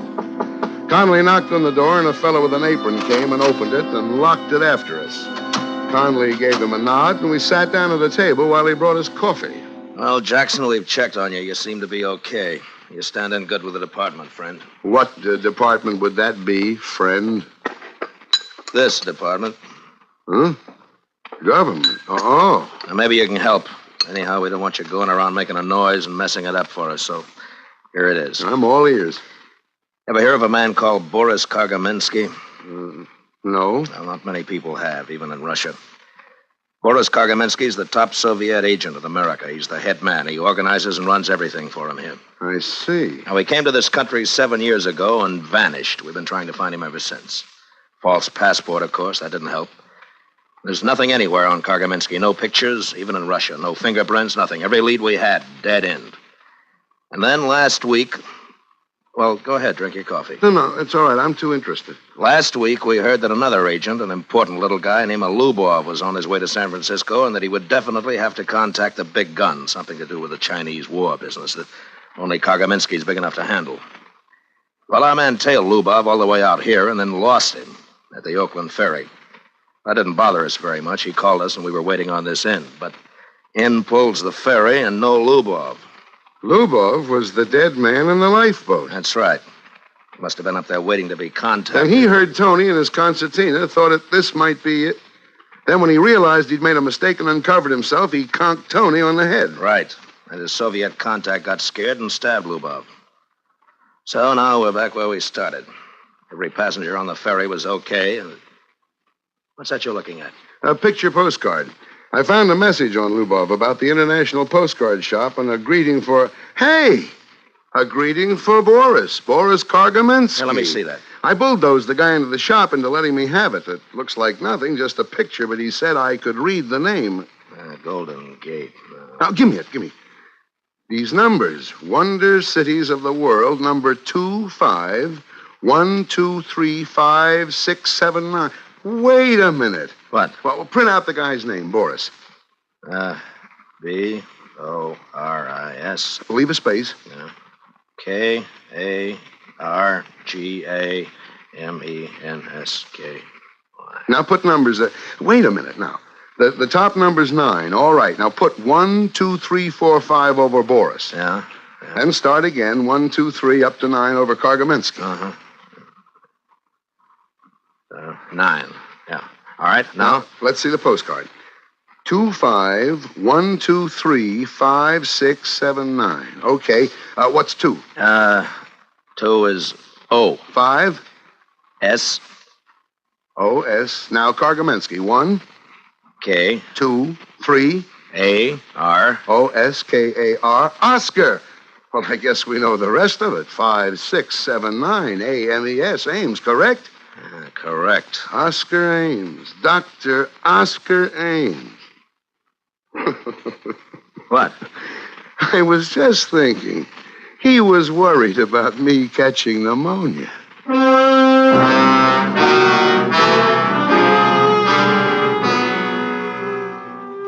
I called Mama Caruso, and from what she said, we knew where to go. We picked him up at the emergency hospital. He was just finishing the operation on Tony's head.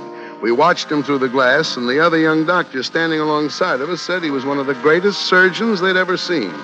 When he unrolled his gloves and took off his operating mask, he looked up and saw me, alive, and the other boys with me. His scalp tightened for just a second, and then he smiled. It was when he reached into his bag that we rushed him before he could get the little red bottle to his lips. Well, that's about it. I made the morning edition okay. On page 18, under my usual slug, Man Overboard by Man Jackson, they did a cute thing. Under Man Overboard, it said, he really is. See page 1. And on page 1, with a byline, was the story, just as above. Complete with a photograph of Dr. Oscar Ames. A clean-cut, smiling, confident, typically American fellow. The caption said, Portrait of a Spy.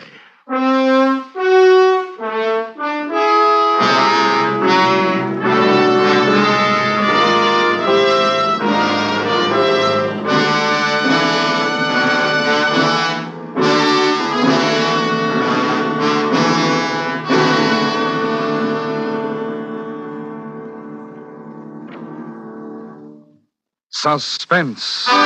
Presented by Autolite. Tonight's star, Mr. Paul Douglas. This is Harlow Wilcox speaking for Autolite, world's largest independent manufacturer of automotive electrical equipment. Autolite is proud to serve the greatest names in the industry. They are members of the Autolite family, as well as are the 98,000 Autolite distributors and dealers in the United States and thousands more in Canada and throughout the world. Our family also includes the nearly 30,000 men and women in 28 great Autolite plants from coast to coast and Autolite plants in many foreign countries, as well as the 18,000 people who have invested a portion of their savings in Autolite.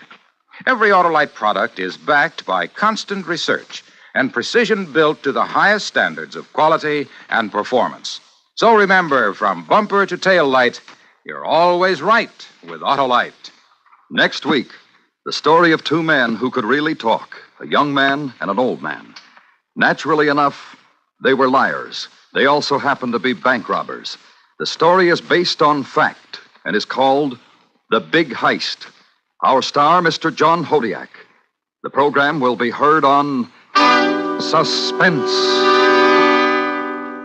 Suspense is produced and directed by Elliott Lewis, with music composed by Lucian Morowek.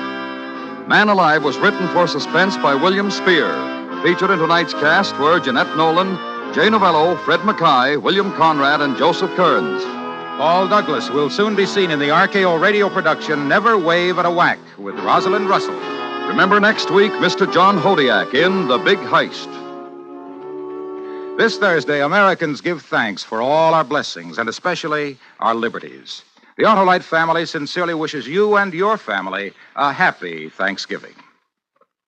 This is the CBS Radio Network.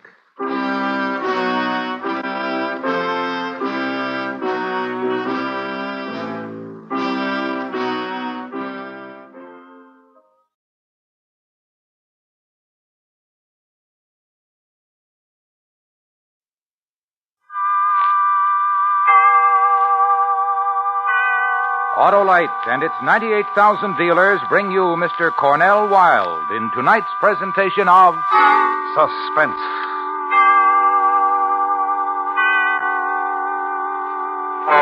Tonight, Autolite presents a story based on fact.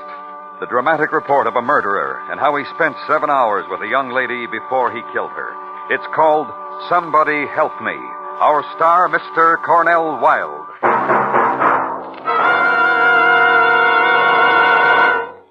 How would you like to feel that you have been responsible for your church, hospital, local YMCA, or other local or national recognized charity sharing in $100,000?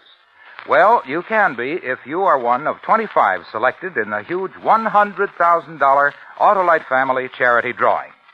Now, here is what Mr. Mortimer Brandt, president of the National Cancer Foundation, says about the Autolite Family charity drawing. The Autolite Family charity drawing makes it possible for you to provide needed care to the victims of advanced cancer. I sincerely hope that you will designate the National Cancer Foundation as your charity. Friends, don't delay another day. Visit any one or all of these Autolite Family car dealer showrooms. DeSoto, Hudson, Plymouth, Studebaker, Dodge, Willis, Nash, Packard, Kaiser, or Chrysler. Fill out a registration form for the Autolite Family charity drawing and be the one to help your favorite church, hospital, or other local or national recognized charity share in $100,000. Sign up tomorrow for sure. And now, Autolite presents transcribed the remarkable characterization of Mr. Cornell Wilde in Somebody Help Me, hoping once again to keep you in suspense.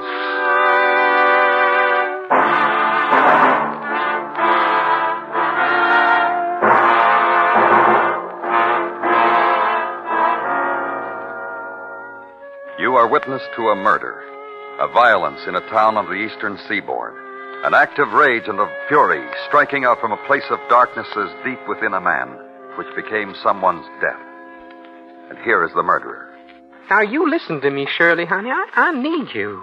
I'm lonely for you, honey. Like all day today, like now, honey. Making the little whimpering sounds busting in here like you did when you got no right. I've got a right, Cheryl, being a husband to you like I was for so long. Husband. Eddie, gentle talking Eddie, who made my life miserable and ugly. Because he's a... You tell me, honey. What am I? What you are, I don't have to think about anymore. Or worry about, or get ashamed about. You don't want to understand, do you, Cheryl? You're not even trying to, honey. It's over, Eddie. I don't have to try anymore. We're divorced 3 months now. And I'm doing great, doing fine. So who needs you, Eddie? I don't care what happens to you anymore. No, don't say a thing like that, honey. All you got to do is like me again like you used to. Stay away from me. Don't talk like that. Your throat goes hard when you talk like that. Hard instead of soft the way I remember. Ellie. Don't do that, Cheryl. The scissors, Eddie. If you touch me once more, I'll kill you. So help me, I'll kill you.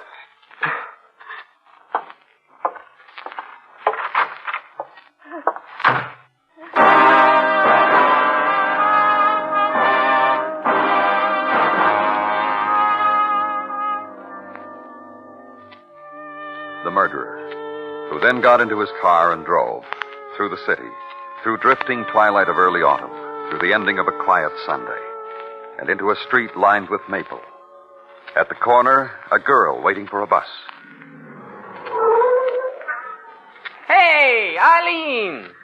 Eileen, victim. Eileen? Eileen Hall. It's me, Ed. Eddie Franklin. Not just some guy trying to pick up. Ed. I'm sorry. I really did think you were some fresh kid or something. Can I drive you someplace, Eileen? Well, it's no trouble, honest. I was just driving around. Oh, no special place to go. No one to see. You give me a real pleasure. Oh, you're sure it's no trouble? My pleasure, honest. Come on, my pleasure. Hop in. Eileen! Eileen, dear, wait! Who's that? Just Lois Anderson's, a girlfriend of mine I was visiting with today. I just left her house a few minutes ago. You mind if I... Well, no, not one little bit. You go right ahead, Eileen. I'll wait. What is it, Lois?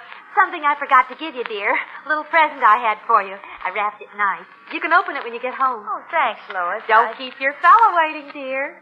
Whoever he is. Anyone I know? I don't think so. Thanks again, Lois. Well, I was coming out of my house and I saw the car drive up to stop, and I thought... It's all right, I know him. He's a friend.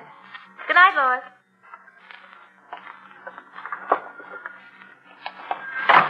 All set? Yes, Ed, thanks for... Don't mention it. Where to, miss? Well, I was just waiting for the bus to go home. Oh, you have to do that? Go home? No. Really, I thought I'd get to bed Because early. I was just going to say. Yes? Well, I was just going to say if you don't really have to go home, well... Yes? Well, there's a drive-in up the road, and I thought maybe we'd stop and have a sandwich before... I mean, if you want to, Eileen. It's very sweet of you, Ed. I'd like to. Oh, well, my pleasure, Eileen.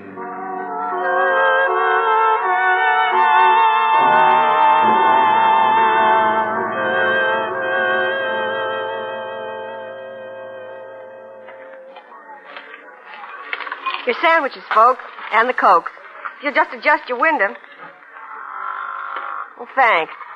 I'll just screw this tray on tight. Oh, there you are, folks. Be happy. Well, thanks, honey. Now, let's see. This is your sandwich, Eileen, and this is mine. You want a straw for your drink? No, thanks. I like to crunch the ice. Ed? Mm-hmm.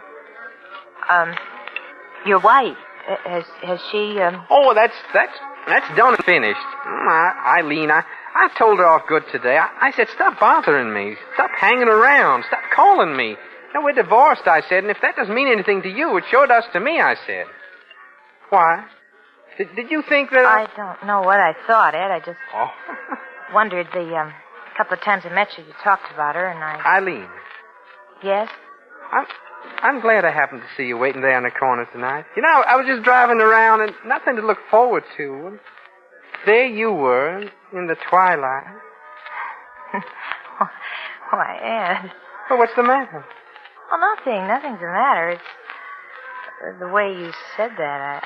I didn't suspect you could... Oh, well, I've got a million of them. A whole million. You're fun, Ed. I think I like being with you. Well, me too, Eileen. And I wanted to call on you so many times, but... What? Hey, pal. Want to move your car a little bit? So as I can park in that space next to you? You hear me, pal? Oh, one of those, huh?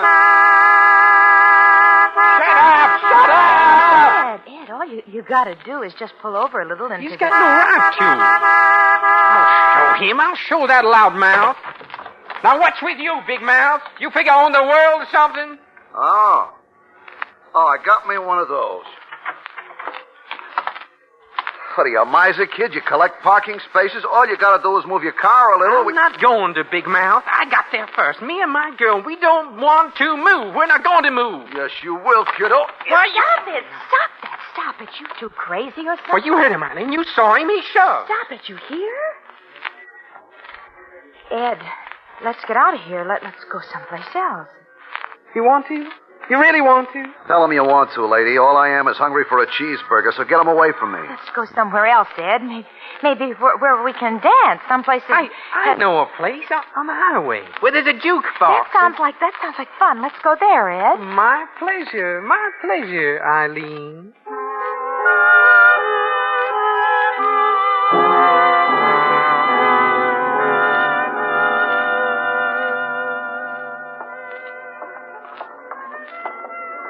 Pardon me, sorry. Can we get through here, please?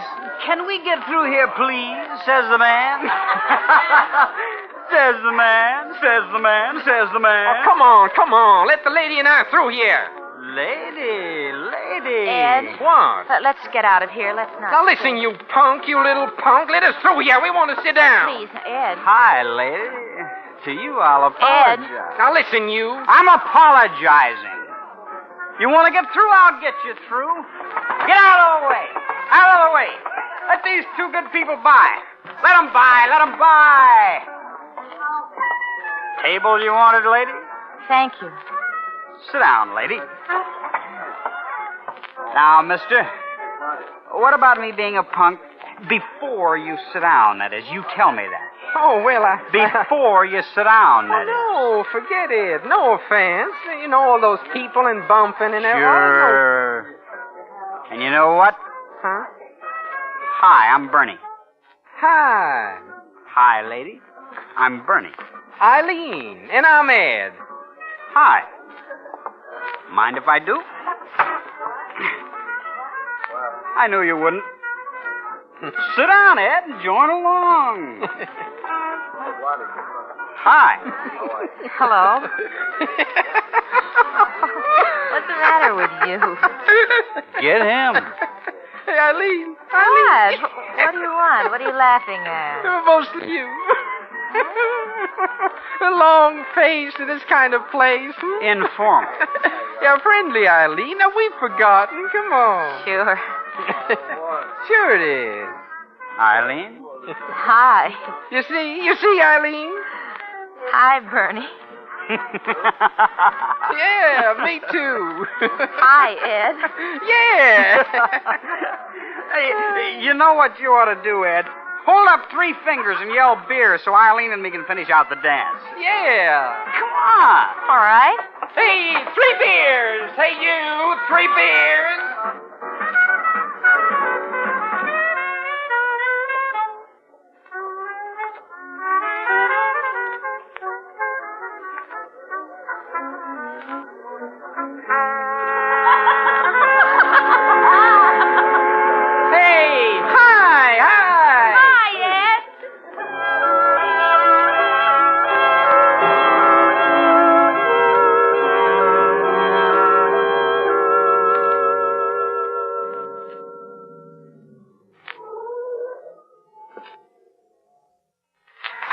I'll tell you what. You unroll the window on your side, and I'll unroll the windows on mine, To let the country air in. Yeah, to let the country air in. Like we said. Like we said. Eileen. Uh-huh. No, wait, when you finish. I've finished. You want to talk to me? Oh, that's as right can be. As right can be. That's how right it is. All right. Come here. Ed, you drunk? No, I would be, but I'm out with Eileen tonight. And when I lift up a glass, she pulls down my arm, pats my cheek, and says, "Now, Ed." And Eileen. Oh, I had a beer, Ed. Have a good time. I guess. I guess? Uh-huh. I guess, she says. Did you see the way she was dancing? Ed? What? I'm kind of ashamed. Of what? Oh, the kid, Bernie, dancing all his dances with him. I've never done anything like that in my whole life. Oh, come here. Come here. Ed? What's the matter? Look. What's the matter? Nonsense. Now, what? This.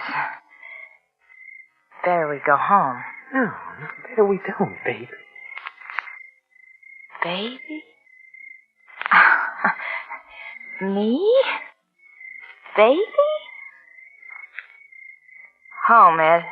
Oh, no. Where you picked me up. You did do that, didn't you? Picked me up. I must have been. What? Out of your mind? Better go home. Oh, no. Now, listen, I'm lonely. I'm lonely. Stay away from me. Come here, you. And all the rest of them. Ed? Come here. Ed?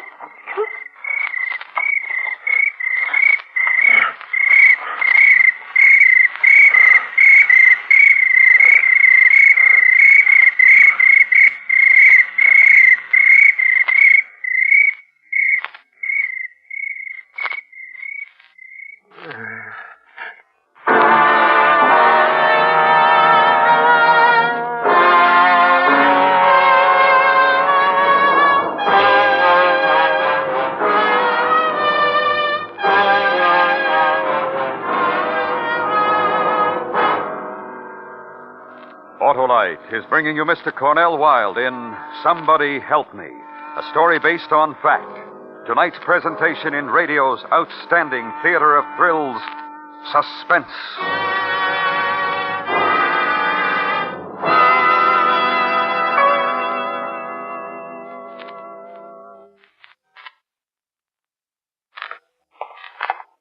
Hello, Harlow. Why, hello, Jim. What's the good word? The word and the car is Chrysler, Harlow. Mm-hmm. I'm going down to pick up my new 54 Chrysler right now. Well, we're saluting Chrysler on Suspense tonight as a distinguished member of our Autolite family. And it'll soon be a distinguished member of my family, too, Harlow. What a car. sleek and beautiful. But that's only part of the Chrysler story. What comfort! Chrysler seats are regular chair height with plenty of headroom and hat room. And for convenience and safety, there's Chrysler Power Steering, which is full-time power steering. Power brakes, and the most powerful engine on the road, the 235-horsepower Firepower V8 engine. Yes, sir, Harlow, my new Autolite-equipped Chrysler has everything but a driver. And I'm going to fix that right now. So long. Bye, Jim. Tell your dealer, by the way, that Autolite is proud of its long association with Chrysler and Chrysler dealers everywhere. And now, Autolite brings back to our Hollywood soundstage the remarkable characterization of Mr. Cornell Wilde in Elliot Lewis's presentation of Somebody Help Me, a story based on fact and well calculated to keep you in suspense.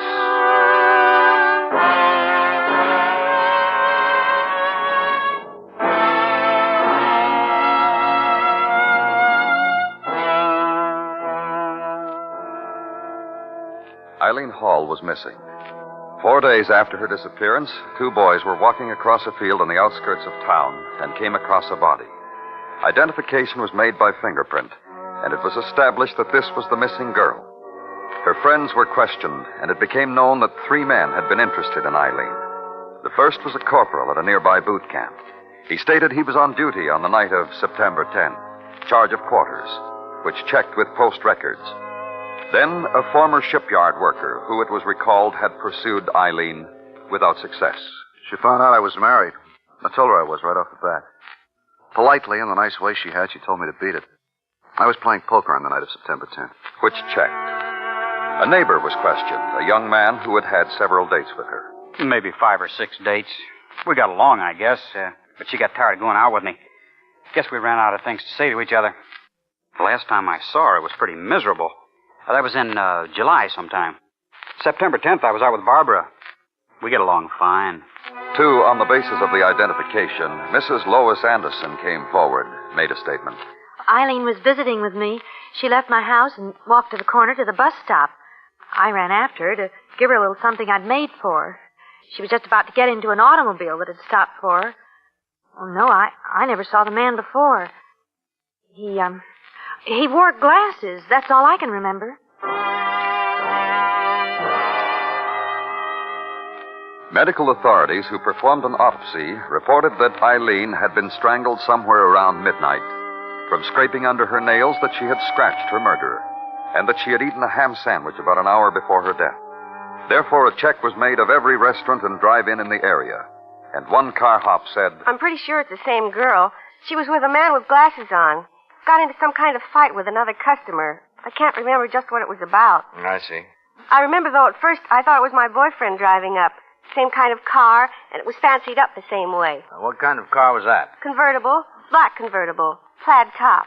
Detective Tomasino had his men circulate through auto accessory stores, asking questions about a man who wore glasses and owned a black convertible with a plaid top. They were told that the description matched that of a man named Ed Franklin, and they furnished the policeman with an address. He moved out when we got divorced. Where'd he go? I don't know. Have you heard from him recently? Oh, a couple of weeks ago. Let me see. 2 Sundays before last? Maybe. I don't know, maybe. Did he act nervous? He acted like he wanted to kill me. Then he was a violent man. I'm lucky. I've taken his last bruise. The former Mrs. Franklin furnished the police with a detailed description. And finally, Ed Franklin was picked up in a cheap rooming house in Seattle, Washington, extradited to the town where the crime was committed. Her name was what? Eileen Hall. I don't know anyone by that name. Gilchrist. Yes, sir. Mrs. Anderson. Now, Mrs. Anderson, is this the man who picked up Eileen Hall? Well, let me rock around here so... You know, the way he was sitting in the car... Well, I don't know. I just don't know. Mister. Yeah, what do you want? She was a very nice girl. Never got into any kind of trouble. Well, hey, what is this? You, recognize this man, Mrs. Anderson? Oh, no, but He might be the man, but I'm not going to put him in jeopardy because I'm not sure it is he. No, I don't recognize him. Oh, all right, thank you.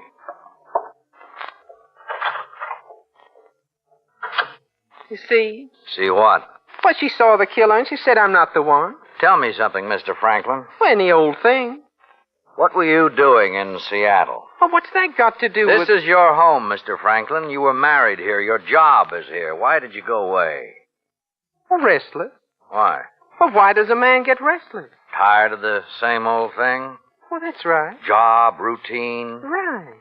And the man gets lonesome. And the man gets lonesome, sure. For your wife? Well, what about her? I just asked if you got lonesome for her.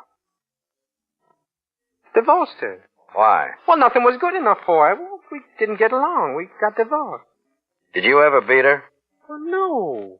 Got along fine, then. I just told you we didn't get along. What line of work are you in? I'm a salesman. Leather goods. Wallets, belts, things like that? Yeah, that's right. Pretty good at it, too, huh? Sure. Then how come you were practically a vagrant in Seattle? Huh? Practically a vagrant in Seattle. Well, I... Upset about something? Running away from something? No. Then what? Well, just no, that's all. Get that boy, Gilchrist. You.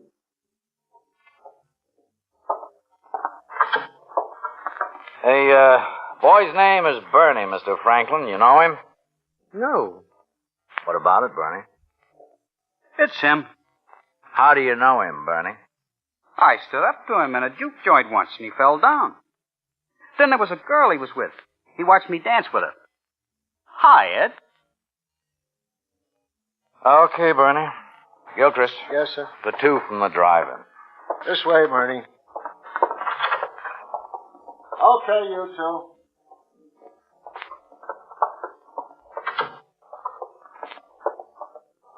Ever see this man before? Yeah, that's him. Doc's driving. Almost had a fight with him. I served him. Girl with him when you saw him? According to her picture in the paper, the one who was murdered. Yes, sir. Thank you.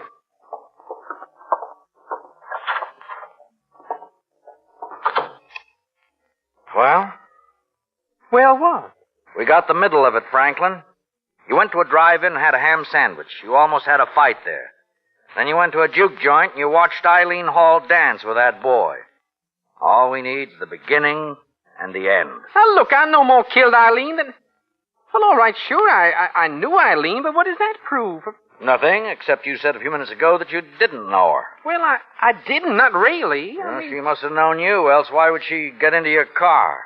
I picked her up. Oh, maybe, but I doubt it. I don't think she's the kind of girl who gets picked up.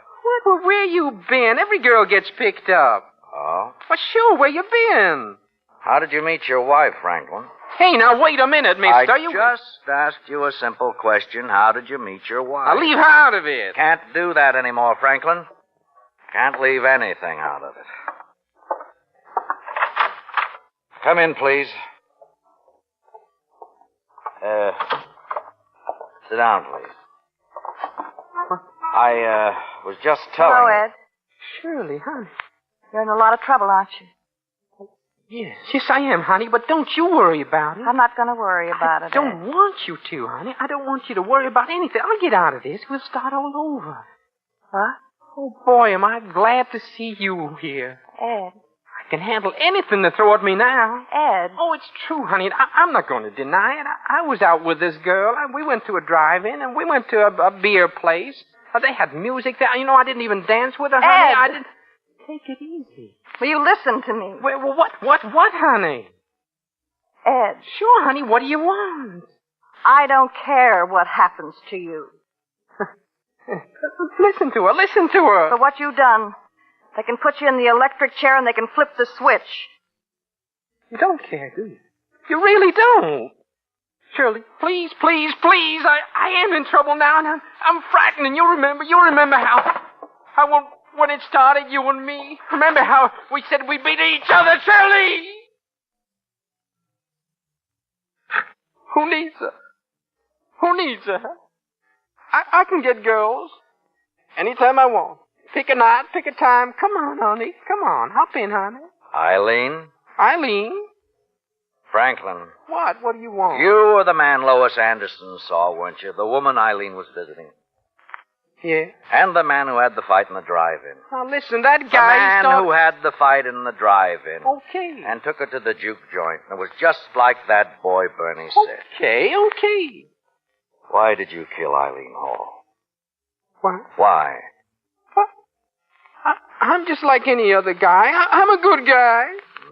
But lonely sometimes, but I'm just like any other guy, not any different. Now, why did I kill her? She was close to me. She wanted to go away, and I got lonesome, so I held on to her forever. You understand? Yeah. For the rest of her life. And listen, that's what a fellow wants from a girl. I'm no different at all.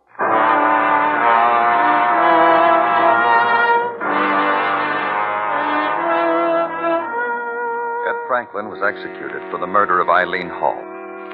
It is interesting to note that the clue, the final irrevocable clue that trapped him, was his only act of kindness to his victim. The sandwich he fed her before he put his hands about her throat and strangled her.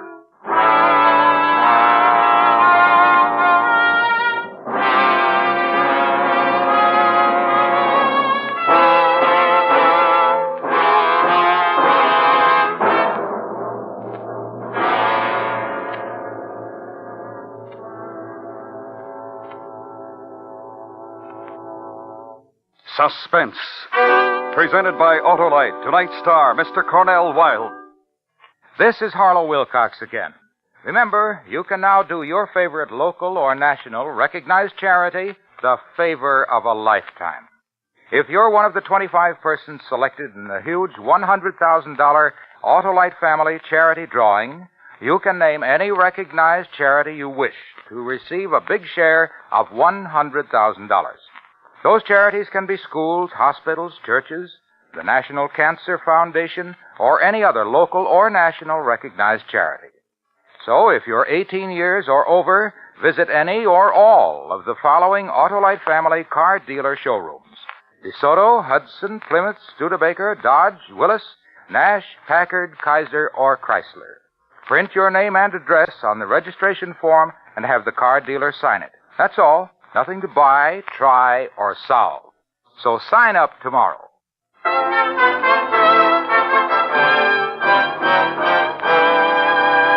Next week, a story based on fact. The true report of a man who had everything going for him, but since all his dealings were illegal, it became necessary to move around more frequently than was usual. It's called Grand Theft. Our star, Mr. David Niven. That's next week on Suspense. Suspense is transcribed and directed by Elliot Lewis, with music composed by Lucien Moravec and conducted by Lud Gluskin. Somebody Help Me was written for Suspense by Morton Fine and David Friedkin, and based on research by Edward D. Radin. In tonight's story, Kathy Lewis was heard as Eileen, Mary Jane Croft as Shirley, and Joseph Kearns as Tomasino. Featured in the cast were Paula Winslow, Charlotte Lawrence, Larry Thor, Hy Averback, Sam Edwards, and Charles Calvert. This is the CBS Radio Network.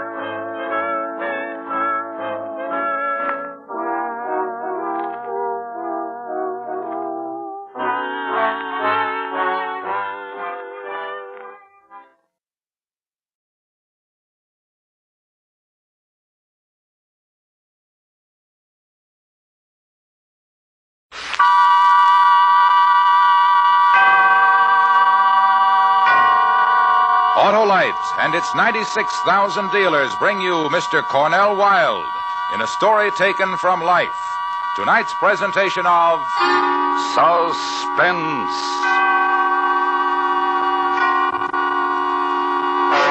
Tonight, Autolite presents The Flame, the terrifying study of a pyromaniac, starring Mr. Cornell Wilde.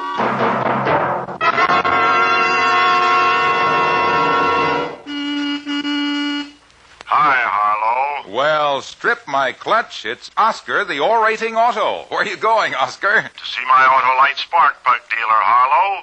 Winter's coming fast, and I want to be ready for it. Not a bit too soon for a change of oil and grease, antifreeze. And check those spark plugs, too. You said it, Johnny Plug Check. The spark plugs are the heart of your car's ignition system. If they're right, your chances of starting are better than ever, even in coldest weather. If they're not right, Harlow, Well, then, my curious car, your Autolite spark plug dealer will recommend ignition-engineered Autolite spark plugs to give you smoother performance, quick starts, and gas savings. well, I'm off to visit my Autolite spark plug dealer, Harlow. Right, and friends, you should too. You can quickly find his name by calling Western Union by number and asking for Operator 25. She'll tell you the name of your nearest Autolite spark plug dealer who's ready to winterize your car. And remember, from bumper to tail light, you're always right with Autolite. And now, with The Flame and the performance of Mr. Cornell Wilde, Autolite hopes once again to keep you in suspense.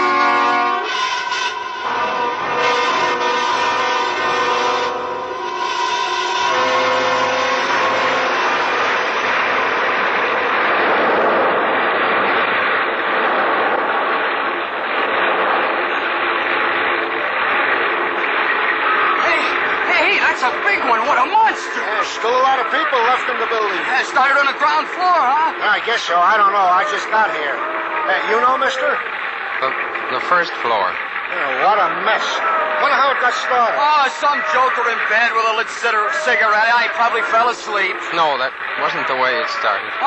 Wasn't it? Hey, you mean... It'd take more than a little cigarette to start a fire like that. But the whole apartment building's just about gone. Maybe the guy who owns the building started it, for the insurance and all. He didn't have anything to do with it. Hey, look at it burn with it. Makes kind of a pretty pattern against the sky, though, doesn't it?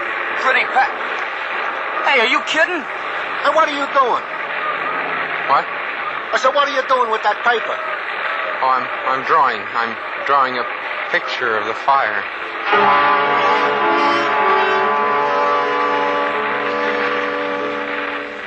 The big, heavy man in the turtleneck sweater got flushed in the face.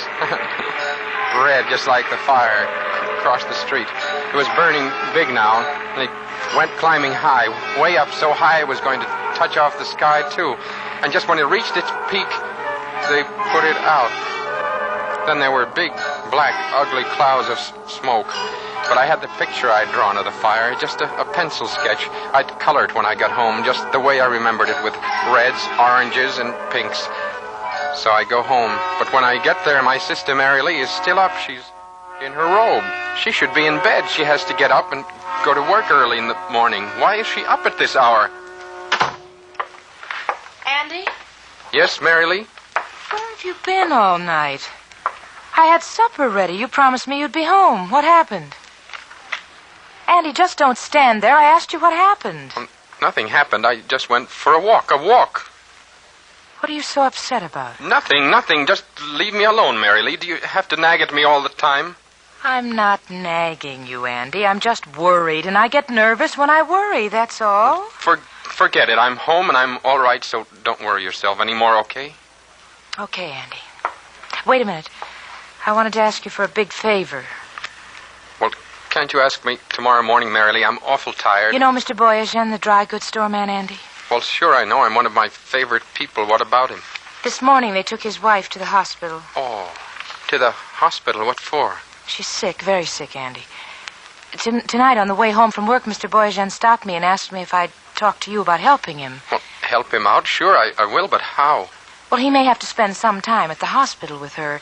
He doesn't have anybody he can leave in the shop to take care of it. He thought maybe you'd help him out, Andy. Well, that'd be all right with me, Mary Lee, but I don't know anything about the dry goods business. It isn't hard, Andy. I told him I thought you wouldn't mind at all. Besides, it'll give you a little something to do to keep you busy. You won't have to... Go ahead, say it. You won't have to roam the streets like a bum, just like Pa used to yell at me. All right, I like Mr. Boyajian, Mary Lee. I'll watch his store for him.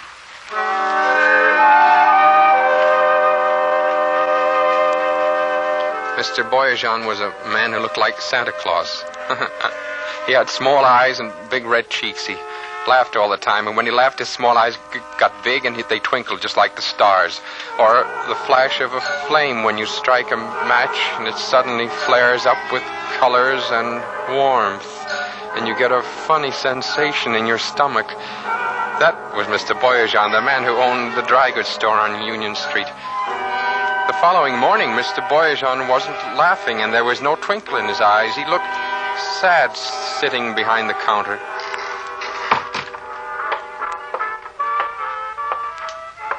Mr. Boyajan? Oh, Andy, it's you. Hello. Excuse me, Andy. My mind, it's not on what's happening. It's on this music. I'm far away when I listen. The music? Yes. It's the kind of music that the missus and I used to dance to when we was like your age. It's a folks dance, Andy, from the old country. It's pretty. I like it. Mr. Boyajan, about your wife, I'm sorry she's sick. You're sorry? Everybody is sorry, Andy. The whole neighborhood. Everybody tells me how sorry they are. But me, I'm sorry most of all. Is it very serious? Yes, very. Well, don't worry. They'll take good care of her at the hospital, I know. Oh, I'm sure they will. She'll have the best there is to offer. Well, she would if I could afford it. Afford it? Yes. You see, this sickness needs a special kind of doctor. This special doctor costs extra money.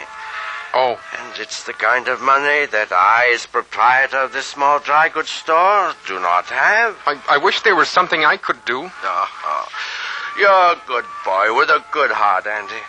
I wish I could have had a son like you. Oh, well, thank you, Mr. Boyajan. Gee, thanks. I don't make the money I used to make. I can't work as hard. Sometimes I think I would be better off that this place should burn down and I should get the insurance money. Insurance money? Yeah, from the fire insurance company. I never thought of that. You never thought of what, Andy? What I meant was that I never thought of things like fire insurance. Of course. To do a thing like this, to even wish it is against the law. Fire insurance is for the protection. Of course. Well, Andy, if you have come to stay, I will go to the hospital. Well, go right ahead, Mr. Boyajan. I'll take care of everything. You just leave everything to me.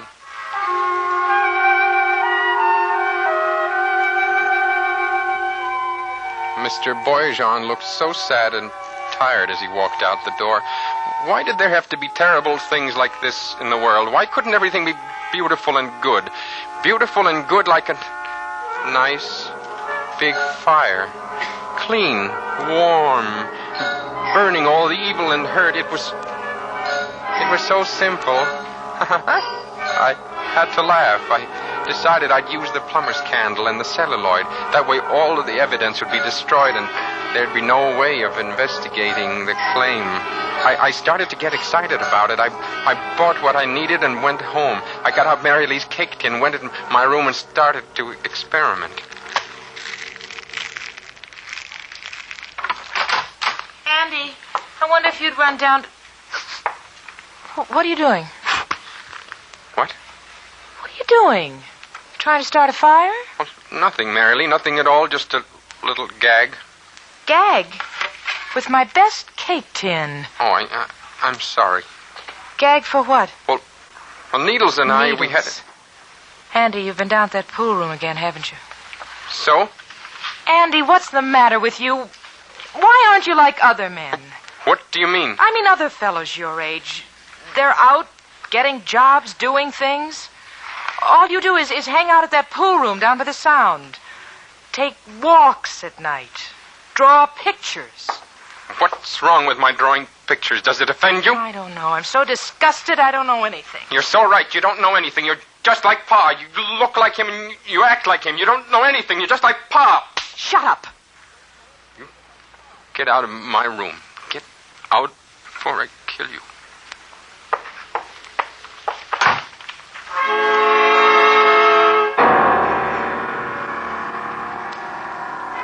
I took a long walk. I thought about leaving Mary Lee, going away, but I remembered that I had no place to go.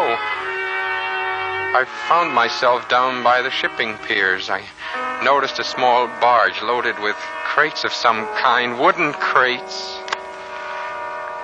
It looked beautiful. The red flames licking against blue sky and blue waters. I felt better now. I started for home. I began to make plans for Mr. Boyajan's store. I had the equipment, but I needed his key.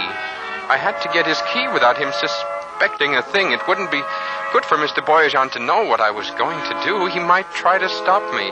I was sure he didn't like fires as much as I did. The next afternoon in the store, just before I was ready to leave, I asked him about the key. Key, Andy? Yes, Mr. Boyajan. But a key what for, Andy? Well, I thought that maybe tomorrow morning you'd like to go over to the hospital earlier. I could open up the store for you. Oh, Andy, already you have done so much for me. It's nice. No trouble at all. Believe me, Mr. Boyajan, no trouble at all. I'd be happy to do it. You know, to tell the truth, I would like to get over a little earlier.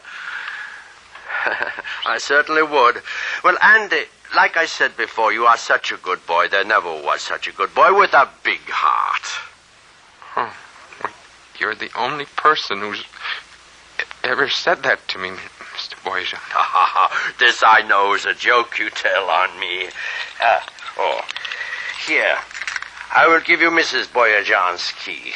Now, how is that? Oh, fine, and don't you worry about a thing. I'll sell out tomorrow. I'll make you lots of money.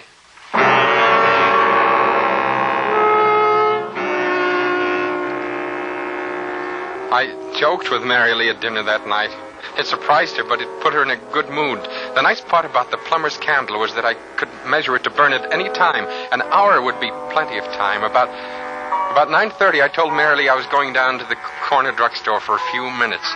And down on Union, I waited until the block was almost deserted. Then I let myself into the dry goods store. Mr. Boyajan had a crate of little girls' dresses he just received. It would be perfect tinder. I lined the strips of celluloid up and set the plumber's candle on top of the crate. Then I struck a match and lit the candle. I watched the flame burn for just a moment. Then I went back up to the apartment and waited.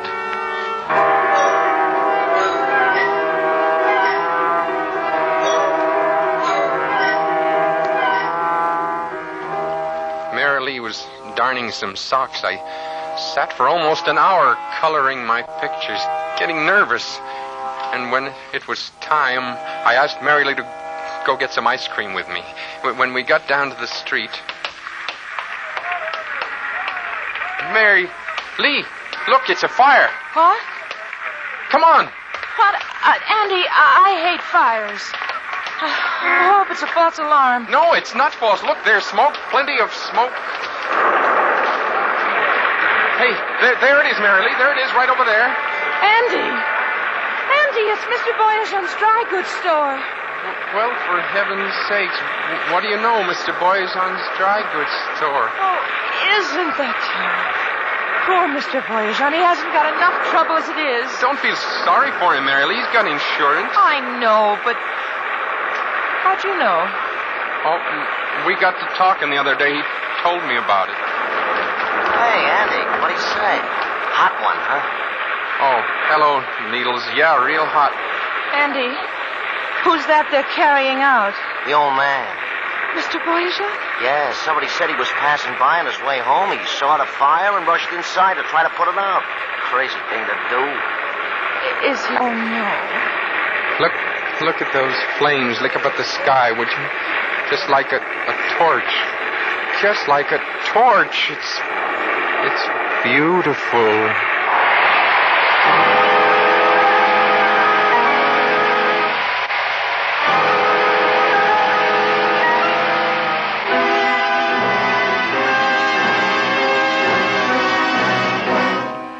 Autolite is bringing you Mr. Cornell Wilde in The Flame, tonight's production in radio's outstanding theater of thrills, Suspense.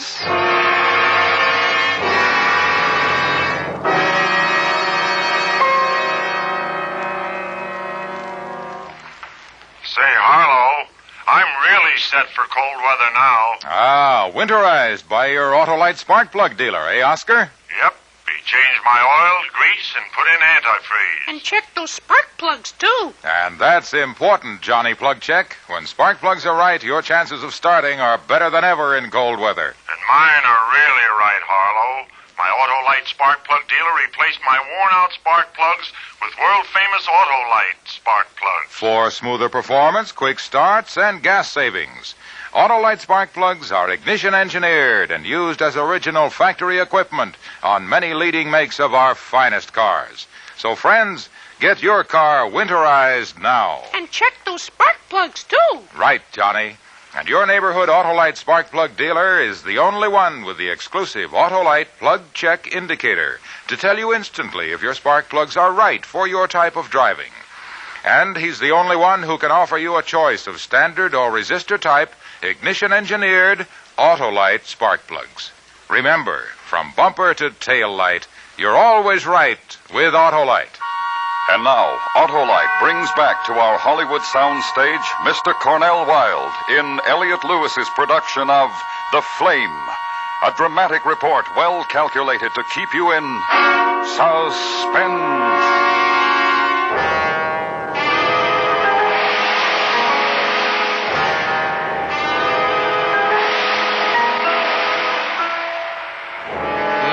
Everybody in our neighborhood felt sorry about poor Mr. Boyajian. I wish he hadn't tried to put out the fire. I didn't go to the hospital with Mary Lee to see his wife, but I did go to Mr. Boyajian's funeral a couple of days later.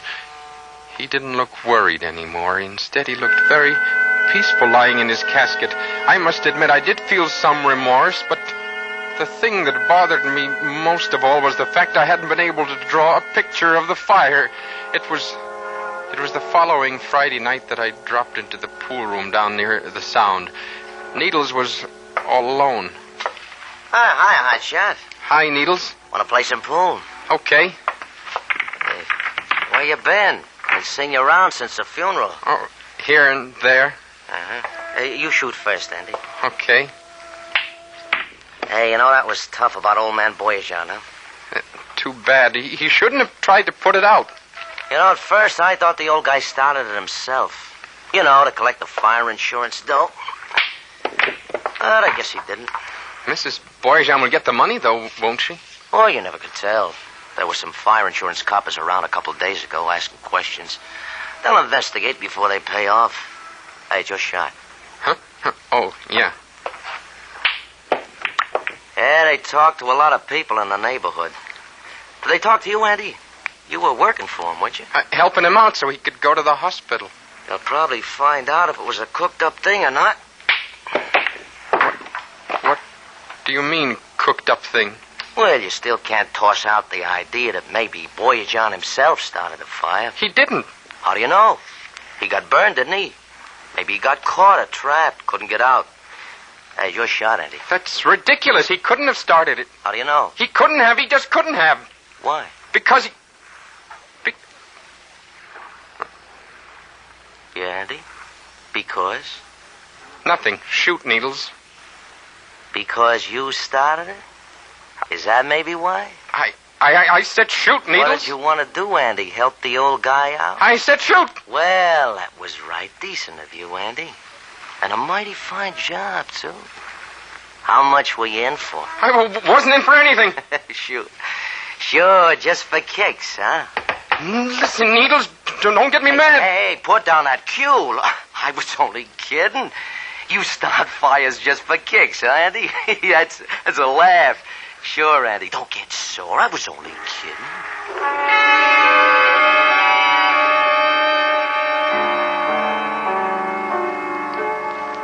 Needles was the type of guy that got into all kinds of trouble. I wish he didn't get on my nerves so much.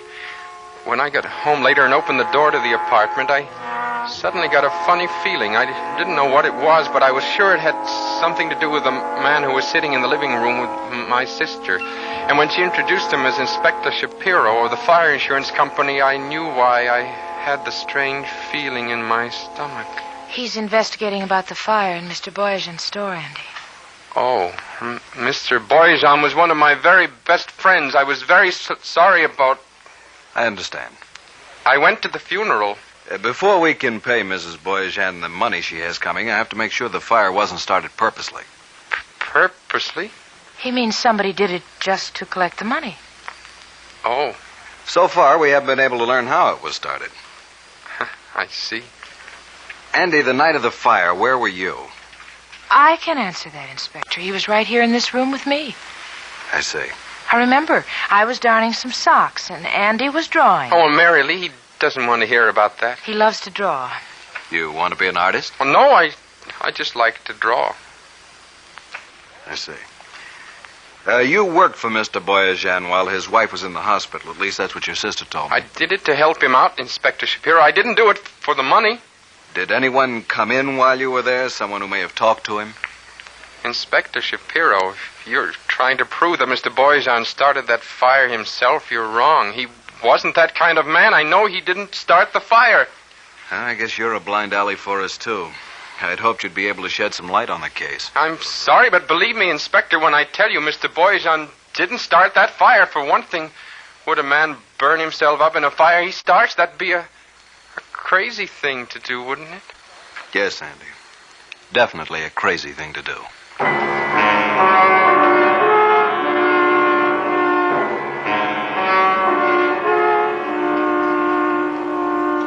Inspector Shapiro was not a stupid man. I could see that. I was going to have to be a little more careful for a little while anyway, until the investigation was over. I hoped that nothing would go wrong, that Mrs. Boyajian would get the money. About 2 weeks later, I saw Needles was standing in front of the pool room down near the Sound. He called me over, said he had something very important to talk to me about. We went in the back room of the pool room. He closed the door and... Cigarette, Andy? You know I don't smoke, Needles. Of course not, pal. Of course not. Well, Hotshot, how's firebugging these days, huh? Is that supposed to be a cute remark, Needles? What's the matter? Can't you take a little kid? Not that kind. What's the idea of striking the matches? Huh? Oh, it's just a nervous habit, I guess. Yeah, it's a nervous habit. Pretty flame, huh, Andy? Say what you have to say. I was thinking about poor Mrs. Boyajian, Andy. What if they hold up the claim, huh? Poor Mrs. Boyajian. Stop speaking in riddles. I got a friend, Andy. He owns a small warehouse a couple of blocks from here. He don't make much money with his small warehouse, and he'd like to get rid of it. One night his place burns down, just like that. He's very, very sad. But then he gets happy because he collects quite a bit of fire insurance. Fire insurance? Yeah, fire insurance. My friend would pay good money if his warehouse burned down. Good money. He would? You could help out poor Mrs. Boyajian, Andy. I don't know. And just think of the fun you'll have. A flame, and you'll make it. I'll make it. That's right, Andy.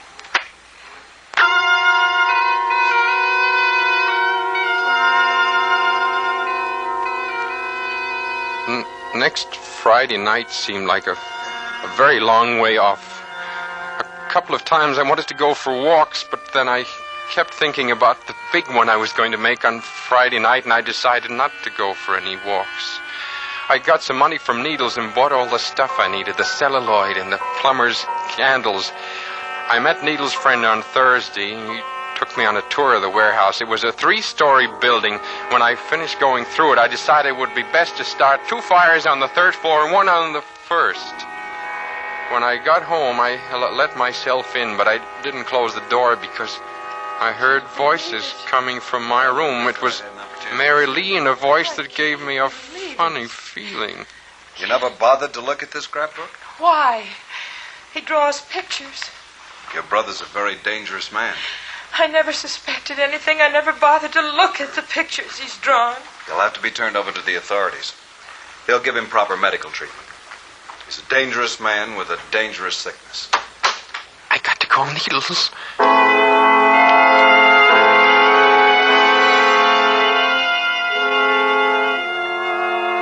I had to act now and act fast. I called Needles and told him we had to burn his friend's warehouse tonight. Tomorrow night would be no good because I'd have to leave Seattle now. He didn't want to at first because we hadn't planned it that way, but then he finally agreed. He met me in front of the warehouse a little before 9. I set 2 fires up on the 3rd floor, and then we went down to the 1st, and I started another one. Come on. No, wait. Let's watch it for a while. Are you crazy? This place is gonna go up like a tinderbox. We're liable to get caught. I said I want to watch it for a while. I'm going to draw a picture. Oh, you're loony as a nut. Come on, Andy. Let's get out of here. Well, you go ahead, Needles. I'll be along in a little while. Come on, Andy. Come on. Don't be crazy. I'm glad I brought my pencil and pad with me. I think this is going to be a beautiful one.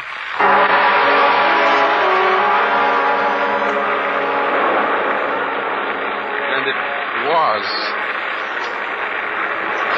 It had wonderful colors. The flames were all around me now. Not an awful lot of smoke here inside the building. Just flames. Beautiful colors. Just beautiful. Reds. Deep reds and blues, greens, yellows. I had a feeling this was going to be my best picture. The most beautiful flames I'd ever seen. Thrilling. And the picture now, just one big flame.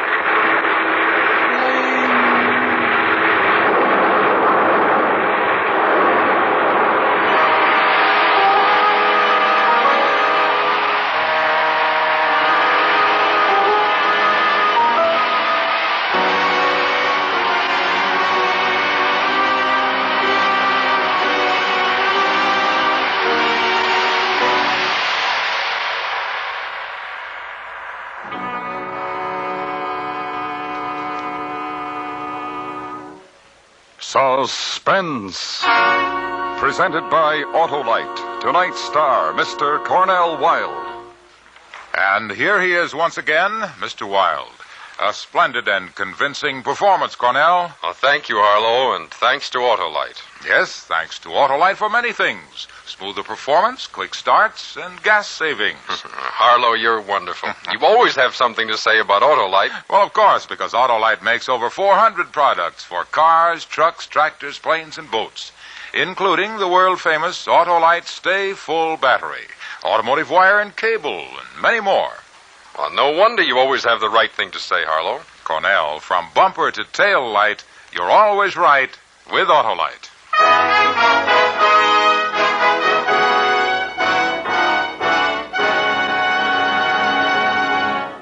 Next week on Suspense, our star will be Mr. Ray Milland in another story based on actual events concerning a British gunboat trapped by communist fire 100 miles from help. A dramatic report we call The Log of the Marne. In weeks to come, we shall also present Mr. Richard Woodmark and Mr. John Lund, all on Suspense. Suspense is produced and directed by Elliot Lewis, with music composed by Lucian Morowick and conducted by Lud Gluskin. The Flame was written for Suspense by Richard George Pedicini. In tonight's story, Kathy Lewis was heard as Mary Lee, Sidney Miller as Needles, and Joseph Kearns as Boyajan. Featured in the cast were Harry Bartell, Bert Holland, and Charles Calvert. Cornell Wilde will soon be seen starring in the Cecil B. DeMille production, The Greatest Show on Earth. And remember, next week on Suspense, Mr. Ray Milland in another story based on actual events. A dramatic report we call The Log of the Marne. For the location of your nearest Autolite battery or spark plug dealer, or your nearest authorized Autolite service station, phone Western Union by number and ask for Operator 25. Switch to Autolite. Good night. This is the CBS Radio Network.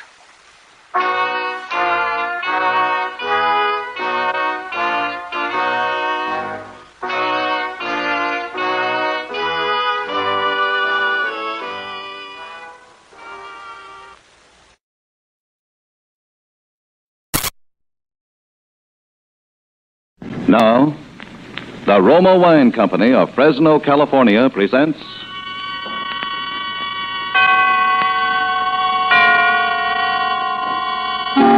Suspense.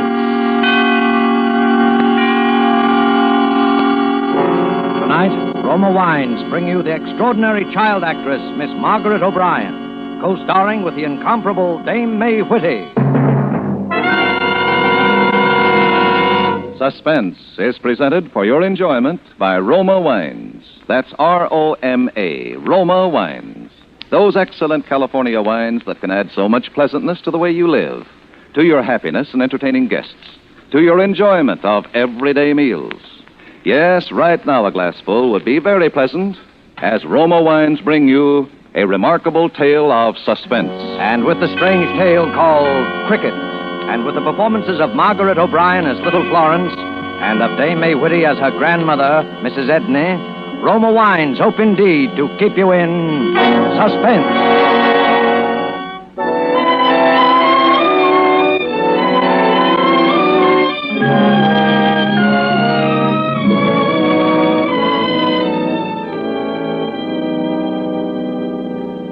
Grandma says we have to move from this house, Cricket. We have to go away. I guess it's the noises and the things she hears at night. She's good, and I love her, but she doesn't understand. There's nothing in this house to frighten anyone, nothing that is bad. Listen, Cricket, there'll be no one here but Anna tonight. And tonight you said you'd come. But I won't be here, Cricket. Grandma's taking me to Golders Green to stay with Aunt Collar until we find another house. Couldn't you come there too, Cricket? It wouldn't be hard to find. No, I guess you couldn't. I guess this is the only house that you can come to. Is that because you died here, Cricket? Florence? Yes, Grandma. Are you ready? Yes, Grandma. I was just saying goodbye. Please, Florence. You promised not to worry me anymore. Couldn't we stay here tonight? Just tonight? No, dear. Come now. We mustn't keep the cab waiting. All right, then. You go on ahead. I'll be right down. Goodbye, Cricket. I hope you'll understand.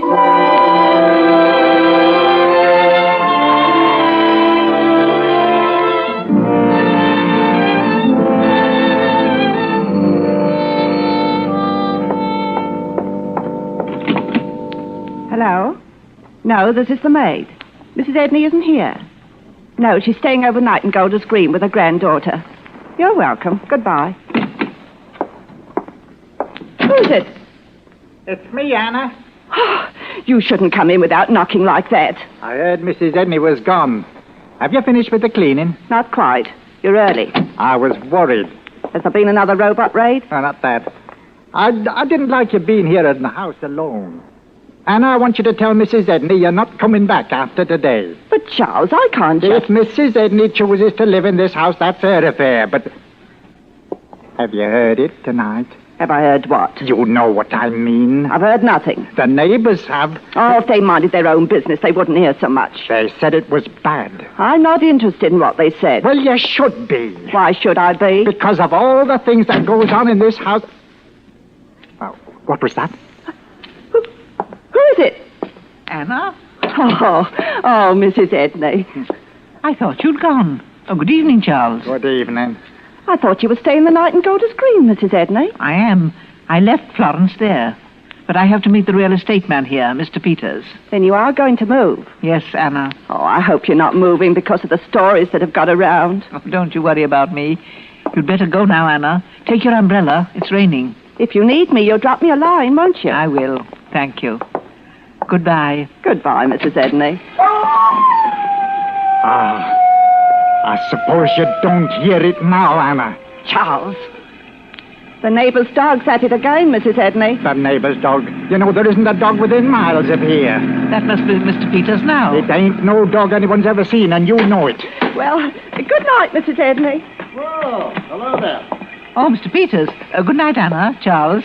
Come in, Mr. Peters. Oh, I'm so sorry to be so late, but I've been to Brighton. Have you good news for us? Well, I saw the house. It's going to take a lot of work before you'll be able to move into it. Oh, no. I'd planned on being out of this house. Oh, couldn't you stay here until... I can't stay in this house another night. But, Mrs. Edney, after you went through all the trouble of remodeling it after the bombing last year, it seems a pity that you'd be leaving it for something so far less attractive. My granddaughter isn't well. She hasn't been since her parents were killed at Coventry. Yeah, I know that, but I should think she'd be more comfortable here than that... Let's see, what's that noise upstairs? I hear it too. It's someone up there, eh? Mr. Peters, would you do me a favor? Certainly. Would you come upstairs with me? Of course. What is it? Follow me. Do you see anyone in the hallway here? No, I don't. This is the guest room. Do you see anything unusual? No. I'm sorry to have to do this. Well, not at all, but... This is my bedroom. There's no one here, is there? No, there isn't. Let's go downstairs again. I could show you through this whole house, and you'd see nothing. No one. Yes, but Florence... She isn't here. I took her to her aunt's this afternoon. Well, I distinctly heard noises. Oh, but perhaps they came from a neighbor's. Mr. Peters, the noises you heard a while ago, did they sound as though they might have come from a neighbor's? No. They were in this house, all right.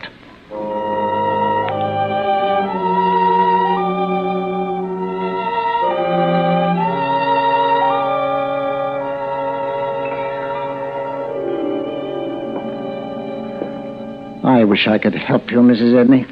I must ask you to say nothing about our moving to Florence. She's against leaving this house, but I know it isn't good for her to stay here. I understand that.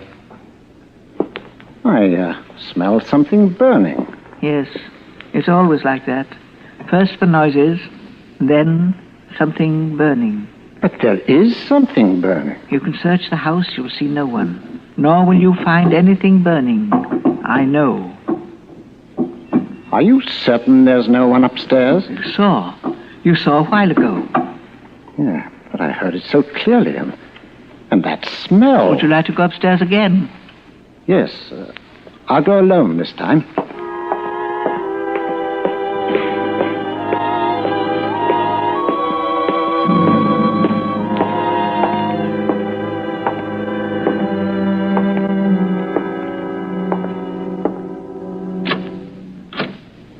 Who is it?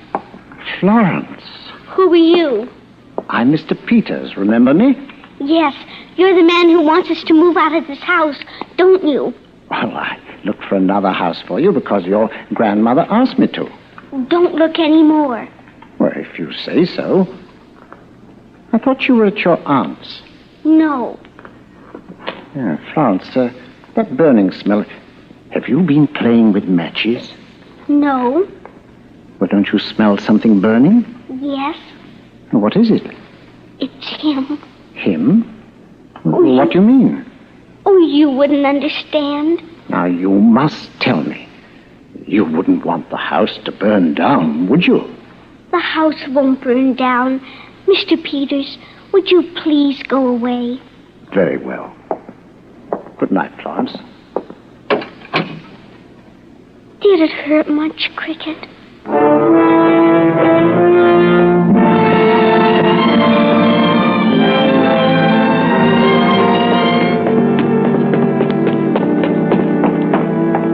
Mrs. Edney, your granddaughter's upstairs. But she couldn't be. Are you sure she wasn't up there a while ago when we both went up? But you saw. I showed you. Yeah, you didn't show me your granddaughter's room. I'm going upstairs. Please wait. Certainly.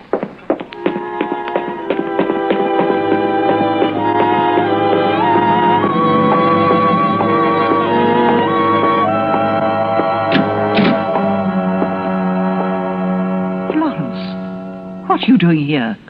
I couldn't stay at Aunt Collar's any longer. How did you get in? I came in the back door through the kitchen. Why? I was afraid you'd send me back again. How did you get here? I was given a ride. It was raining. Oh, you're soaking wet. What have you done with your shoes and stockings? I left them by the oven to dry. Well, put on your pajamas and go to bed. I suppose we'll have to stay here tonight. I'll say good night to Mr. Peters, and I'll be up later. I've come back, Cricket. I knew you couldn't go to Aunt Collar's, so I've come back here. You don't have to worry anymore.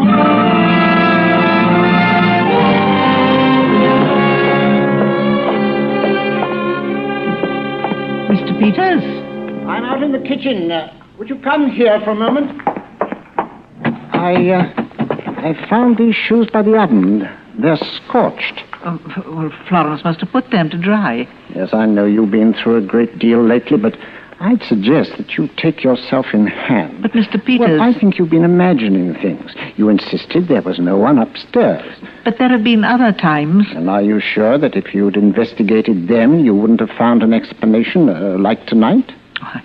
I know what you're thinking. I'm only trying to help you. This burning smell which you thought was so mysterious. You've been very kind and patient. I'm sorry to have kept you so late, Mr. Peters. Oh, not at all, but I do wish you'd reconsider your decision to move. Yes, I'll reconsider. Thank you. Call me in a few days, and if you still want to move, well, I'll see that... Very well, Mr. Peters. Good night. Good night. Why don't you complain to the neighbors about that dog? They've no right to... But you see, there isn't any... Thanks again for everything. Good night.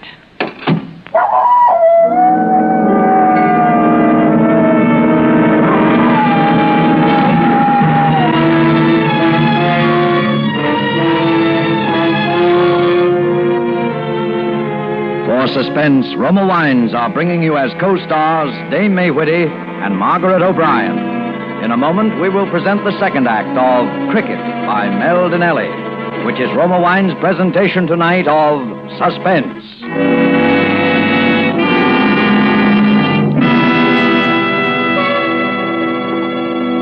Between the acts of Suspense, this is Truman Bradley for Roma Wines. Elsa Maxwell is recognized internationally as an authority on gracious living. You will be interested in something she said the other day about wine and wartime food rationing. Listen. I find that people who know one simple secret of serving delicious meals aren't bothered much by food rationing. That secret is to enjoy good Roma wine with food. For instance, I recently had dinner with some old friends. The main dish was kidney bean casserole. And to give this simple food a delightful party flavor, my hostess served cool Roma California Burgundy. Everyone remarked about its wonderful bouquet and aroma, and about the way that good Roma Burgundy added enjoyment to our plain meal. Such added enjoyment is one of the reasons why more and more people serve delightful Roma wine. That's a grand suggestion from Elsa Maxwell. So why not try Roma California Burgundy with your dinner tomorrow night? You'll enjoy its tart piquancy, its fruity, robust taste. The happy result of selecting luscious wine grapes from California's choicest vineyards, guided to perfection by the ancient wine-making skill of Roma's famed wineries. Good Roma wines never vary. They're always enjoyable, yet cost only pennies a glass. Remember, more Americans enjoy Roma than any other wine. R-O-M-A, Roma Wines. And now, Roma Wines bring back to our sound stage Margaret O'Brien as Little Florence and Dame May Whitty as her grandmother in the second act of Cricket, a play well calculated to keep you in suspense.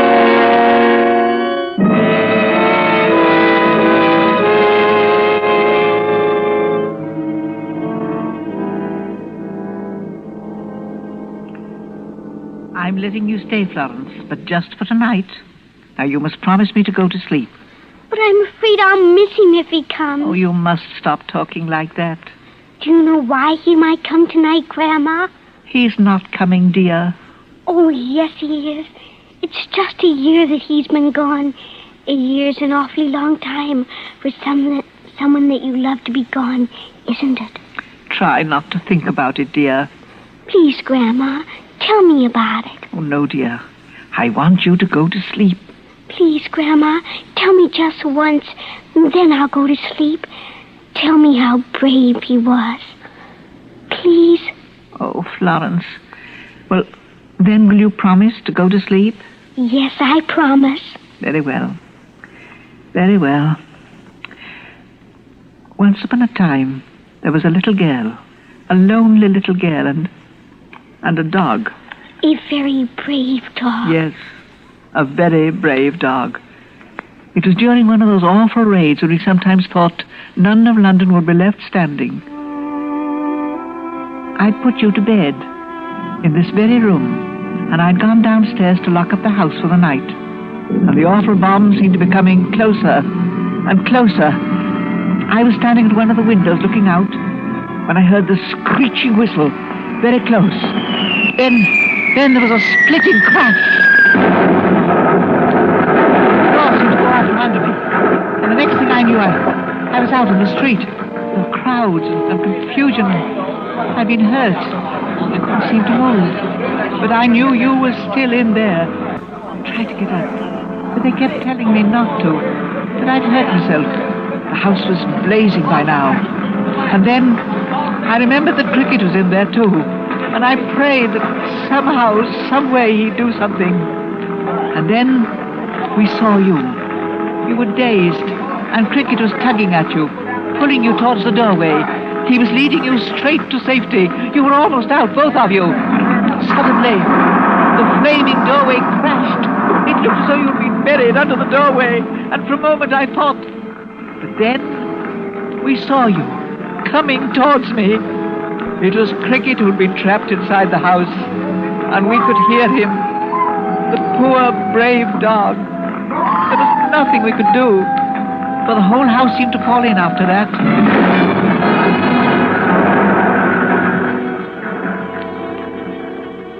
And so, the little girl was saved, and her best friend gave his life for her.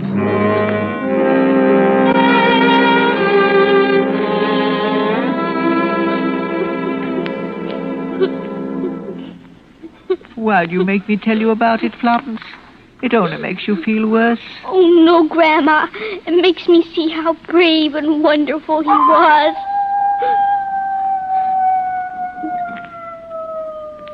Grandma, do you hear? Shh.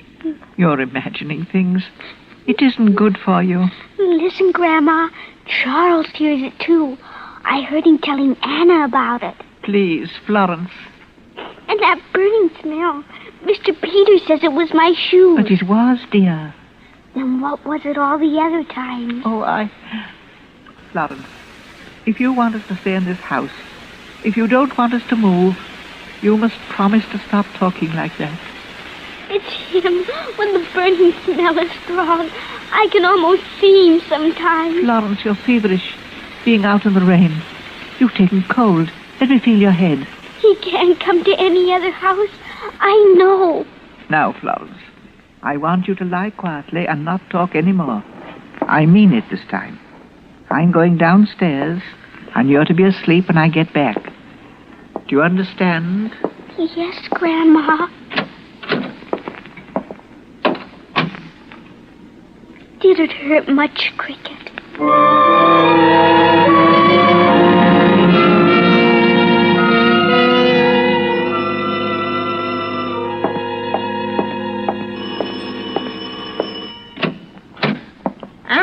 I know it's late, Mrs. Edney, but I thought as long as Charles said things to make you nervous, and you being alone here and all, well, I thought it was the least I could do. What is it, Anna? It's about the howling, Mrs. Edney. Charles said there was no dog in the neighborhood, but it seems there is. He belongs to the Hitchfords up the street a ways. They're renting the place, and the lease doesn't allow them to keep pets, so they've been hiding the poor animal out in the barn all tied up. He's what we've been hearing. We found out on the way home. Oh, thank you for coming back. Florence is ill again. This might help to straighten things out. Is she bad, Mrs. Edney? I'm afraid so. I've called the doctor. Could I help? Oh, if you could stay here tonight. I've made plans to, Mrs. Edney. It's foolish, I suppose, but somehow I am relieved to know there is another dog in the neighborhood after all. I know what you mean. I wouldn't for the world have let Charles know. But I was a bit jumpy myself. If we could only convince Florence now. Have you taken a temperature? No, I was going to.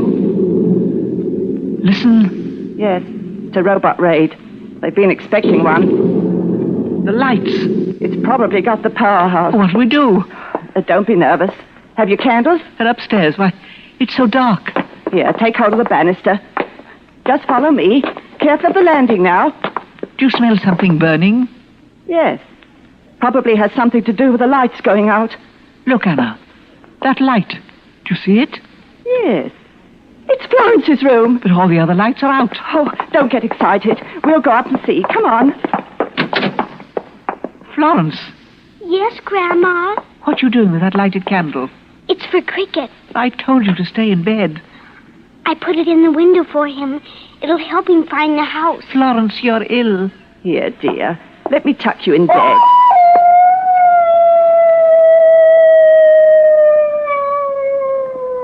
Listen, he's lost. Child, that's a neighbor's dog, Mr. Hitchford's. That's not Cricket. Oh, yes, Anna. I know his voice anywhere. Please keep covered until the doctor gets here.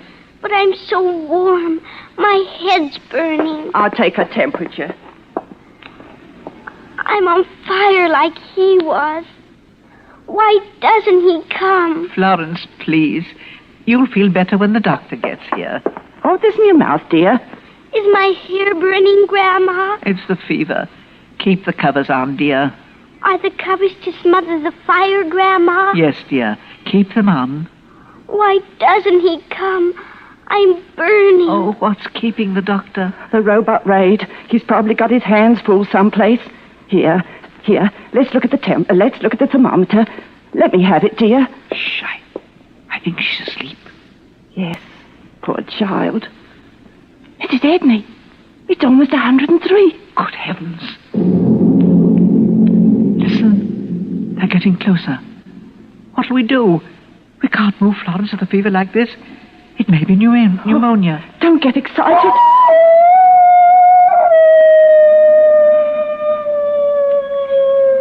He's crying because I'm burning like he did. Shouldn't I close the window? There's a wind coming up. Oh, no, Anna. I want to listen for him. I want him to see the candle so he can come home. All right. Try to sleep, dear. Is he coming? Why doesn't he come? Why doesn't he? We've got to get that fever down. I'll go and get some aspirin. I'll go with you and get another blanket. Oh, if the doctor would only come. Cricket? Is that you, Cricket? Oh, if they could only see you now, they'd believe me. Why have you come back, Cricket? Don't run away, Cricket. Here, Cricket. Oh, why? Why can I see you this time? I've never been able to see you before. Oh, don't run away. I'll help you. Oh, now I'll have to follow you. And Grandma told me to stay in bed. Oh, wait for me, Cricket. I'm coming. Wait for me.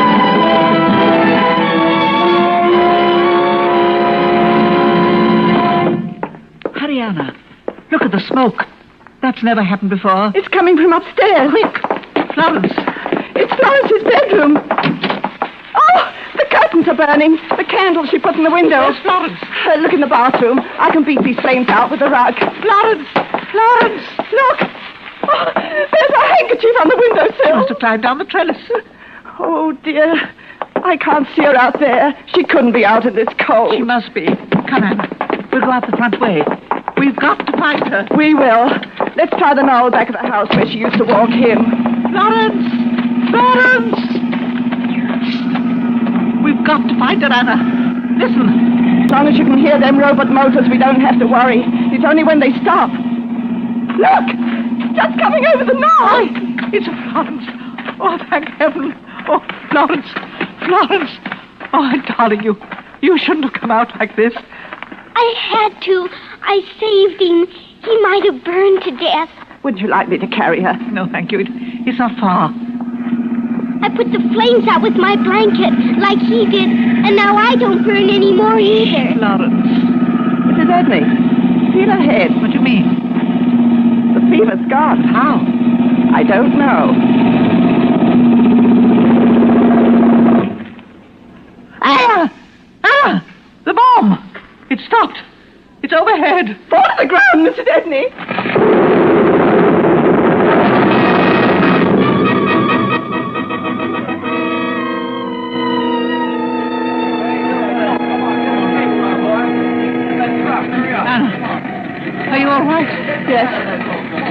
She's all right. I can't see the house.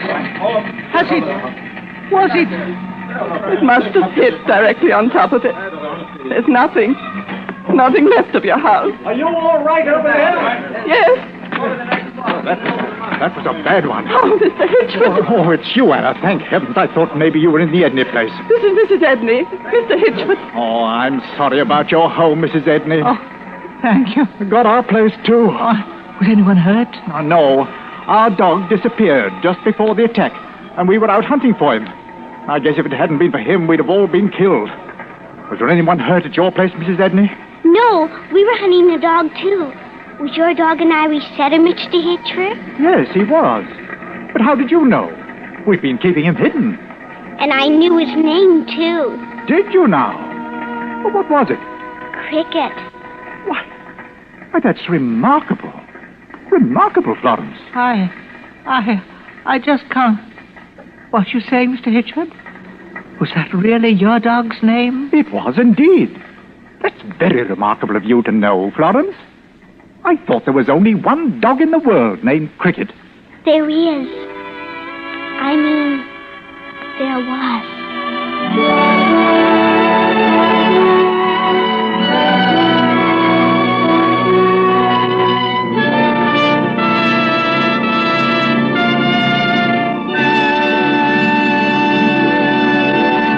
And so closes Cricket, in which Roma Wines have brought you Miss Margaret O'Brien and Dame May Whitty as co-stars of tonight's study in Suspense. Before our stars return to the microphone, let me say a word for Roma Wines, the sponsor of Suspense. Here's a brief message from that noted authority on smart and pleasurable entertaining, Elsa Maxwell. Most of the parties I'm giving these days are simple affairs. And when I entertain, I always serve well-chilled Roma California sherry before dinner and later in the evening. You'll find that glorious amber golden Roma sherry is a gracious touch that's sure to get the meal off to a good start and add to the evening's pleasure.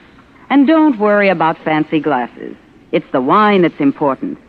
So be sure it's that good Roma wine, because Roma wines are so reasonably priced, any family can afford to serve them regularly. Yes, Roma wines cost only pennies a glass, so enjoy them often. Serve Roma with your everyday meals.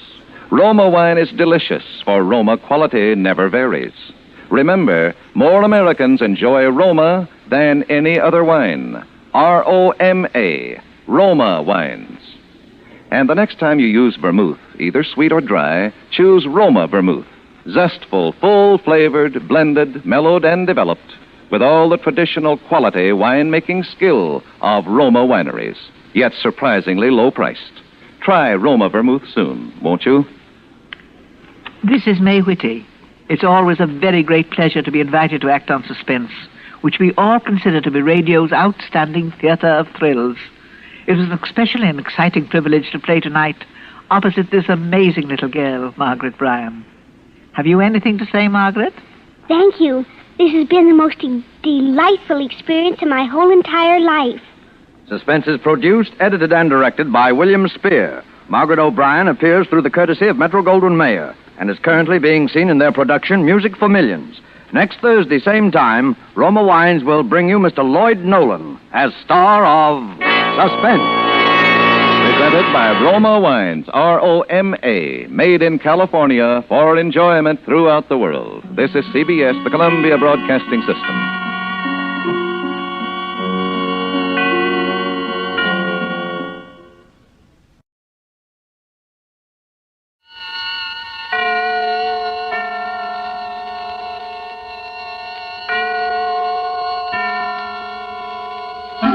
Suspense. Produced, edited, and directed by William Spear. This is the third in a special limited series of 5 Friday night performances of Suspense at this hour. Suspense is compounded of mystery and suspicion and dangerous adventure.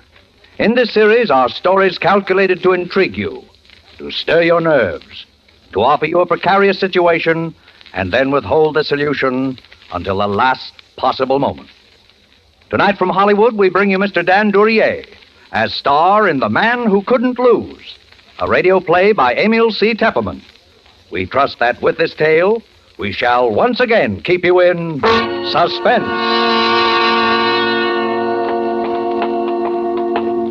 You feeling all right now? Sure. I feel swell. You better not talk anymore, though. Why not? I got nothing to worry about. That's what I'm telling you. Something's happened to me. I'm not scared. It's just like old man Morsley said. It doesn't happen often. But when it does, well, it's happened to me. Something's happened to me that doesn't happen once in 100 years. And it all happened in one day. Yeah, it began this morning.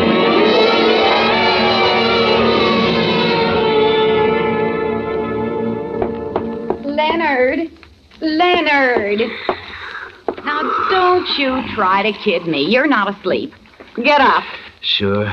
Okay. I cook your breakfast. I come home and cook your dinner. In between, I work behind that counter all day until I'm so tired I can't hardly stand up. The least you can do is get up and drive me to work. Sure, I will. And what do? Nothing. Now, listen, Celia. You don't call what you do work, I hope.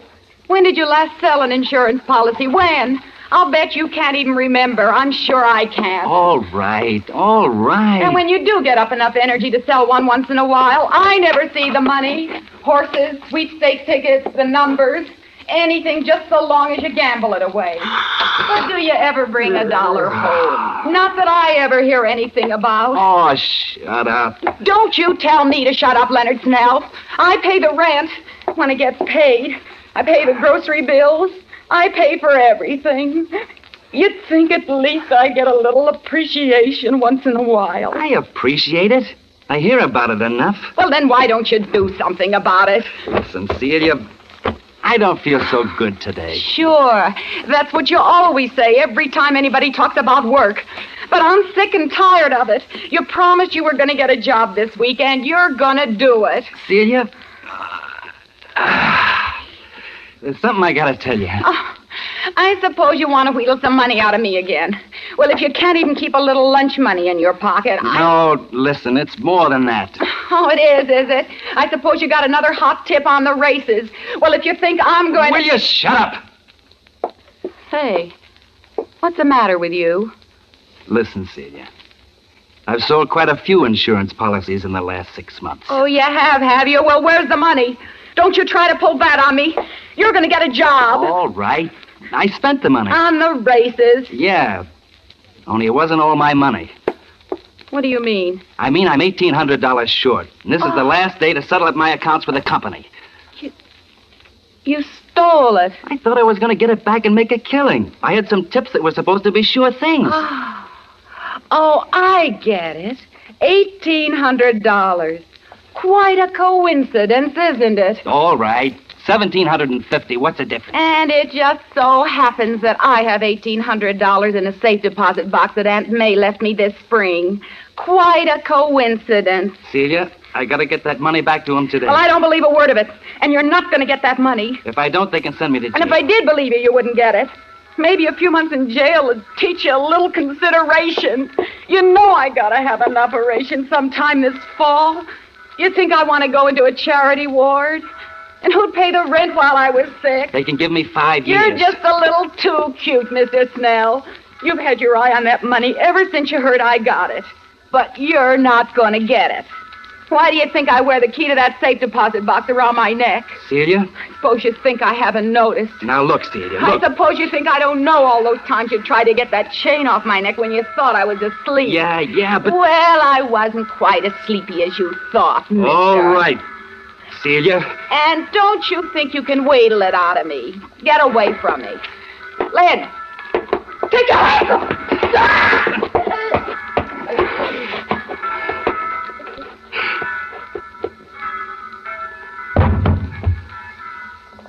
I knew I'd have to do that to you someday.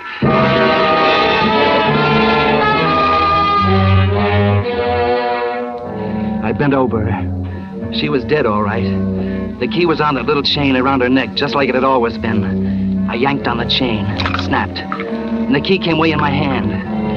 I shaved, got dressed, then I went through her purse. There was $9 and some change and the usual junk. And that sweepstake ticket made out in the name of I'm a Winner. I put the money in my pocket, the ticket in my wallet. I'm all set to go now, except for writing a letter. All of a sudden, I realize what I'm doing doesn't seem strange to me at all. It's like one of those dreams where you think it's all happened before sometime.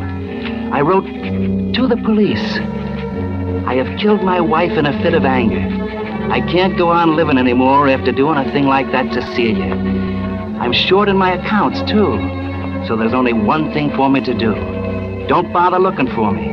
By the time you get this letter, you can find me in the city morgue.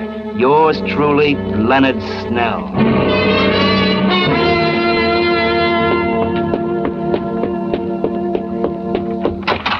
Leonard! Oh, Leonard! Good morning, Mr. Morsley. Leonard, I've just had some great news. I knew you'd want to hear about it right away. Well, I'm in sort of a hurry this morning. All Mr. right, Morsley. but wait till you hear this. You know that picric acid dye formula I've been working on? Yeah? Well, the government's just bought an option on it. They're going to try it out under factory conditions, and when they do, why, my boy, it'll be worth $1 million. So what do you know? That's really great. Well, I guess I better be going along. So I decided to take out that annuity you've been trying to sell me. Got an application with you, have you? Oh, yeah, sure. Go on inside. Hello there, Leonard. Good morning. Why, my land, you look as though you'd just seen a ghost or something. He just sold a policy.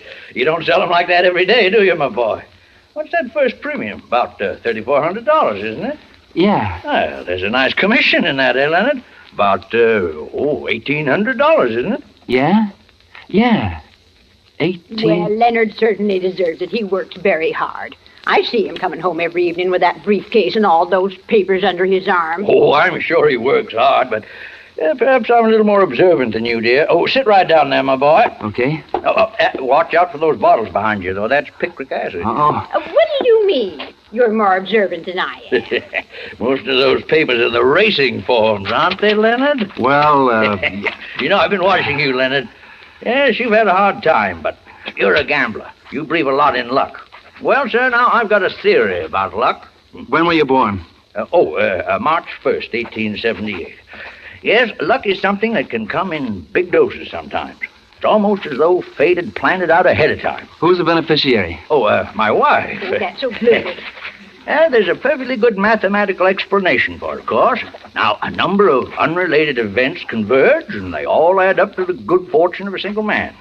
Oh, happens once in a century, perhaps, but it does happen. You can make out the check. Of course.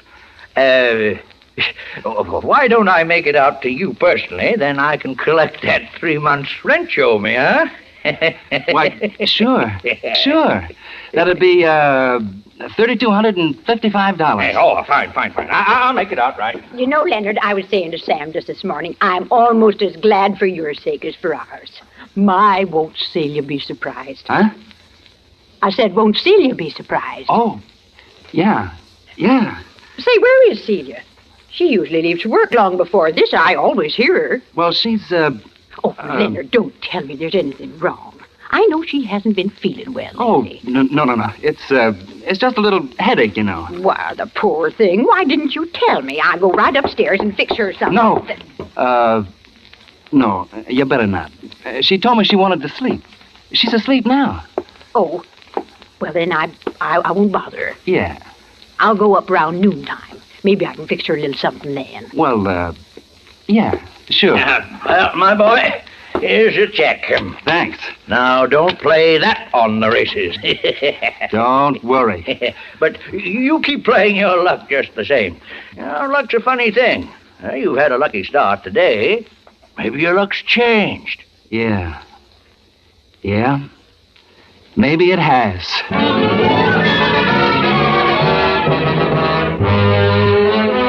Why couldn't he have signed it yesterday? That's all I could think of for a couple of minutes. Why couldn't he have signed it yesterday? But it was done now. I get in the car and drive downtown. First, I go to Celia's bank, and I get that $1,800 out of the deposit box. Nobody says a word. Then I drive over to Morsley's bank and cash his check. I've got over $5,000 now. That's pretty good for a guy that started out the day by being $1,750 in the hole. I drive over towards the park. A clock in a jewelry store says 10:15. 10:15. That was plenty of time. At the park, I stop and give the once-over to the bums sitting around on the benches in the sun. There's always a bunch of them there. Pretty soon I see a guy that looks about right.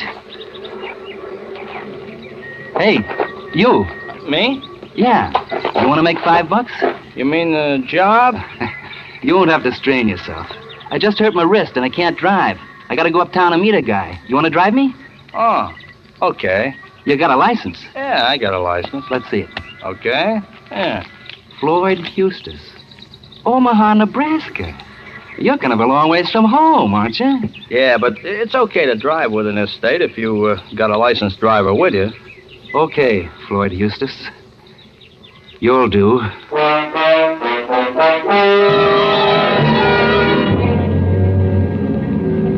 We get in the car and head uptown. My luck is holding. This guy couldn't have been better if I looked a week. I see another clock, and it's only a little past 10:30 now. I still got lots of time, so I decide to clean up the details now. How am I doing? Okay.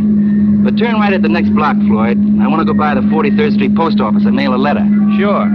Hey, you could mail it at a letterbox, though. Yeah, but I don't want to mail it at a letterbox. Oh, okay. I go into the post office and get a stamp and mail the letter. It's the letter where I tell about killing Celia. And it's just addressed to Police Commissioner, 21 Center Street. Somehow I just don't trust a letterbox. Because if the police don't get that letter right on time, it's not so good. I go out and get in the car, and I tell Floyd Eustace where to go. We head uptown. After a while, we get to Fort Tryon Park, right above Riverside Drive, looking over the river. There's hardly ever anybody up there at this time of year, so I felt pretty safe. And sure enough, there wasn't. I got the monkey wrench out, and I had it in my hand. This right? Yeah. Oh. Just pull over there, up against the rail. Gee, I never been up here. Must be quite a drop down there, huh? A couple of 100 feet, huh? Uh-huh. This where you're supposed to meet the guy? Yeah. Right here.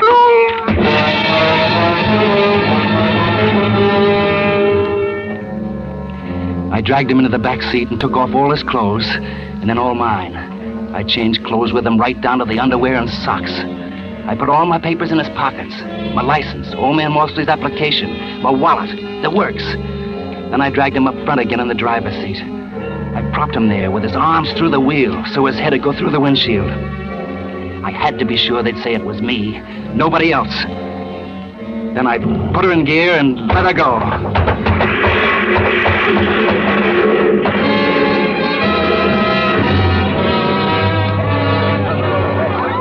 Stand back now, stand back. I tell you, officer, didn't land more 3 feet from me. Right by me, not more 3 feet. How could it happen?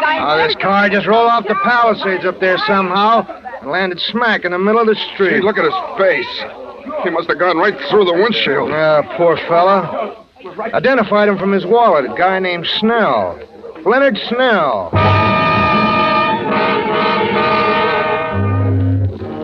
I was free.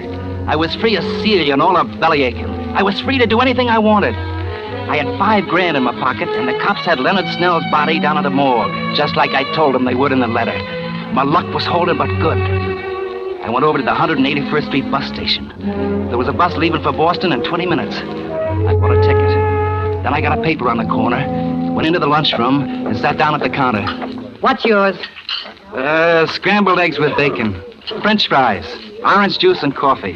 And I gotta catch a bus. It won't take long, will it? No longer than it takes an egg to scramble. Whoop.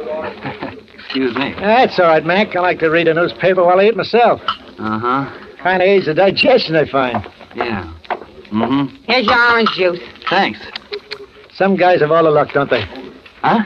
I said some guys have all the luck. I was just noticing in your paper there about those Irish sweepstake winners. Oh, yeah.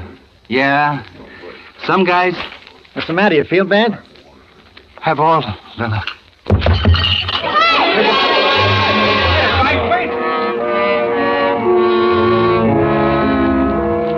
I came to, somebody was swabbing my head with water. I pay my check and get out of there somehow. And I look at the paper again. That's what it said, all right. I'm a winner, draws favorite in Irish sweeps. My ticket. And it went on to say how it was worth at least $40,000, maybe $150,000 if the horse won. And all of a sudden, I was standing there and cursing and swearing at Celia, right out loud, just as though she was alive. Till I see some people are staring at me, and I stop. Because if it hadn't been for her, I'd have $40,000. $40,000! And now that $40,000 was just a one-way ticket to the hot seat, because that $40,000 belonged to Leonard Snell, and that Irish sweep ticket was in Leonard Snell's wallet, and Leonard Snell's wallet was in the pocket of that bum that was supposed to be me. By now, the cops would have it along with the rest of Leonard Snell's stuff down at headquarters after they'd put the body in the morgue. If you've ever kissed off $40,000, you know how I felt. But what was the use? Well, I still have my $5,000 and the bus ticket to Boston. You can't get all the breaks all the time, was what I figured then. So I got on the bus. Plenty of seats in the rear. This seat taken? No, not at all. Sit right down. Thanks. Oh, well. Somebody must be feeling pretty good this afternoon. Huh? The guy that's got the I'm a winner ticket in the sweeps. I see it says there they'd pay him $40,000 for it right now. $40,000. Yeah. I'd sure like to be in his shoes, wouldn't you? Yeah. I see it says... Here, you want to read it? Well, you don't need to get sore. Skip it. Holy... Board, all aboard. Hey, stop! Let me out of here. I gotta get out of here. Well, make up your mind. I don't have to make up my mind, brother. I don't have to make up my mind. It was right then I got the idea what was happening. It was just like old man Morsley said. It may only happen once in 100 years, but it was happening to me. My luck was riding high. And when your luck is like that, you just can't lose. Because there it was, right in the paper again, on page 3. Freak explosion in Brooklyn kills 3. And it was my house. And the people killed were Morsley and his wife. And Celia. They thought it was caused by old Morsley's chemicals or something. I don't know, and I didn't care. All I knew was they thought Celia had been killed by the explosion and the fire, and I was in the clear. I could walk into the police station and get my sweepstake ticket. You collect that $40,000, it'd be set for life. I knew just what I was going to tell them. It was a lead pipe cinch. I was walking on air all the way to the police station, and I was going up the steps. And then I stopped. Because I just remembered something terrible. And if I'd remembered it 10 seconds later, I'd have walked right into the electric chair. I remembered the letter. I was licked. By morning, the cops would have that letter in my own handwriting, over my own signature, telling how I'd killed Celia. That letter that I'd taken all the trouble to mail at the 43rd Street post office so it'd be sure to get off all right. I felt even worse this time than I had before, because it seemed like I'd almost had that money right in my hands. I was pretty shaky. I went into a bar to get a drink. Yes, sir, what'll it be? Double shot. All right, sir. Little chaser on the side? No. That'll be $1. Leave the bottle. Yes, sir.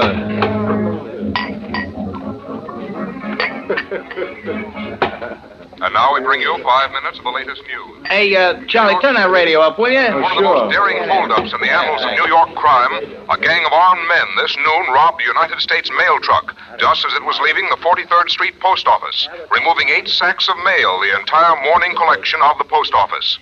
Apparently, the gunmen were after a shipment of currency destined for the Federal Reserve Bank. But according to officials, the joke is on the gangsters. All they got was the regular mail. Hey, you didn't pay me. The holdup staged in broad daylight. Wait, you got change? Keep it. Keep the change. Several of whom pleaded they I knew it had happened now. I couldn't lose. I simply couldn't lose. Because those mugs that stuck up that mail truck had got my letter. Nothing in the world could stop me now.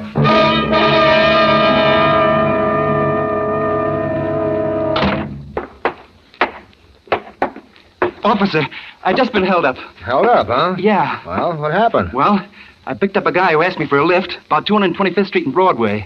I was driving along by Van Cortlandt Park when suddenly he grabbed me. Then he hit me with something. That's all I remember till I woke up lying in the park. My car was gone. Then I found out that he'd taken my wallet, my money, Everything. I see. What's your name? Leonard Snell. Leonard Snell. That's right. Oh, say, Lieutenant. Yes? This gentleman is Mr. Leonard Snell. He was held up this morning. His car was stolen. Oh. Just step in here, will you, Mr. Snell? Why, sure. Sit down.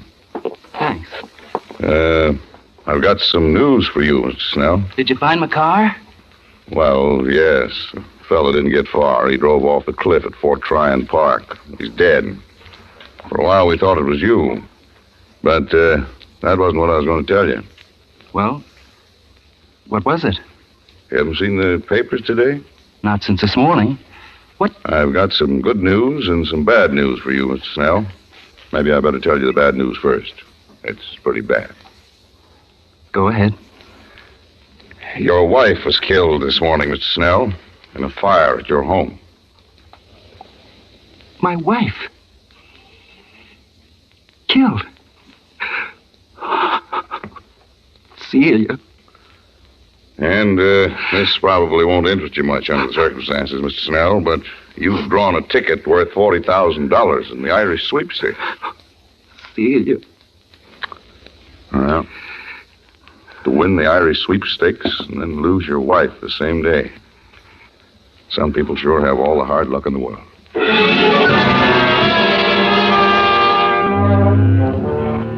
Luck.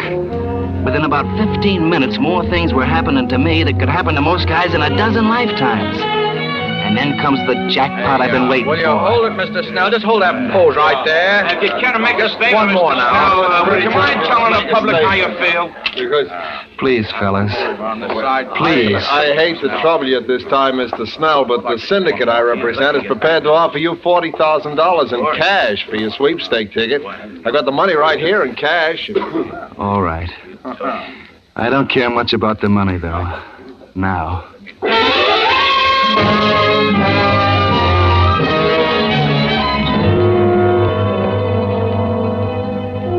That was at 4:30. By 6, I've got $45,000 in my pocket. Cash. And I'm registered at the Waldorf. And I'm sitting down to dinner. I'll take the plank steak, please. Medium. Yes, sir. I will have your order very shortly, sir. Hello, pal. Mind if I sit down? You a reporter? Not exactly. I'm a sort of a collector. You owe me 40 grand, pal. I come to collect. Now. 40? Why, I don't know you. Yes, you do, pal. Remember that little letter you wrote to the police commissioner this morning? That you mailed at the 43rd Street post office? Some friends of mine found it. They figure it's worth just about 40 grand. You're one of the guys that stuck up the mail truck. You want to make something of it? There's a big reward. There's a cop right outside the hotel. I kind of figured you'd play ball. Where's the letter? My friend's got it right outside in the car. Still got that dough on you in cash like the paper said? Yes. Come on. All right.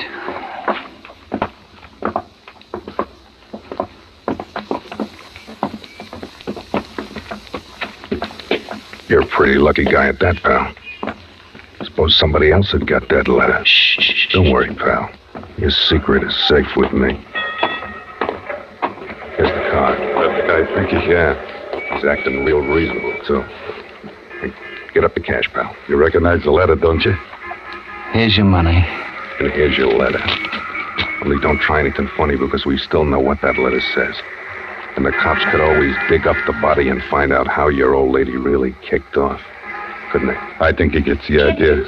So long, pal. So long. It is. Officer, those are the gangsters that held up the mail truck. I saw them this afternoon.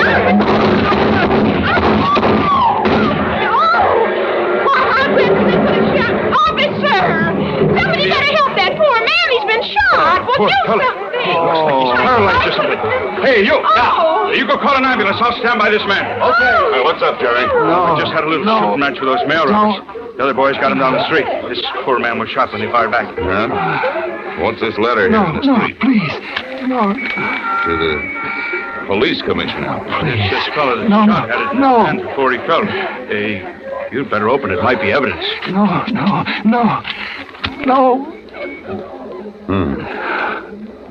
You better put a guard on this fellow at the hospital, Jerry. Right, sir. From the looks of this letter, he's going to stand trial for murder.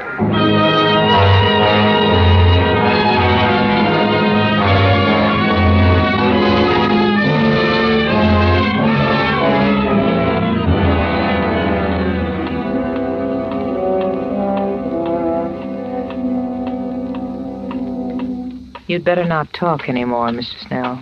What's the difference? What's the difference how much I talk? That's what I wanted to tell them. What if they did get the letter? I'll never go to trial. Because I got luck, don't you see? It comes once in 100 years. And I got it. I got that kind of luck.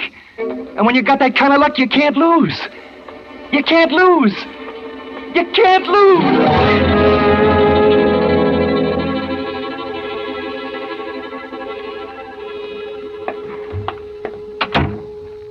Oh, hello. Hello. You still here? Oh, you know I gotta guard that fellow Snell as long as he's here in the hospital. Yeah, but did you ever see the like of it? I don't suppose one man ever had so much luck in one day in the whole wide world. I guess his luck is played out now, all right, though. Funny. He said you can't lose. Yeah, well, he's wrong.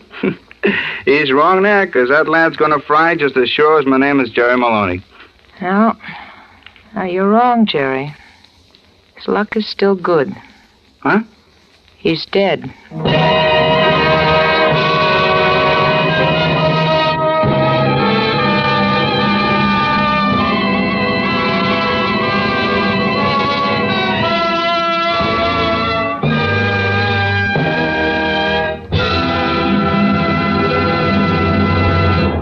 Suspense.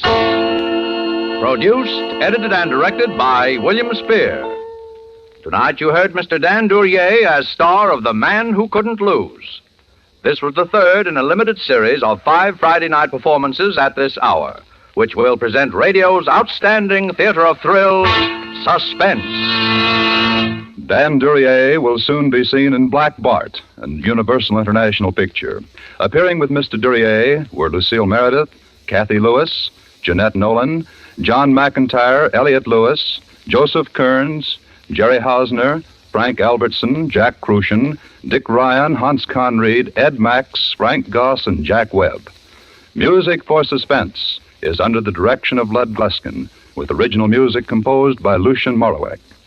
Next Friday, same time, Boris Karloff will be our star in a famous story by John Collier. Don't forget, next Friday, same time, listen to Suspense.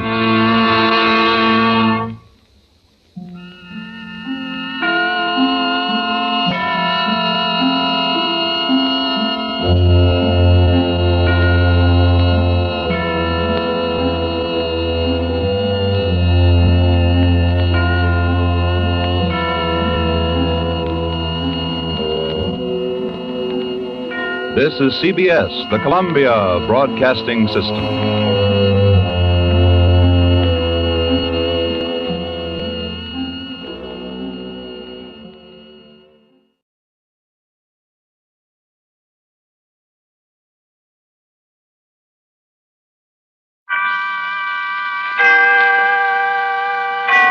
Autolite and its 98,000 dealers bring you Mr. Dana Andrews in tonight's presentation of Suspense.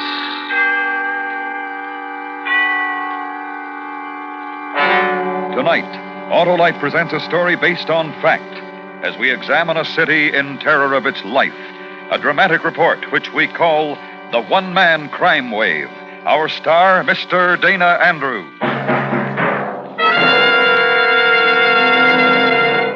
Well, Hap, how are they going? What, Harlow? Why, your New Year's resolutions. Oh, they're going fine. In fact, they're all gone, except one. What's that, Hap? Never to use any battery except an Autolite Stay Full. Well, you couldn't keep a better resolution, Hap, because the Autolite Stay Full is the famous battery that needs water only 3 times a year in normal car use. There's no better way to start the new year and to start your car than with the battery that gives fast, sure starts every time. And that means the Autolite stay full. And what about its long, long life, Harlow? Why, everybody knows about that, Hap. Fiberglass retaining mats protect the power of every positive plate to reduce shedding and flaking and give that Autolite stay full longer life, as proved by tests conducted according to accepted life cycle standards. So, friends, see your Autolite battery dealer. He services all makes of batteries, and make sure your next battery is an Autolite Stay Full, the battery that needs water only 3 times a year in normal car use. Remember, from bumper to tail light, you're always right with Autolite. And now, Autolite presents transcribed The One-Man Crime Wave, starring Mr. Dana Andrews, hoping once again to keep you in suspense. These murders occurred in a city, a good-sized city. If it's your city, you'll know it.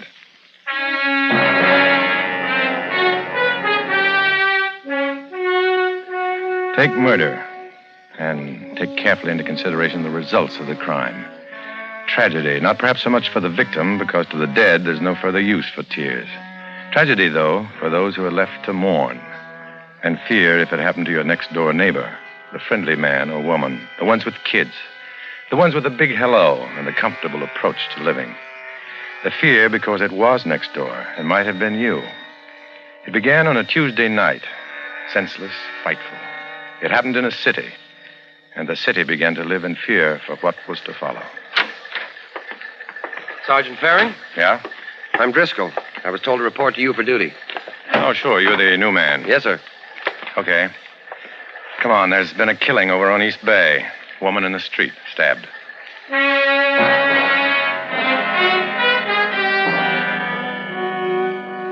We got to East Bay. The body was still there, shrouded in an overcoat. One hand uncovered lay in the gutter. Thin stream of water washing through the stiffening fingers. She'd been murdered a half a block from her house. A neighbor told what she knew, standing white-faced, frightened under the streetlight. It was 8:30 p.m. and the temperature was 39 degrees. Well, I saw her pass my window. She waved. And she had a letter in her hand. I guess she was going to mail it at the corner. Did you see her after that? No, I only heard her scream. I ran out and looked up and down the street. I thought there'd been an accident, maybe, but I didn't see a car or anything until I saw her lying here. Was there anybody on the street? I don't know. I thought I saw somebody go around the corner at the end of the block, running. I'm not sure. You'd better go inside, Mrs. Meade. It's kind of chilly out here. What'll her husband do? He gets off work at 10. What's he going to do when he finds out? And those nice kids. What are they going to do?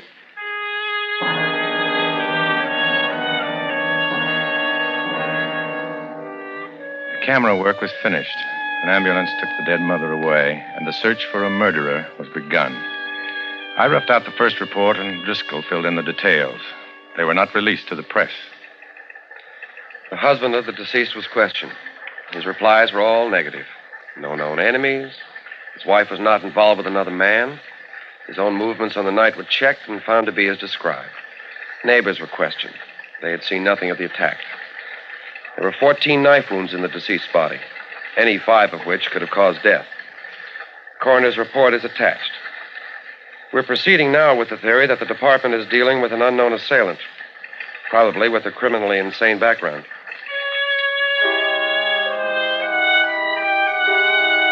The killer, if he were criminally insane, would strike again. He did. It was on Thursday. There'd been a light snowfall during the day, and as evening came, the temperature dropped lower, leaving a thin covering of crystals on the ground. It was 10 p.m. The street, Washington. A woman of 37 was returning to her apartment. She was a waitress at the Gold Rush restaurant. She was between 2 lampposts in semi-light when the man stepped out from a doorway. It didn't give her a chance. She was alive when they got her to the hospital. She was alive when I went into the White Room to question her.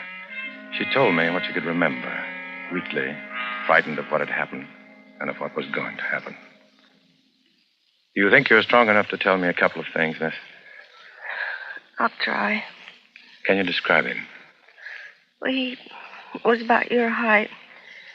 Maybe a little shorter. Kind of heavy set. His eyebrows go across the middle. Funny eyes. What complexion? Dark, I guess. Dark. Any scars? I didn't see. Can you remember how he was dressed? I don't know. I was scared.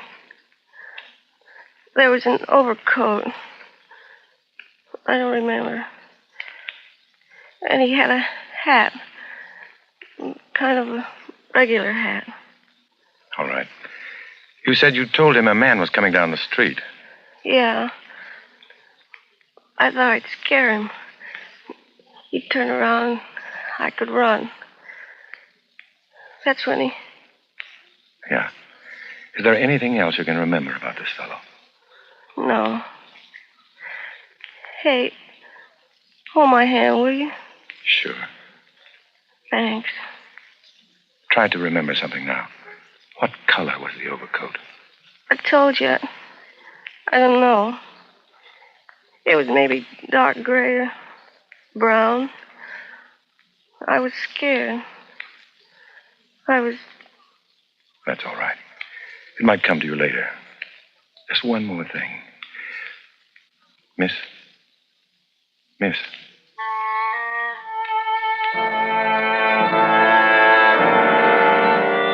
She turned her head aside. The eyes were closed. I held her hand, and it was the last knowing thing in her life as she died, quietly, unprotesting. I went back to the office and called in Driscoll. We had coffee sent up and drank it steaming. I'm going to give it out to the papers. This guy's a nut. He'll keep on killing until we catch him. It's best to warn the women about walking alone at night. Yes, sir. What about the description? Well, it's enough for a start. We'll contact institutions, go over our files. We can get to work on that now. Okay, Sergeant. Oh, by the way, they get any footprints in the snow? No. By the time I got there, 50 people had trampled it all up. For the time being, anyway, we'll have to go on luck, unless we come up with something. That's the trouble with killings like this. City this size, you have a tough time finding a murderer unless he's got a record or a motive. Well, he's nuts. That's his motive, I guess. We'll have to wait for the record.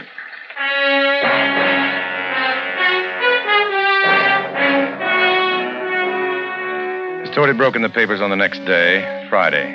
The results were immediate and expected. My telephone began to ring and kept on ringing. Crackpots, people who had seen a man they thought answered the general description of the murderer. They'd seen him in a dozen different places at the same time. And they knew more about him than we did, because we had nothing to go on. You've got a lot of patience, Sergeant. I don't know how you take it. Well, I look at it this way. There's always one call that's the real thing. Can't afford to take any chances. This guy's done 2 killings on opposite sides of the city. That makes it even worse. He's not killing in a pattern. And he might do it again somewhere else. Until we get a lead, I'll listen to anybody who's got something to say. Get me a pack of cigarettes out of my coat, will you, Driscoll? Yes, sir. Homicide, Sergeant Faring. Yes, ma'am. That's right, ma'am. Yes, ma'am, I'm in charge.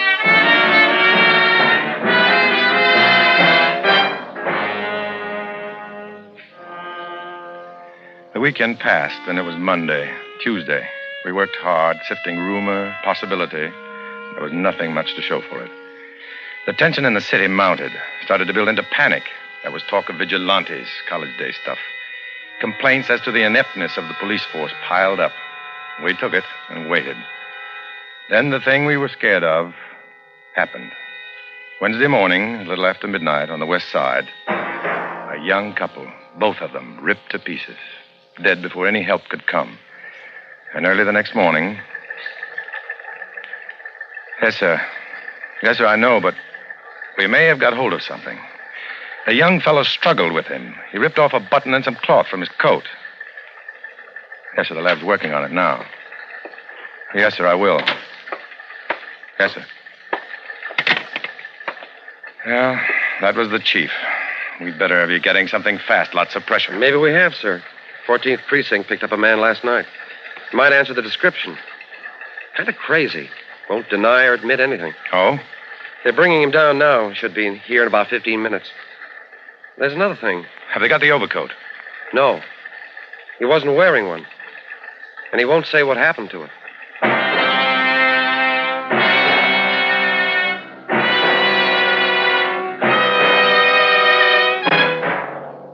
Autolite is bringing you Mr. Dana Andrews in The One-Man Crime Wave.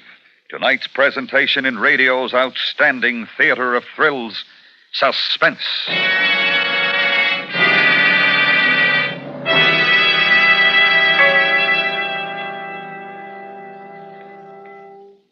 Say, Harlow, what about your New Year's resolutions? Well, Hap, I've resolved to tell everyone the great news for 54. And what is it, Harlow? Why, Hap, an Autolite Stay Full battery needs water only 3 times a year in normal car use. That's reason enough for going to Autolite in 54. Well, if it isn't, Hap, this is.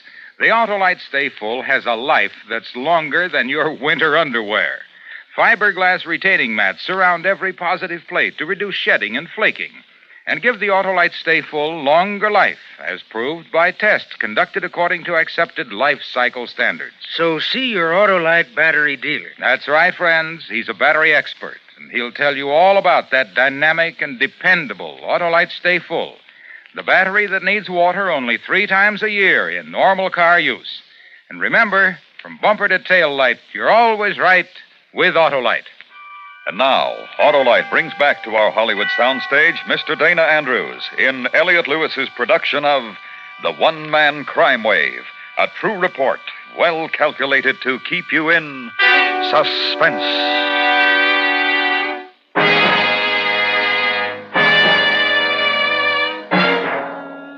The man was brought into my office on Thursday morning. His name was Frederick Sorensen. He'd been picked up 10 blocks from the scene of the crime 2 hours after it had been committed. He appeared to be drunk, and although the temperature was in the low 30s, he wore no overcoat. In general, his features answered the vague description given by the dead waitress. He sat with his head lowered, sullen, ignoring the coffee by his side. Well, you're not under arrest, Mr. Sorensen. This is just a routine questioning. Yes. It's like the Germans or the Russians. Man's walking along, and he's arrested just like that.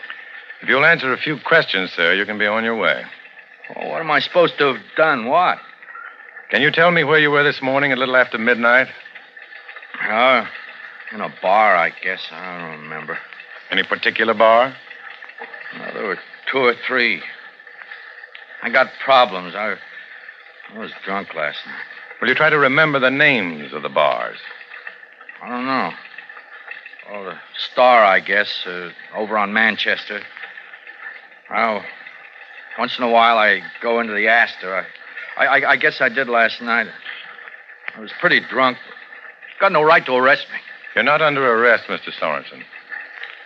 What happened to your overcoat? I don't know. I had it on when I left my apartment. I took it off in one of the bars and forgot it. I was pretty drunk, you know. Will you describe your coat? Yeah, sure. It was gray, tweed, I guess. Not too heavy. I don't like a heavy coat. It makes my back ache. Now, we'll see if we can get it back for you, Mr. Sorensen. You said you were in the Star and the Astor. Any other place? Oh, I don't think so. Oh, yeah, wait a minute. Maybe the joint over on William Street, opposite the big hotel. You know, the McDonald's Bar and Grill? Yeah, that's the one. I think so. I don't know. I'm not sure. Hey, look, I'm answering all these questions. What am I supposed to have done? 2 people were killed just after midnight last night, a few blocks from where you were picked up. It's our job to investigate anybody who might know something about it. I don't know anything. When the officers questioned you, you refused to answer. They asked you if you knew about the murders, and you said, I'm not saying yes, and I'm not saying no. I'm not saying anything. Do you remember that, Mr. Sorensen? No. I was drunk. Did you ever get drunk and try to remember what you said? I didn't even know what they were talking about. I didn't kill anybody. I got enough problems without killing somebody. All right, Mr. Sorensen. I'd like you to wait in there for a while until we check on some of these things. Have you had any breakfast? No. We'll have some sent up. Hey, listen, if I'm not under arrest, how come I got to stay here? As a good citizen, Mr. Sorensen, I'm sure you want to help in every way to catch the murderer. Sure, but I don't know. You're helping then by staying in there until I get back.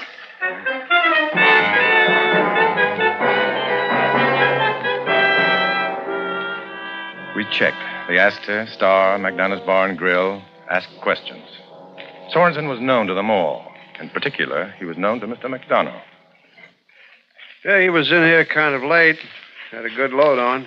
Could you say what time? Oh, 1, maybe 2. Tell you, Sergeant, it was a big night last night. Maybe the cold and snow, but everybody felt good, didn't want to go out. You know how it is. Oh, sure. Did you happen to notice whether Mr. Sorensen was wearing an overcoat? I couldn't swear, but put it this way. If he wasn't, I would have noticed because it was too cold outside to be without one. Now, wouldn't you say the odds are he was wearing one? Possible. Freddie, there's a couple of butts under the table at the end. You missed them. You didn't find an overcoat after you closed? Gray, tweed? No. Freddie, you find an overcoat a man left here last night? I guess you're out of luck. Yeah. Well, if it does show up, Mr. McDonough, I'd be obliged if you'd give me a call. You bet. Say, it's none of my business, but have you arrested Sorensen? No. Routine questions, that's all. Well, I wondered. He's not the type for that killer. I've talked to him. He's been coming in here for 5 or 6 years. He's a nice guy, quiet, no trouble. As a student of human nature, I'd say he wasn't your man. Thanks a lot for your trouble. We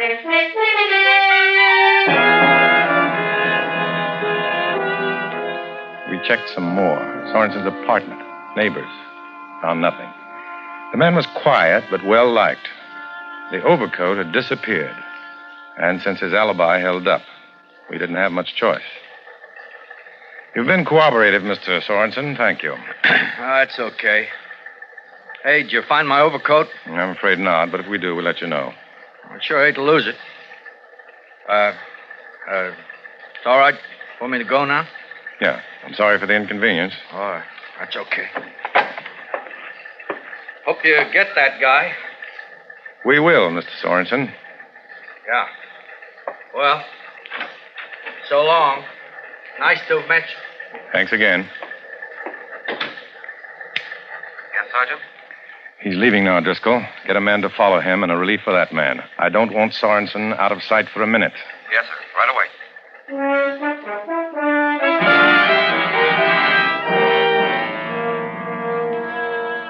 They followed him for a week, and the only thing he did to be noted was to buy a new overcoat. I summed up our progress for the chief, and it wasn't much. Thanks. Well, sir, he's a suspect, but he's a weak one. We've checked pretty carefully. He works for a lumber yard. Been there 9 years. No financial problems. He was married, but he got a divorce 3 years ago. His ex-wife says he was all right, kind of moody sometimes, but no big thing. Just wanted to live alone. Didn't want to be married, so she gave him a divorce. There wasn't another woman as far as she knew. So, unless that overcoat shows up somewhere and there's a button with some cloth missing, we haven't got much.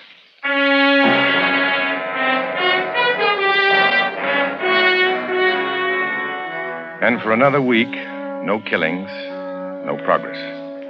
We continued to have the suspect followed, if for no other reason than the physical description given by the dead waitress, but even that was flimsy. On a Friday at 9:15 p.m., it was raining. Not cold enough to freeze, just a bitter, penetrating wetness. And that's when the overcoat showed up. The overcoat with the missing button.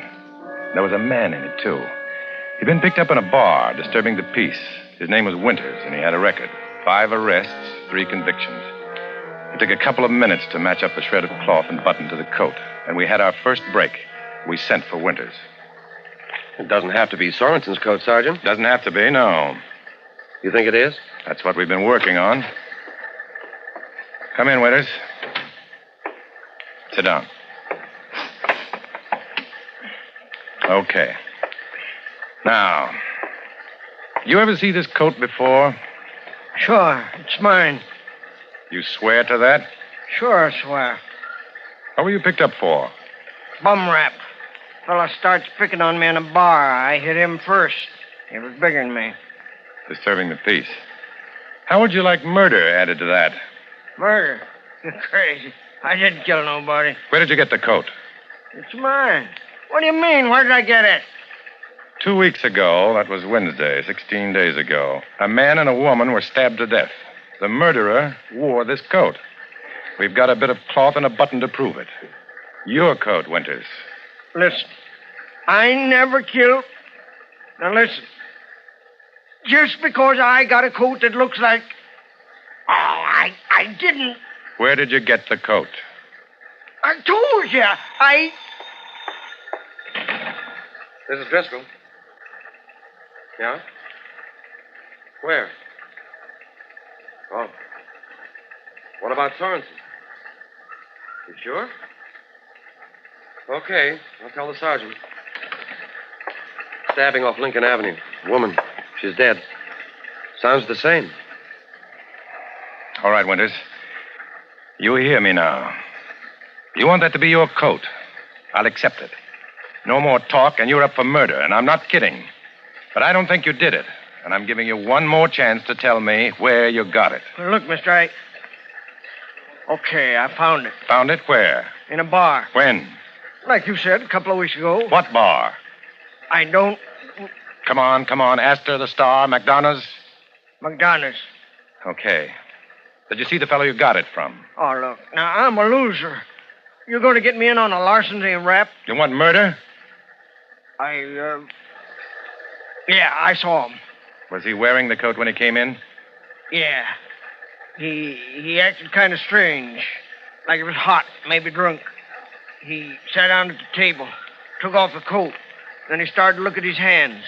For a long time. I remember because he looked kind of nuts. Then he went to the men's and left his coat. It was a good-looking coat, so I...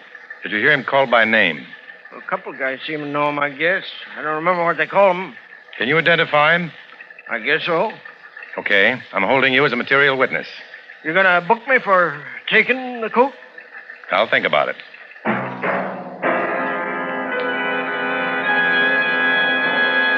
With the new killing, we had another problem. The man on duty outside Sorensen's apartment had reported that Sorensen hadn't left the place all evening. That might mean we had still one more killer working with a knife. But Driscoll and I drove over to Sorensen's place. We had enough to pick him up. Matson was on duty, and he came up to the apartment with us. We had to break the door down. Sorensen wasn't answering. And when we got inside, we knew why. Sergeant, I swear he didn't come out. That's where he went out. Fire escape. Leads out the back. I'm sorry, Sergeant. He never... Can't do anything about it now. We go after him, Sergeant? No. Put out a call to pick him up. We'll stay here. I think he'll come back. Matson, get back out front. If you see him, don't make any move unless you're sure you can get him. Yes, sir.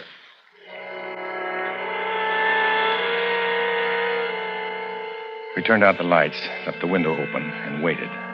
The rain kept falling, and it got cold in the room. An hour went by.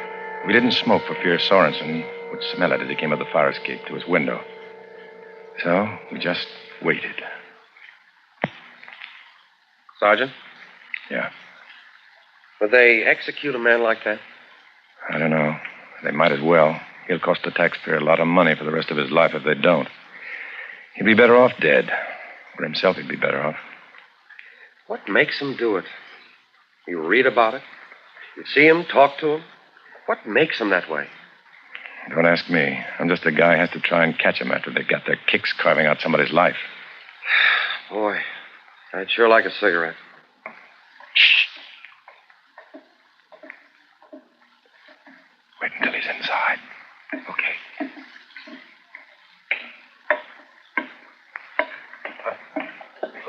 Who's there? You're under arrest, Sorensen. Driscoll, come on.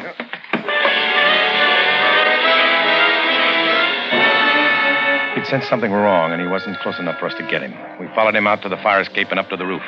It was raw up there, and a slick was forming underfoot. There was only one place for him to be, behind the elevator housing shaft. You could only approach it on one side, so I stationed Driscoll behind me to cut him off if he made a run for it. Come out with your hands up. I haven't done anything. Let me alone. I feel sick. Why don't you let me alone? Get out here where I can see you. Move slowly and keep your hands high. I want to die. I want to die. Come on. You don't know. You just don't know. You don't care. Well, I won't go to jail. You're not going to kill me. Ditsel, watch out!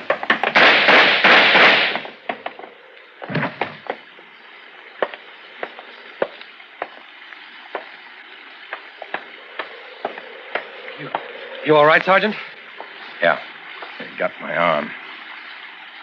Sorensen? Sorensen. He's done. Better call the ambulance.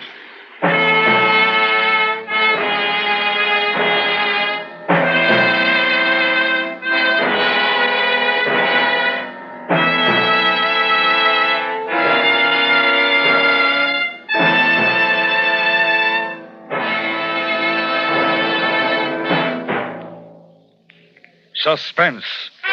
Brought to you by Autolite. Tonight's star, Mr. Dana Andrews. This is Harlow Wilcox speaking for Autolite, the world's largest independent manufacturer of automotive electrical equipment. In 28 plants from coast to coast, Autolite makes over 400 products for cars, trucks, tractors, planes, boats, and industry. These products include bumpers, die castings, industrial thermometers, and batteries such as the famous Autolite Stay Full, ignition-engineered Autolite spark plugs, both standard and resistor types, voltage regulators, wire and battery cable, Autolite bullseye seal beam units, and Autolite original service parts for all Autolite-equipped electrical systems. Autolite is proud to serve the greatest names in the industry. So, from bumper to tail light, you're always right with Autolite.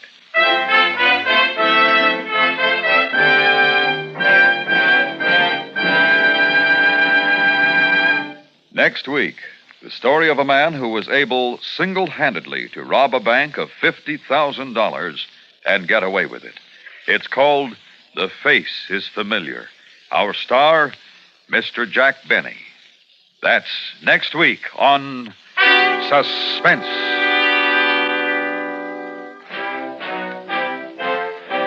The One-Man Crime Wave was written by Anthony Ellis. Suspense is transcribed and directed by Elliot Lewis, with music composed by Lucian Morowick and conducted by Lud Gluskin. In tonight's story, Joseph Kearns was heard as Sorensen and Lee Millar as Driscoll. Featured in the cast were Paula Winslow, Charlotte Lawrence, Junius Matthews, and Tom Tully. Dana Andrews can soon be seen in the Warner Brothers picture Duel in the Jungle. And remember next week, Mr. Jack Benny in The Face is Familiar.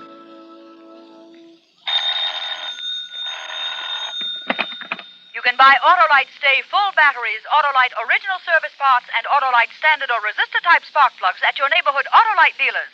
Switch to Autolite. Good night. If you know a man in the service, one of the greatest favors you can do is to write him regularly. Even though it is often difficult for servicemen to reply promptly, word from home is a great morale builder. Resolve now to write and keep writing to a serviceman you know. This is the CBS Radio Network.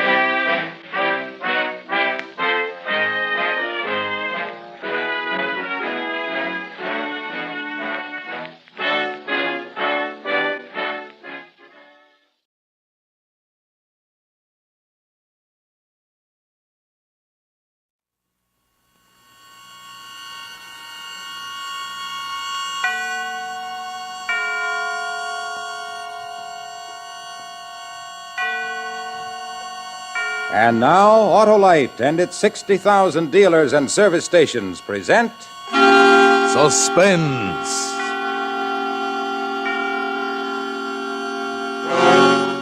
Tonight, Autolite brings you Mr. Danny Kaye in The Too Perfect Alibi, a suspense play produced and directed by Anton M. Leader.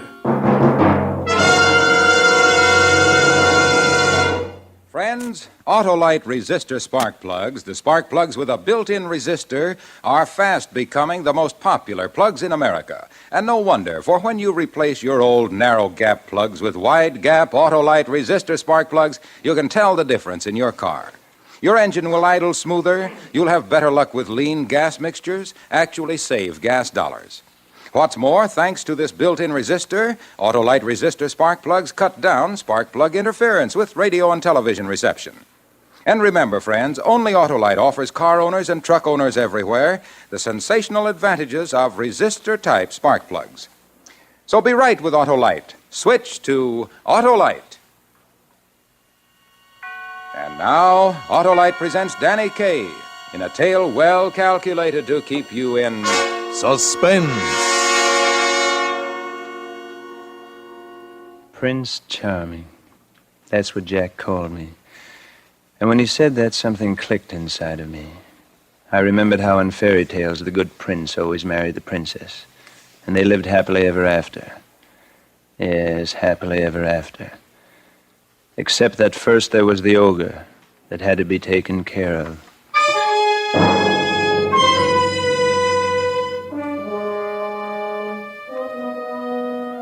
They were spending the weekend at my house in Croton, Catherine and Jack.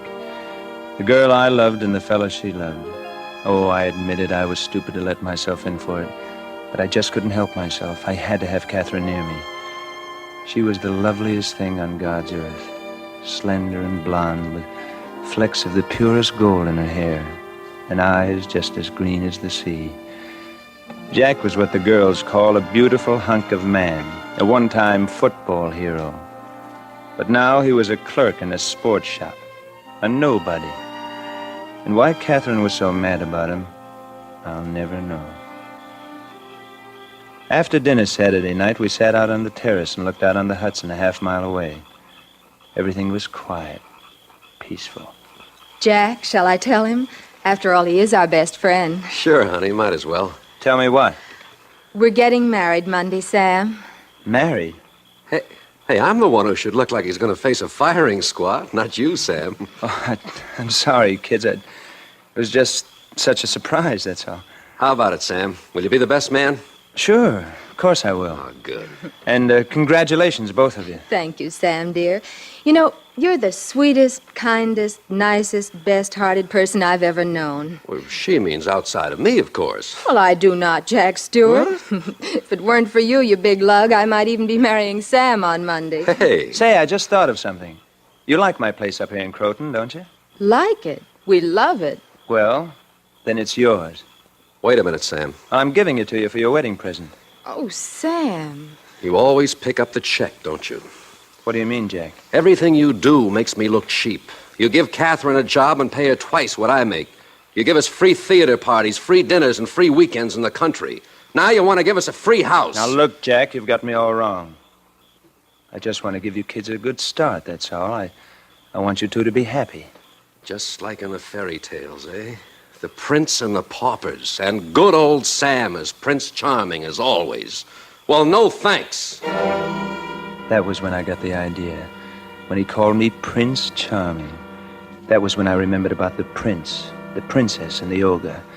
And you know what happens to the ogre in all the fairy tales, don't you? You remember that, don't you? He dies. And he dies because the prince kills him. Catherine left with Jack, and I was miserable. I paced the floor for hours. All I could think of was that today was Saturday, and on Monday noon she would marry him. 2 more days, and she'd be lost to me forever. I couldn't let it happen. I wouldn't. I had to get rid of him. What I needed was a weapon to defend myself with after I killed him. An alibi. A strong, unshakable alibi. A perfect alibi. It took me all night and gallons of coffee to figure that one out, but I did it. And the first thing Sunday morning, I phoned Jack in New York. I persuaded him not to hang up on me. Well, what do you want? Jack, ever hear of the Allegheny Sporting Goods? Did I ever hear of J.P. Morgan? Well, a friend of mine owns Allegheny. So? And he needs a sales manager. I've arranged an appointment for you first thing tomorrow so you can get the job before you get married. What? It pays $20,000 a year. And you can buy your own wedding presents. Are you serious? Does he know I'm only a clerk? Well, it's just a matter of selling yourself, Jack. But I... If you're free tonight, I'll be glad to give you a few pointers on the best way to approach him. Well, that's great. Look, Jack, I'm going to a party in town tonight. And if you can meet me around 10. Well, Sam, Here's the address, Jack. 3365 East 56th. I'll wait for you near the corner. Okay, thanks. Just one thing, Sam. Don't tell Catherine about this, will you? You see, in case I get the job, I'd like her to feel I got it on my own. You understand, don't you? Sure. Of course, Jack. Oh, thanks, Sam. See you tonight at 10. My hands were shaking so hard I could barely reach up to wipe the perspiration from my forehead. I was scared stiff. I was frightened because I had intended to ask him to keep it a secret from Catherine. Instead, he'd asked me. Everything about my alibi was working out perfectly.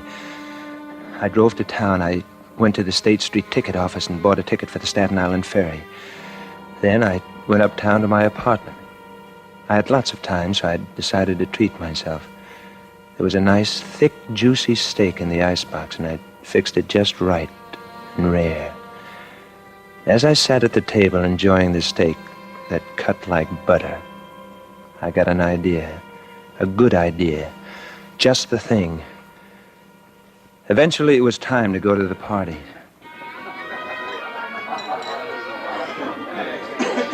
Why, Sam Rogers, where you been keeping yourself all summer, you dog? Running a still on my mountain up in Croton. Hi, Sammy. Hi. I spoke to everyone I knew and a few people I didn't know. I made certain that practically everybody saw or talked with me sometime during the evening. Hello, Sam. Where are you rushing off to, Frank? Hey, want to hear the 9 o'clock news? Oh, the news? Do you mind if I join you? Not at all. Come along. We listened to the news until 9:15. Then I got involved in an argument over Soroyan's new play. Of course he's mad, Sam. That's why he's so wonderful. Before I knew it, it was time. 1 minute to 10. I slowly smiled my way toward the door and edged my way out of the noisy crowd without anyone noticing. I walked casually through the open door. Once outside, I quickly walked away from the house toward the corner. I stopped under a tree where it was dark to wait for him.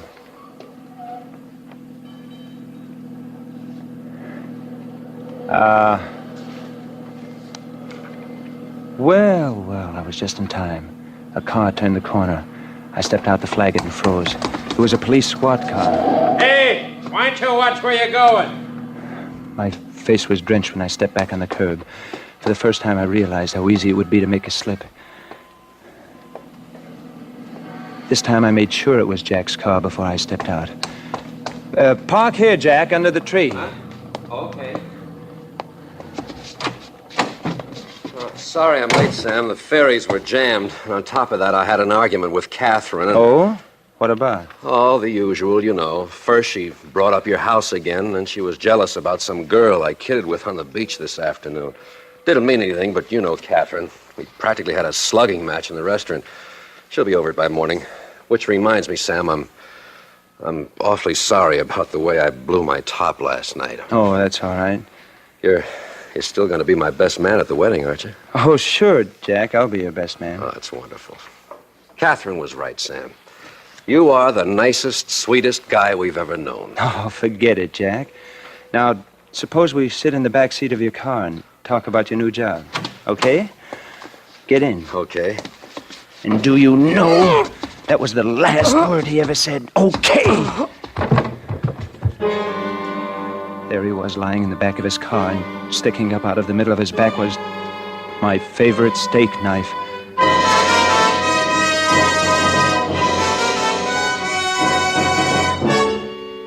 For Suspense, Autolite is bringing you Mr. Danny Kaye in radio's outstanding theater of thrills, Suspense.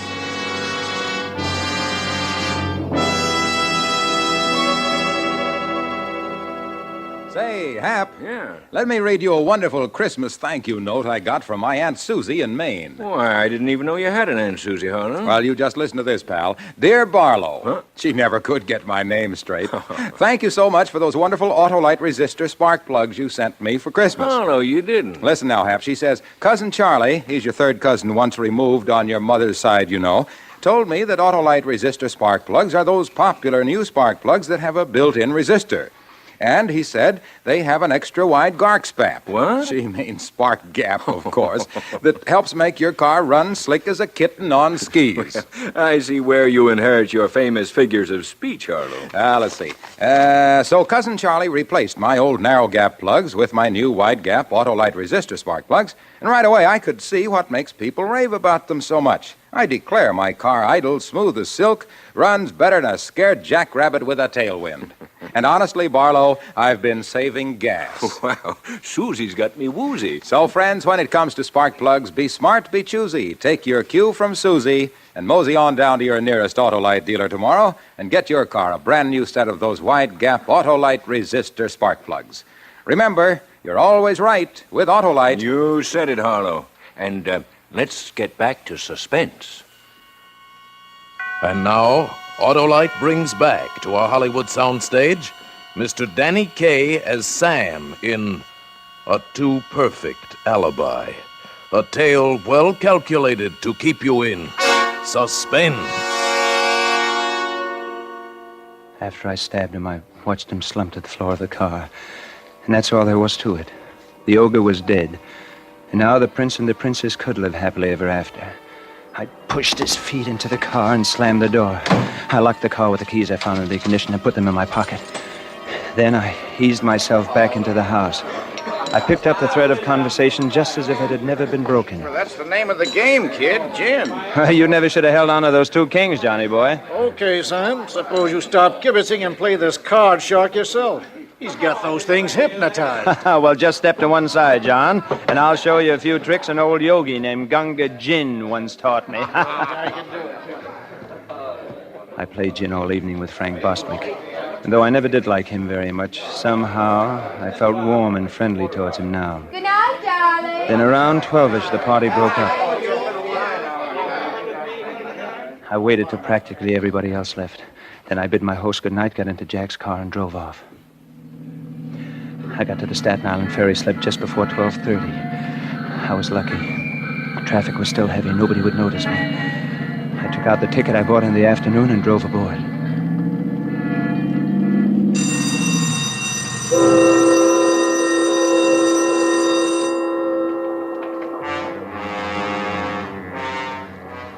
A moment later, we started across the bay. I could breathe again. I checked off another point in my alibi. If they ever faced me with a night shift ticket agent, he would have to swear he'd never seen me or sold me a ticket in his life. It was so easy, I felt like laughing. I turned and looked at him lying on the floor in the back. He wasn't fighting me anymore. My alibi had him beaten all the way down the line. Suddenly, two things happened to me at once. I saw the knife sticking out of his back. Have your tickets ready, please. The ticket collector. I'd forgotten about him, too. I couldn't afford to have anyone remember me on this boat, and I had to get rid of that knife. I had to act fast. In spite of the sick feeling in my stomach, I leaned over the seat and yanked the knife out of Jack's back. His head jerked around and grinned up at me. I looked around for a piece of paper to wrap the knife in. There wasn't a scrap anywhere. I pulled out my wallet, grabbed 2 or 3 bills, and covered the blood-dripping blade in the bills. I got out of the car, jammed my tickets under the windshield wiper where he had to see it. Tickets. Then I scrambled through a maze of bumpers and fenders till I reached the rail. My heart sounded like a bass drum. I leaned on the rail and looked into the black water. Then I dropped the knife over the side. Hey, I saw you do that. What? What did you... Don't you know it's against the law? What is? Dumping paper into the harbor. You could get arrested for that, mister. You better watch your step or something. Oh, thank you. I kept my head turned away from him so he couldn't get a good look at me. He'd never recognize me in a court of law, no, sir. Anyway, he'd forget all about me 5 minutes from now. My alibi was still 100%. I got back into the car.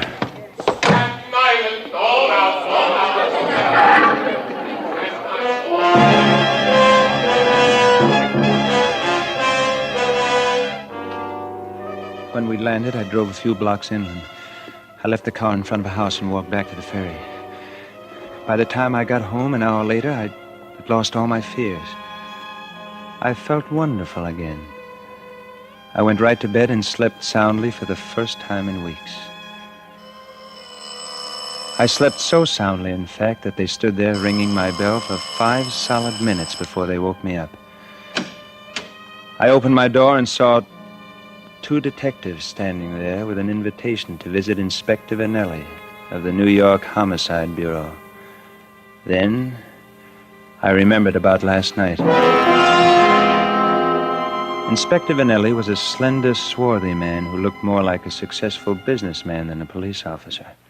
You know Jack B. Stewart, Mr. Rogers? Certainly. Why? He's been murdered. His body was found at 9 o'clock this morning in a parked car on Staten Island. What? I can't believe it. This was his wedding day. He and Catherine were going to be married. Mr. Rogers, what was your relationship with Catherine Gilpin? Inspector, I think I ought to tell you right off that I'm probably your best suspect. You are? Yes. Catherine turned me down for Jack. That probably gives me the best motive in the world for killing him, doesn't it? Well, supposing you let me decide who had the best motive. Okay, Mr. Rogers? Okay. All right, now the best place to begin is at the beginning. He kept me there hour after hour while the police stenographers crammed their pads with notes. Finally, late in the afternoon, one of the detectives hurried in and whispered something to him. Inspector Vanelli's hard face broke into a rocky smile. Okay, Mr. Rogers, you're clear.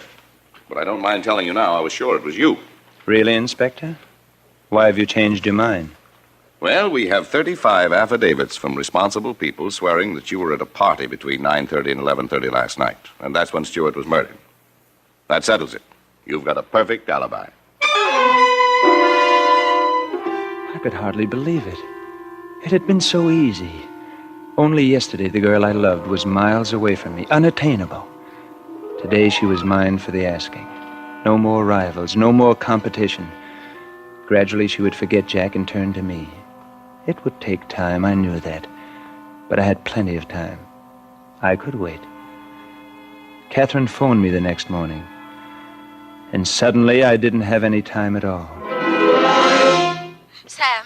Sam, they've arrested me for Jack's murder. They've what? They've arrested me. But they can't. It's just a stupid mistake, Catherine. Look, I'll call my lawyer and we'll get you out of there right away.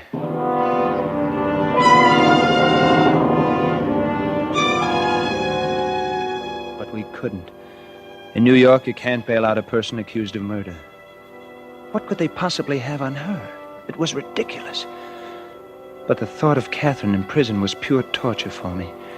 My attorney suggested I retain Simon Blade, the shrewdest criminal lawyer in the state. Blade investigated every detail of Catherine's story. Finally, after 2 of the longest weeks of my life, he called me in. All right. Now, here's the district attorney's case, Mr. Rogers. She and her boyfriend had an argument in a public place, a restaurant. They argued about 2 things. 1, she wanted to take your country house for a wedding present, but he didn't. 2, he made a little goo-goo eyes at some blonde on the beach, and she burned up. She tells him he's cheating on her. So then he burns up. He tells her to go marry somebody else and walks out. Yes, but how do the police know all this? They have witnesses, Mr. Rogers, witnesses. Now, she says that after the fight she went home alone and cried on her bed. But the DA says she ran after the boy, rode out into the country with him, and stuck a knife in him for calling off the wedding. Her word's as good as his, isn't it? Certainly, and she's prettier than the DA, too, but, well, I'm not finished.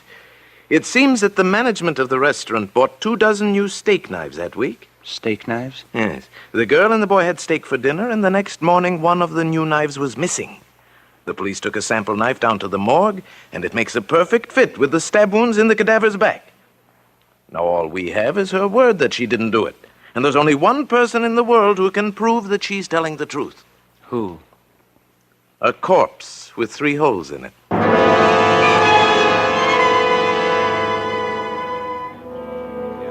On the day of the trial, I sat with Simon Blade and waited for them to bring Catherine in. And when she came in, she looked so young and so lost. I had all I could do to keep myself from jumping to my feet and telling them the truth. Then she saw me. Her eyes lit up and she smiled. And I smiled back. And somehow I felt sure it would all come out right, just as I had planned it. Simon Blade was wonderful in that courtroom. One moment wringing sympathy from the jury for Catherine's pale face. The next frankly exploiting her sex with a knowing eye. And when he strutted before a terrified witness, His barbs always hit the bull's eye. And how did you know, sir, that the knife was missing from your restaurant? We counted. We counted them and found one was missing. You count your silver, huh? Yes, sir. What's the matter, Demos? Don't you trust your customer? Blade forced Demas to admit that customers walked off with knives, forks, and spoons every day, that several persons had stake that night, and that anyone might have taken that knife. Everything was going along fine. And then, the district attorney exploded a surprise in our laps. Do you recognize this handkerchief, Miss Gilpin?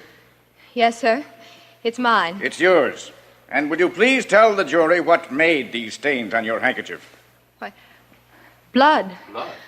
They're blood stains. But you mustn't Blood? think... Whose blood? Jack's. It's Jack's blood. But I'm not guilty. Order! Order in the court. If there are any more such disturbances, I shall order the courtroom cleared. Proceed, Counselor. So, Miss Gilpin, you admit this is the blood of Jack Stewart? Yes, he had a nosebleed. He always had them when he was excited.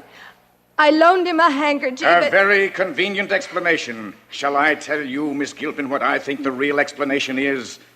I think you stabbed Jack Stewart. No. Then in your jealous rage, you struck again and again. No. Then, calmer, you noticed that your hands were covered with blood. His blood. No. You wiped them on the handkerchief. This handkerchief, Miss Gilpin. No. And went to dispose of the body. No.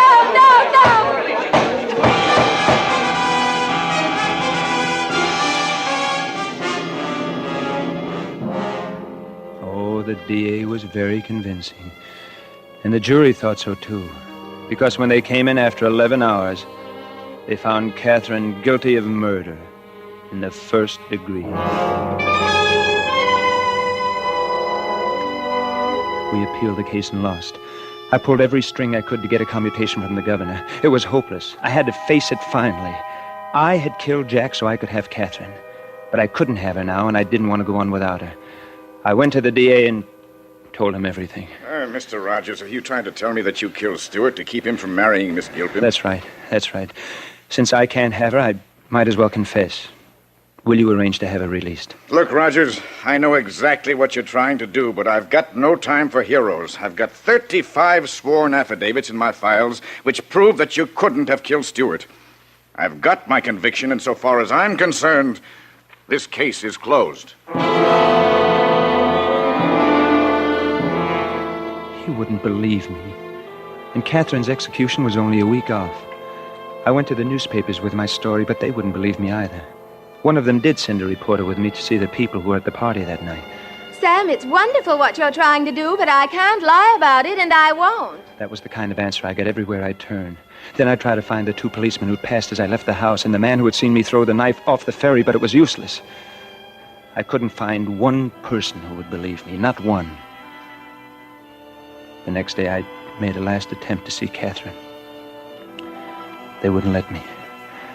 But late that afternoon, I received a note from her. It was heartbreakingly full of all the things we planned and now would never do. And what hurt me most was the part where she said, I heard all about it, Sam, and I love you for it. I love you for your foolhardy attempt to save my life at the expense of your own. Jack once called you Prince Charming, but he never dreamed what a prince you really are. even she, Prince Charming, even Catherine wouldn't believe me. And that was harder to take than all the rest. And you don't believe me either, do you, friend? Well, Mr. Rogers, it's very hard to... Shh! Listen.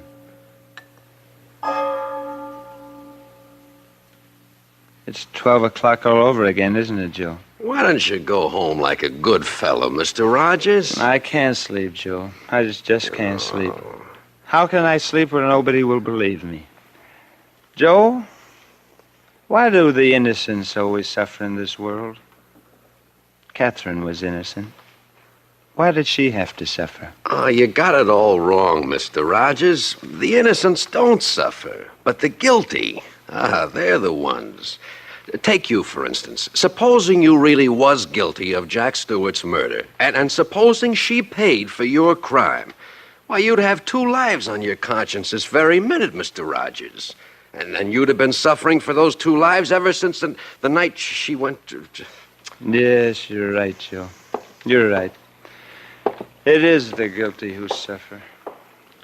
Say, Joe, how about that fella? Him? He's been coming in here these 10 years now, telling the same story to anybody who listened. 10 years? Sure. And where do you suppose he's gone now? Another bar, most likely, to pick up a conversation with somebody else like you and live through it all over again. But about what he said, do you really think he killed him? Mr. Rogers? Him? Not on your life. Why, he's a prince of a guy.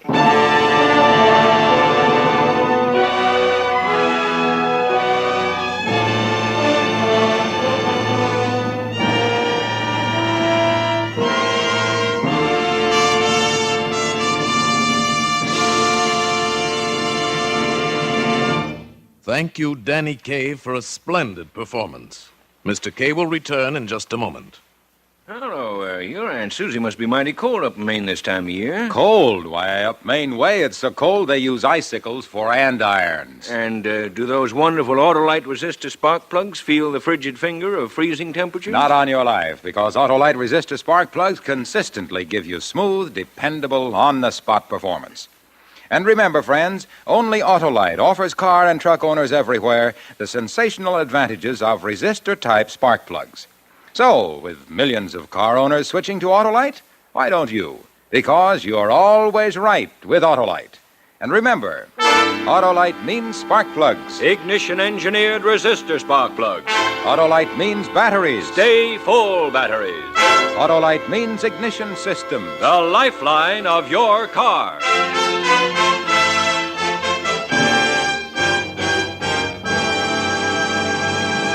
And now, here again is Mr. Danny Kaye. Thank you very much. I feel a little better now anyway. It's been a great pleasure for me to be here on Suspense, ladies and gentlemen, and I'm especially grateful to Tony Leader for letting me play the kind of role which you and I don't usually associate with me. It was a lot of fun, if you can call being a murderer fun. Well, next week, radio's outstanding theater of thrills will bring you Dana Andrews in a famous story by Cornell Woolrich, If the Dead Could Talk. Another gripping study in... Suspense. Danny Kaye will shortly be seen in the Warner Brothers Technicolor production Happy Times. Tonight's suspense play was written by Martin Stern with music composed by Lucien Morawek and conducted by Lud Gluskin. The entire production was under the direction of Anton M. Leader.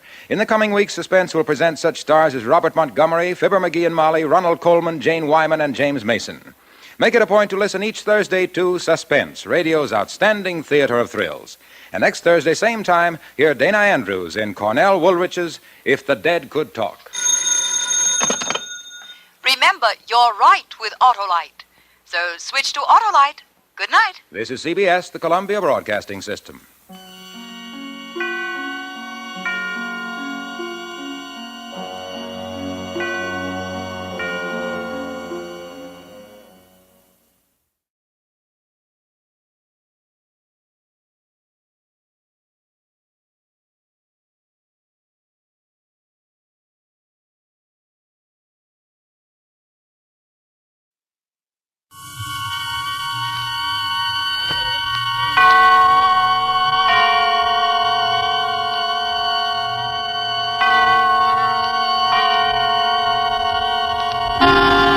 Suspense.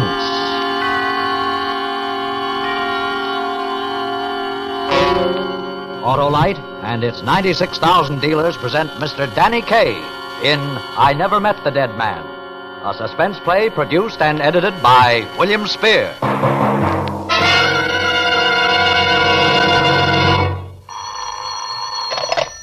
Hello? Wake up, Mr. Wilcox. It's a brand new year. Happy New Year. Okay. Oh, what a sleep. Hey, did she say a new year? Boy, let me at it. That's that Autolite Stay Full battery I promised myself. That wonderful water wagon, that thirstless, thrilling three-timer. Yes, sir, it needs water only 3 times a year in normal car use. Hello again. Are you up, Mr. Wilcox? Am I up? I'm as up as an Autolite Stay Full battery is up and away at a single starter shove on a winter's morning that's as cold as blitzing. And alive. Alive is an Autolite Stay Full battery built with fiberglass retaining mats to give 70% longer average life, according to tests based on SAE life cycle standards, compared to batteries without those Stay Full features. Mr. Wilcox, it's time for... Oh, yes. Suspense. And now, with I Never Met the Dead Man and the performance of Mr. Danny Kaye, Autolite hopes once again to keep you in suspense.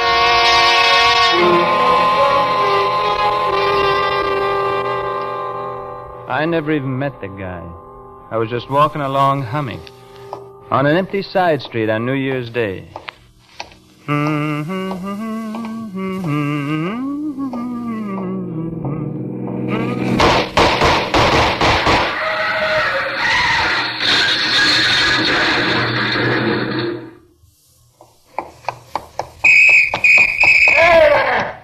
Hey, you! Stop! I didn't do anything, officer. Oh, nobody ever does anything. Why they pay us cops a salary, I don't understand. Well, you know me, Mr. Callan, Joe Wyckoff. I was on my way home from the plant. Running home, boy? No, I wasn't. Bullets were flying around here. Somebody killed that man in the car. Sure, somebody. Are you crazy or something? I had nothing to do with it. Ask anybody. Ask who, for instance, boy? There wasn't anybody else on the street when I turned the corner. Well, how about these buildings around here? He could have been shot from one of them. That's right, he could have. But you better stick around anyway, boy. That's how it started. Just walking along humming. All of a sudden, bang, bang, and a half hour later, the cops have me in the yes room at headquarters. No rubber hose, none of that kind of stuff. Just, where did I hide the gun? Where did I hide the gun? Where did I hide the gun? And I keep telling them I don't even own a gun. All the time I know they got nothing on me, that they're playing a long shot, but just the same, I'm scared. A murder rap, who wouldn't be scared? Finally, after a couple of hours, they let me go. Callan, the cop that nabbed me, was standing on the sidewalk outside. Well. Look, Mr. Callan, I wanted to tell you, I know you were just doing your duty, and there's no hard feelings. Well, that's real generous of you, boy. I was only trying to be nice about it. I'm wondering why you're trying. You're worried, aren't you, Wyckoff? You're holding something back. You're worried. You're lying, I can tell. You know so much, why don't you sound off inside headquarters? I'm just a neighborhood cop, a beat man. But even a beat man gets a good idea once in a while. What are you holding back, boy? Nothing, Mr. Callan, nothing, I tell you. It's bad business lying to the police. I'm not lying. Go on home, boy. Talk it over with your wife. Maybe she's got some sense. Bella, my wife, with some sense. That was funny, only Callan didn't know. Bella's like a friendly kitten. Pretty and lovable and full of fun. All Bella could think was, gee, her husband's name was in the evening paper. Look, Joey, right here on page 27. The only witness to the murder was Joseph R. Wyckoff. They misspelled it. Only one F. Wouldn't you think they'd know better? Joseph R. Wyckoff, a truck driver on his way home from work. The victim has not yet been identified. The guy that got killed, the cops don't know who he was. No papers on the body, and his face was full of bullet holes. Oh, terrible. The police expect to make an arrest within 24 hours. Huh. It says so right here. Well, a professional job like that is going to take the cops more than 24 hours to pin down. I don't understand. Professional? A hired gunman steps off a train from Detroit or someplace. He fires a couple of shots and takes the next train back. No clues, nothing. Oh. Well, then how come... Oh, let's forget it a while, will you, honey? I don't feel like talking about it. All right, Joey. Okay. You sick or something, Joey? You're all jumpy. You didn't eat hardly any supper. Well, I've got no appetite. Lots of times I'm like that. No appetite. It's a shame. All that good spaghetti gone to waste. Joey. What? We ought to celebrate your name in the paper. Let's go out dancing somewhere. I'm tired, Bella. Bushed. Gee, we never go out anymore. Some other time, Bella. That's what I mean. All jumpy. I'm sorry, Bella. I shouldn't have yelled off like that. Those cops this afternoon, they got me upset. Oh, honey, I don't blame you being upset. They got their nerve, practically saying you killed the fella. You can't blame the cops, Bella. They know they got their work cut out, and they ain't missing any bets. They're trying to advance themselves, too. But you never been in trouble before. You'd think that'd be enough for them. Well, only thing is, I have been in trouble. Huh? Back in New York before I met you, I did a stretch in prison. You? Yeah, it was nothing very much. Robbing a grocery store, the kind of crazy things young guys do. Joey, you never told me. Well, you spend a year with the bad boys, you certainly don't hire a skywriter to tell people about it, Bella. But I'm your wife, Joey. I wanted to tell you, and I would have. Well, but... I'd understood. Sure, Bella. But lots of times you talk without thinking, honey. I was scared you might let it slip, and... Oh, I never would have blabbermouthed about a thing like that, Joey. You know that. Did you tell the police, Joey? No. They asked me, did I have a record, and I said no. Oh, golly. Maybe I shouldn't have lied, I don't know, but I was rattled. I'm still rattled. Will they find out anyway? I don't see how. They didn't book me this afternoon, so... Well, there's no fingerprints to check with. Oh, well then. Well, the Callan, the comp I told you about, he worries me. He's the one. He knows I got something on my mind, and he keeps needling and needling. So let him needle. You know how it would look. Guy with a record spotted near the murder, and Callan. Mr. Callan's got plenty other things on his mind. In a couple of days, he'll forget all about you. You think so, Bella? Why, sure. And I'm supposed to be the dopey one around here.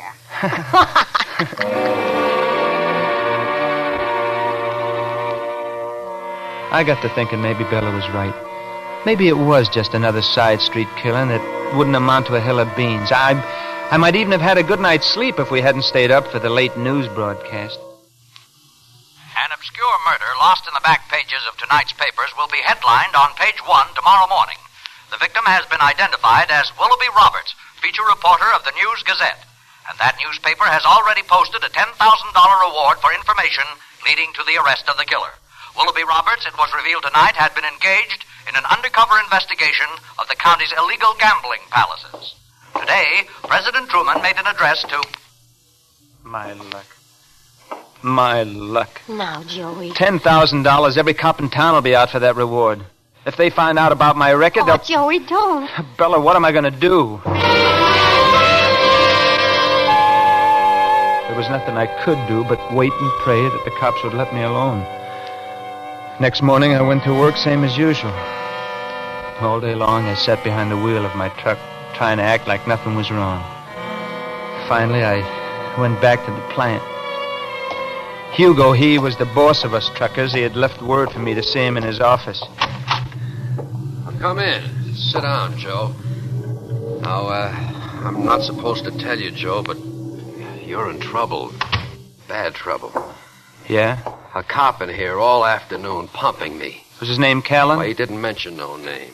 Thick neck, hard eyes, all the time looks like he's smiling at something he don't think is funny. That's Callan, all right. Is Wyckoff a friend of Pigeon Watts, he asks me, and I tell him... Pigeon Watts? The gambler, the big gambler. He owns that place outside of town, the Pigeon Coop. Uh-huh. The reporter, the guy that was killed, he was working on Pigeon Watts. The cops figure the Pigeon paid someone to do the job. Maybe you. Now, I don't know any Pigeon Watts. That's what I told this cop, this Callan. Joe Wyckoff mixed up with gamblers. I said, don't make me laugh. He can't even beat his wife at gin rummy. And anybody that can't beat Bella at gin rummy... Thanks, Hugo. It slowed him down a little, Joe. Now comes the bad part. Go ahead. This cop, he went nosing around the trucker's locker room. He found a gun, Joe. Where? In the box for dirty towels. Near where you keep your stuff. Was it the gun No, it wasn't the one he was looking for. Not the one that did the killing. But it makes things look bad for you. Now, look, Hugo, All I'm telling you is what he said, Joe. What Callan said. He said at headquarters you swore up and down you didn't own a gun. Then when he found this one in the locker room, he said it makes things look bad for you. bad, Joe. All the truckers use that room, but right away it's my gun. Why didn't he ask the other guys He did ask, Joe. They all say no. Well, so do I say no. Why does Callan believe the other guys and not me? I asked him that. He said... he said the other guys didn't do a stretch in the jailhouse. Oh. So he found out already, huh? It's true then, huh, Joe? Yeah. Yeah, it's true. What am I going to do, Joe? I don't know what you mean. I don't get it. What are you going to do? Well, these trucks, sometimes the cargo is valuable. What am I going to do, Joe? Yesterday, I'm your best friend. Today, I'm an ex-con who might steal a monkey wrench. Well, I got the owners to answer to, Joe. Suppose you were me. Suppose you had a driver you liked, but it turned out he had a record. What would you do? Same thing you're going to do. Oh, there are other jobs. Sure. All kinds of jobs for an ex-con, a murder suspect. Babysitting, maybe. Well, don't do anything crazy. Please, Joe. Well, suppose you were me. What would you do? I'd go out and get drunk. But I ain't a married man. Bella'll need you, Joe. She's not having any picnic. Does she know what's been going on? Well, the cop was heading for your apartment when he left here, so I called Bella to... Well, just to call her. In case there's any evidence to hide. Was that it? Oh, Joe. My buddy. My trusting buddy. Ah, don't feel that way, Joe. Well, what way do you expect me to feel?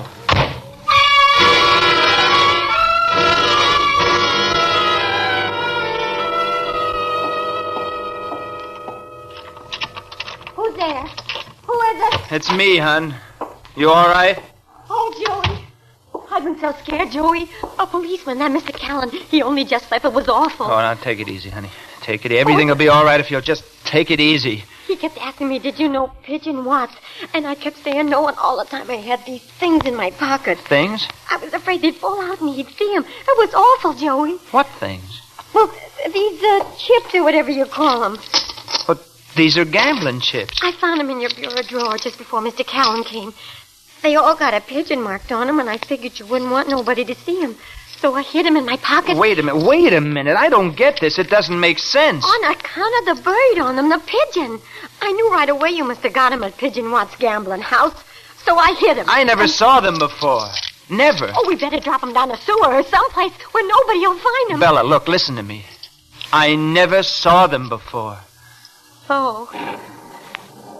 You believe me, Bella, don't you? Sure, I believe you. Bella, why were you looking in my bureau? Oh, don't ask me that, Joey. Why, Bella? Why were you looking? Please, Joey, don't.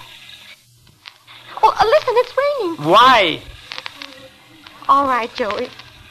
It was on account of all the crazy things that have been happening. Like about you having been in jail. And then Hugo, your best friend, he sounded so funny over the phone when he said they found a gun in your locker. Near my locker. Not in, near. Near, then. I was scared Mr. Callan might find something else when he got here. So I searched all through the apartment. And you found these chips from Pigeon Watts' joint? Yeah. Oh, it's you. You think I'm mixed up in this murder, don't you, Bella? Oh, no, Joey, no. It's just that I don't know what to think. What does that mean? Oh, I guess I'm kind of dumb, like you're always kidding me. And all these crazy things happening. I don't know what to think. First Callan, then you go, and now you. Gee, you're sore, Joey. I can tell just by looking at you. You're sore clean through. Yeah, I'm... No, Bella. Maybe it's better you're honest. Then I know where I stand. But... Maybe it's good I'm sore. Maybe now I'll get off the dime. Off the dime, Joey? Bella, I want you to listen to me now. Did you go out today, Bella? Did you go out at all for shopping or anything? Well, but just a few minutes at noon. I went in to talk with Mrs. Manelli and 4G, just gabbing. Well, try to remember now. Did you leave the door open, the apartment door? Yeah, I think so. And somebody could have sneaked in here and planted these gambling chips while you were gone. I guess so. Sure. But who'd do a thing like that? Somebody who wants the $10,000 reward. Somebody who wants it bad enough to frame an innocent guy. Joey. I'm a natural. I'm an ex-con. I happened to be right there when the shots were fired. I would be But Joey, who? Who's framing you? I don't know who. But whoever it is, he got these chips from Pigeon Watts' joint. Where are you going, Joey? To have a talk with Mr. Pigeon Watts. Maybe I can get some information out of Mr. Pigeon Watts. Just a minute, Joey. I'm going with you. I thought I was so smart. If I only hadn't gone on with it. If I'd only just stayed there, let the cops arrest me, convict me, burn me, anything, just so it wouldn't have ended up like it did.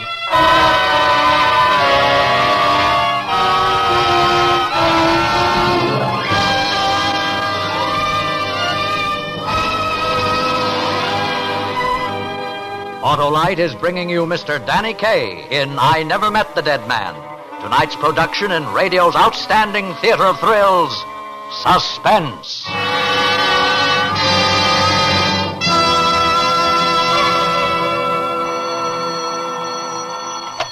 Hello? Mr. Wilcox, it's cold outside. Button up your... Overcoat's the word, my girl. And friends, Autolite Stay Full batteries don't need overcoats. Anywhere, anytime, any place.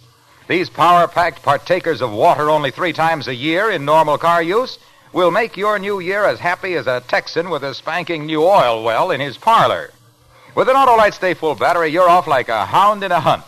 And tests based on SAE life cycle standards show that Autolite Stay Full batteries have 70% longer average life than batteries without Stay Full features. Mr. Wilcox, the sponsor says... Don't bother me, my girl, don't bother me. I made one big New Year promise, and that promise is packed with Autolite Stay Full batteries. I'm bulging with Stay Full battery buildup, and by and by... No, not by and by, right now. Why don't you visit your Autolite battery dealer and buy yourself one of those wonderful Autolite Stay Full batteries? The batteries that need water only 3 times a year in normal car use. The new year will really treat you right when you switch to Autolite. And now, Autolite brings back to our Hollywood soundstage our star Danny Kaye in I Never Met the Dead Man. A tale well calculated to keep you in suspense. I was a lot more scared than I let Bella know when we drove through the rain to Pigeon Watts' place.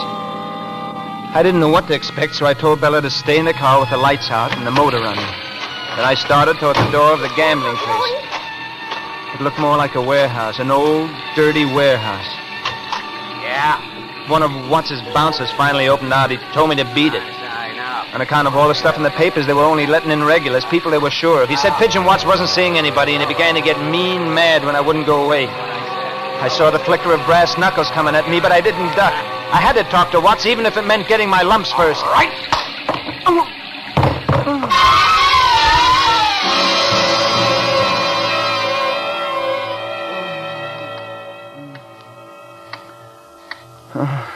Still feel like a hard guy?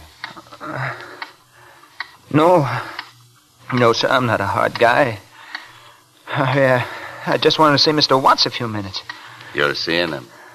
My name is Wyckoff, Mr. Watts. Wyckoff. You the one that saw the reporter get it? Yes, sir, Just a second. Nobody bother me a while. All right, hard guy. What's on your mind? Well, it's like this, Mr. Watts.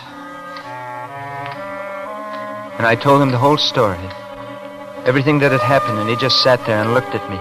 No expression at all, just sat there and looked at me. It was like talking to a chair or something. Even when I showed him the gambling chips Bella had found in my bureau drawer, it didn't seem to mean anything to him. 2-bit chips for the piker trade. Anybody could have walked out of here with a handful. Sorry I can't help you. I gotta have help. The cop I told you about, he really thinks I killed that reporter. I don't blame him. There's a good frame. Nothing obvious about it. Just little things pointing to you. Good frame, all right. A very good frame. But I didn't do it. Honest, I didn't. I know you didn't, but there's nothing I can do to help. Sorry. What makes you so sure I didn't kill the guy? Nothing I can do. I just asked why you're so sure I didn't kill him. Because I know who did. Because I paid an out-of-town torpedo 1,500 rockets for the job. Well You then. expect to tell that to the police? Well, you've got to, Mr. Watts. I could get the chair for this. So could I.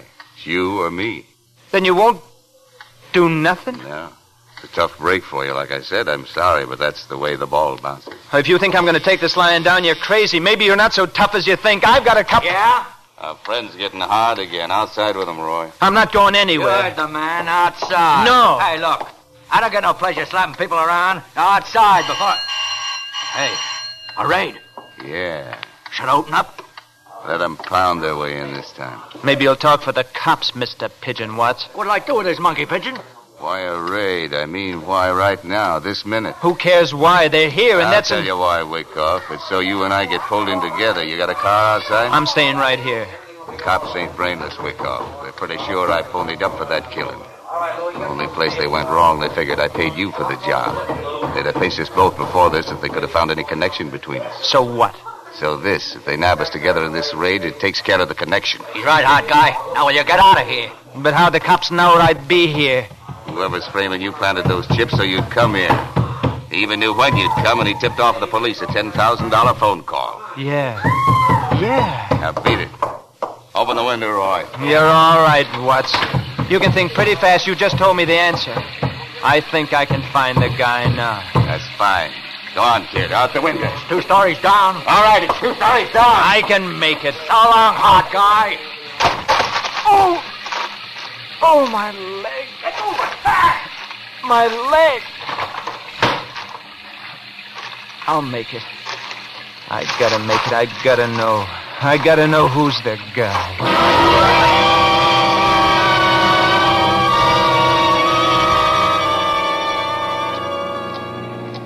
Nobody's following, Joey. You can slow down now. What happened in there? Your leg hurt, Joey? You're looking so funny. Who's the guy, Bella? These roads are wet, Joey. Not so fast. Who's the guy? What guy? What are you talking about? The guy, Bella. The guy you're framing me with. You crazy or something, Joey? Slow down. Not until you tell me the name of the guy. I don't know what you're talking about, even. I'm talking about you getting rid of your husband and collecting $10,000 at the same time. You weren't smart enough to figure it out yourself, Bella. Somebody had to tell you what to say, how to act. Who was it? Joey, please, you'll kill us both. Those gambling chips. You planted them in my bureau yourself. No. Then while I was in the gambling joint, you slipped away and telephoned the guy, and he tipped off the cops. Oh, honest, Joey. There ain't no way out of it, Bella. You're the only one knew I was with Pigeon Watts. Oh, you gotta believe me, Joey. Who's the guy you phoned, Bella? Watch out, Joey! Look. Who's the guy, Bella? All right, Joey. I'll tell you. Only slow down. It was Hugo, Joey. Sure. The gun in the locker room, sure. It had to be Hugo. Oh, it wasn't like you think, Joey. It was just when you were away on a job, Hugo'd take me out dancing once in a while. And who gave me those out-of-town halls? Hugo. My good friend Hugo. When I blabbed to him about you having been in jail, he got this idea of telling Officer Callan. I didn't think what it would mean, Joey. I just didn't think. And then when it started, there didn't seem any way to stop it. You know I love you, Joey. Crazy kid. Can't we start all over, Joey? Like it never happened? Crazy kid. Please, Joey. Please. I won't never see Hugo no more. Oh, Joey, please forgive me. I forgive you. Crazy kid. Oh, Joey. Oh, my God!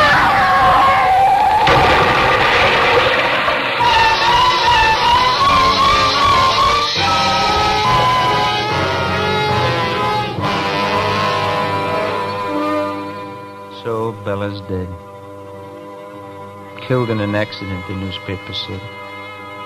But maybe it wasn't really an accident. The whatchamacallem here at the hospital, the psychiatrist, he says lots of automobile accidents happen because the drivers want them without knowing they want them. Down underneath, they want them, that isn't. And they get careless. He says that any... Yeah? It's me, boy. Officer Callan. Oh.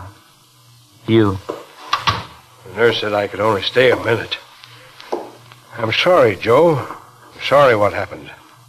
Not your fault. I wanted you to know. We got the guy that killed the reporter. Professional gunman. He's still singing down at headquarters. Pigeon Watts won't like the tune. Good. That's swell. And Joe, that guy, Hugo, he won't be getting any more bright ideas for a while. I talked to some people at the plant, and, well, Hugo's job is waiting for you when you get out of here. That's swell, Callan. Thanks a lot. About, your wife, the only thing to do is try to forget everything that happened. Sure. Be seeing you soon, boy. Well, I'm sorry. Try to forget it, he said. Forget it. Forget it.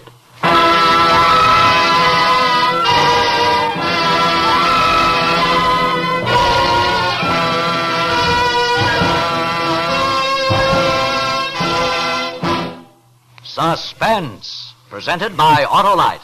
Tonight's star, Danny Kaye. Hello? Mr. Wilcox, did you make your New Year's resolution? I promised myself the pleasure of another year of telling about Autolite Stay Full batteries, the batteries that need water only 3 times a year in normal car use. Autolite Stay Full batteries are just one of more than 400 products made by Autolite for cars, trucks, planes, and boats in 28 plants coast to coast. These include complete electrical systems used as original equipment in many makes of America's finest cars. Batteries, spark plugs, generators, coils, distributors, starting motors, and bullseye sealed beam headlights. All engineered to fit together perfectly, work together perfectly because they're a perfect team. So don't accept electrical parts supposed to be as good. Ask for and insist on Autolite, original factory parts at your neighborhood service station, car dealer, garage, or repair shop. Remember, you're always right with Autolite.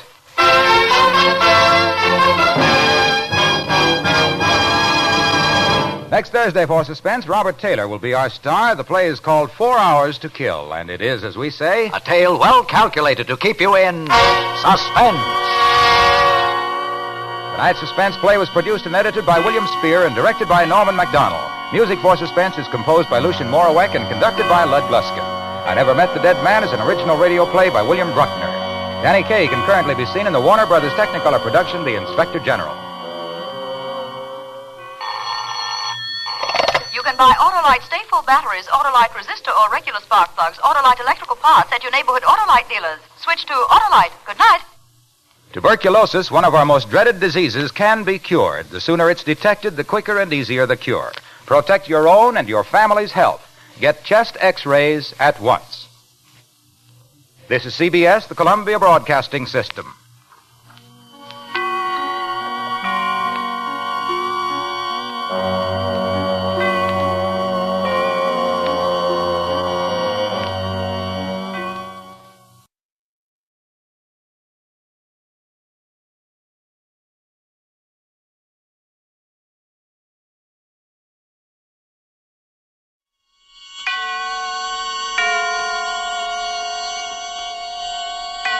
And now, Autolite and its 60,000 dealers and service stations present Suspense. Tonight, Autolite brings you Charles Lawton in De Mortuis, a suspense play produced and directed by Anton M. Leader. Friends, the Autolite Company also presents the Autolite Stay Full battery, a powerful package for practical people who prefer pep and performance. Why, Cornelius, the Autolite Stay Full battery is so different, delightful, and lacking in thirst, it needs water only 3 times a year in normal car use. Yes, sir, Autolite Stay Full is the battery with the big, buoyant reservoir that needs water only 3 times a year in normal car use. An Autolite Stay Full battery has an extra ample sample of Aquapura. It's as full of H2O as a Florida orange is full of juice, a Texas grapefruit full of succulent sap. So, friends, here's the pitch. Be right with Autolite. Switch to an Autolite Stay Full battery tomorrow. And now, Autolite presents Charles Lawton in a tale well calculated to keep you in suspense.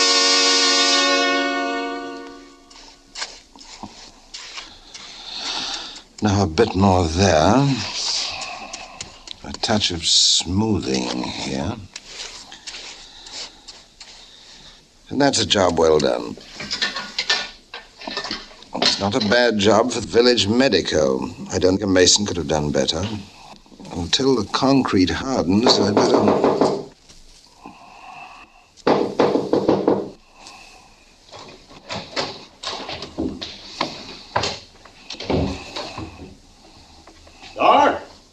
Dr. Rankin? Hello, Dr. Rankin? Huh. Yeah, looks like there's no one home. Must be someone here. Nobody goes out and leaves the house open. Oh, Doctor would. He trusts people. Oh, we'd better give it up, George. You'd think Irene would be about. She ought to be, by the looks of things. But she's a bad one. I saw her again only last night with that commercial traveler. Shh, George. Doctor might be downstairs. The cellar door's open. You think it rude him. Oh, Doctor! Oh, there you are. Didn't you hear us? I thought I heard someone. I wasn't sure. Well, we were going out after some partridge, and I thought you'd like to come along. We wouldn't have come in the house, only George thought that seeing as the door was open and all, that someone was home. Aye. So we walked in, and then I saw the cellar door open, and down we came. Where's Irene? Irene? Oh, she's gone visiting. Oh, well then, let's go shooting. Wet concrete. Going in for a bit of masonry, Doc? There's been some water seeping up through this floor. It's an underground spring, perhaps. Underground spring? Why, Doc, I sold you this house, but I never heard of a spring beneath it. Doc, it looks as though Greg built you, it did. Not Doc, I didn't. You know, when he came up from London a year ago, I could tell right away that he was a fine fella. When he and Irene wanted to get married, I sold him the best house in the village. Now, maybe it was only the rains, Greg. Well, I don't know. You certainly went deep enough, Doc. You see, you got a bit of clay on your shovel. That's 4 feet down, the clay. 18 inches, George. Not according to the maps. 4 feet, it says on the Sudbury maps. Well, there's no need to argue the toss. Let's get on with our fowling before the partridge gets tired of waiting, Doc? Well, not today, boys. I've got things to do. Oh. Well, we might as well get along. How's Irene? Oh, she's never been better. She took the afternoon train to North Welsham. To North Welsham? Well, there's no afternoon train to North Welsham. No more than the clay is only 18 feet. Did I say North Welsham? I meant Norwich. Oh, are you friends in Norwich, Doc? Mrs. Slater. She lived next door when Irene was just a child, over on Victoria Cross. Slater? Next door to Irene? No. Oh, that was a long time ago, Greg. Oh, well, I've been in Sudbury all my life, and I've known Irene all my life. Never any Slaters on Victoria Cross. Right, George? Aye. I lived on Victoria Cross myself.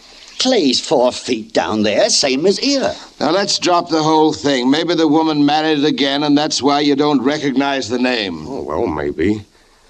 Well, you better change your mind about the hunting, Doc. Your wife's away on a visit. You just finished filling a hole in the cellar, and... Oh, good heavens, Doc. You didn't. 4 feet down to the clay, that's what it is. What are you two fools talking about? Oh, it's not that you didn't have provocation, Doc. We know that. Provocation? Are you suggesting that you stupid fools, you go get the constable and let him start digging? Oh, now, hold on, Doc. It's not as if we mind. If it could ever be called justified, this is it. Aye. We could have told you. I warned you about the bad houses to buy, not half I did. But when it comes to marriage, well, we all knew Irene. The Sudbury baggage. That's what we used to call her. And when a fine chap like you comes along and fixes to marry her, well, you want to say something, but what? But what, I ask you? It's not like buying a house, it ain't. I suppose I am rather old for Irene. Well, you could be a young un and it'll be just the same thing, Doc. Now, not everyone wants the same thing. I'm a sort of a dry chap, and I don't open up easily. And Irene, well, you'd call her kind of gay. Aye, that's one word. She's no housekeeper, I know that, and that's not the only thing a man wants. She enjoys herself. Oh, that she did. And that's what I love about her. She's not very deep mentally. Well, all right, you can say she's stupid. I don't care. She's lazy, no system. Well, I've got plenty of system, enough for both of us. She's enjoyed herself, and it's beautiful and innocent, like a child. If that was all... But you two seem to know that there was more. Why, everyone knows it. George, you just tell him what you saw at the pub. Aye, you know me, Doc. I'm no pub crawler. I'm a single potter. But every night the past week, when I've gone in for my pot of ale, she's been there, and with that Harry Manning, the commercial traveller, who's been at the Lion. Everybody's seen her. The village will be on your side, Doc. Oh, aye. And not that it'll mean much if it comes to a trial. What shall I do? Well, we all make mistakes, Doc.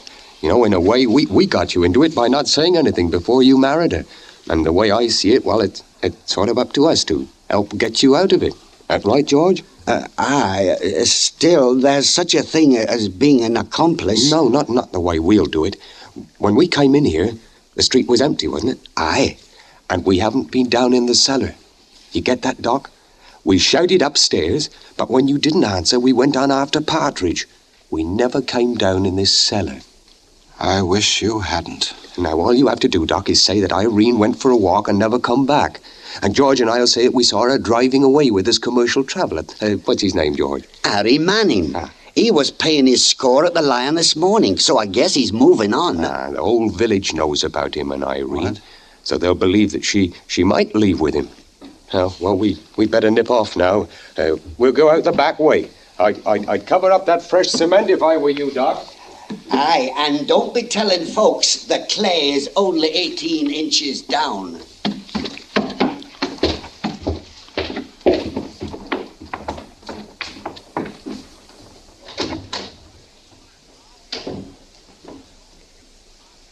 The whole village knows about this? Oh, no.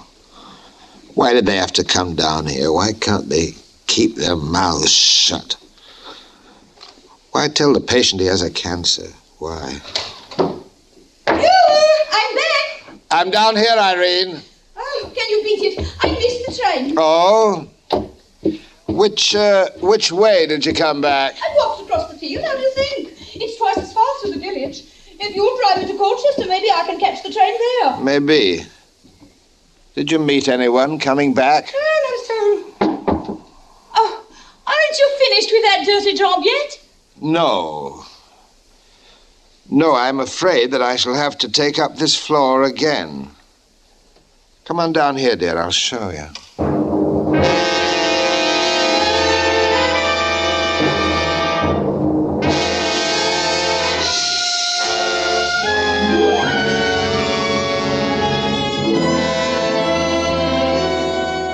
For Suspense, Autolite is bringing you Charles Lawton in radio's outstanding theater of thrills, Suspense.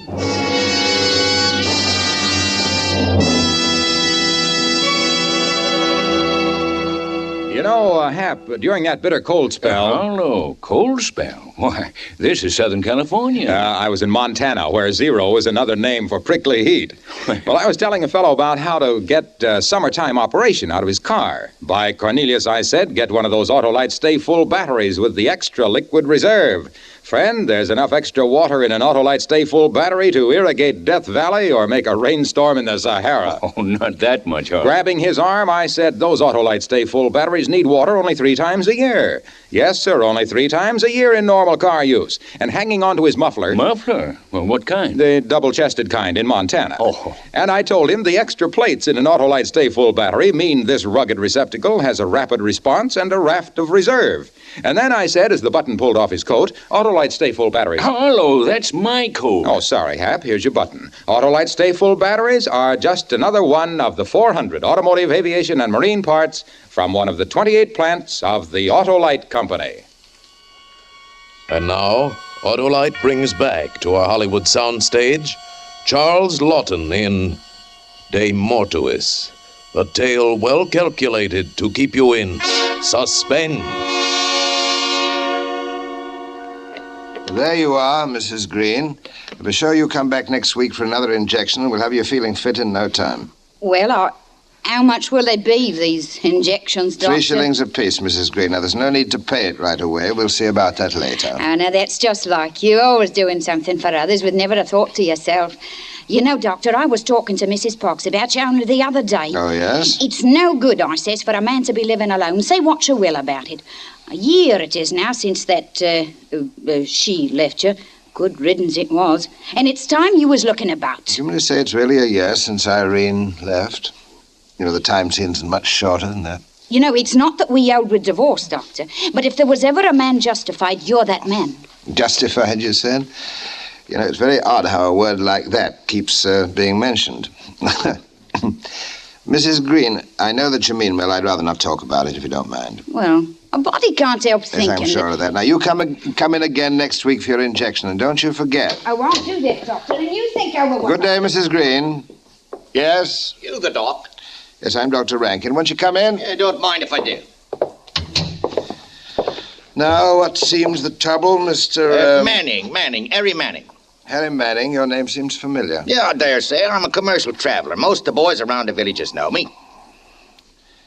And a few of the women, I suppose. Well, I wouldn't say no, Doc. You know how it is. I suppose I do. Now, what did you say was wrong, Mr. Manning? Well, I don't rightly know, Doc. Just feeling a bit under the weather. Hit me just as I was driving into Sudbury. So I looked for the nearest doctor, and here I am. So I see. Well, I think I'd better examine you, Mr. Manning. Would you remove your shirt, please? Yeah.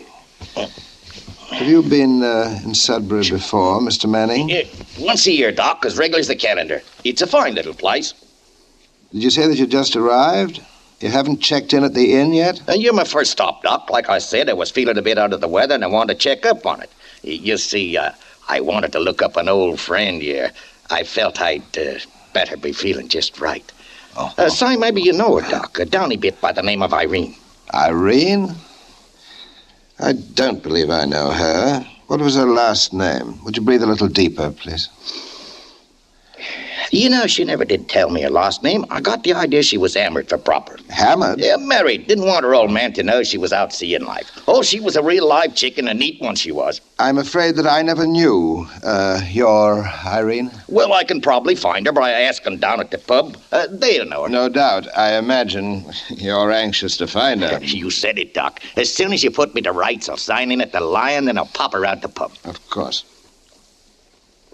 How long has it been since you've seen a doctor? Oh, 4 or 5 years. Aye.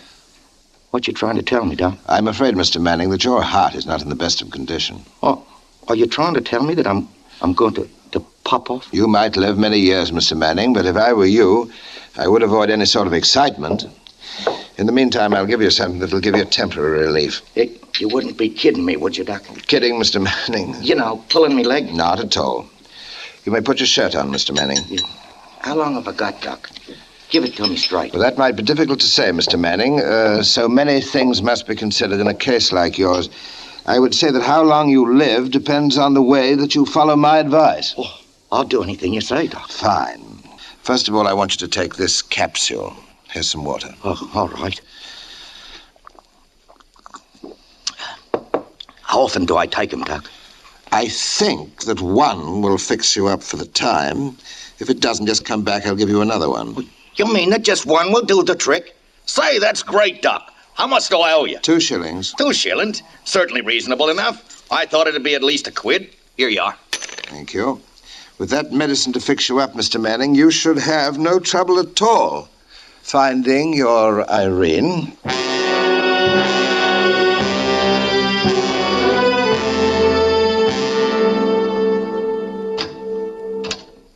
Are you busy, Doc? Hello, George. Come on in.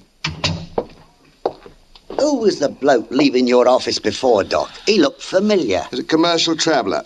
He said his name was Harry Manning. I could have... Harry Manning. He's the one. I believe that he is the gentleman that you and Greg have mentioned several times. What did he want? A doctor, strangely enough. He wasn't feeling very well. Did he know who you were? That I was a doctor, yes. No more? No. He'll be going straight to the pub, won't he? I imagine he will. Although I told him to avoid excitement, he has a bit of a bad heart. Aye? Now, what's wrong with you, George? Or is this a social call? A bit of both, Doc. We've been friends for a long time. Ever since I arrived in Sudbury, I suppose in a way you and Greg are the only friends I've had. That's what I've had in mind, I did. You see, Doc, I'm in a spot of trouble, and I thought you might want to give me a hand. Gladly if I can. What's the trouble, George? Well, money troubles, Doc. I have a lot of bills that must be paid. If you're talking about my bill, George, you should know that I won't press you. Oh, I wasn't worrying about that. The truth is, Doctor, I need about 100 quid. Yikes. £100? And I was thinking maybe you might loan it to me. I would if I had it, George, but you know that I'm not one of those Harley Street toughs. My patients pay 2 or 3 shillings, when they can pay. You could raise it, maybe. Perhaps, but I think that you could find a loan easier than I could, George. You've lived around here all your life. Aye, and I know what I know. It's 4 feet down to the clay. That's what it is. I see. You,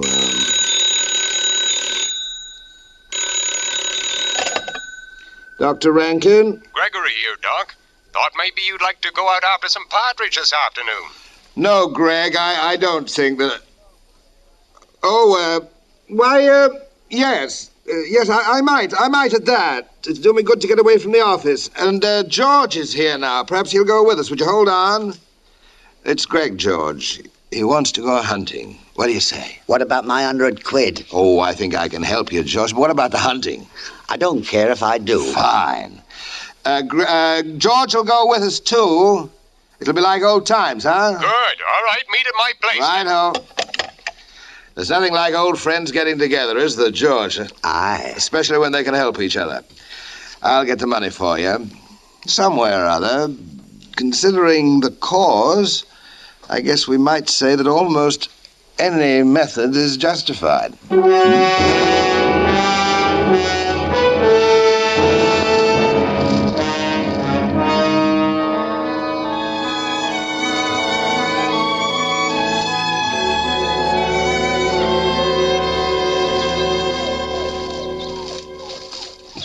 Heel, boy.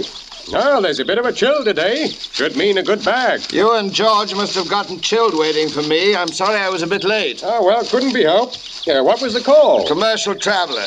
He had a heart attack on the street. That wouldn't be the same one that was coming out of your office today, would it, Doc? Yes, it was the same man. Well, fancy that. It'd be funny, Doc, if it turned out you gave him the wrong medicine by mistake. I never prescribe mistakes, George. You, might as well let the dog go, Greg. We're coming to a good spot. I'll bet off to the left. You two can keep to the right. All right, boy. Flush 'em. I'll lay you a quid, I beg more than of you. Done, George. Hey, Doctor, George seems a little nervy today, like he had the wind up about something. You got an idea what's wrong? No, he seemed all right when he was at my office earlier. Hey, look, the dog's struck a point. Ah, that he has. I'll swing to the right, Greg. That way we'll have them between George and myself, and you'll have them in front. All right, Greg. Flush 'em, boy. Hey, Doc! George! I got 2 of them. Doc, that first shot, I think it hit George. What? Good heavens. George. Only 100 quid. That's no cause to... I tried to stop you, Doc. I could see your gun wasn't swinging high enough. I thought I was aiming high. But I wanted to hit the birds before they scattered. God help me. Oh, Lord. Look at the blood on him. Well, can't you do something for him, Doc? Well, I'm afraid I can't help him now, Greg. He's dead.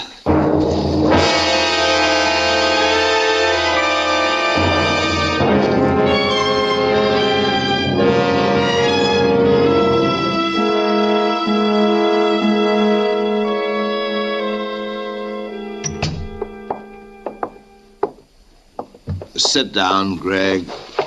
I'll fix some drinks. He was no more than 30 feet away.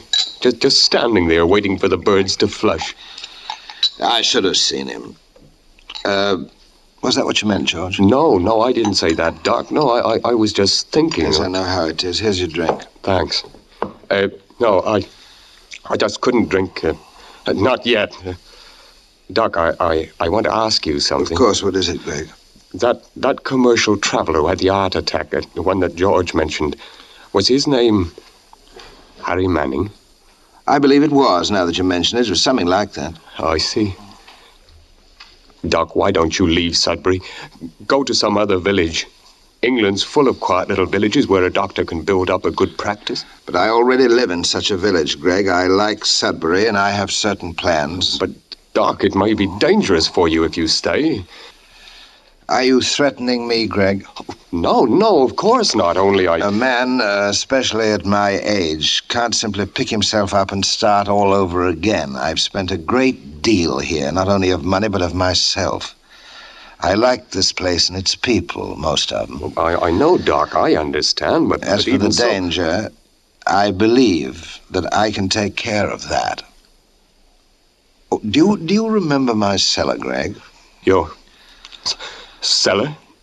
What about it? Well, it's hardly a cellar now. I've turned it into a research laboratory. It's full of the best equipment. Come on, I'll show you. Oh, no, not now, Doc. Some other time. Greg, you're my friend, my only friend now that George is gone. I want you to see it. No, Doc, Now, come on, Greg.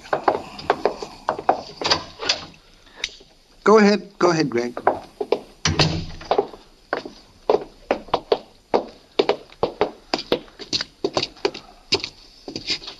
Well, you... What are you talking about? You haven't done anything to the cellar. It's just the same as it was that day. Here, I'm going to... Oh! You're going to what, Greg? What did you do? What did you stick with me with? A hypodermic needle, Greg. It's an honorable symbol of my profession. And don't try to leave, Greg. You'll never make the stairway. Now, you see... Have you killed me? Not yet, Greg. Now, do you feel that I have to kill you, that you know too much and you suspect even more? You got too many secrets to keep to yourself. Is that it, Greg? You did kill that commercial traveler. And then you got to worrying about what George and I knew. Mm-hmm. And so you killed George, and now you're going to kill me. Mm-hmm. I should have turned you in a year ago. Yes, you should have, Greg. You see, there was water seeping through the floor. I did find clay only 18 inches down. When you came in that day, I didn't know anything about Irene except that I loved her and was happy. What do you mean? You mean that Irene wasn't? No. Irene was not dead then. You see, Greg, if anyone is guilty of murder, it is you and George. You killed my happiness. It was you who killed Irene through my hand, and it was you who brought up the commercial traveler. Although it was my medicine, it was you who killed him, as surely as if you'd struck him down in the street. It was George. Now, George wanted to transfer his secret to his wallet. And you, Greg, when the secret became 3 secrets, you found it too heavy for you. Oh, you're mad, Doctor. You'll never get away with it. With all of us? I came to Sudbury wanting to serve it, to share the sickness and the poverty as well as the simple day-to-day existence of all of you. I asked no more than that. I wanted... Help! Now, you quiet, you fellow. Help! I won't have you spoil things now. Dr. Rankin? Dr. Rankin? Well, he's here. There's no doubt about it. The door was open. Unless he went out on a hurry call. Dr. Rankin, it's Constable Saunders. I guess he is out. There's no great hurry on this anyway, Constable. Why don't I come back in the morning? All right, then. Come along.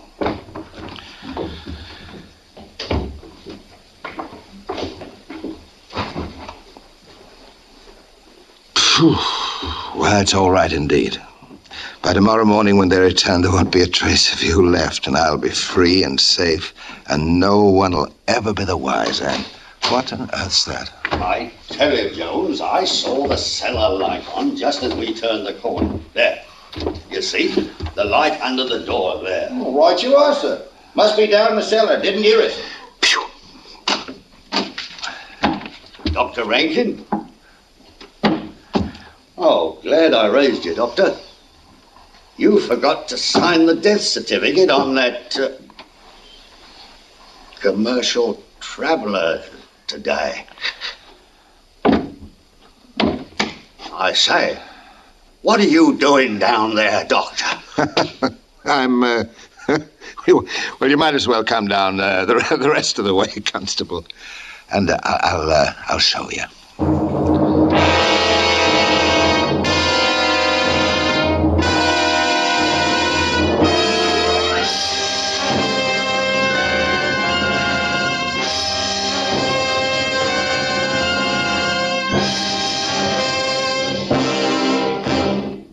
thank you, Charles Lawton, for a splendid performance. Say, Harlow, before Charles Lawton returns, won't you tell everyone the advice you have for them? All right, Hap. Friends, get a dandy, dynamic, dependable Autolite Stay Full battery with an extra water reserve. It's power-packed for pep and performance in sun, snow, sleet, or suspense. Well, you forgot another S, Harlow. Service. Service indeed, Hap, and that reminds me, Autolite makes complete electrical systems for many makes of America's finest cars. Generators, batteries, starting motors, coils, distributors, all ignition engineered to meet the highest standards of leading automotive engineers. So, folks, tomorrow's the day to treat your car to an expert motor tune-up. Visit your local Autolite service station listed in your classified telephone directory, or the dealer who sells your make of car, and be sure to specify original factory parts, the lifeline of your car. Always remember, Autolite means batteries. Stay full batteries. Autolite means spark plugs. Ignition-engineered resistor spark plugs. Autolite means ignition system. The lifeline of your car.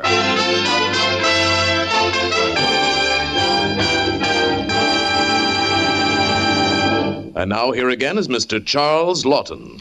I am very happy to have had this opportunity of working again with Tony Leader on Suspense again. It has meant working in a story which has been a favorite of mine. De Mortuis has long been a well-loved story, but next week you will be hearing the story of a current novel, when radio's outstanding theater of thrills will bring you Miss Jane Wyman. Wonderful. In a special adaptation of Pat McGurr's Catch Me If You Can. Another gripping study in Suspense. Charles Lawton will soon be seen in the A&T film production The Man in the Eiffel Tower. Tonight's suspense play was by John Collier and was adapted for radio by Ken Crossan. Music was composed by Lucien Morawek and conducted by Lud Gluskin. The entire production was under the direction of Anton M. Leader. In the coming weeks, Suspense will present such stars as James Mason, Van Heflin, Jimmy Stewart, and many others. Make it a point to listen each Thursday to Suspense, radio's outstanding theater of thrills. And remember, next Thursday, hear Miss Jane Wyman in Catch Me If You Can. You will find Autolite battery dealers listed in your classified telephone directory under batteries. You're right with Autolite. This is CBS, the Columbia Broadcasting System.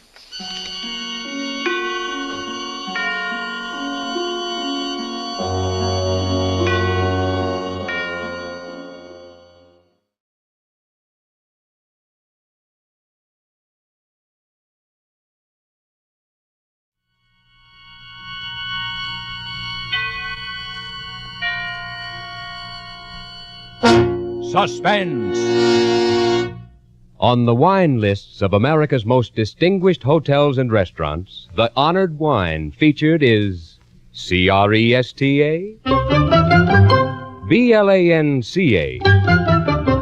Cresta, Blanca, Cresta Blanca. Cresta Blanca. Yes, Cresta Blanca wines are featured in America's smartest dining places because these treasured wines are favorite selections of those who know fine cuvées.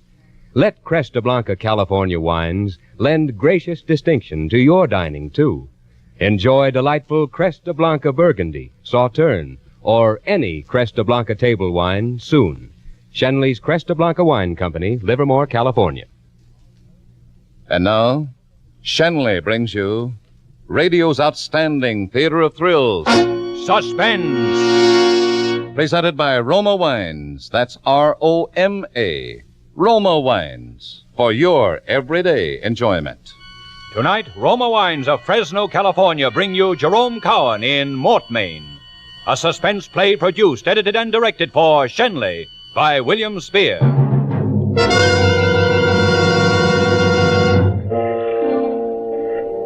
Sitting in a chair across the table from me was a dead man. His stiff, cold fingers still touched the shotgun he'd thought would safeguard his life.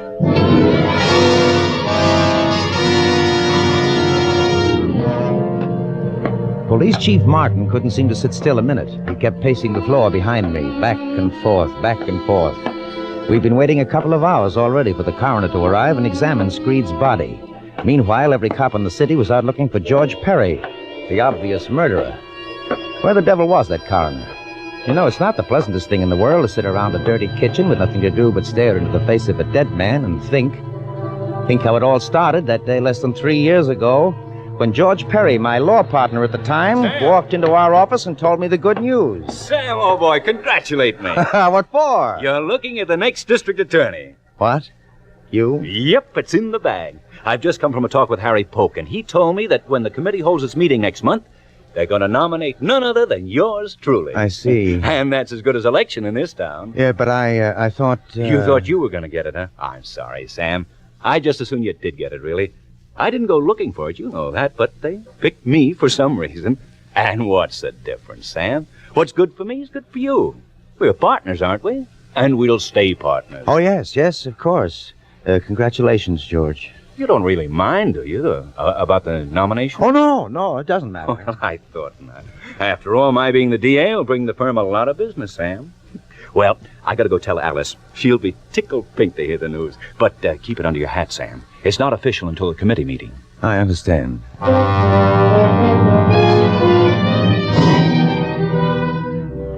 I watched George leave the office. George, the smiling and the debonair, the most popular lawyer in town. But it was my work that made him look good in court. My brain that brought him every easy success at the bar. And I hated him for having so easily gotten what I'd have given half my life for. He'd gotten himself engaged to Alice, the girl I wanted almost as much as I wanted to live. Now he'd taken the first step in a political career that could lead anywhere. I'd tried by fair means to get the same things and failed. Now I would try other means. I picked up my hat and walked out of the office. I went down to the waterfront to see a certain Mr. Screed.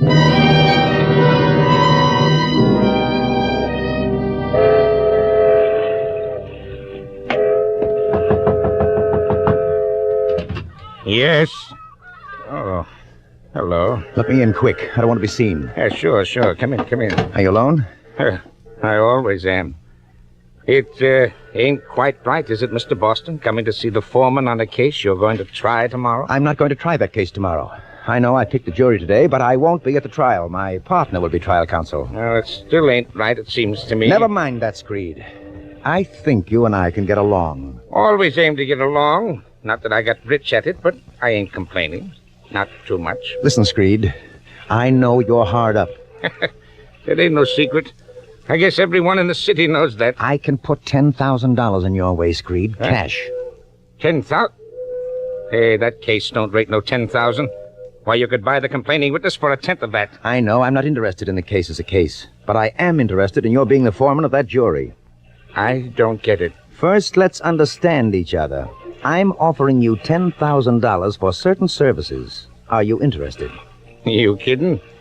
Why, for 10 grand, I'd just about commit murder. I thought I had the right man. Now listen. Tomorrow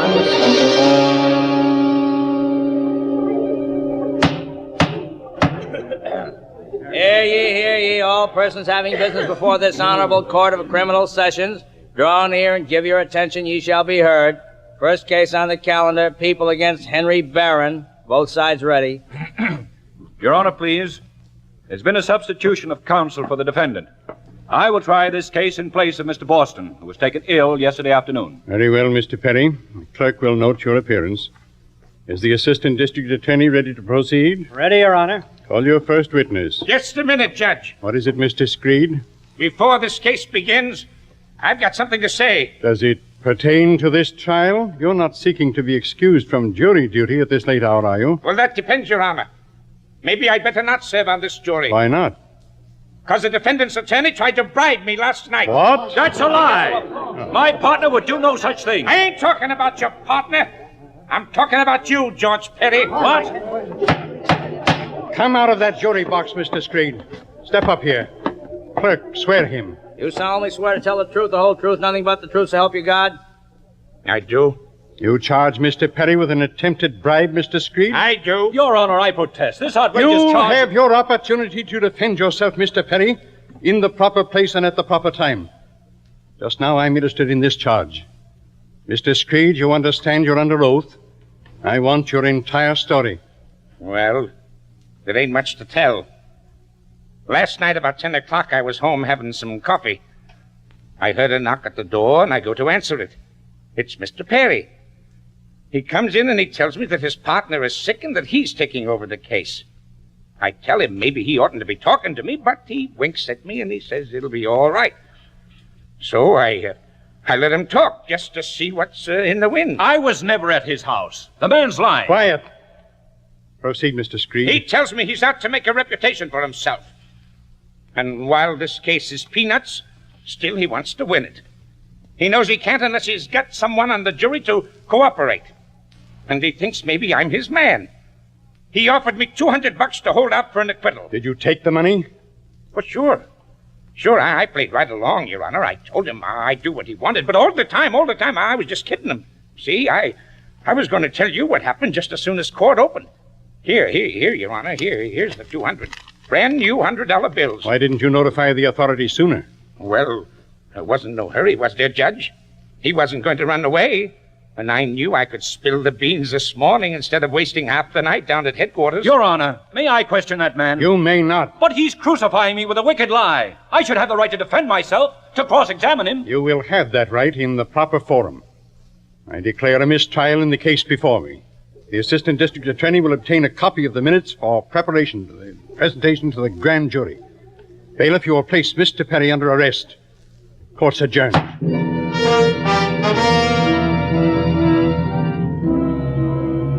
I showed the proper expected astonishment at the news. I expressed my sympathy in 100 different ways. I even arranged bail and took on my partner's defense personally.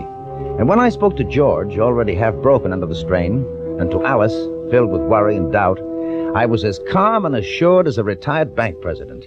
Why, it's as plain as the nose on your face, George. It's a political trick. The opposition somehow heard about your being the next DA and were out to spike you before you even got started. But who did it? You leave that to me. I'll get him, whoever he is, and when I do, the case will fall apart. Sam, I don't know what we'd do without you. You've been like the Rock of Gibraltar to both of us. If we didn't have you to turn to... You leave everything to Sam, Alice. He'll get your George out of this jam and know the reason why. I know it, Sam. Darling, you see, everything will be all right. But we haven't gotten anywhere, Sam. Not a single clue to the man behind this. Something will turn up. We still have 3 weeks before the trial. Now, if you're innocent, George, you're not going to jail. If I'm innocent? There's no question of that in your mind, is there? Well, that doesn't really matter. You're going to beat this rap. Now, don't you worry. No, Sam, no, you can't believe it. You can't really think I tried to bribe him. You know me better than that, Sam. Sure, George, sure. I don't believe it. Now, I'm naturally going to give my full time to getting up your defense, and Alice can help me. Oh, Sam, I don't know how to thank you for standing by us. I'll never forget this. Never. Well, you'd do the same for me, wouldn't you?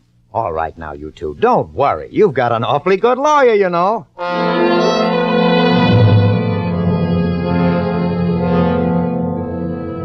I got George to go away up to Fieldstone for a few weeks. I spent a lot of time driving Alice around in search of non-existent witnesses. My zeal and devotion to George were unbounded. And if I failed to find any proof of his innocence, it hurt me as much as it did Alice. In time, even she began to wonder, to have a gnawing doubt.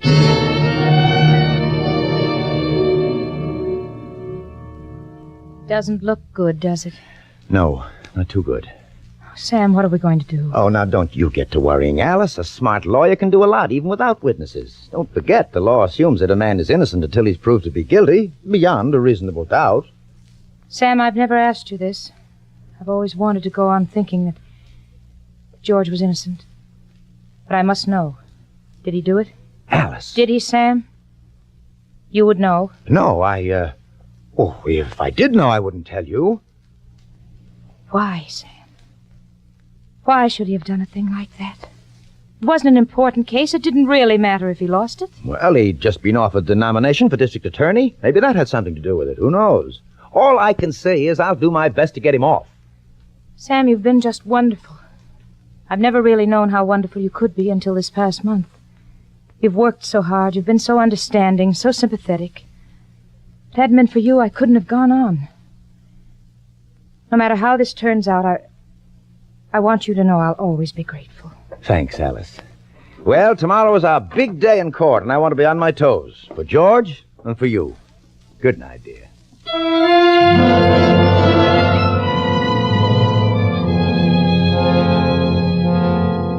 I was brilliant in court that day. Every legal dodge, every technicality that the law allowed, I made use of. From the last spectator in the last crowded row to the judge on the bench. They all knew that I was putting up the greatest legal fight they'd ever witnessed.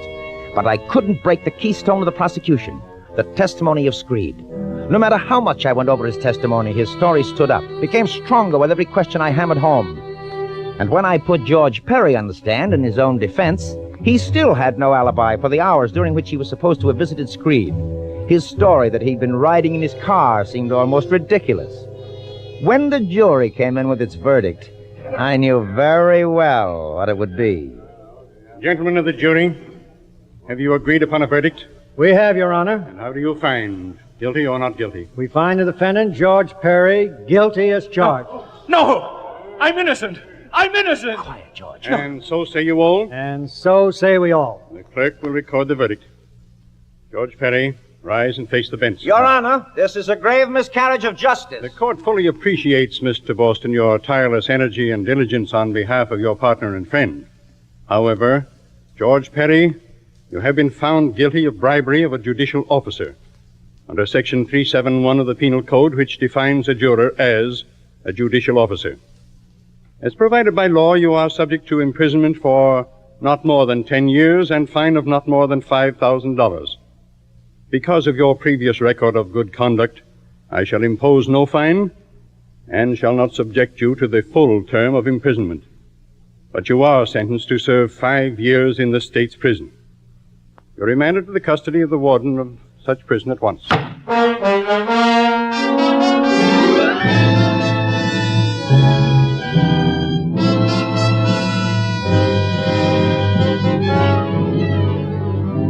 For Suspense, Roma Wines are bringing you Jerome Cowan in Mort, Maine. Roma Wines' presentation tonight in radio's outstanding theater of thrills, Suspense.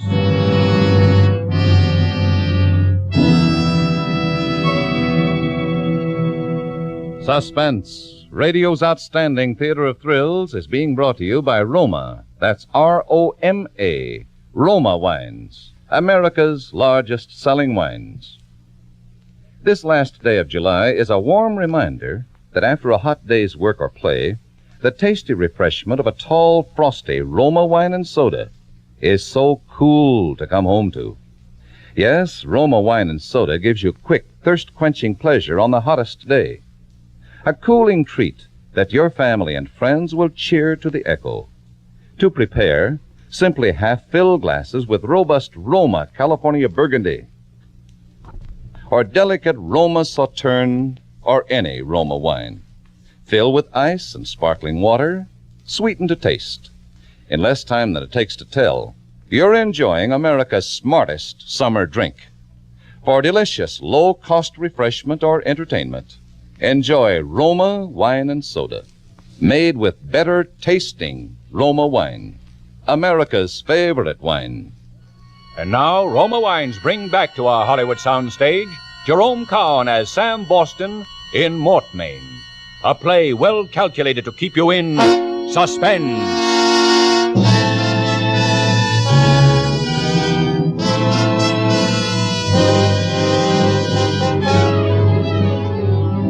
So I lost the case. But losing that one, of course, helped me. I gained a swift popularity not only with the public, but with the politicians who have an eye open for brilliant lawyers.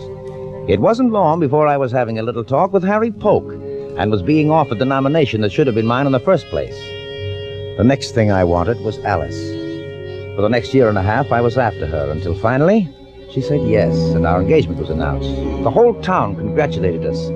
And then George, with time off for good behavior, came home from prison. One afternoon, I went to call on Alice. He was there.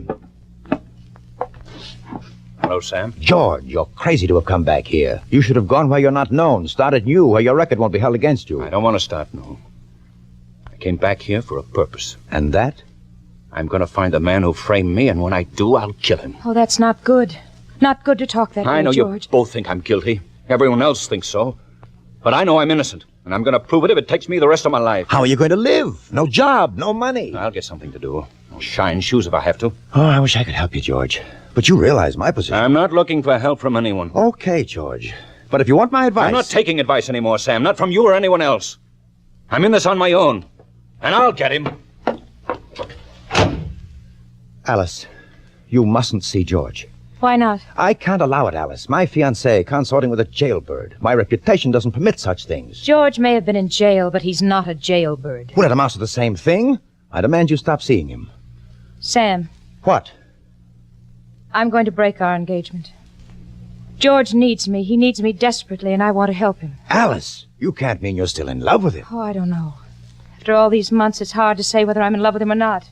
But he needs help, and I'm the only one he can turn to. Well, what about me? You don't need me, Sam. I don't need you the way he does for a prop and a consolation prize. I love you, isn't that enough? You don't love me, Sam. I've always been second to your career. And now you're doing your best to ruin that career for me. How so? Don't you see what it'll mean? You're breaking your engagement at this time, just when I'm about to get the nomination for judgeship? Nobody respects a man who's been jilted. Just keep on going with me as though nothing had happened. Afterward, we can break off gradually. Yes. All right, Sam. Now, I think you'd better go.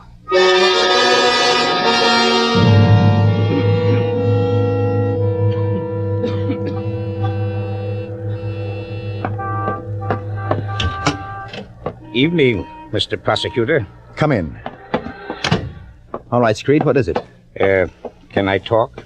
Ain't nobody going to hear me. No, the servants are off tonight. You can talk. He's been around to see me. George? Perry? Mm-hmm. He wants to know who was behind it. Well, naturally, you sent him about his business. Not quite. Said I might have something for him, maybe. What do you mean? He showed me a roll of bills. Came close to 5,000. It was mine for just one name. That's all he wanted, just the name. Do you know what would happen to you if you so much as hinted at it? I know I'd get $5,000 from Mr. Perry. And 10 years in jail for perjury and accepting a bribe. I still have your written statement, you know, right here in my safe. You couldn't use it. Oh, couldn't I? Why not? A confession that you'd been bribed to frame Perry. Bribed by an unknown man representing Perry's political opponents. How would you explain your not using it before this? Oh, very easily, Mr. Screed. It just came into my possession. Came to me in the mail. I still don't think you'd use it. You see, I kind of figure you'd be dead before that. That Perry, he means business. Got it all figured out, haven't you? Mm-hmm. Yes, I reckon I'm sitting pretty. All right. How much? Well, now, I won't be a hog. Let's say another 10, huh? You can scrape that much together, I reckon. On one condition. Oh, yeah? What's that? That you go away and never come back. Oh, I like it here. Then it's no deal. Okay, I can still get that 5,000. Wait. I know I'm a fool to give it to you, but there's nothing else I can do. When do you have your appointment with Perry? I don't have one. I told him I'd get in touch with him. I'll have the money for you tomorrow night. Don't come here. I'll bring it to your house. Don't try any cute tricks. I'll see you tomorrow night, okay? Okay. Good night, Mr. Prosecutor.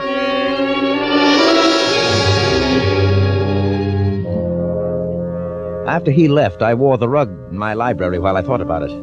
I knew this payment was only the beginning. Screed would go on with his blackmail until he bled me white. Something had to happen. And it did. I've got to talk to you. George, sure. Come in.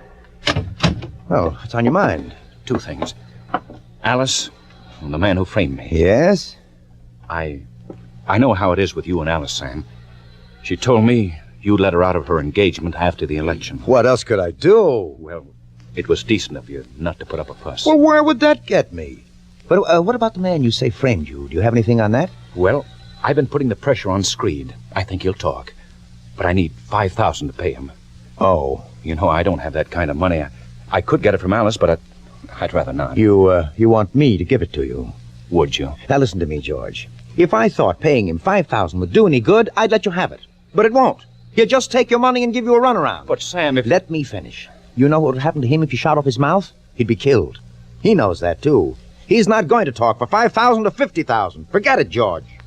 Oh, maybe you're right, Sam. I just thought... I know you're willing to grab at any straw. And there's another thing. Your loose talk about killing the man who framed you. The police know about it, and if it weren't for me, you would have been picked up. I understand you've gone and bought yourself a gun. Yes, I did. Give it to me. I'll turn it in. All right, Sam. Here it is. Just put it on the desk. Now, you follow my advice. Get out of town. Leave as soon as you can. Oh, I've been a fool. Sam, someone promised me a job out on the coast. I'll go tomorrow night. Alice can follow me after election. And, Sam, thanks. Thanks for pounding some sense into my head. Oh, you know how I feel about you, George. Yes, I know. And I wish you every success in the election, Sam. I know you'll make a good judge. Goodbye, George. And luck to you. You'll need it.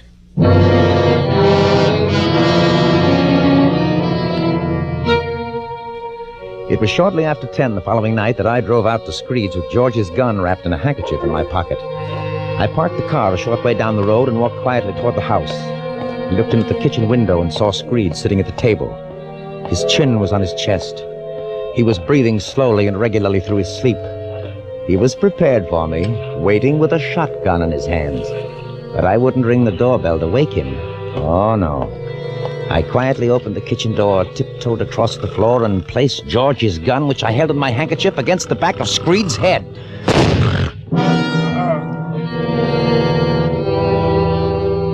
His head bobbed forward, and that was all. His body didn't move. His finger remained motionless on the cocked trigger of the shotgun resting on the table. Well, that was that. 2 birds with 1 stone. Screed dead, George Perry the obvious murderer. I dropped the revolver on the floor and went out. When I got home, I phoned Chief Martin. He said... What's on your mind, Sam? Martin, I'm worried. George Perry has been over at my house making all sorts of wild threats about killing the man who testified against him. I wish you'd send someone out there and get the old man to take precautions. Sure, Mr. Boston. I'll do that right away. I heard about Perry's talking wild.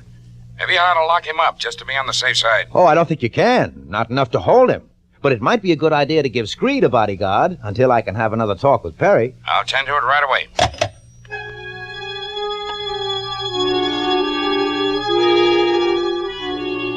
And then I went to bed. I didn't have very long to wait. Hello? Mr. Boston, I've got some bad news for you. Our man got out there too late. What do you mean? Screed's dead. Shot right through the head. Good heavens. Better come out here. I'll be there in half an hour.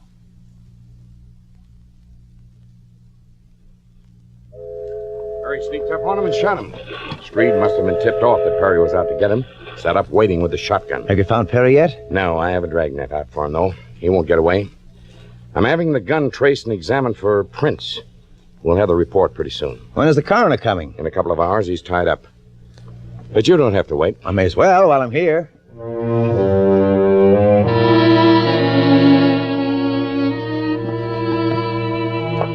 I sat down in the kitchen chair across from Screed. Now he'd never talk. And Alice, any last vestige of feeling she had for George would disappear with his arrest. Everything was working out fine. I looked at Screed. His position hadn't changed. His hand still clutched the shotgun, and I smiled, thinking how much he'd like to pull that trigger if he was still alive. And even as the smile crossed my face... Oh! Mr. Boston! Mr. Boston! Oh, my gosh, what's happened? The gun went off. My chest. What's the matter here? Let's have a look. Oh, my. Give it to me straight, Doc. Will I live or won't I? A couple of hours, more or less. You're certain? I'm sorry, Mr. Boston. Okay, I've got something to say. Get a stenographer. Take it all down.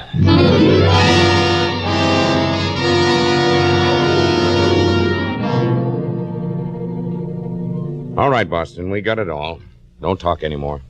So old Screed got to use his shotgun after all. Mortmain. What's that? Mortmain, the dead hand. It's a lawyer's joke, Doc. You wouldn't understand. Can't say I do. Oh, never mind. By the way, what was it? Some sort of miracle? Divine justice acting through a corpse? If you want to call it that. Really, just a tightening of the finger muscles that caused the trigger to be pulled back. We doctors call it rigor mortis.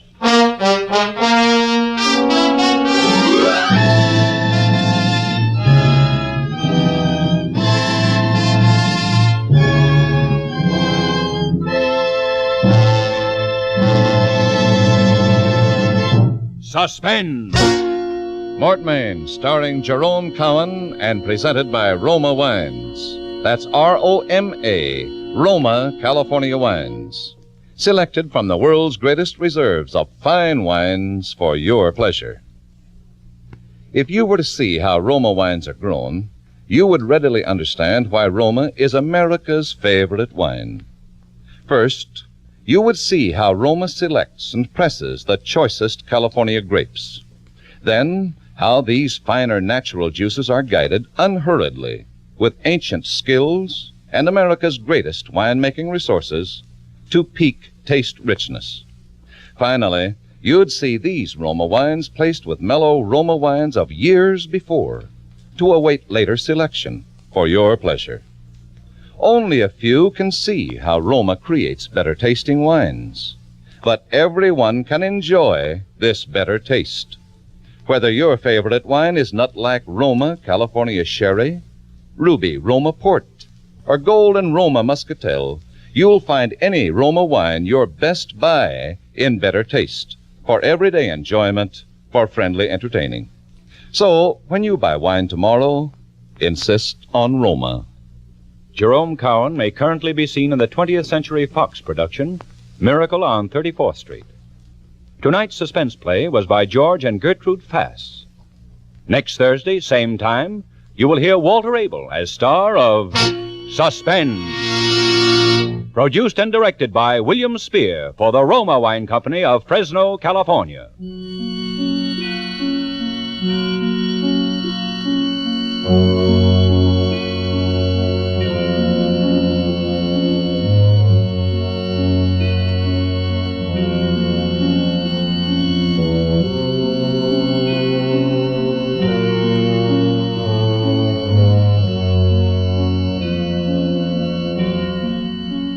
In the coming weeks, Suspense will present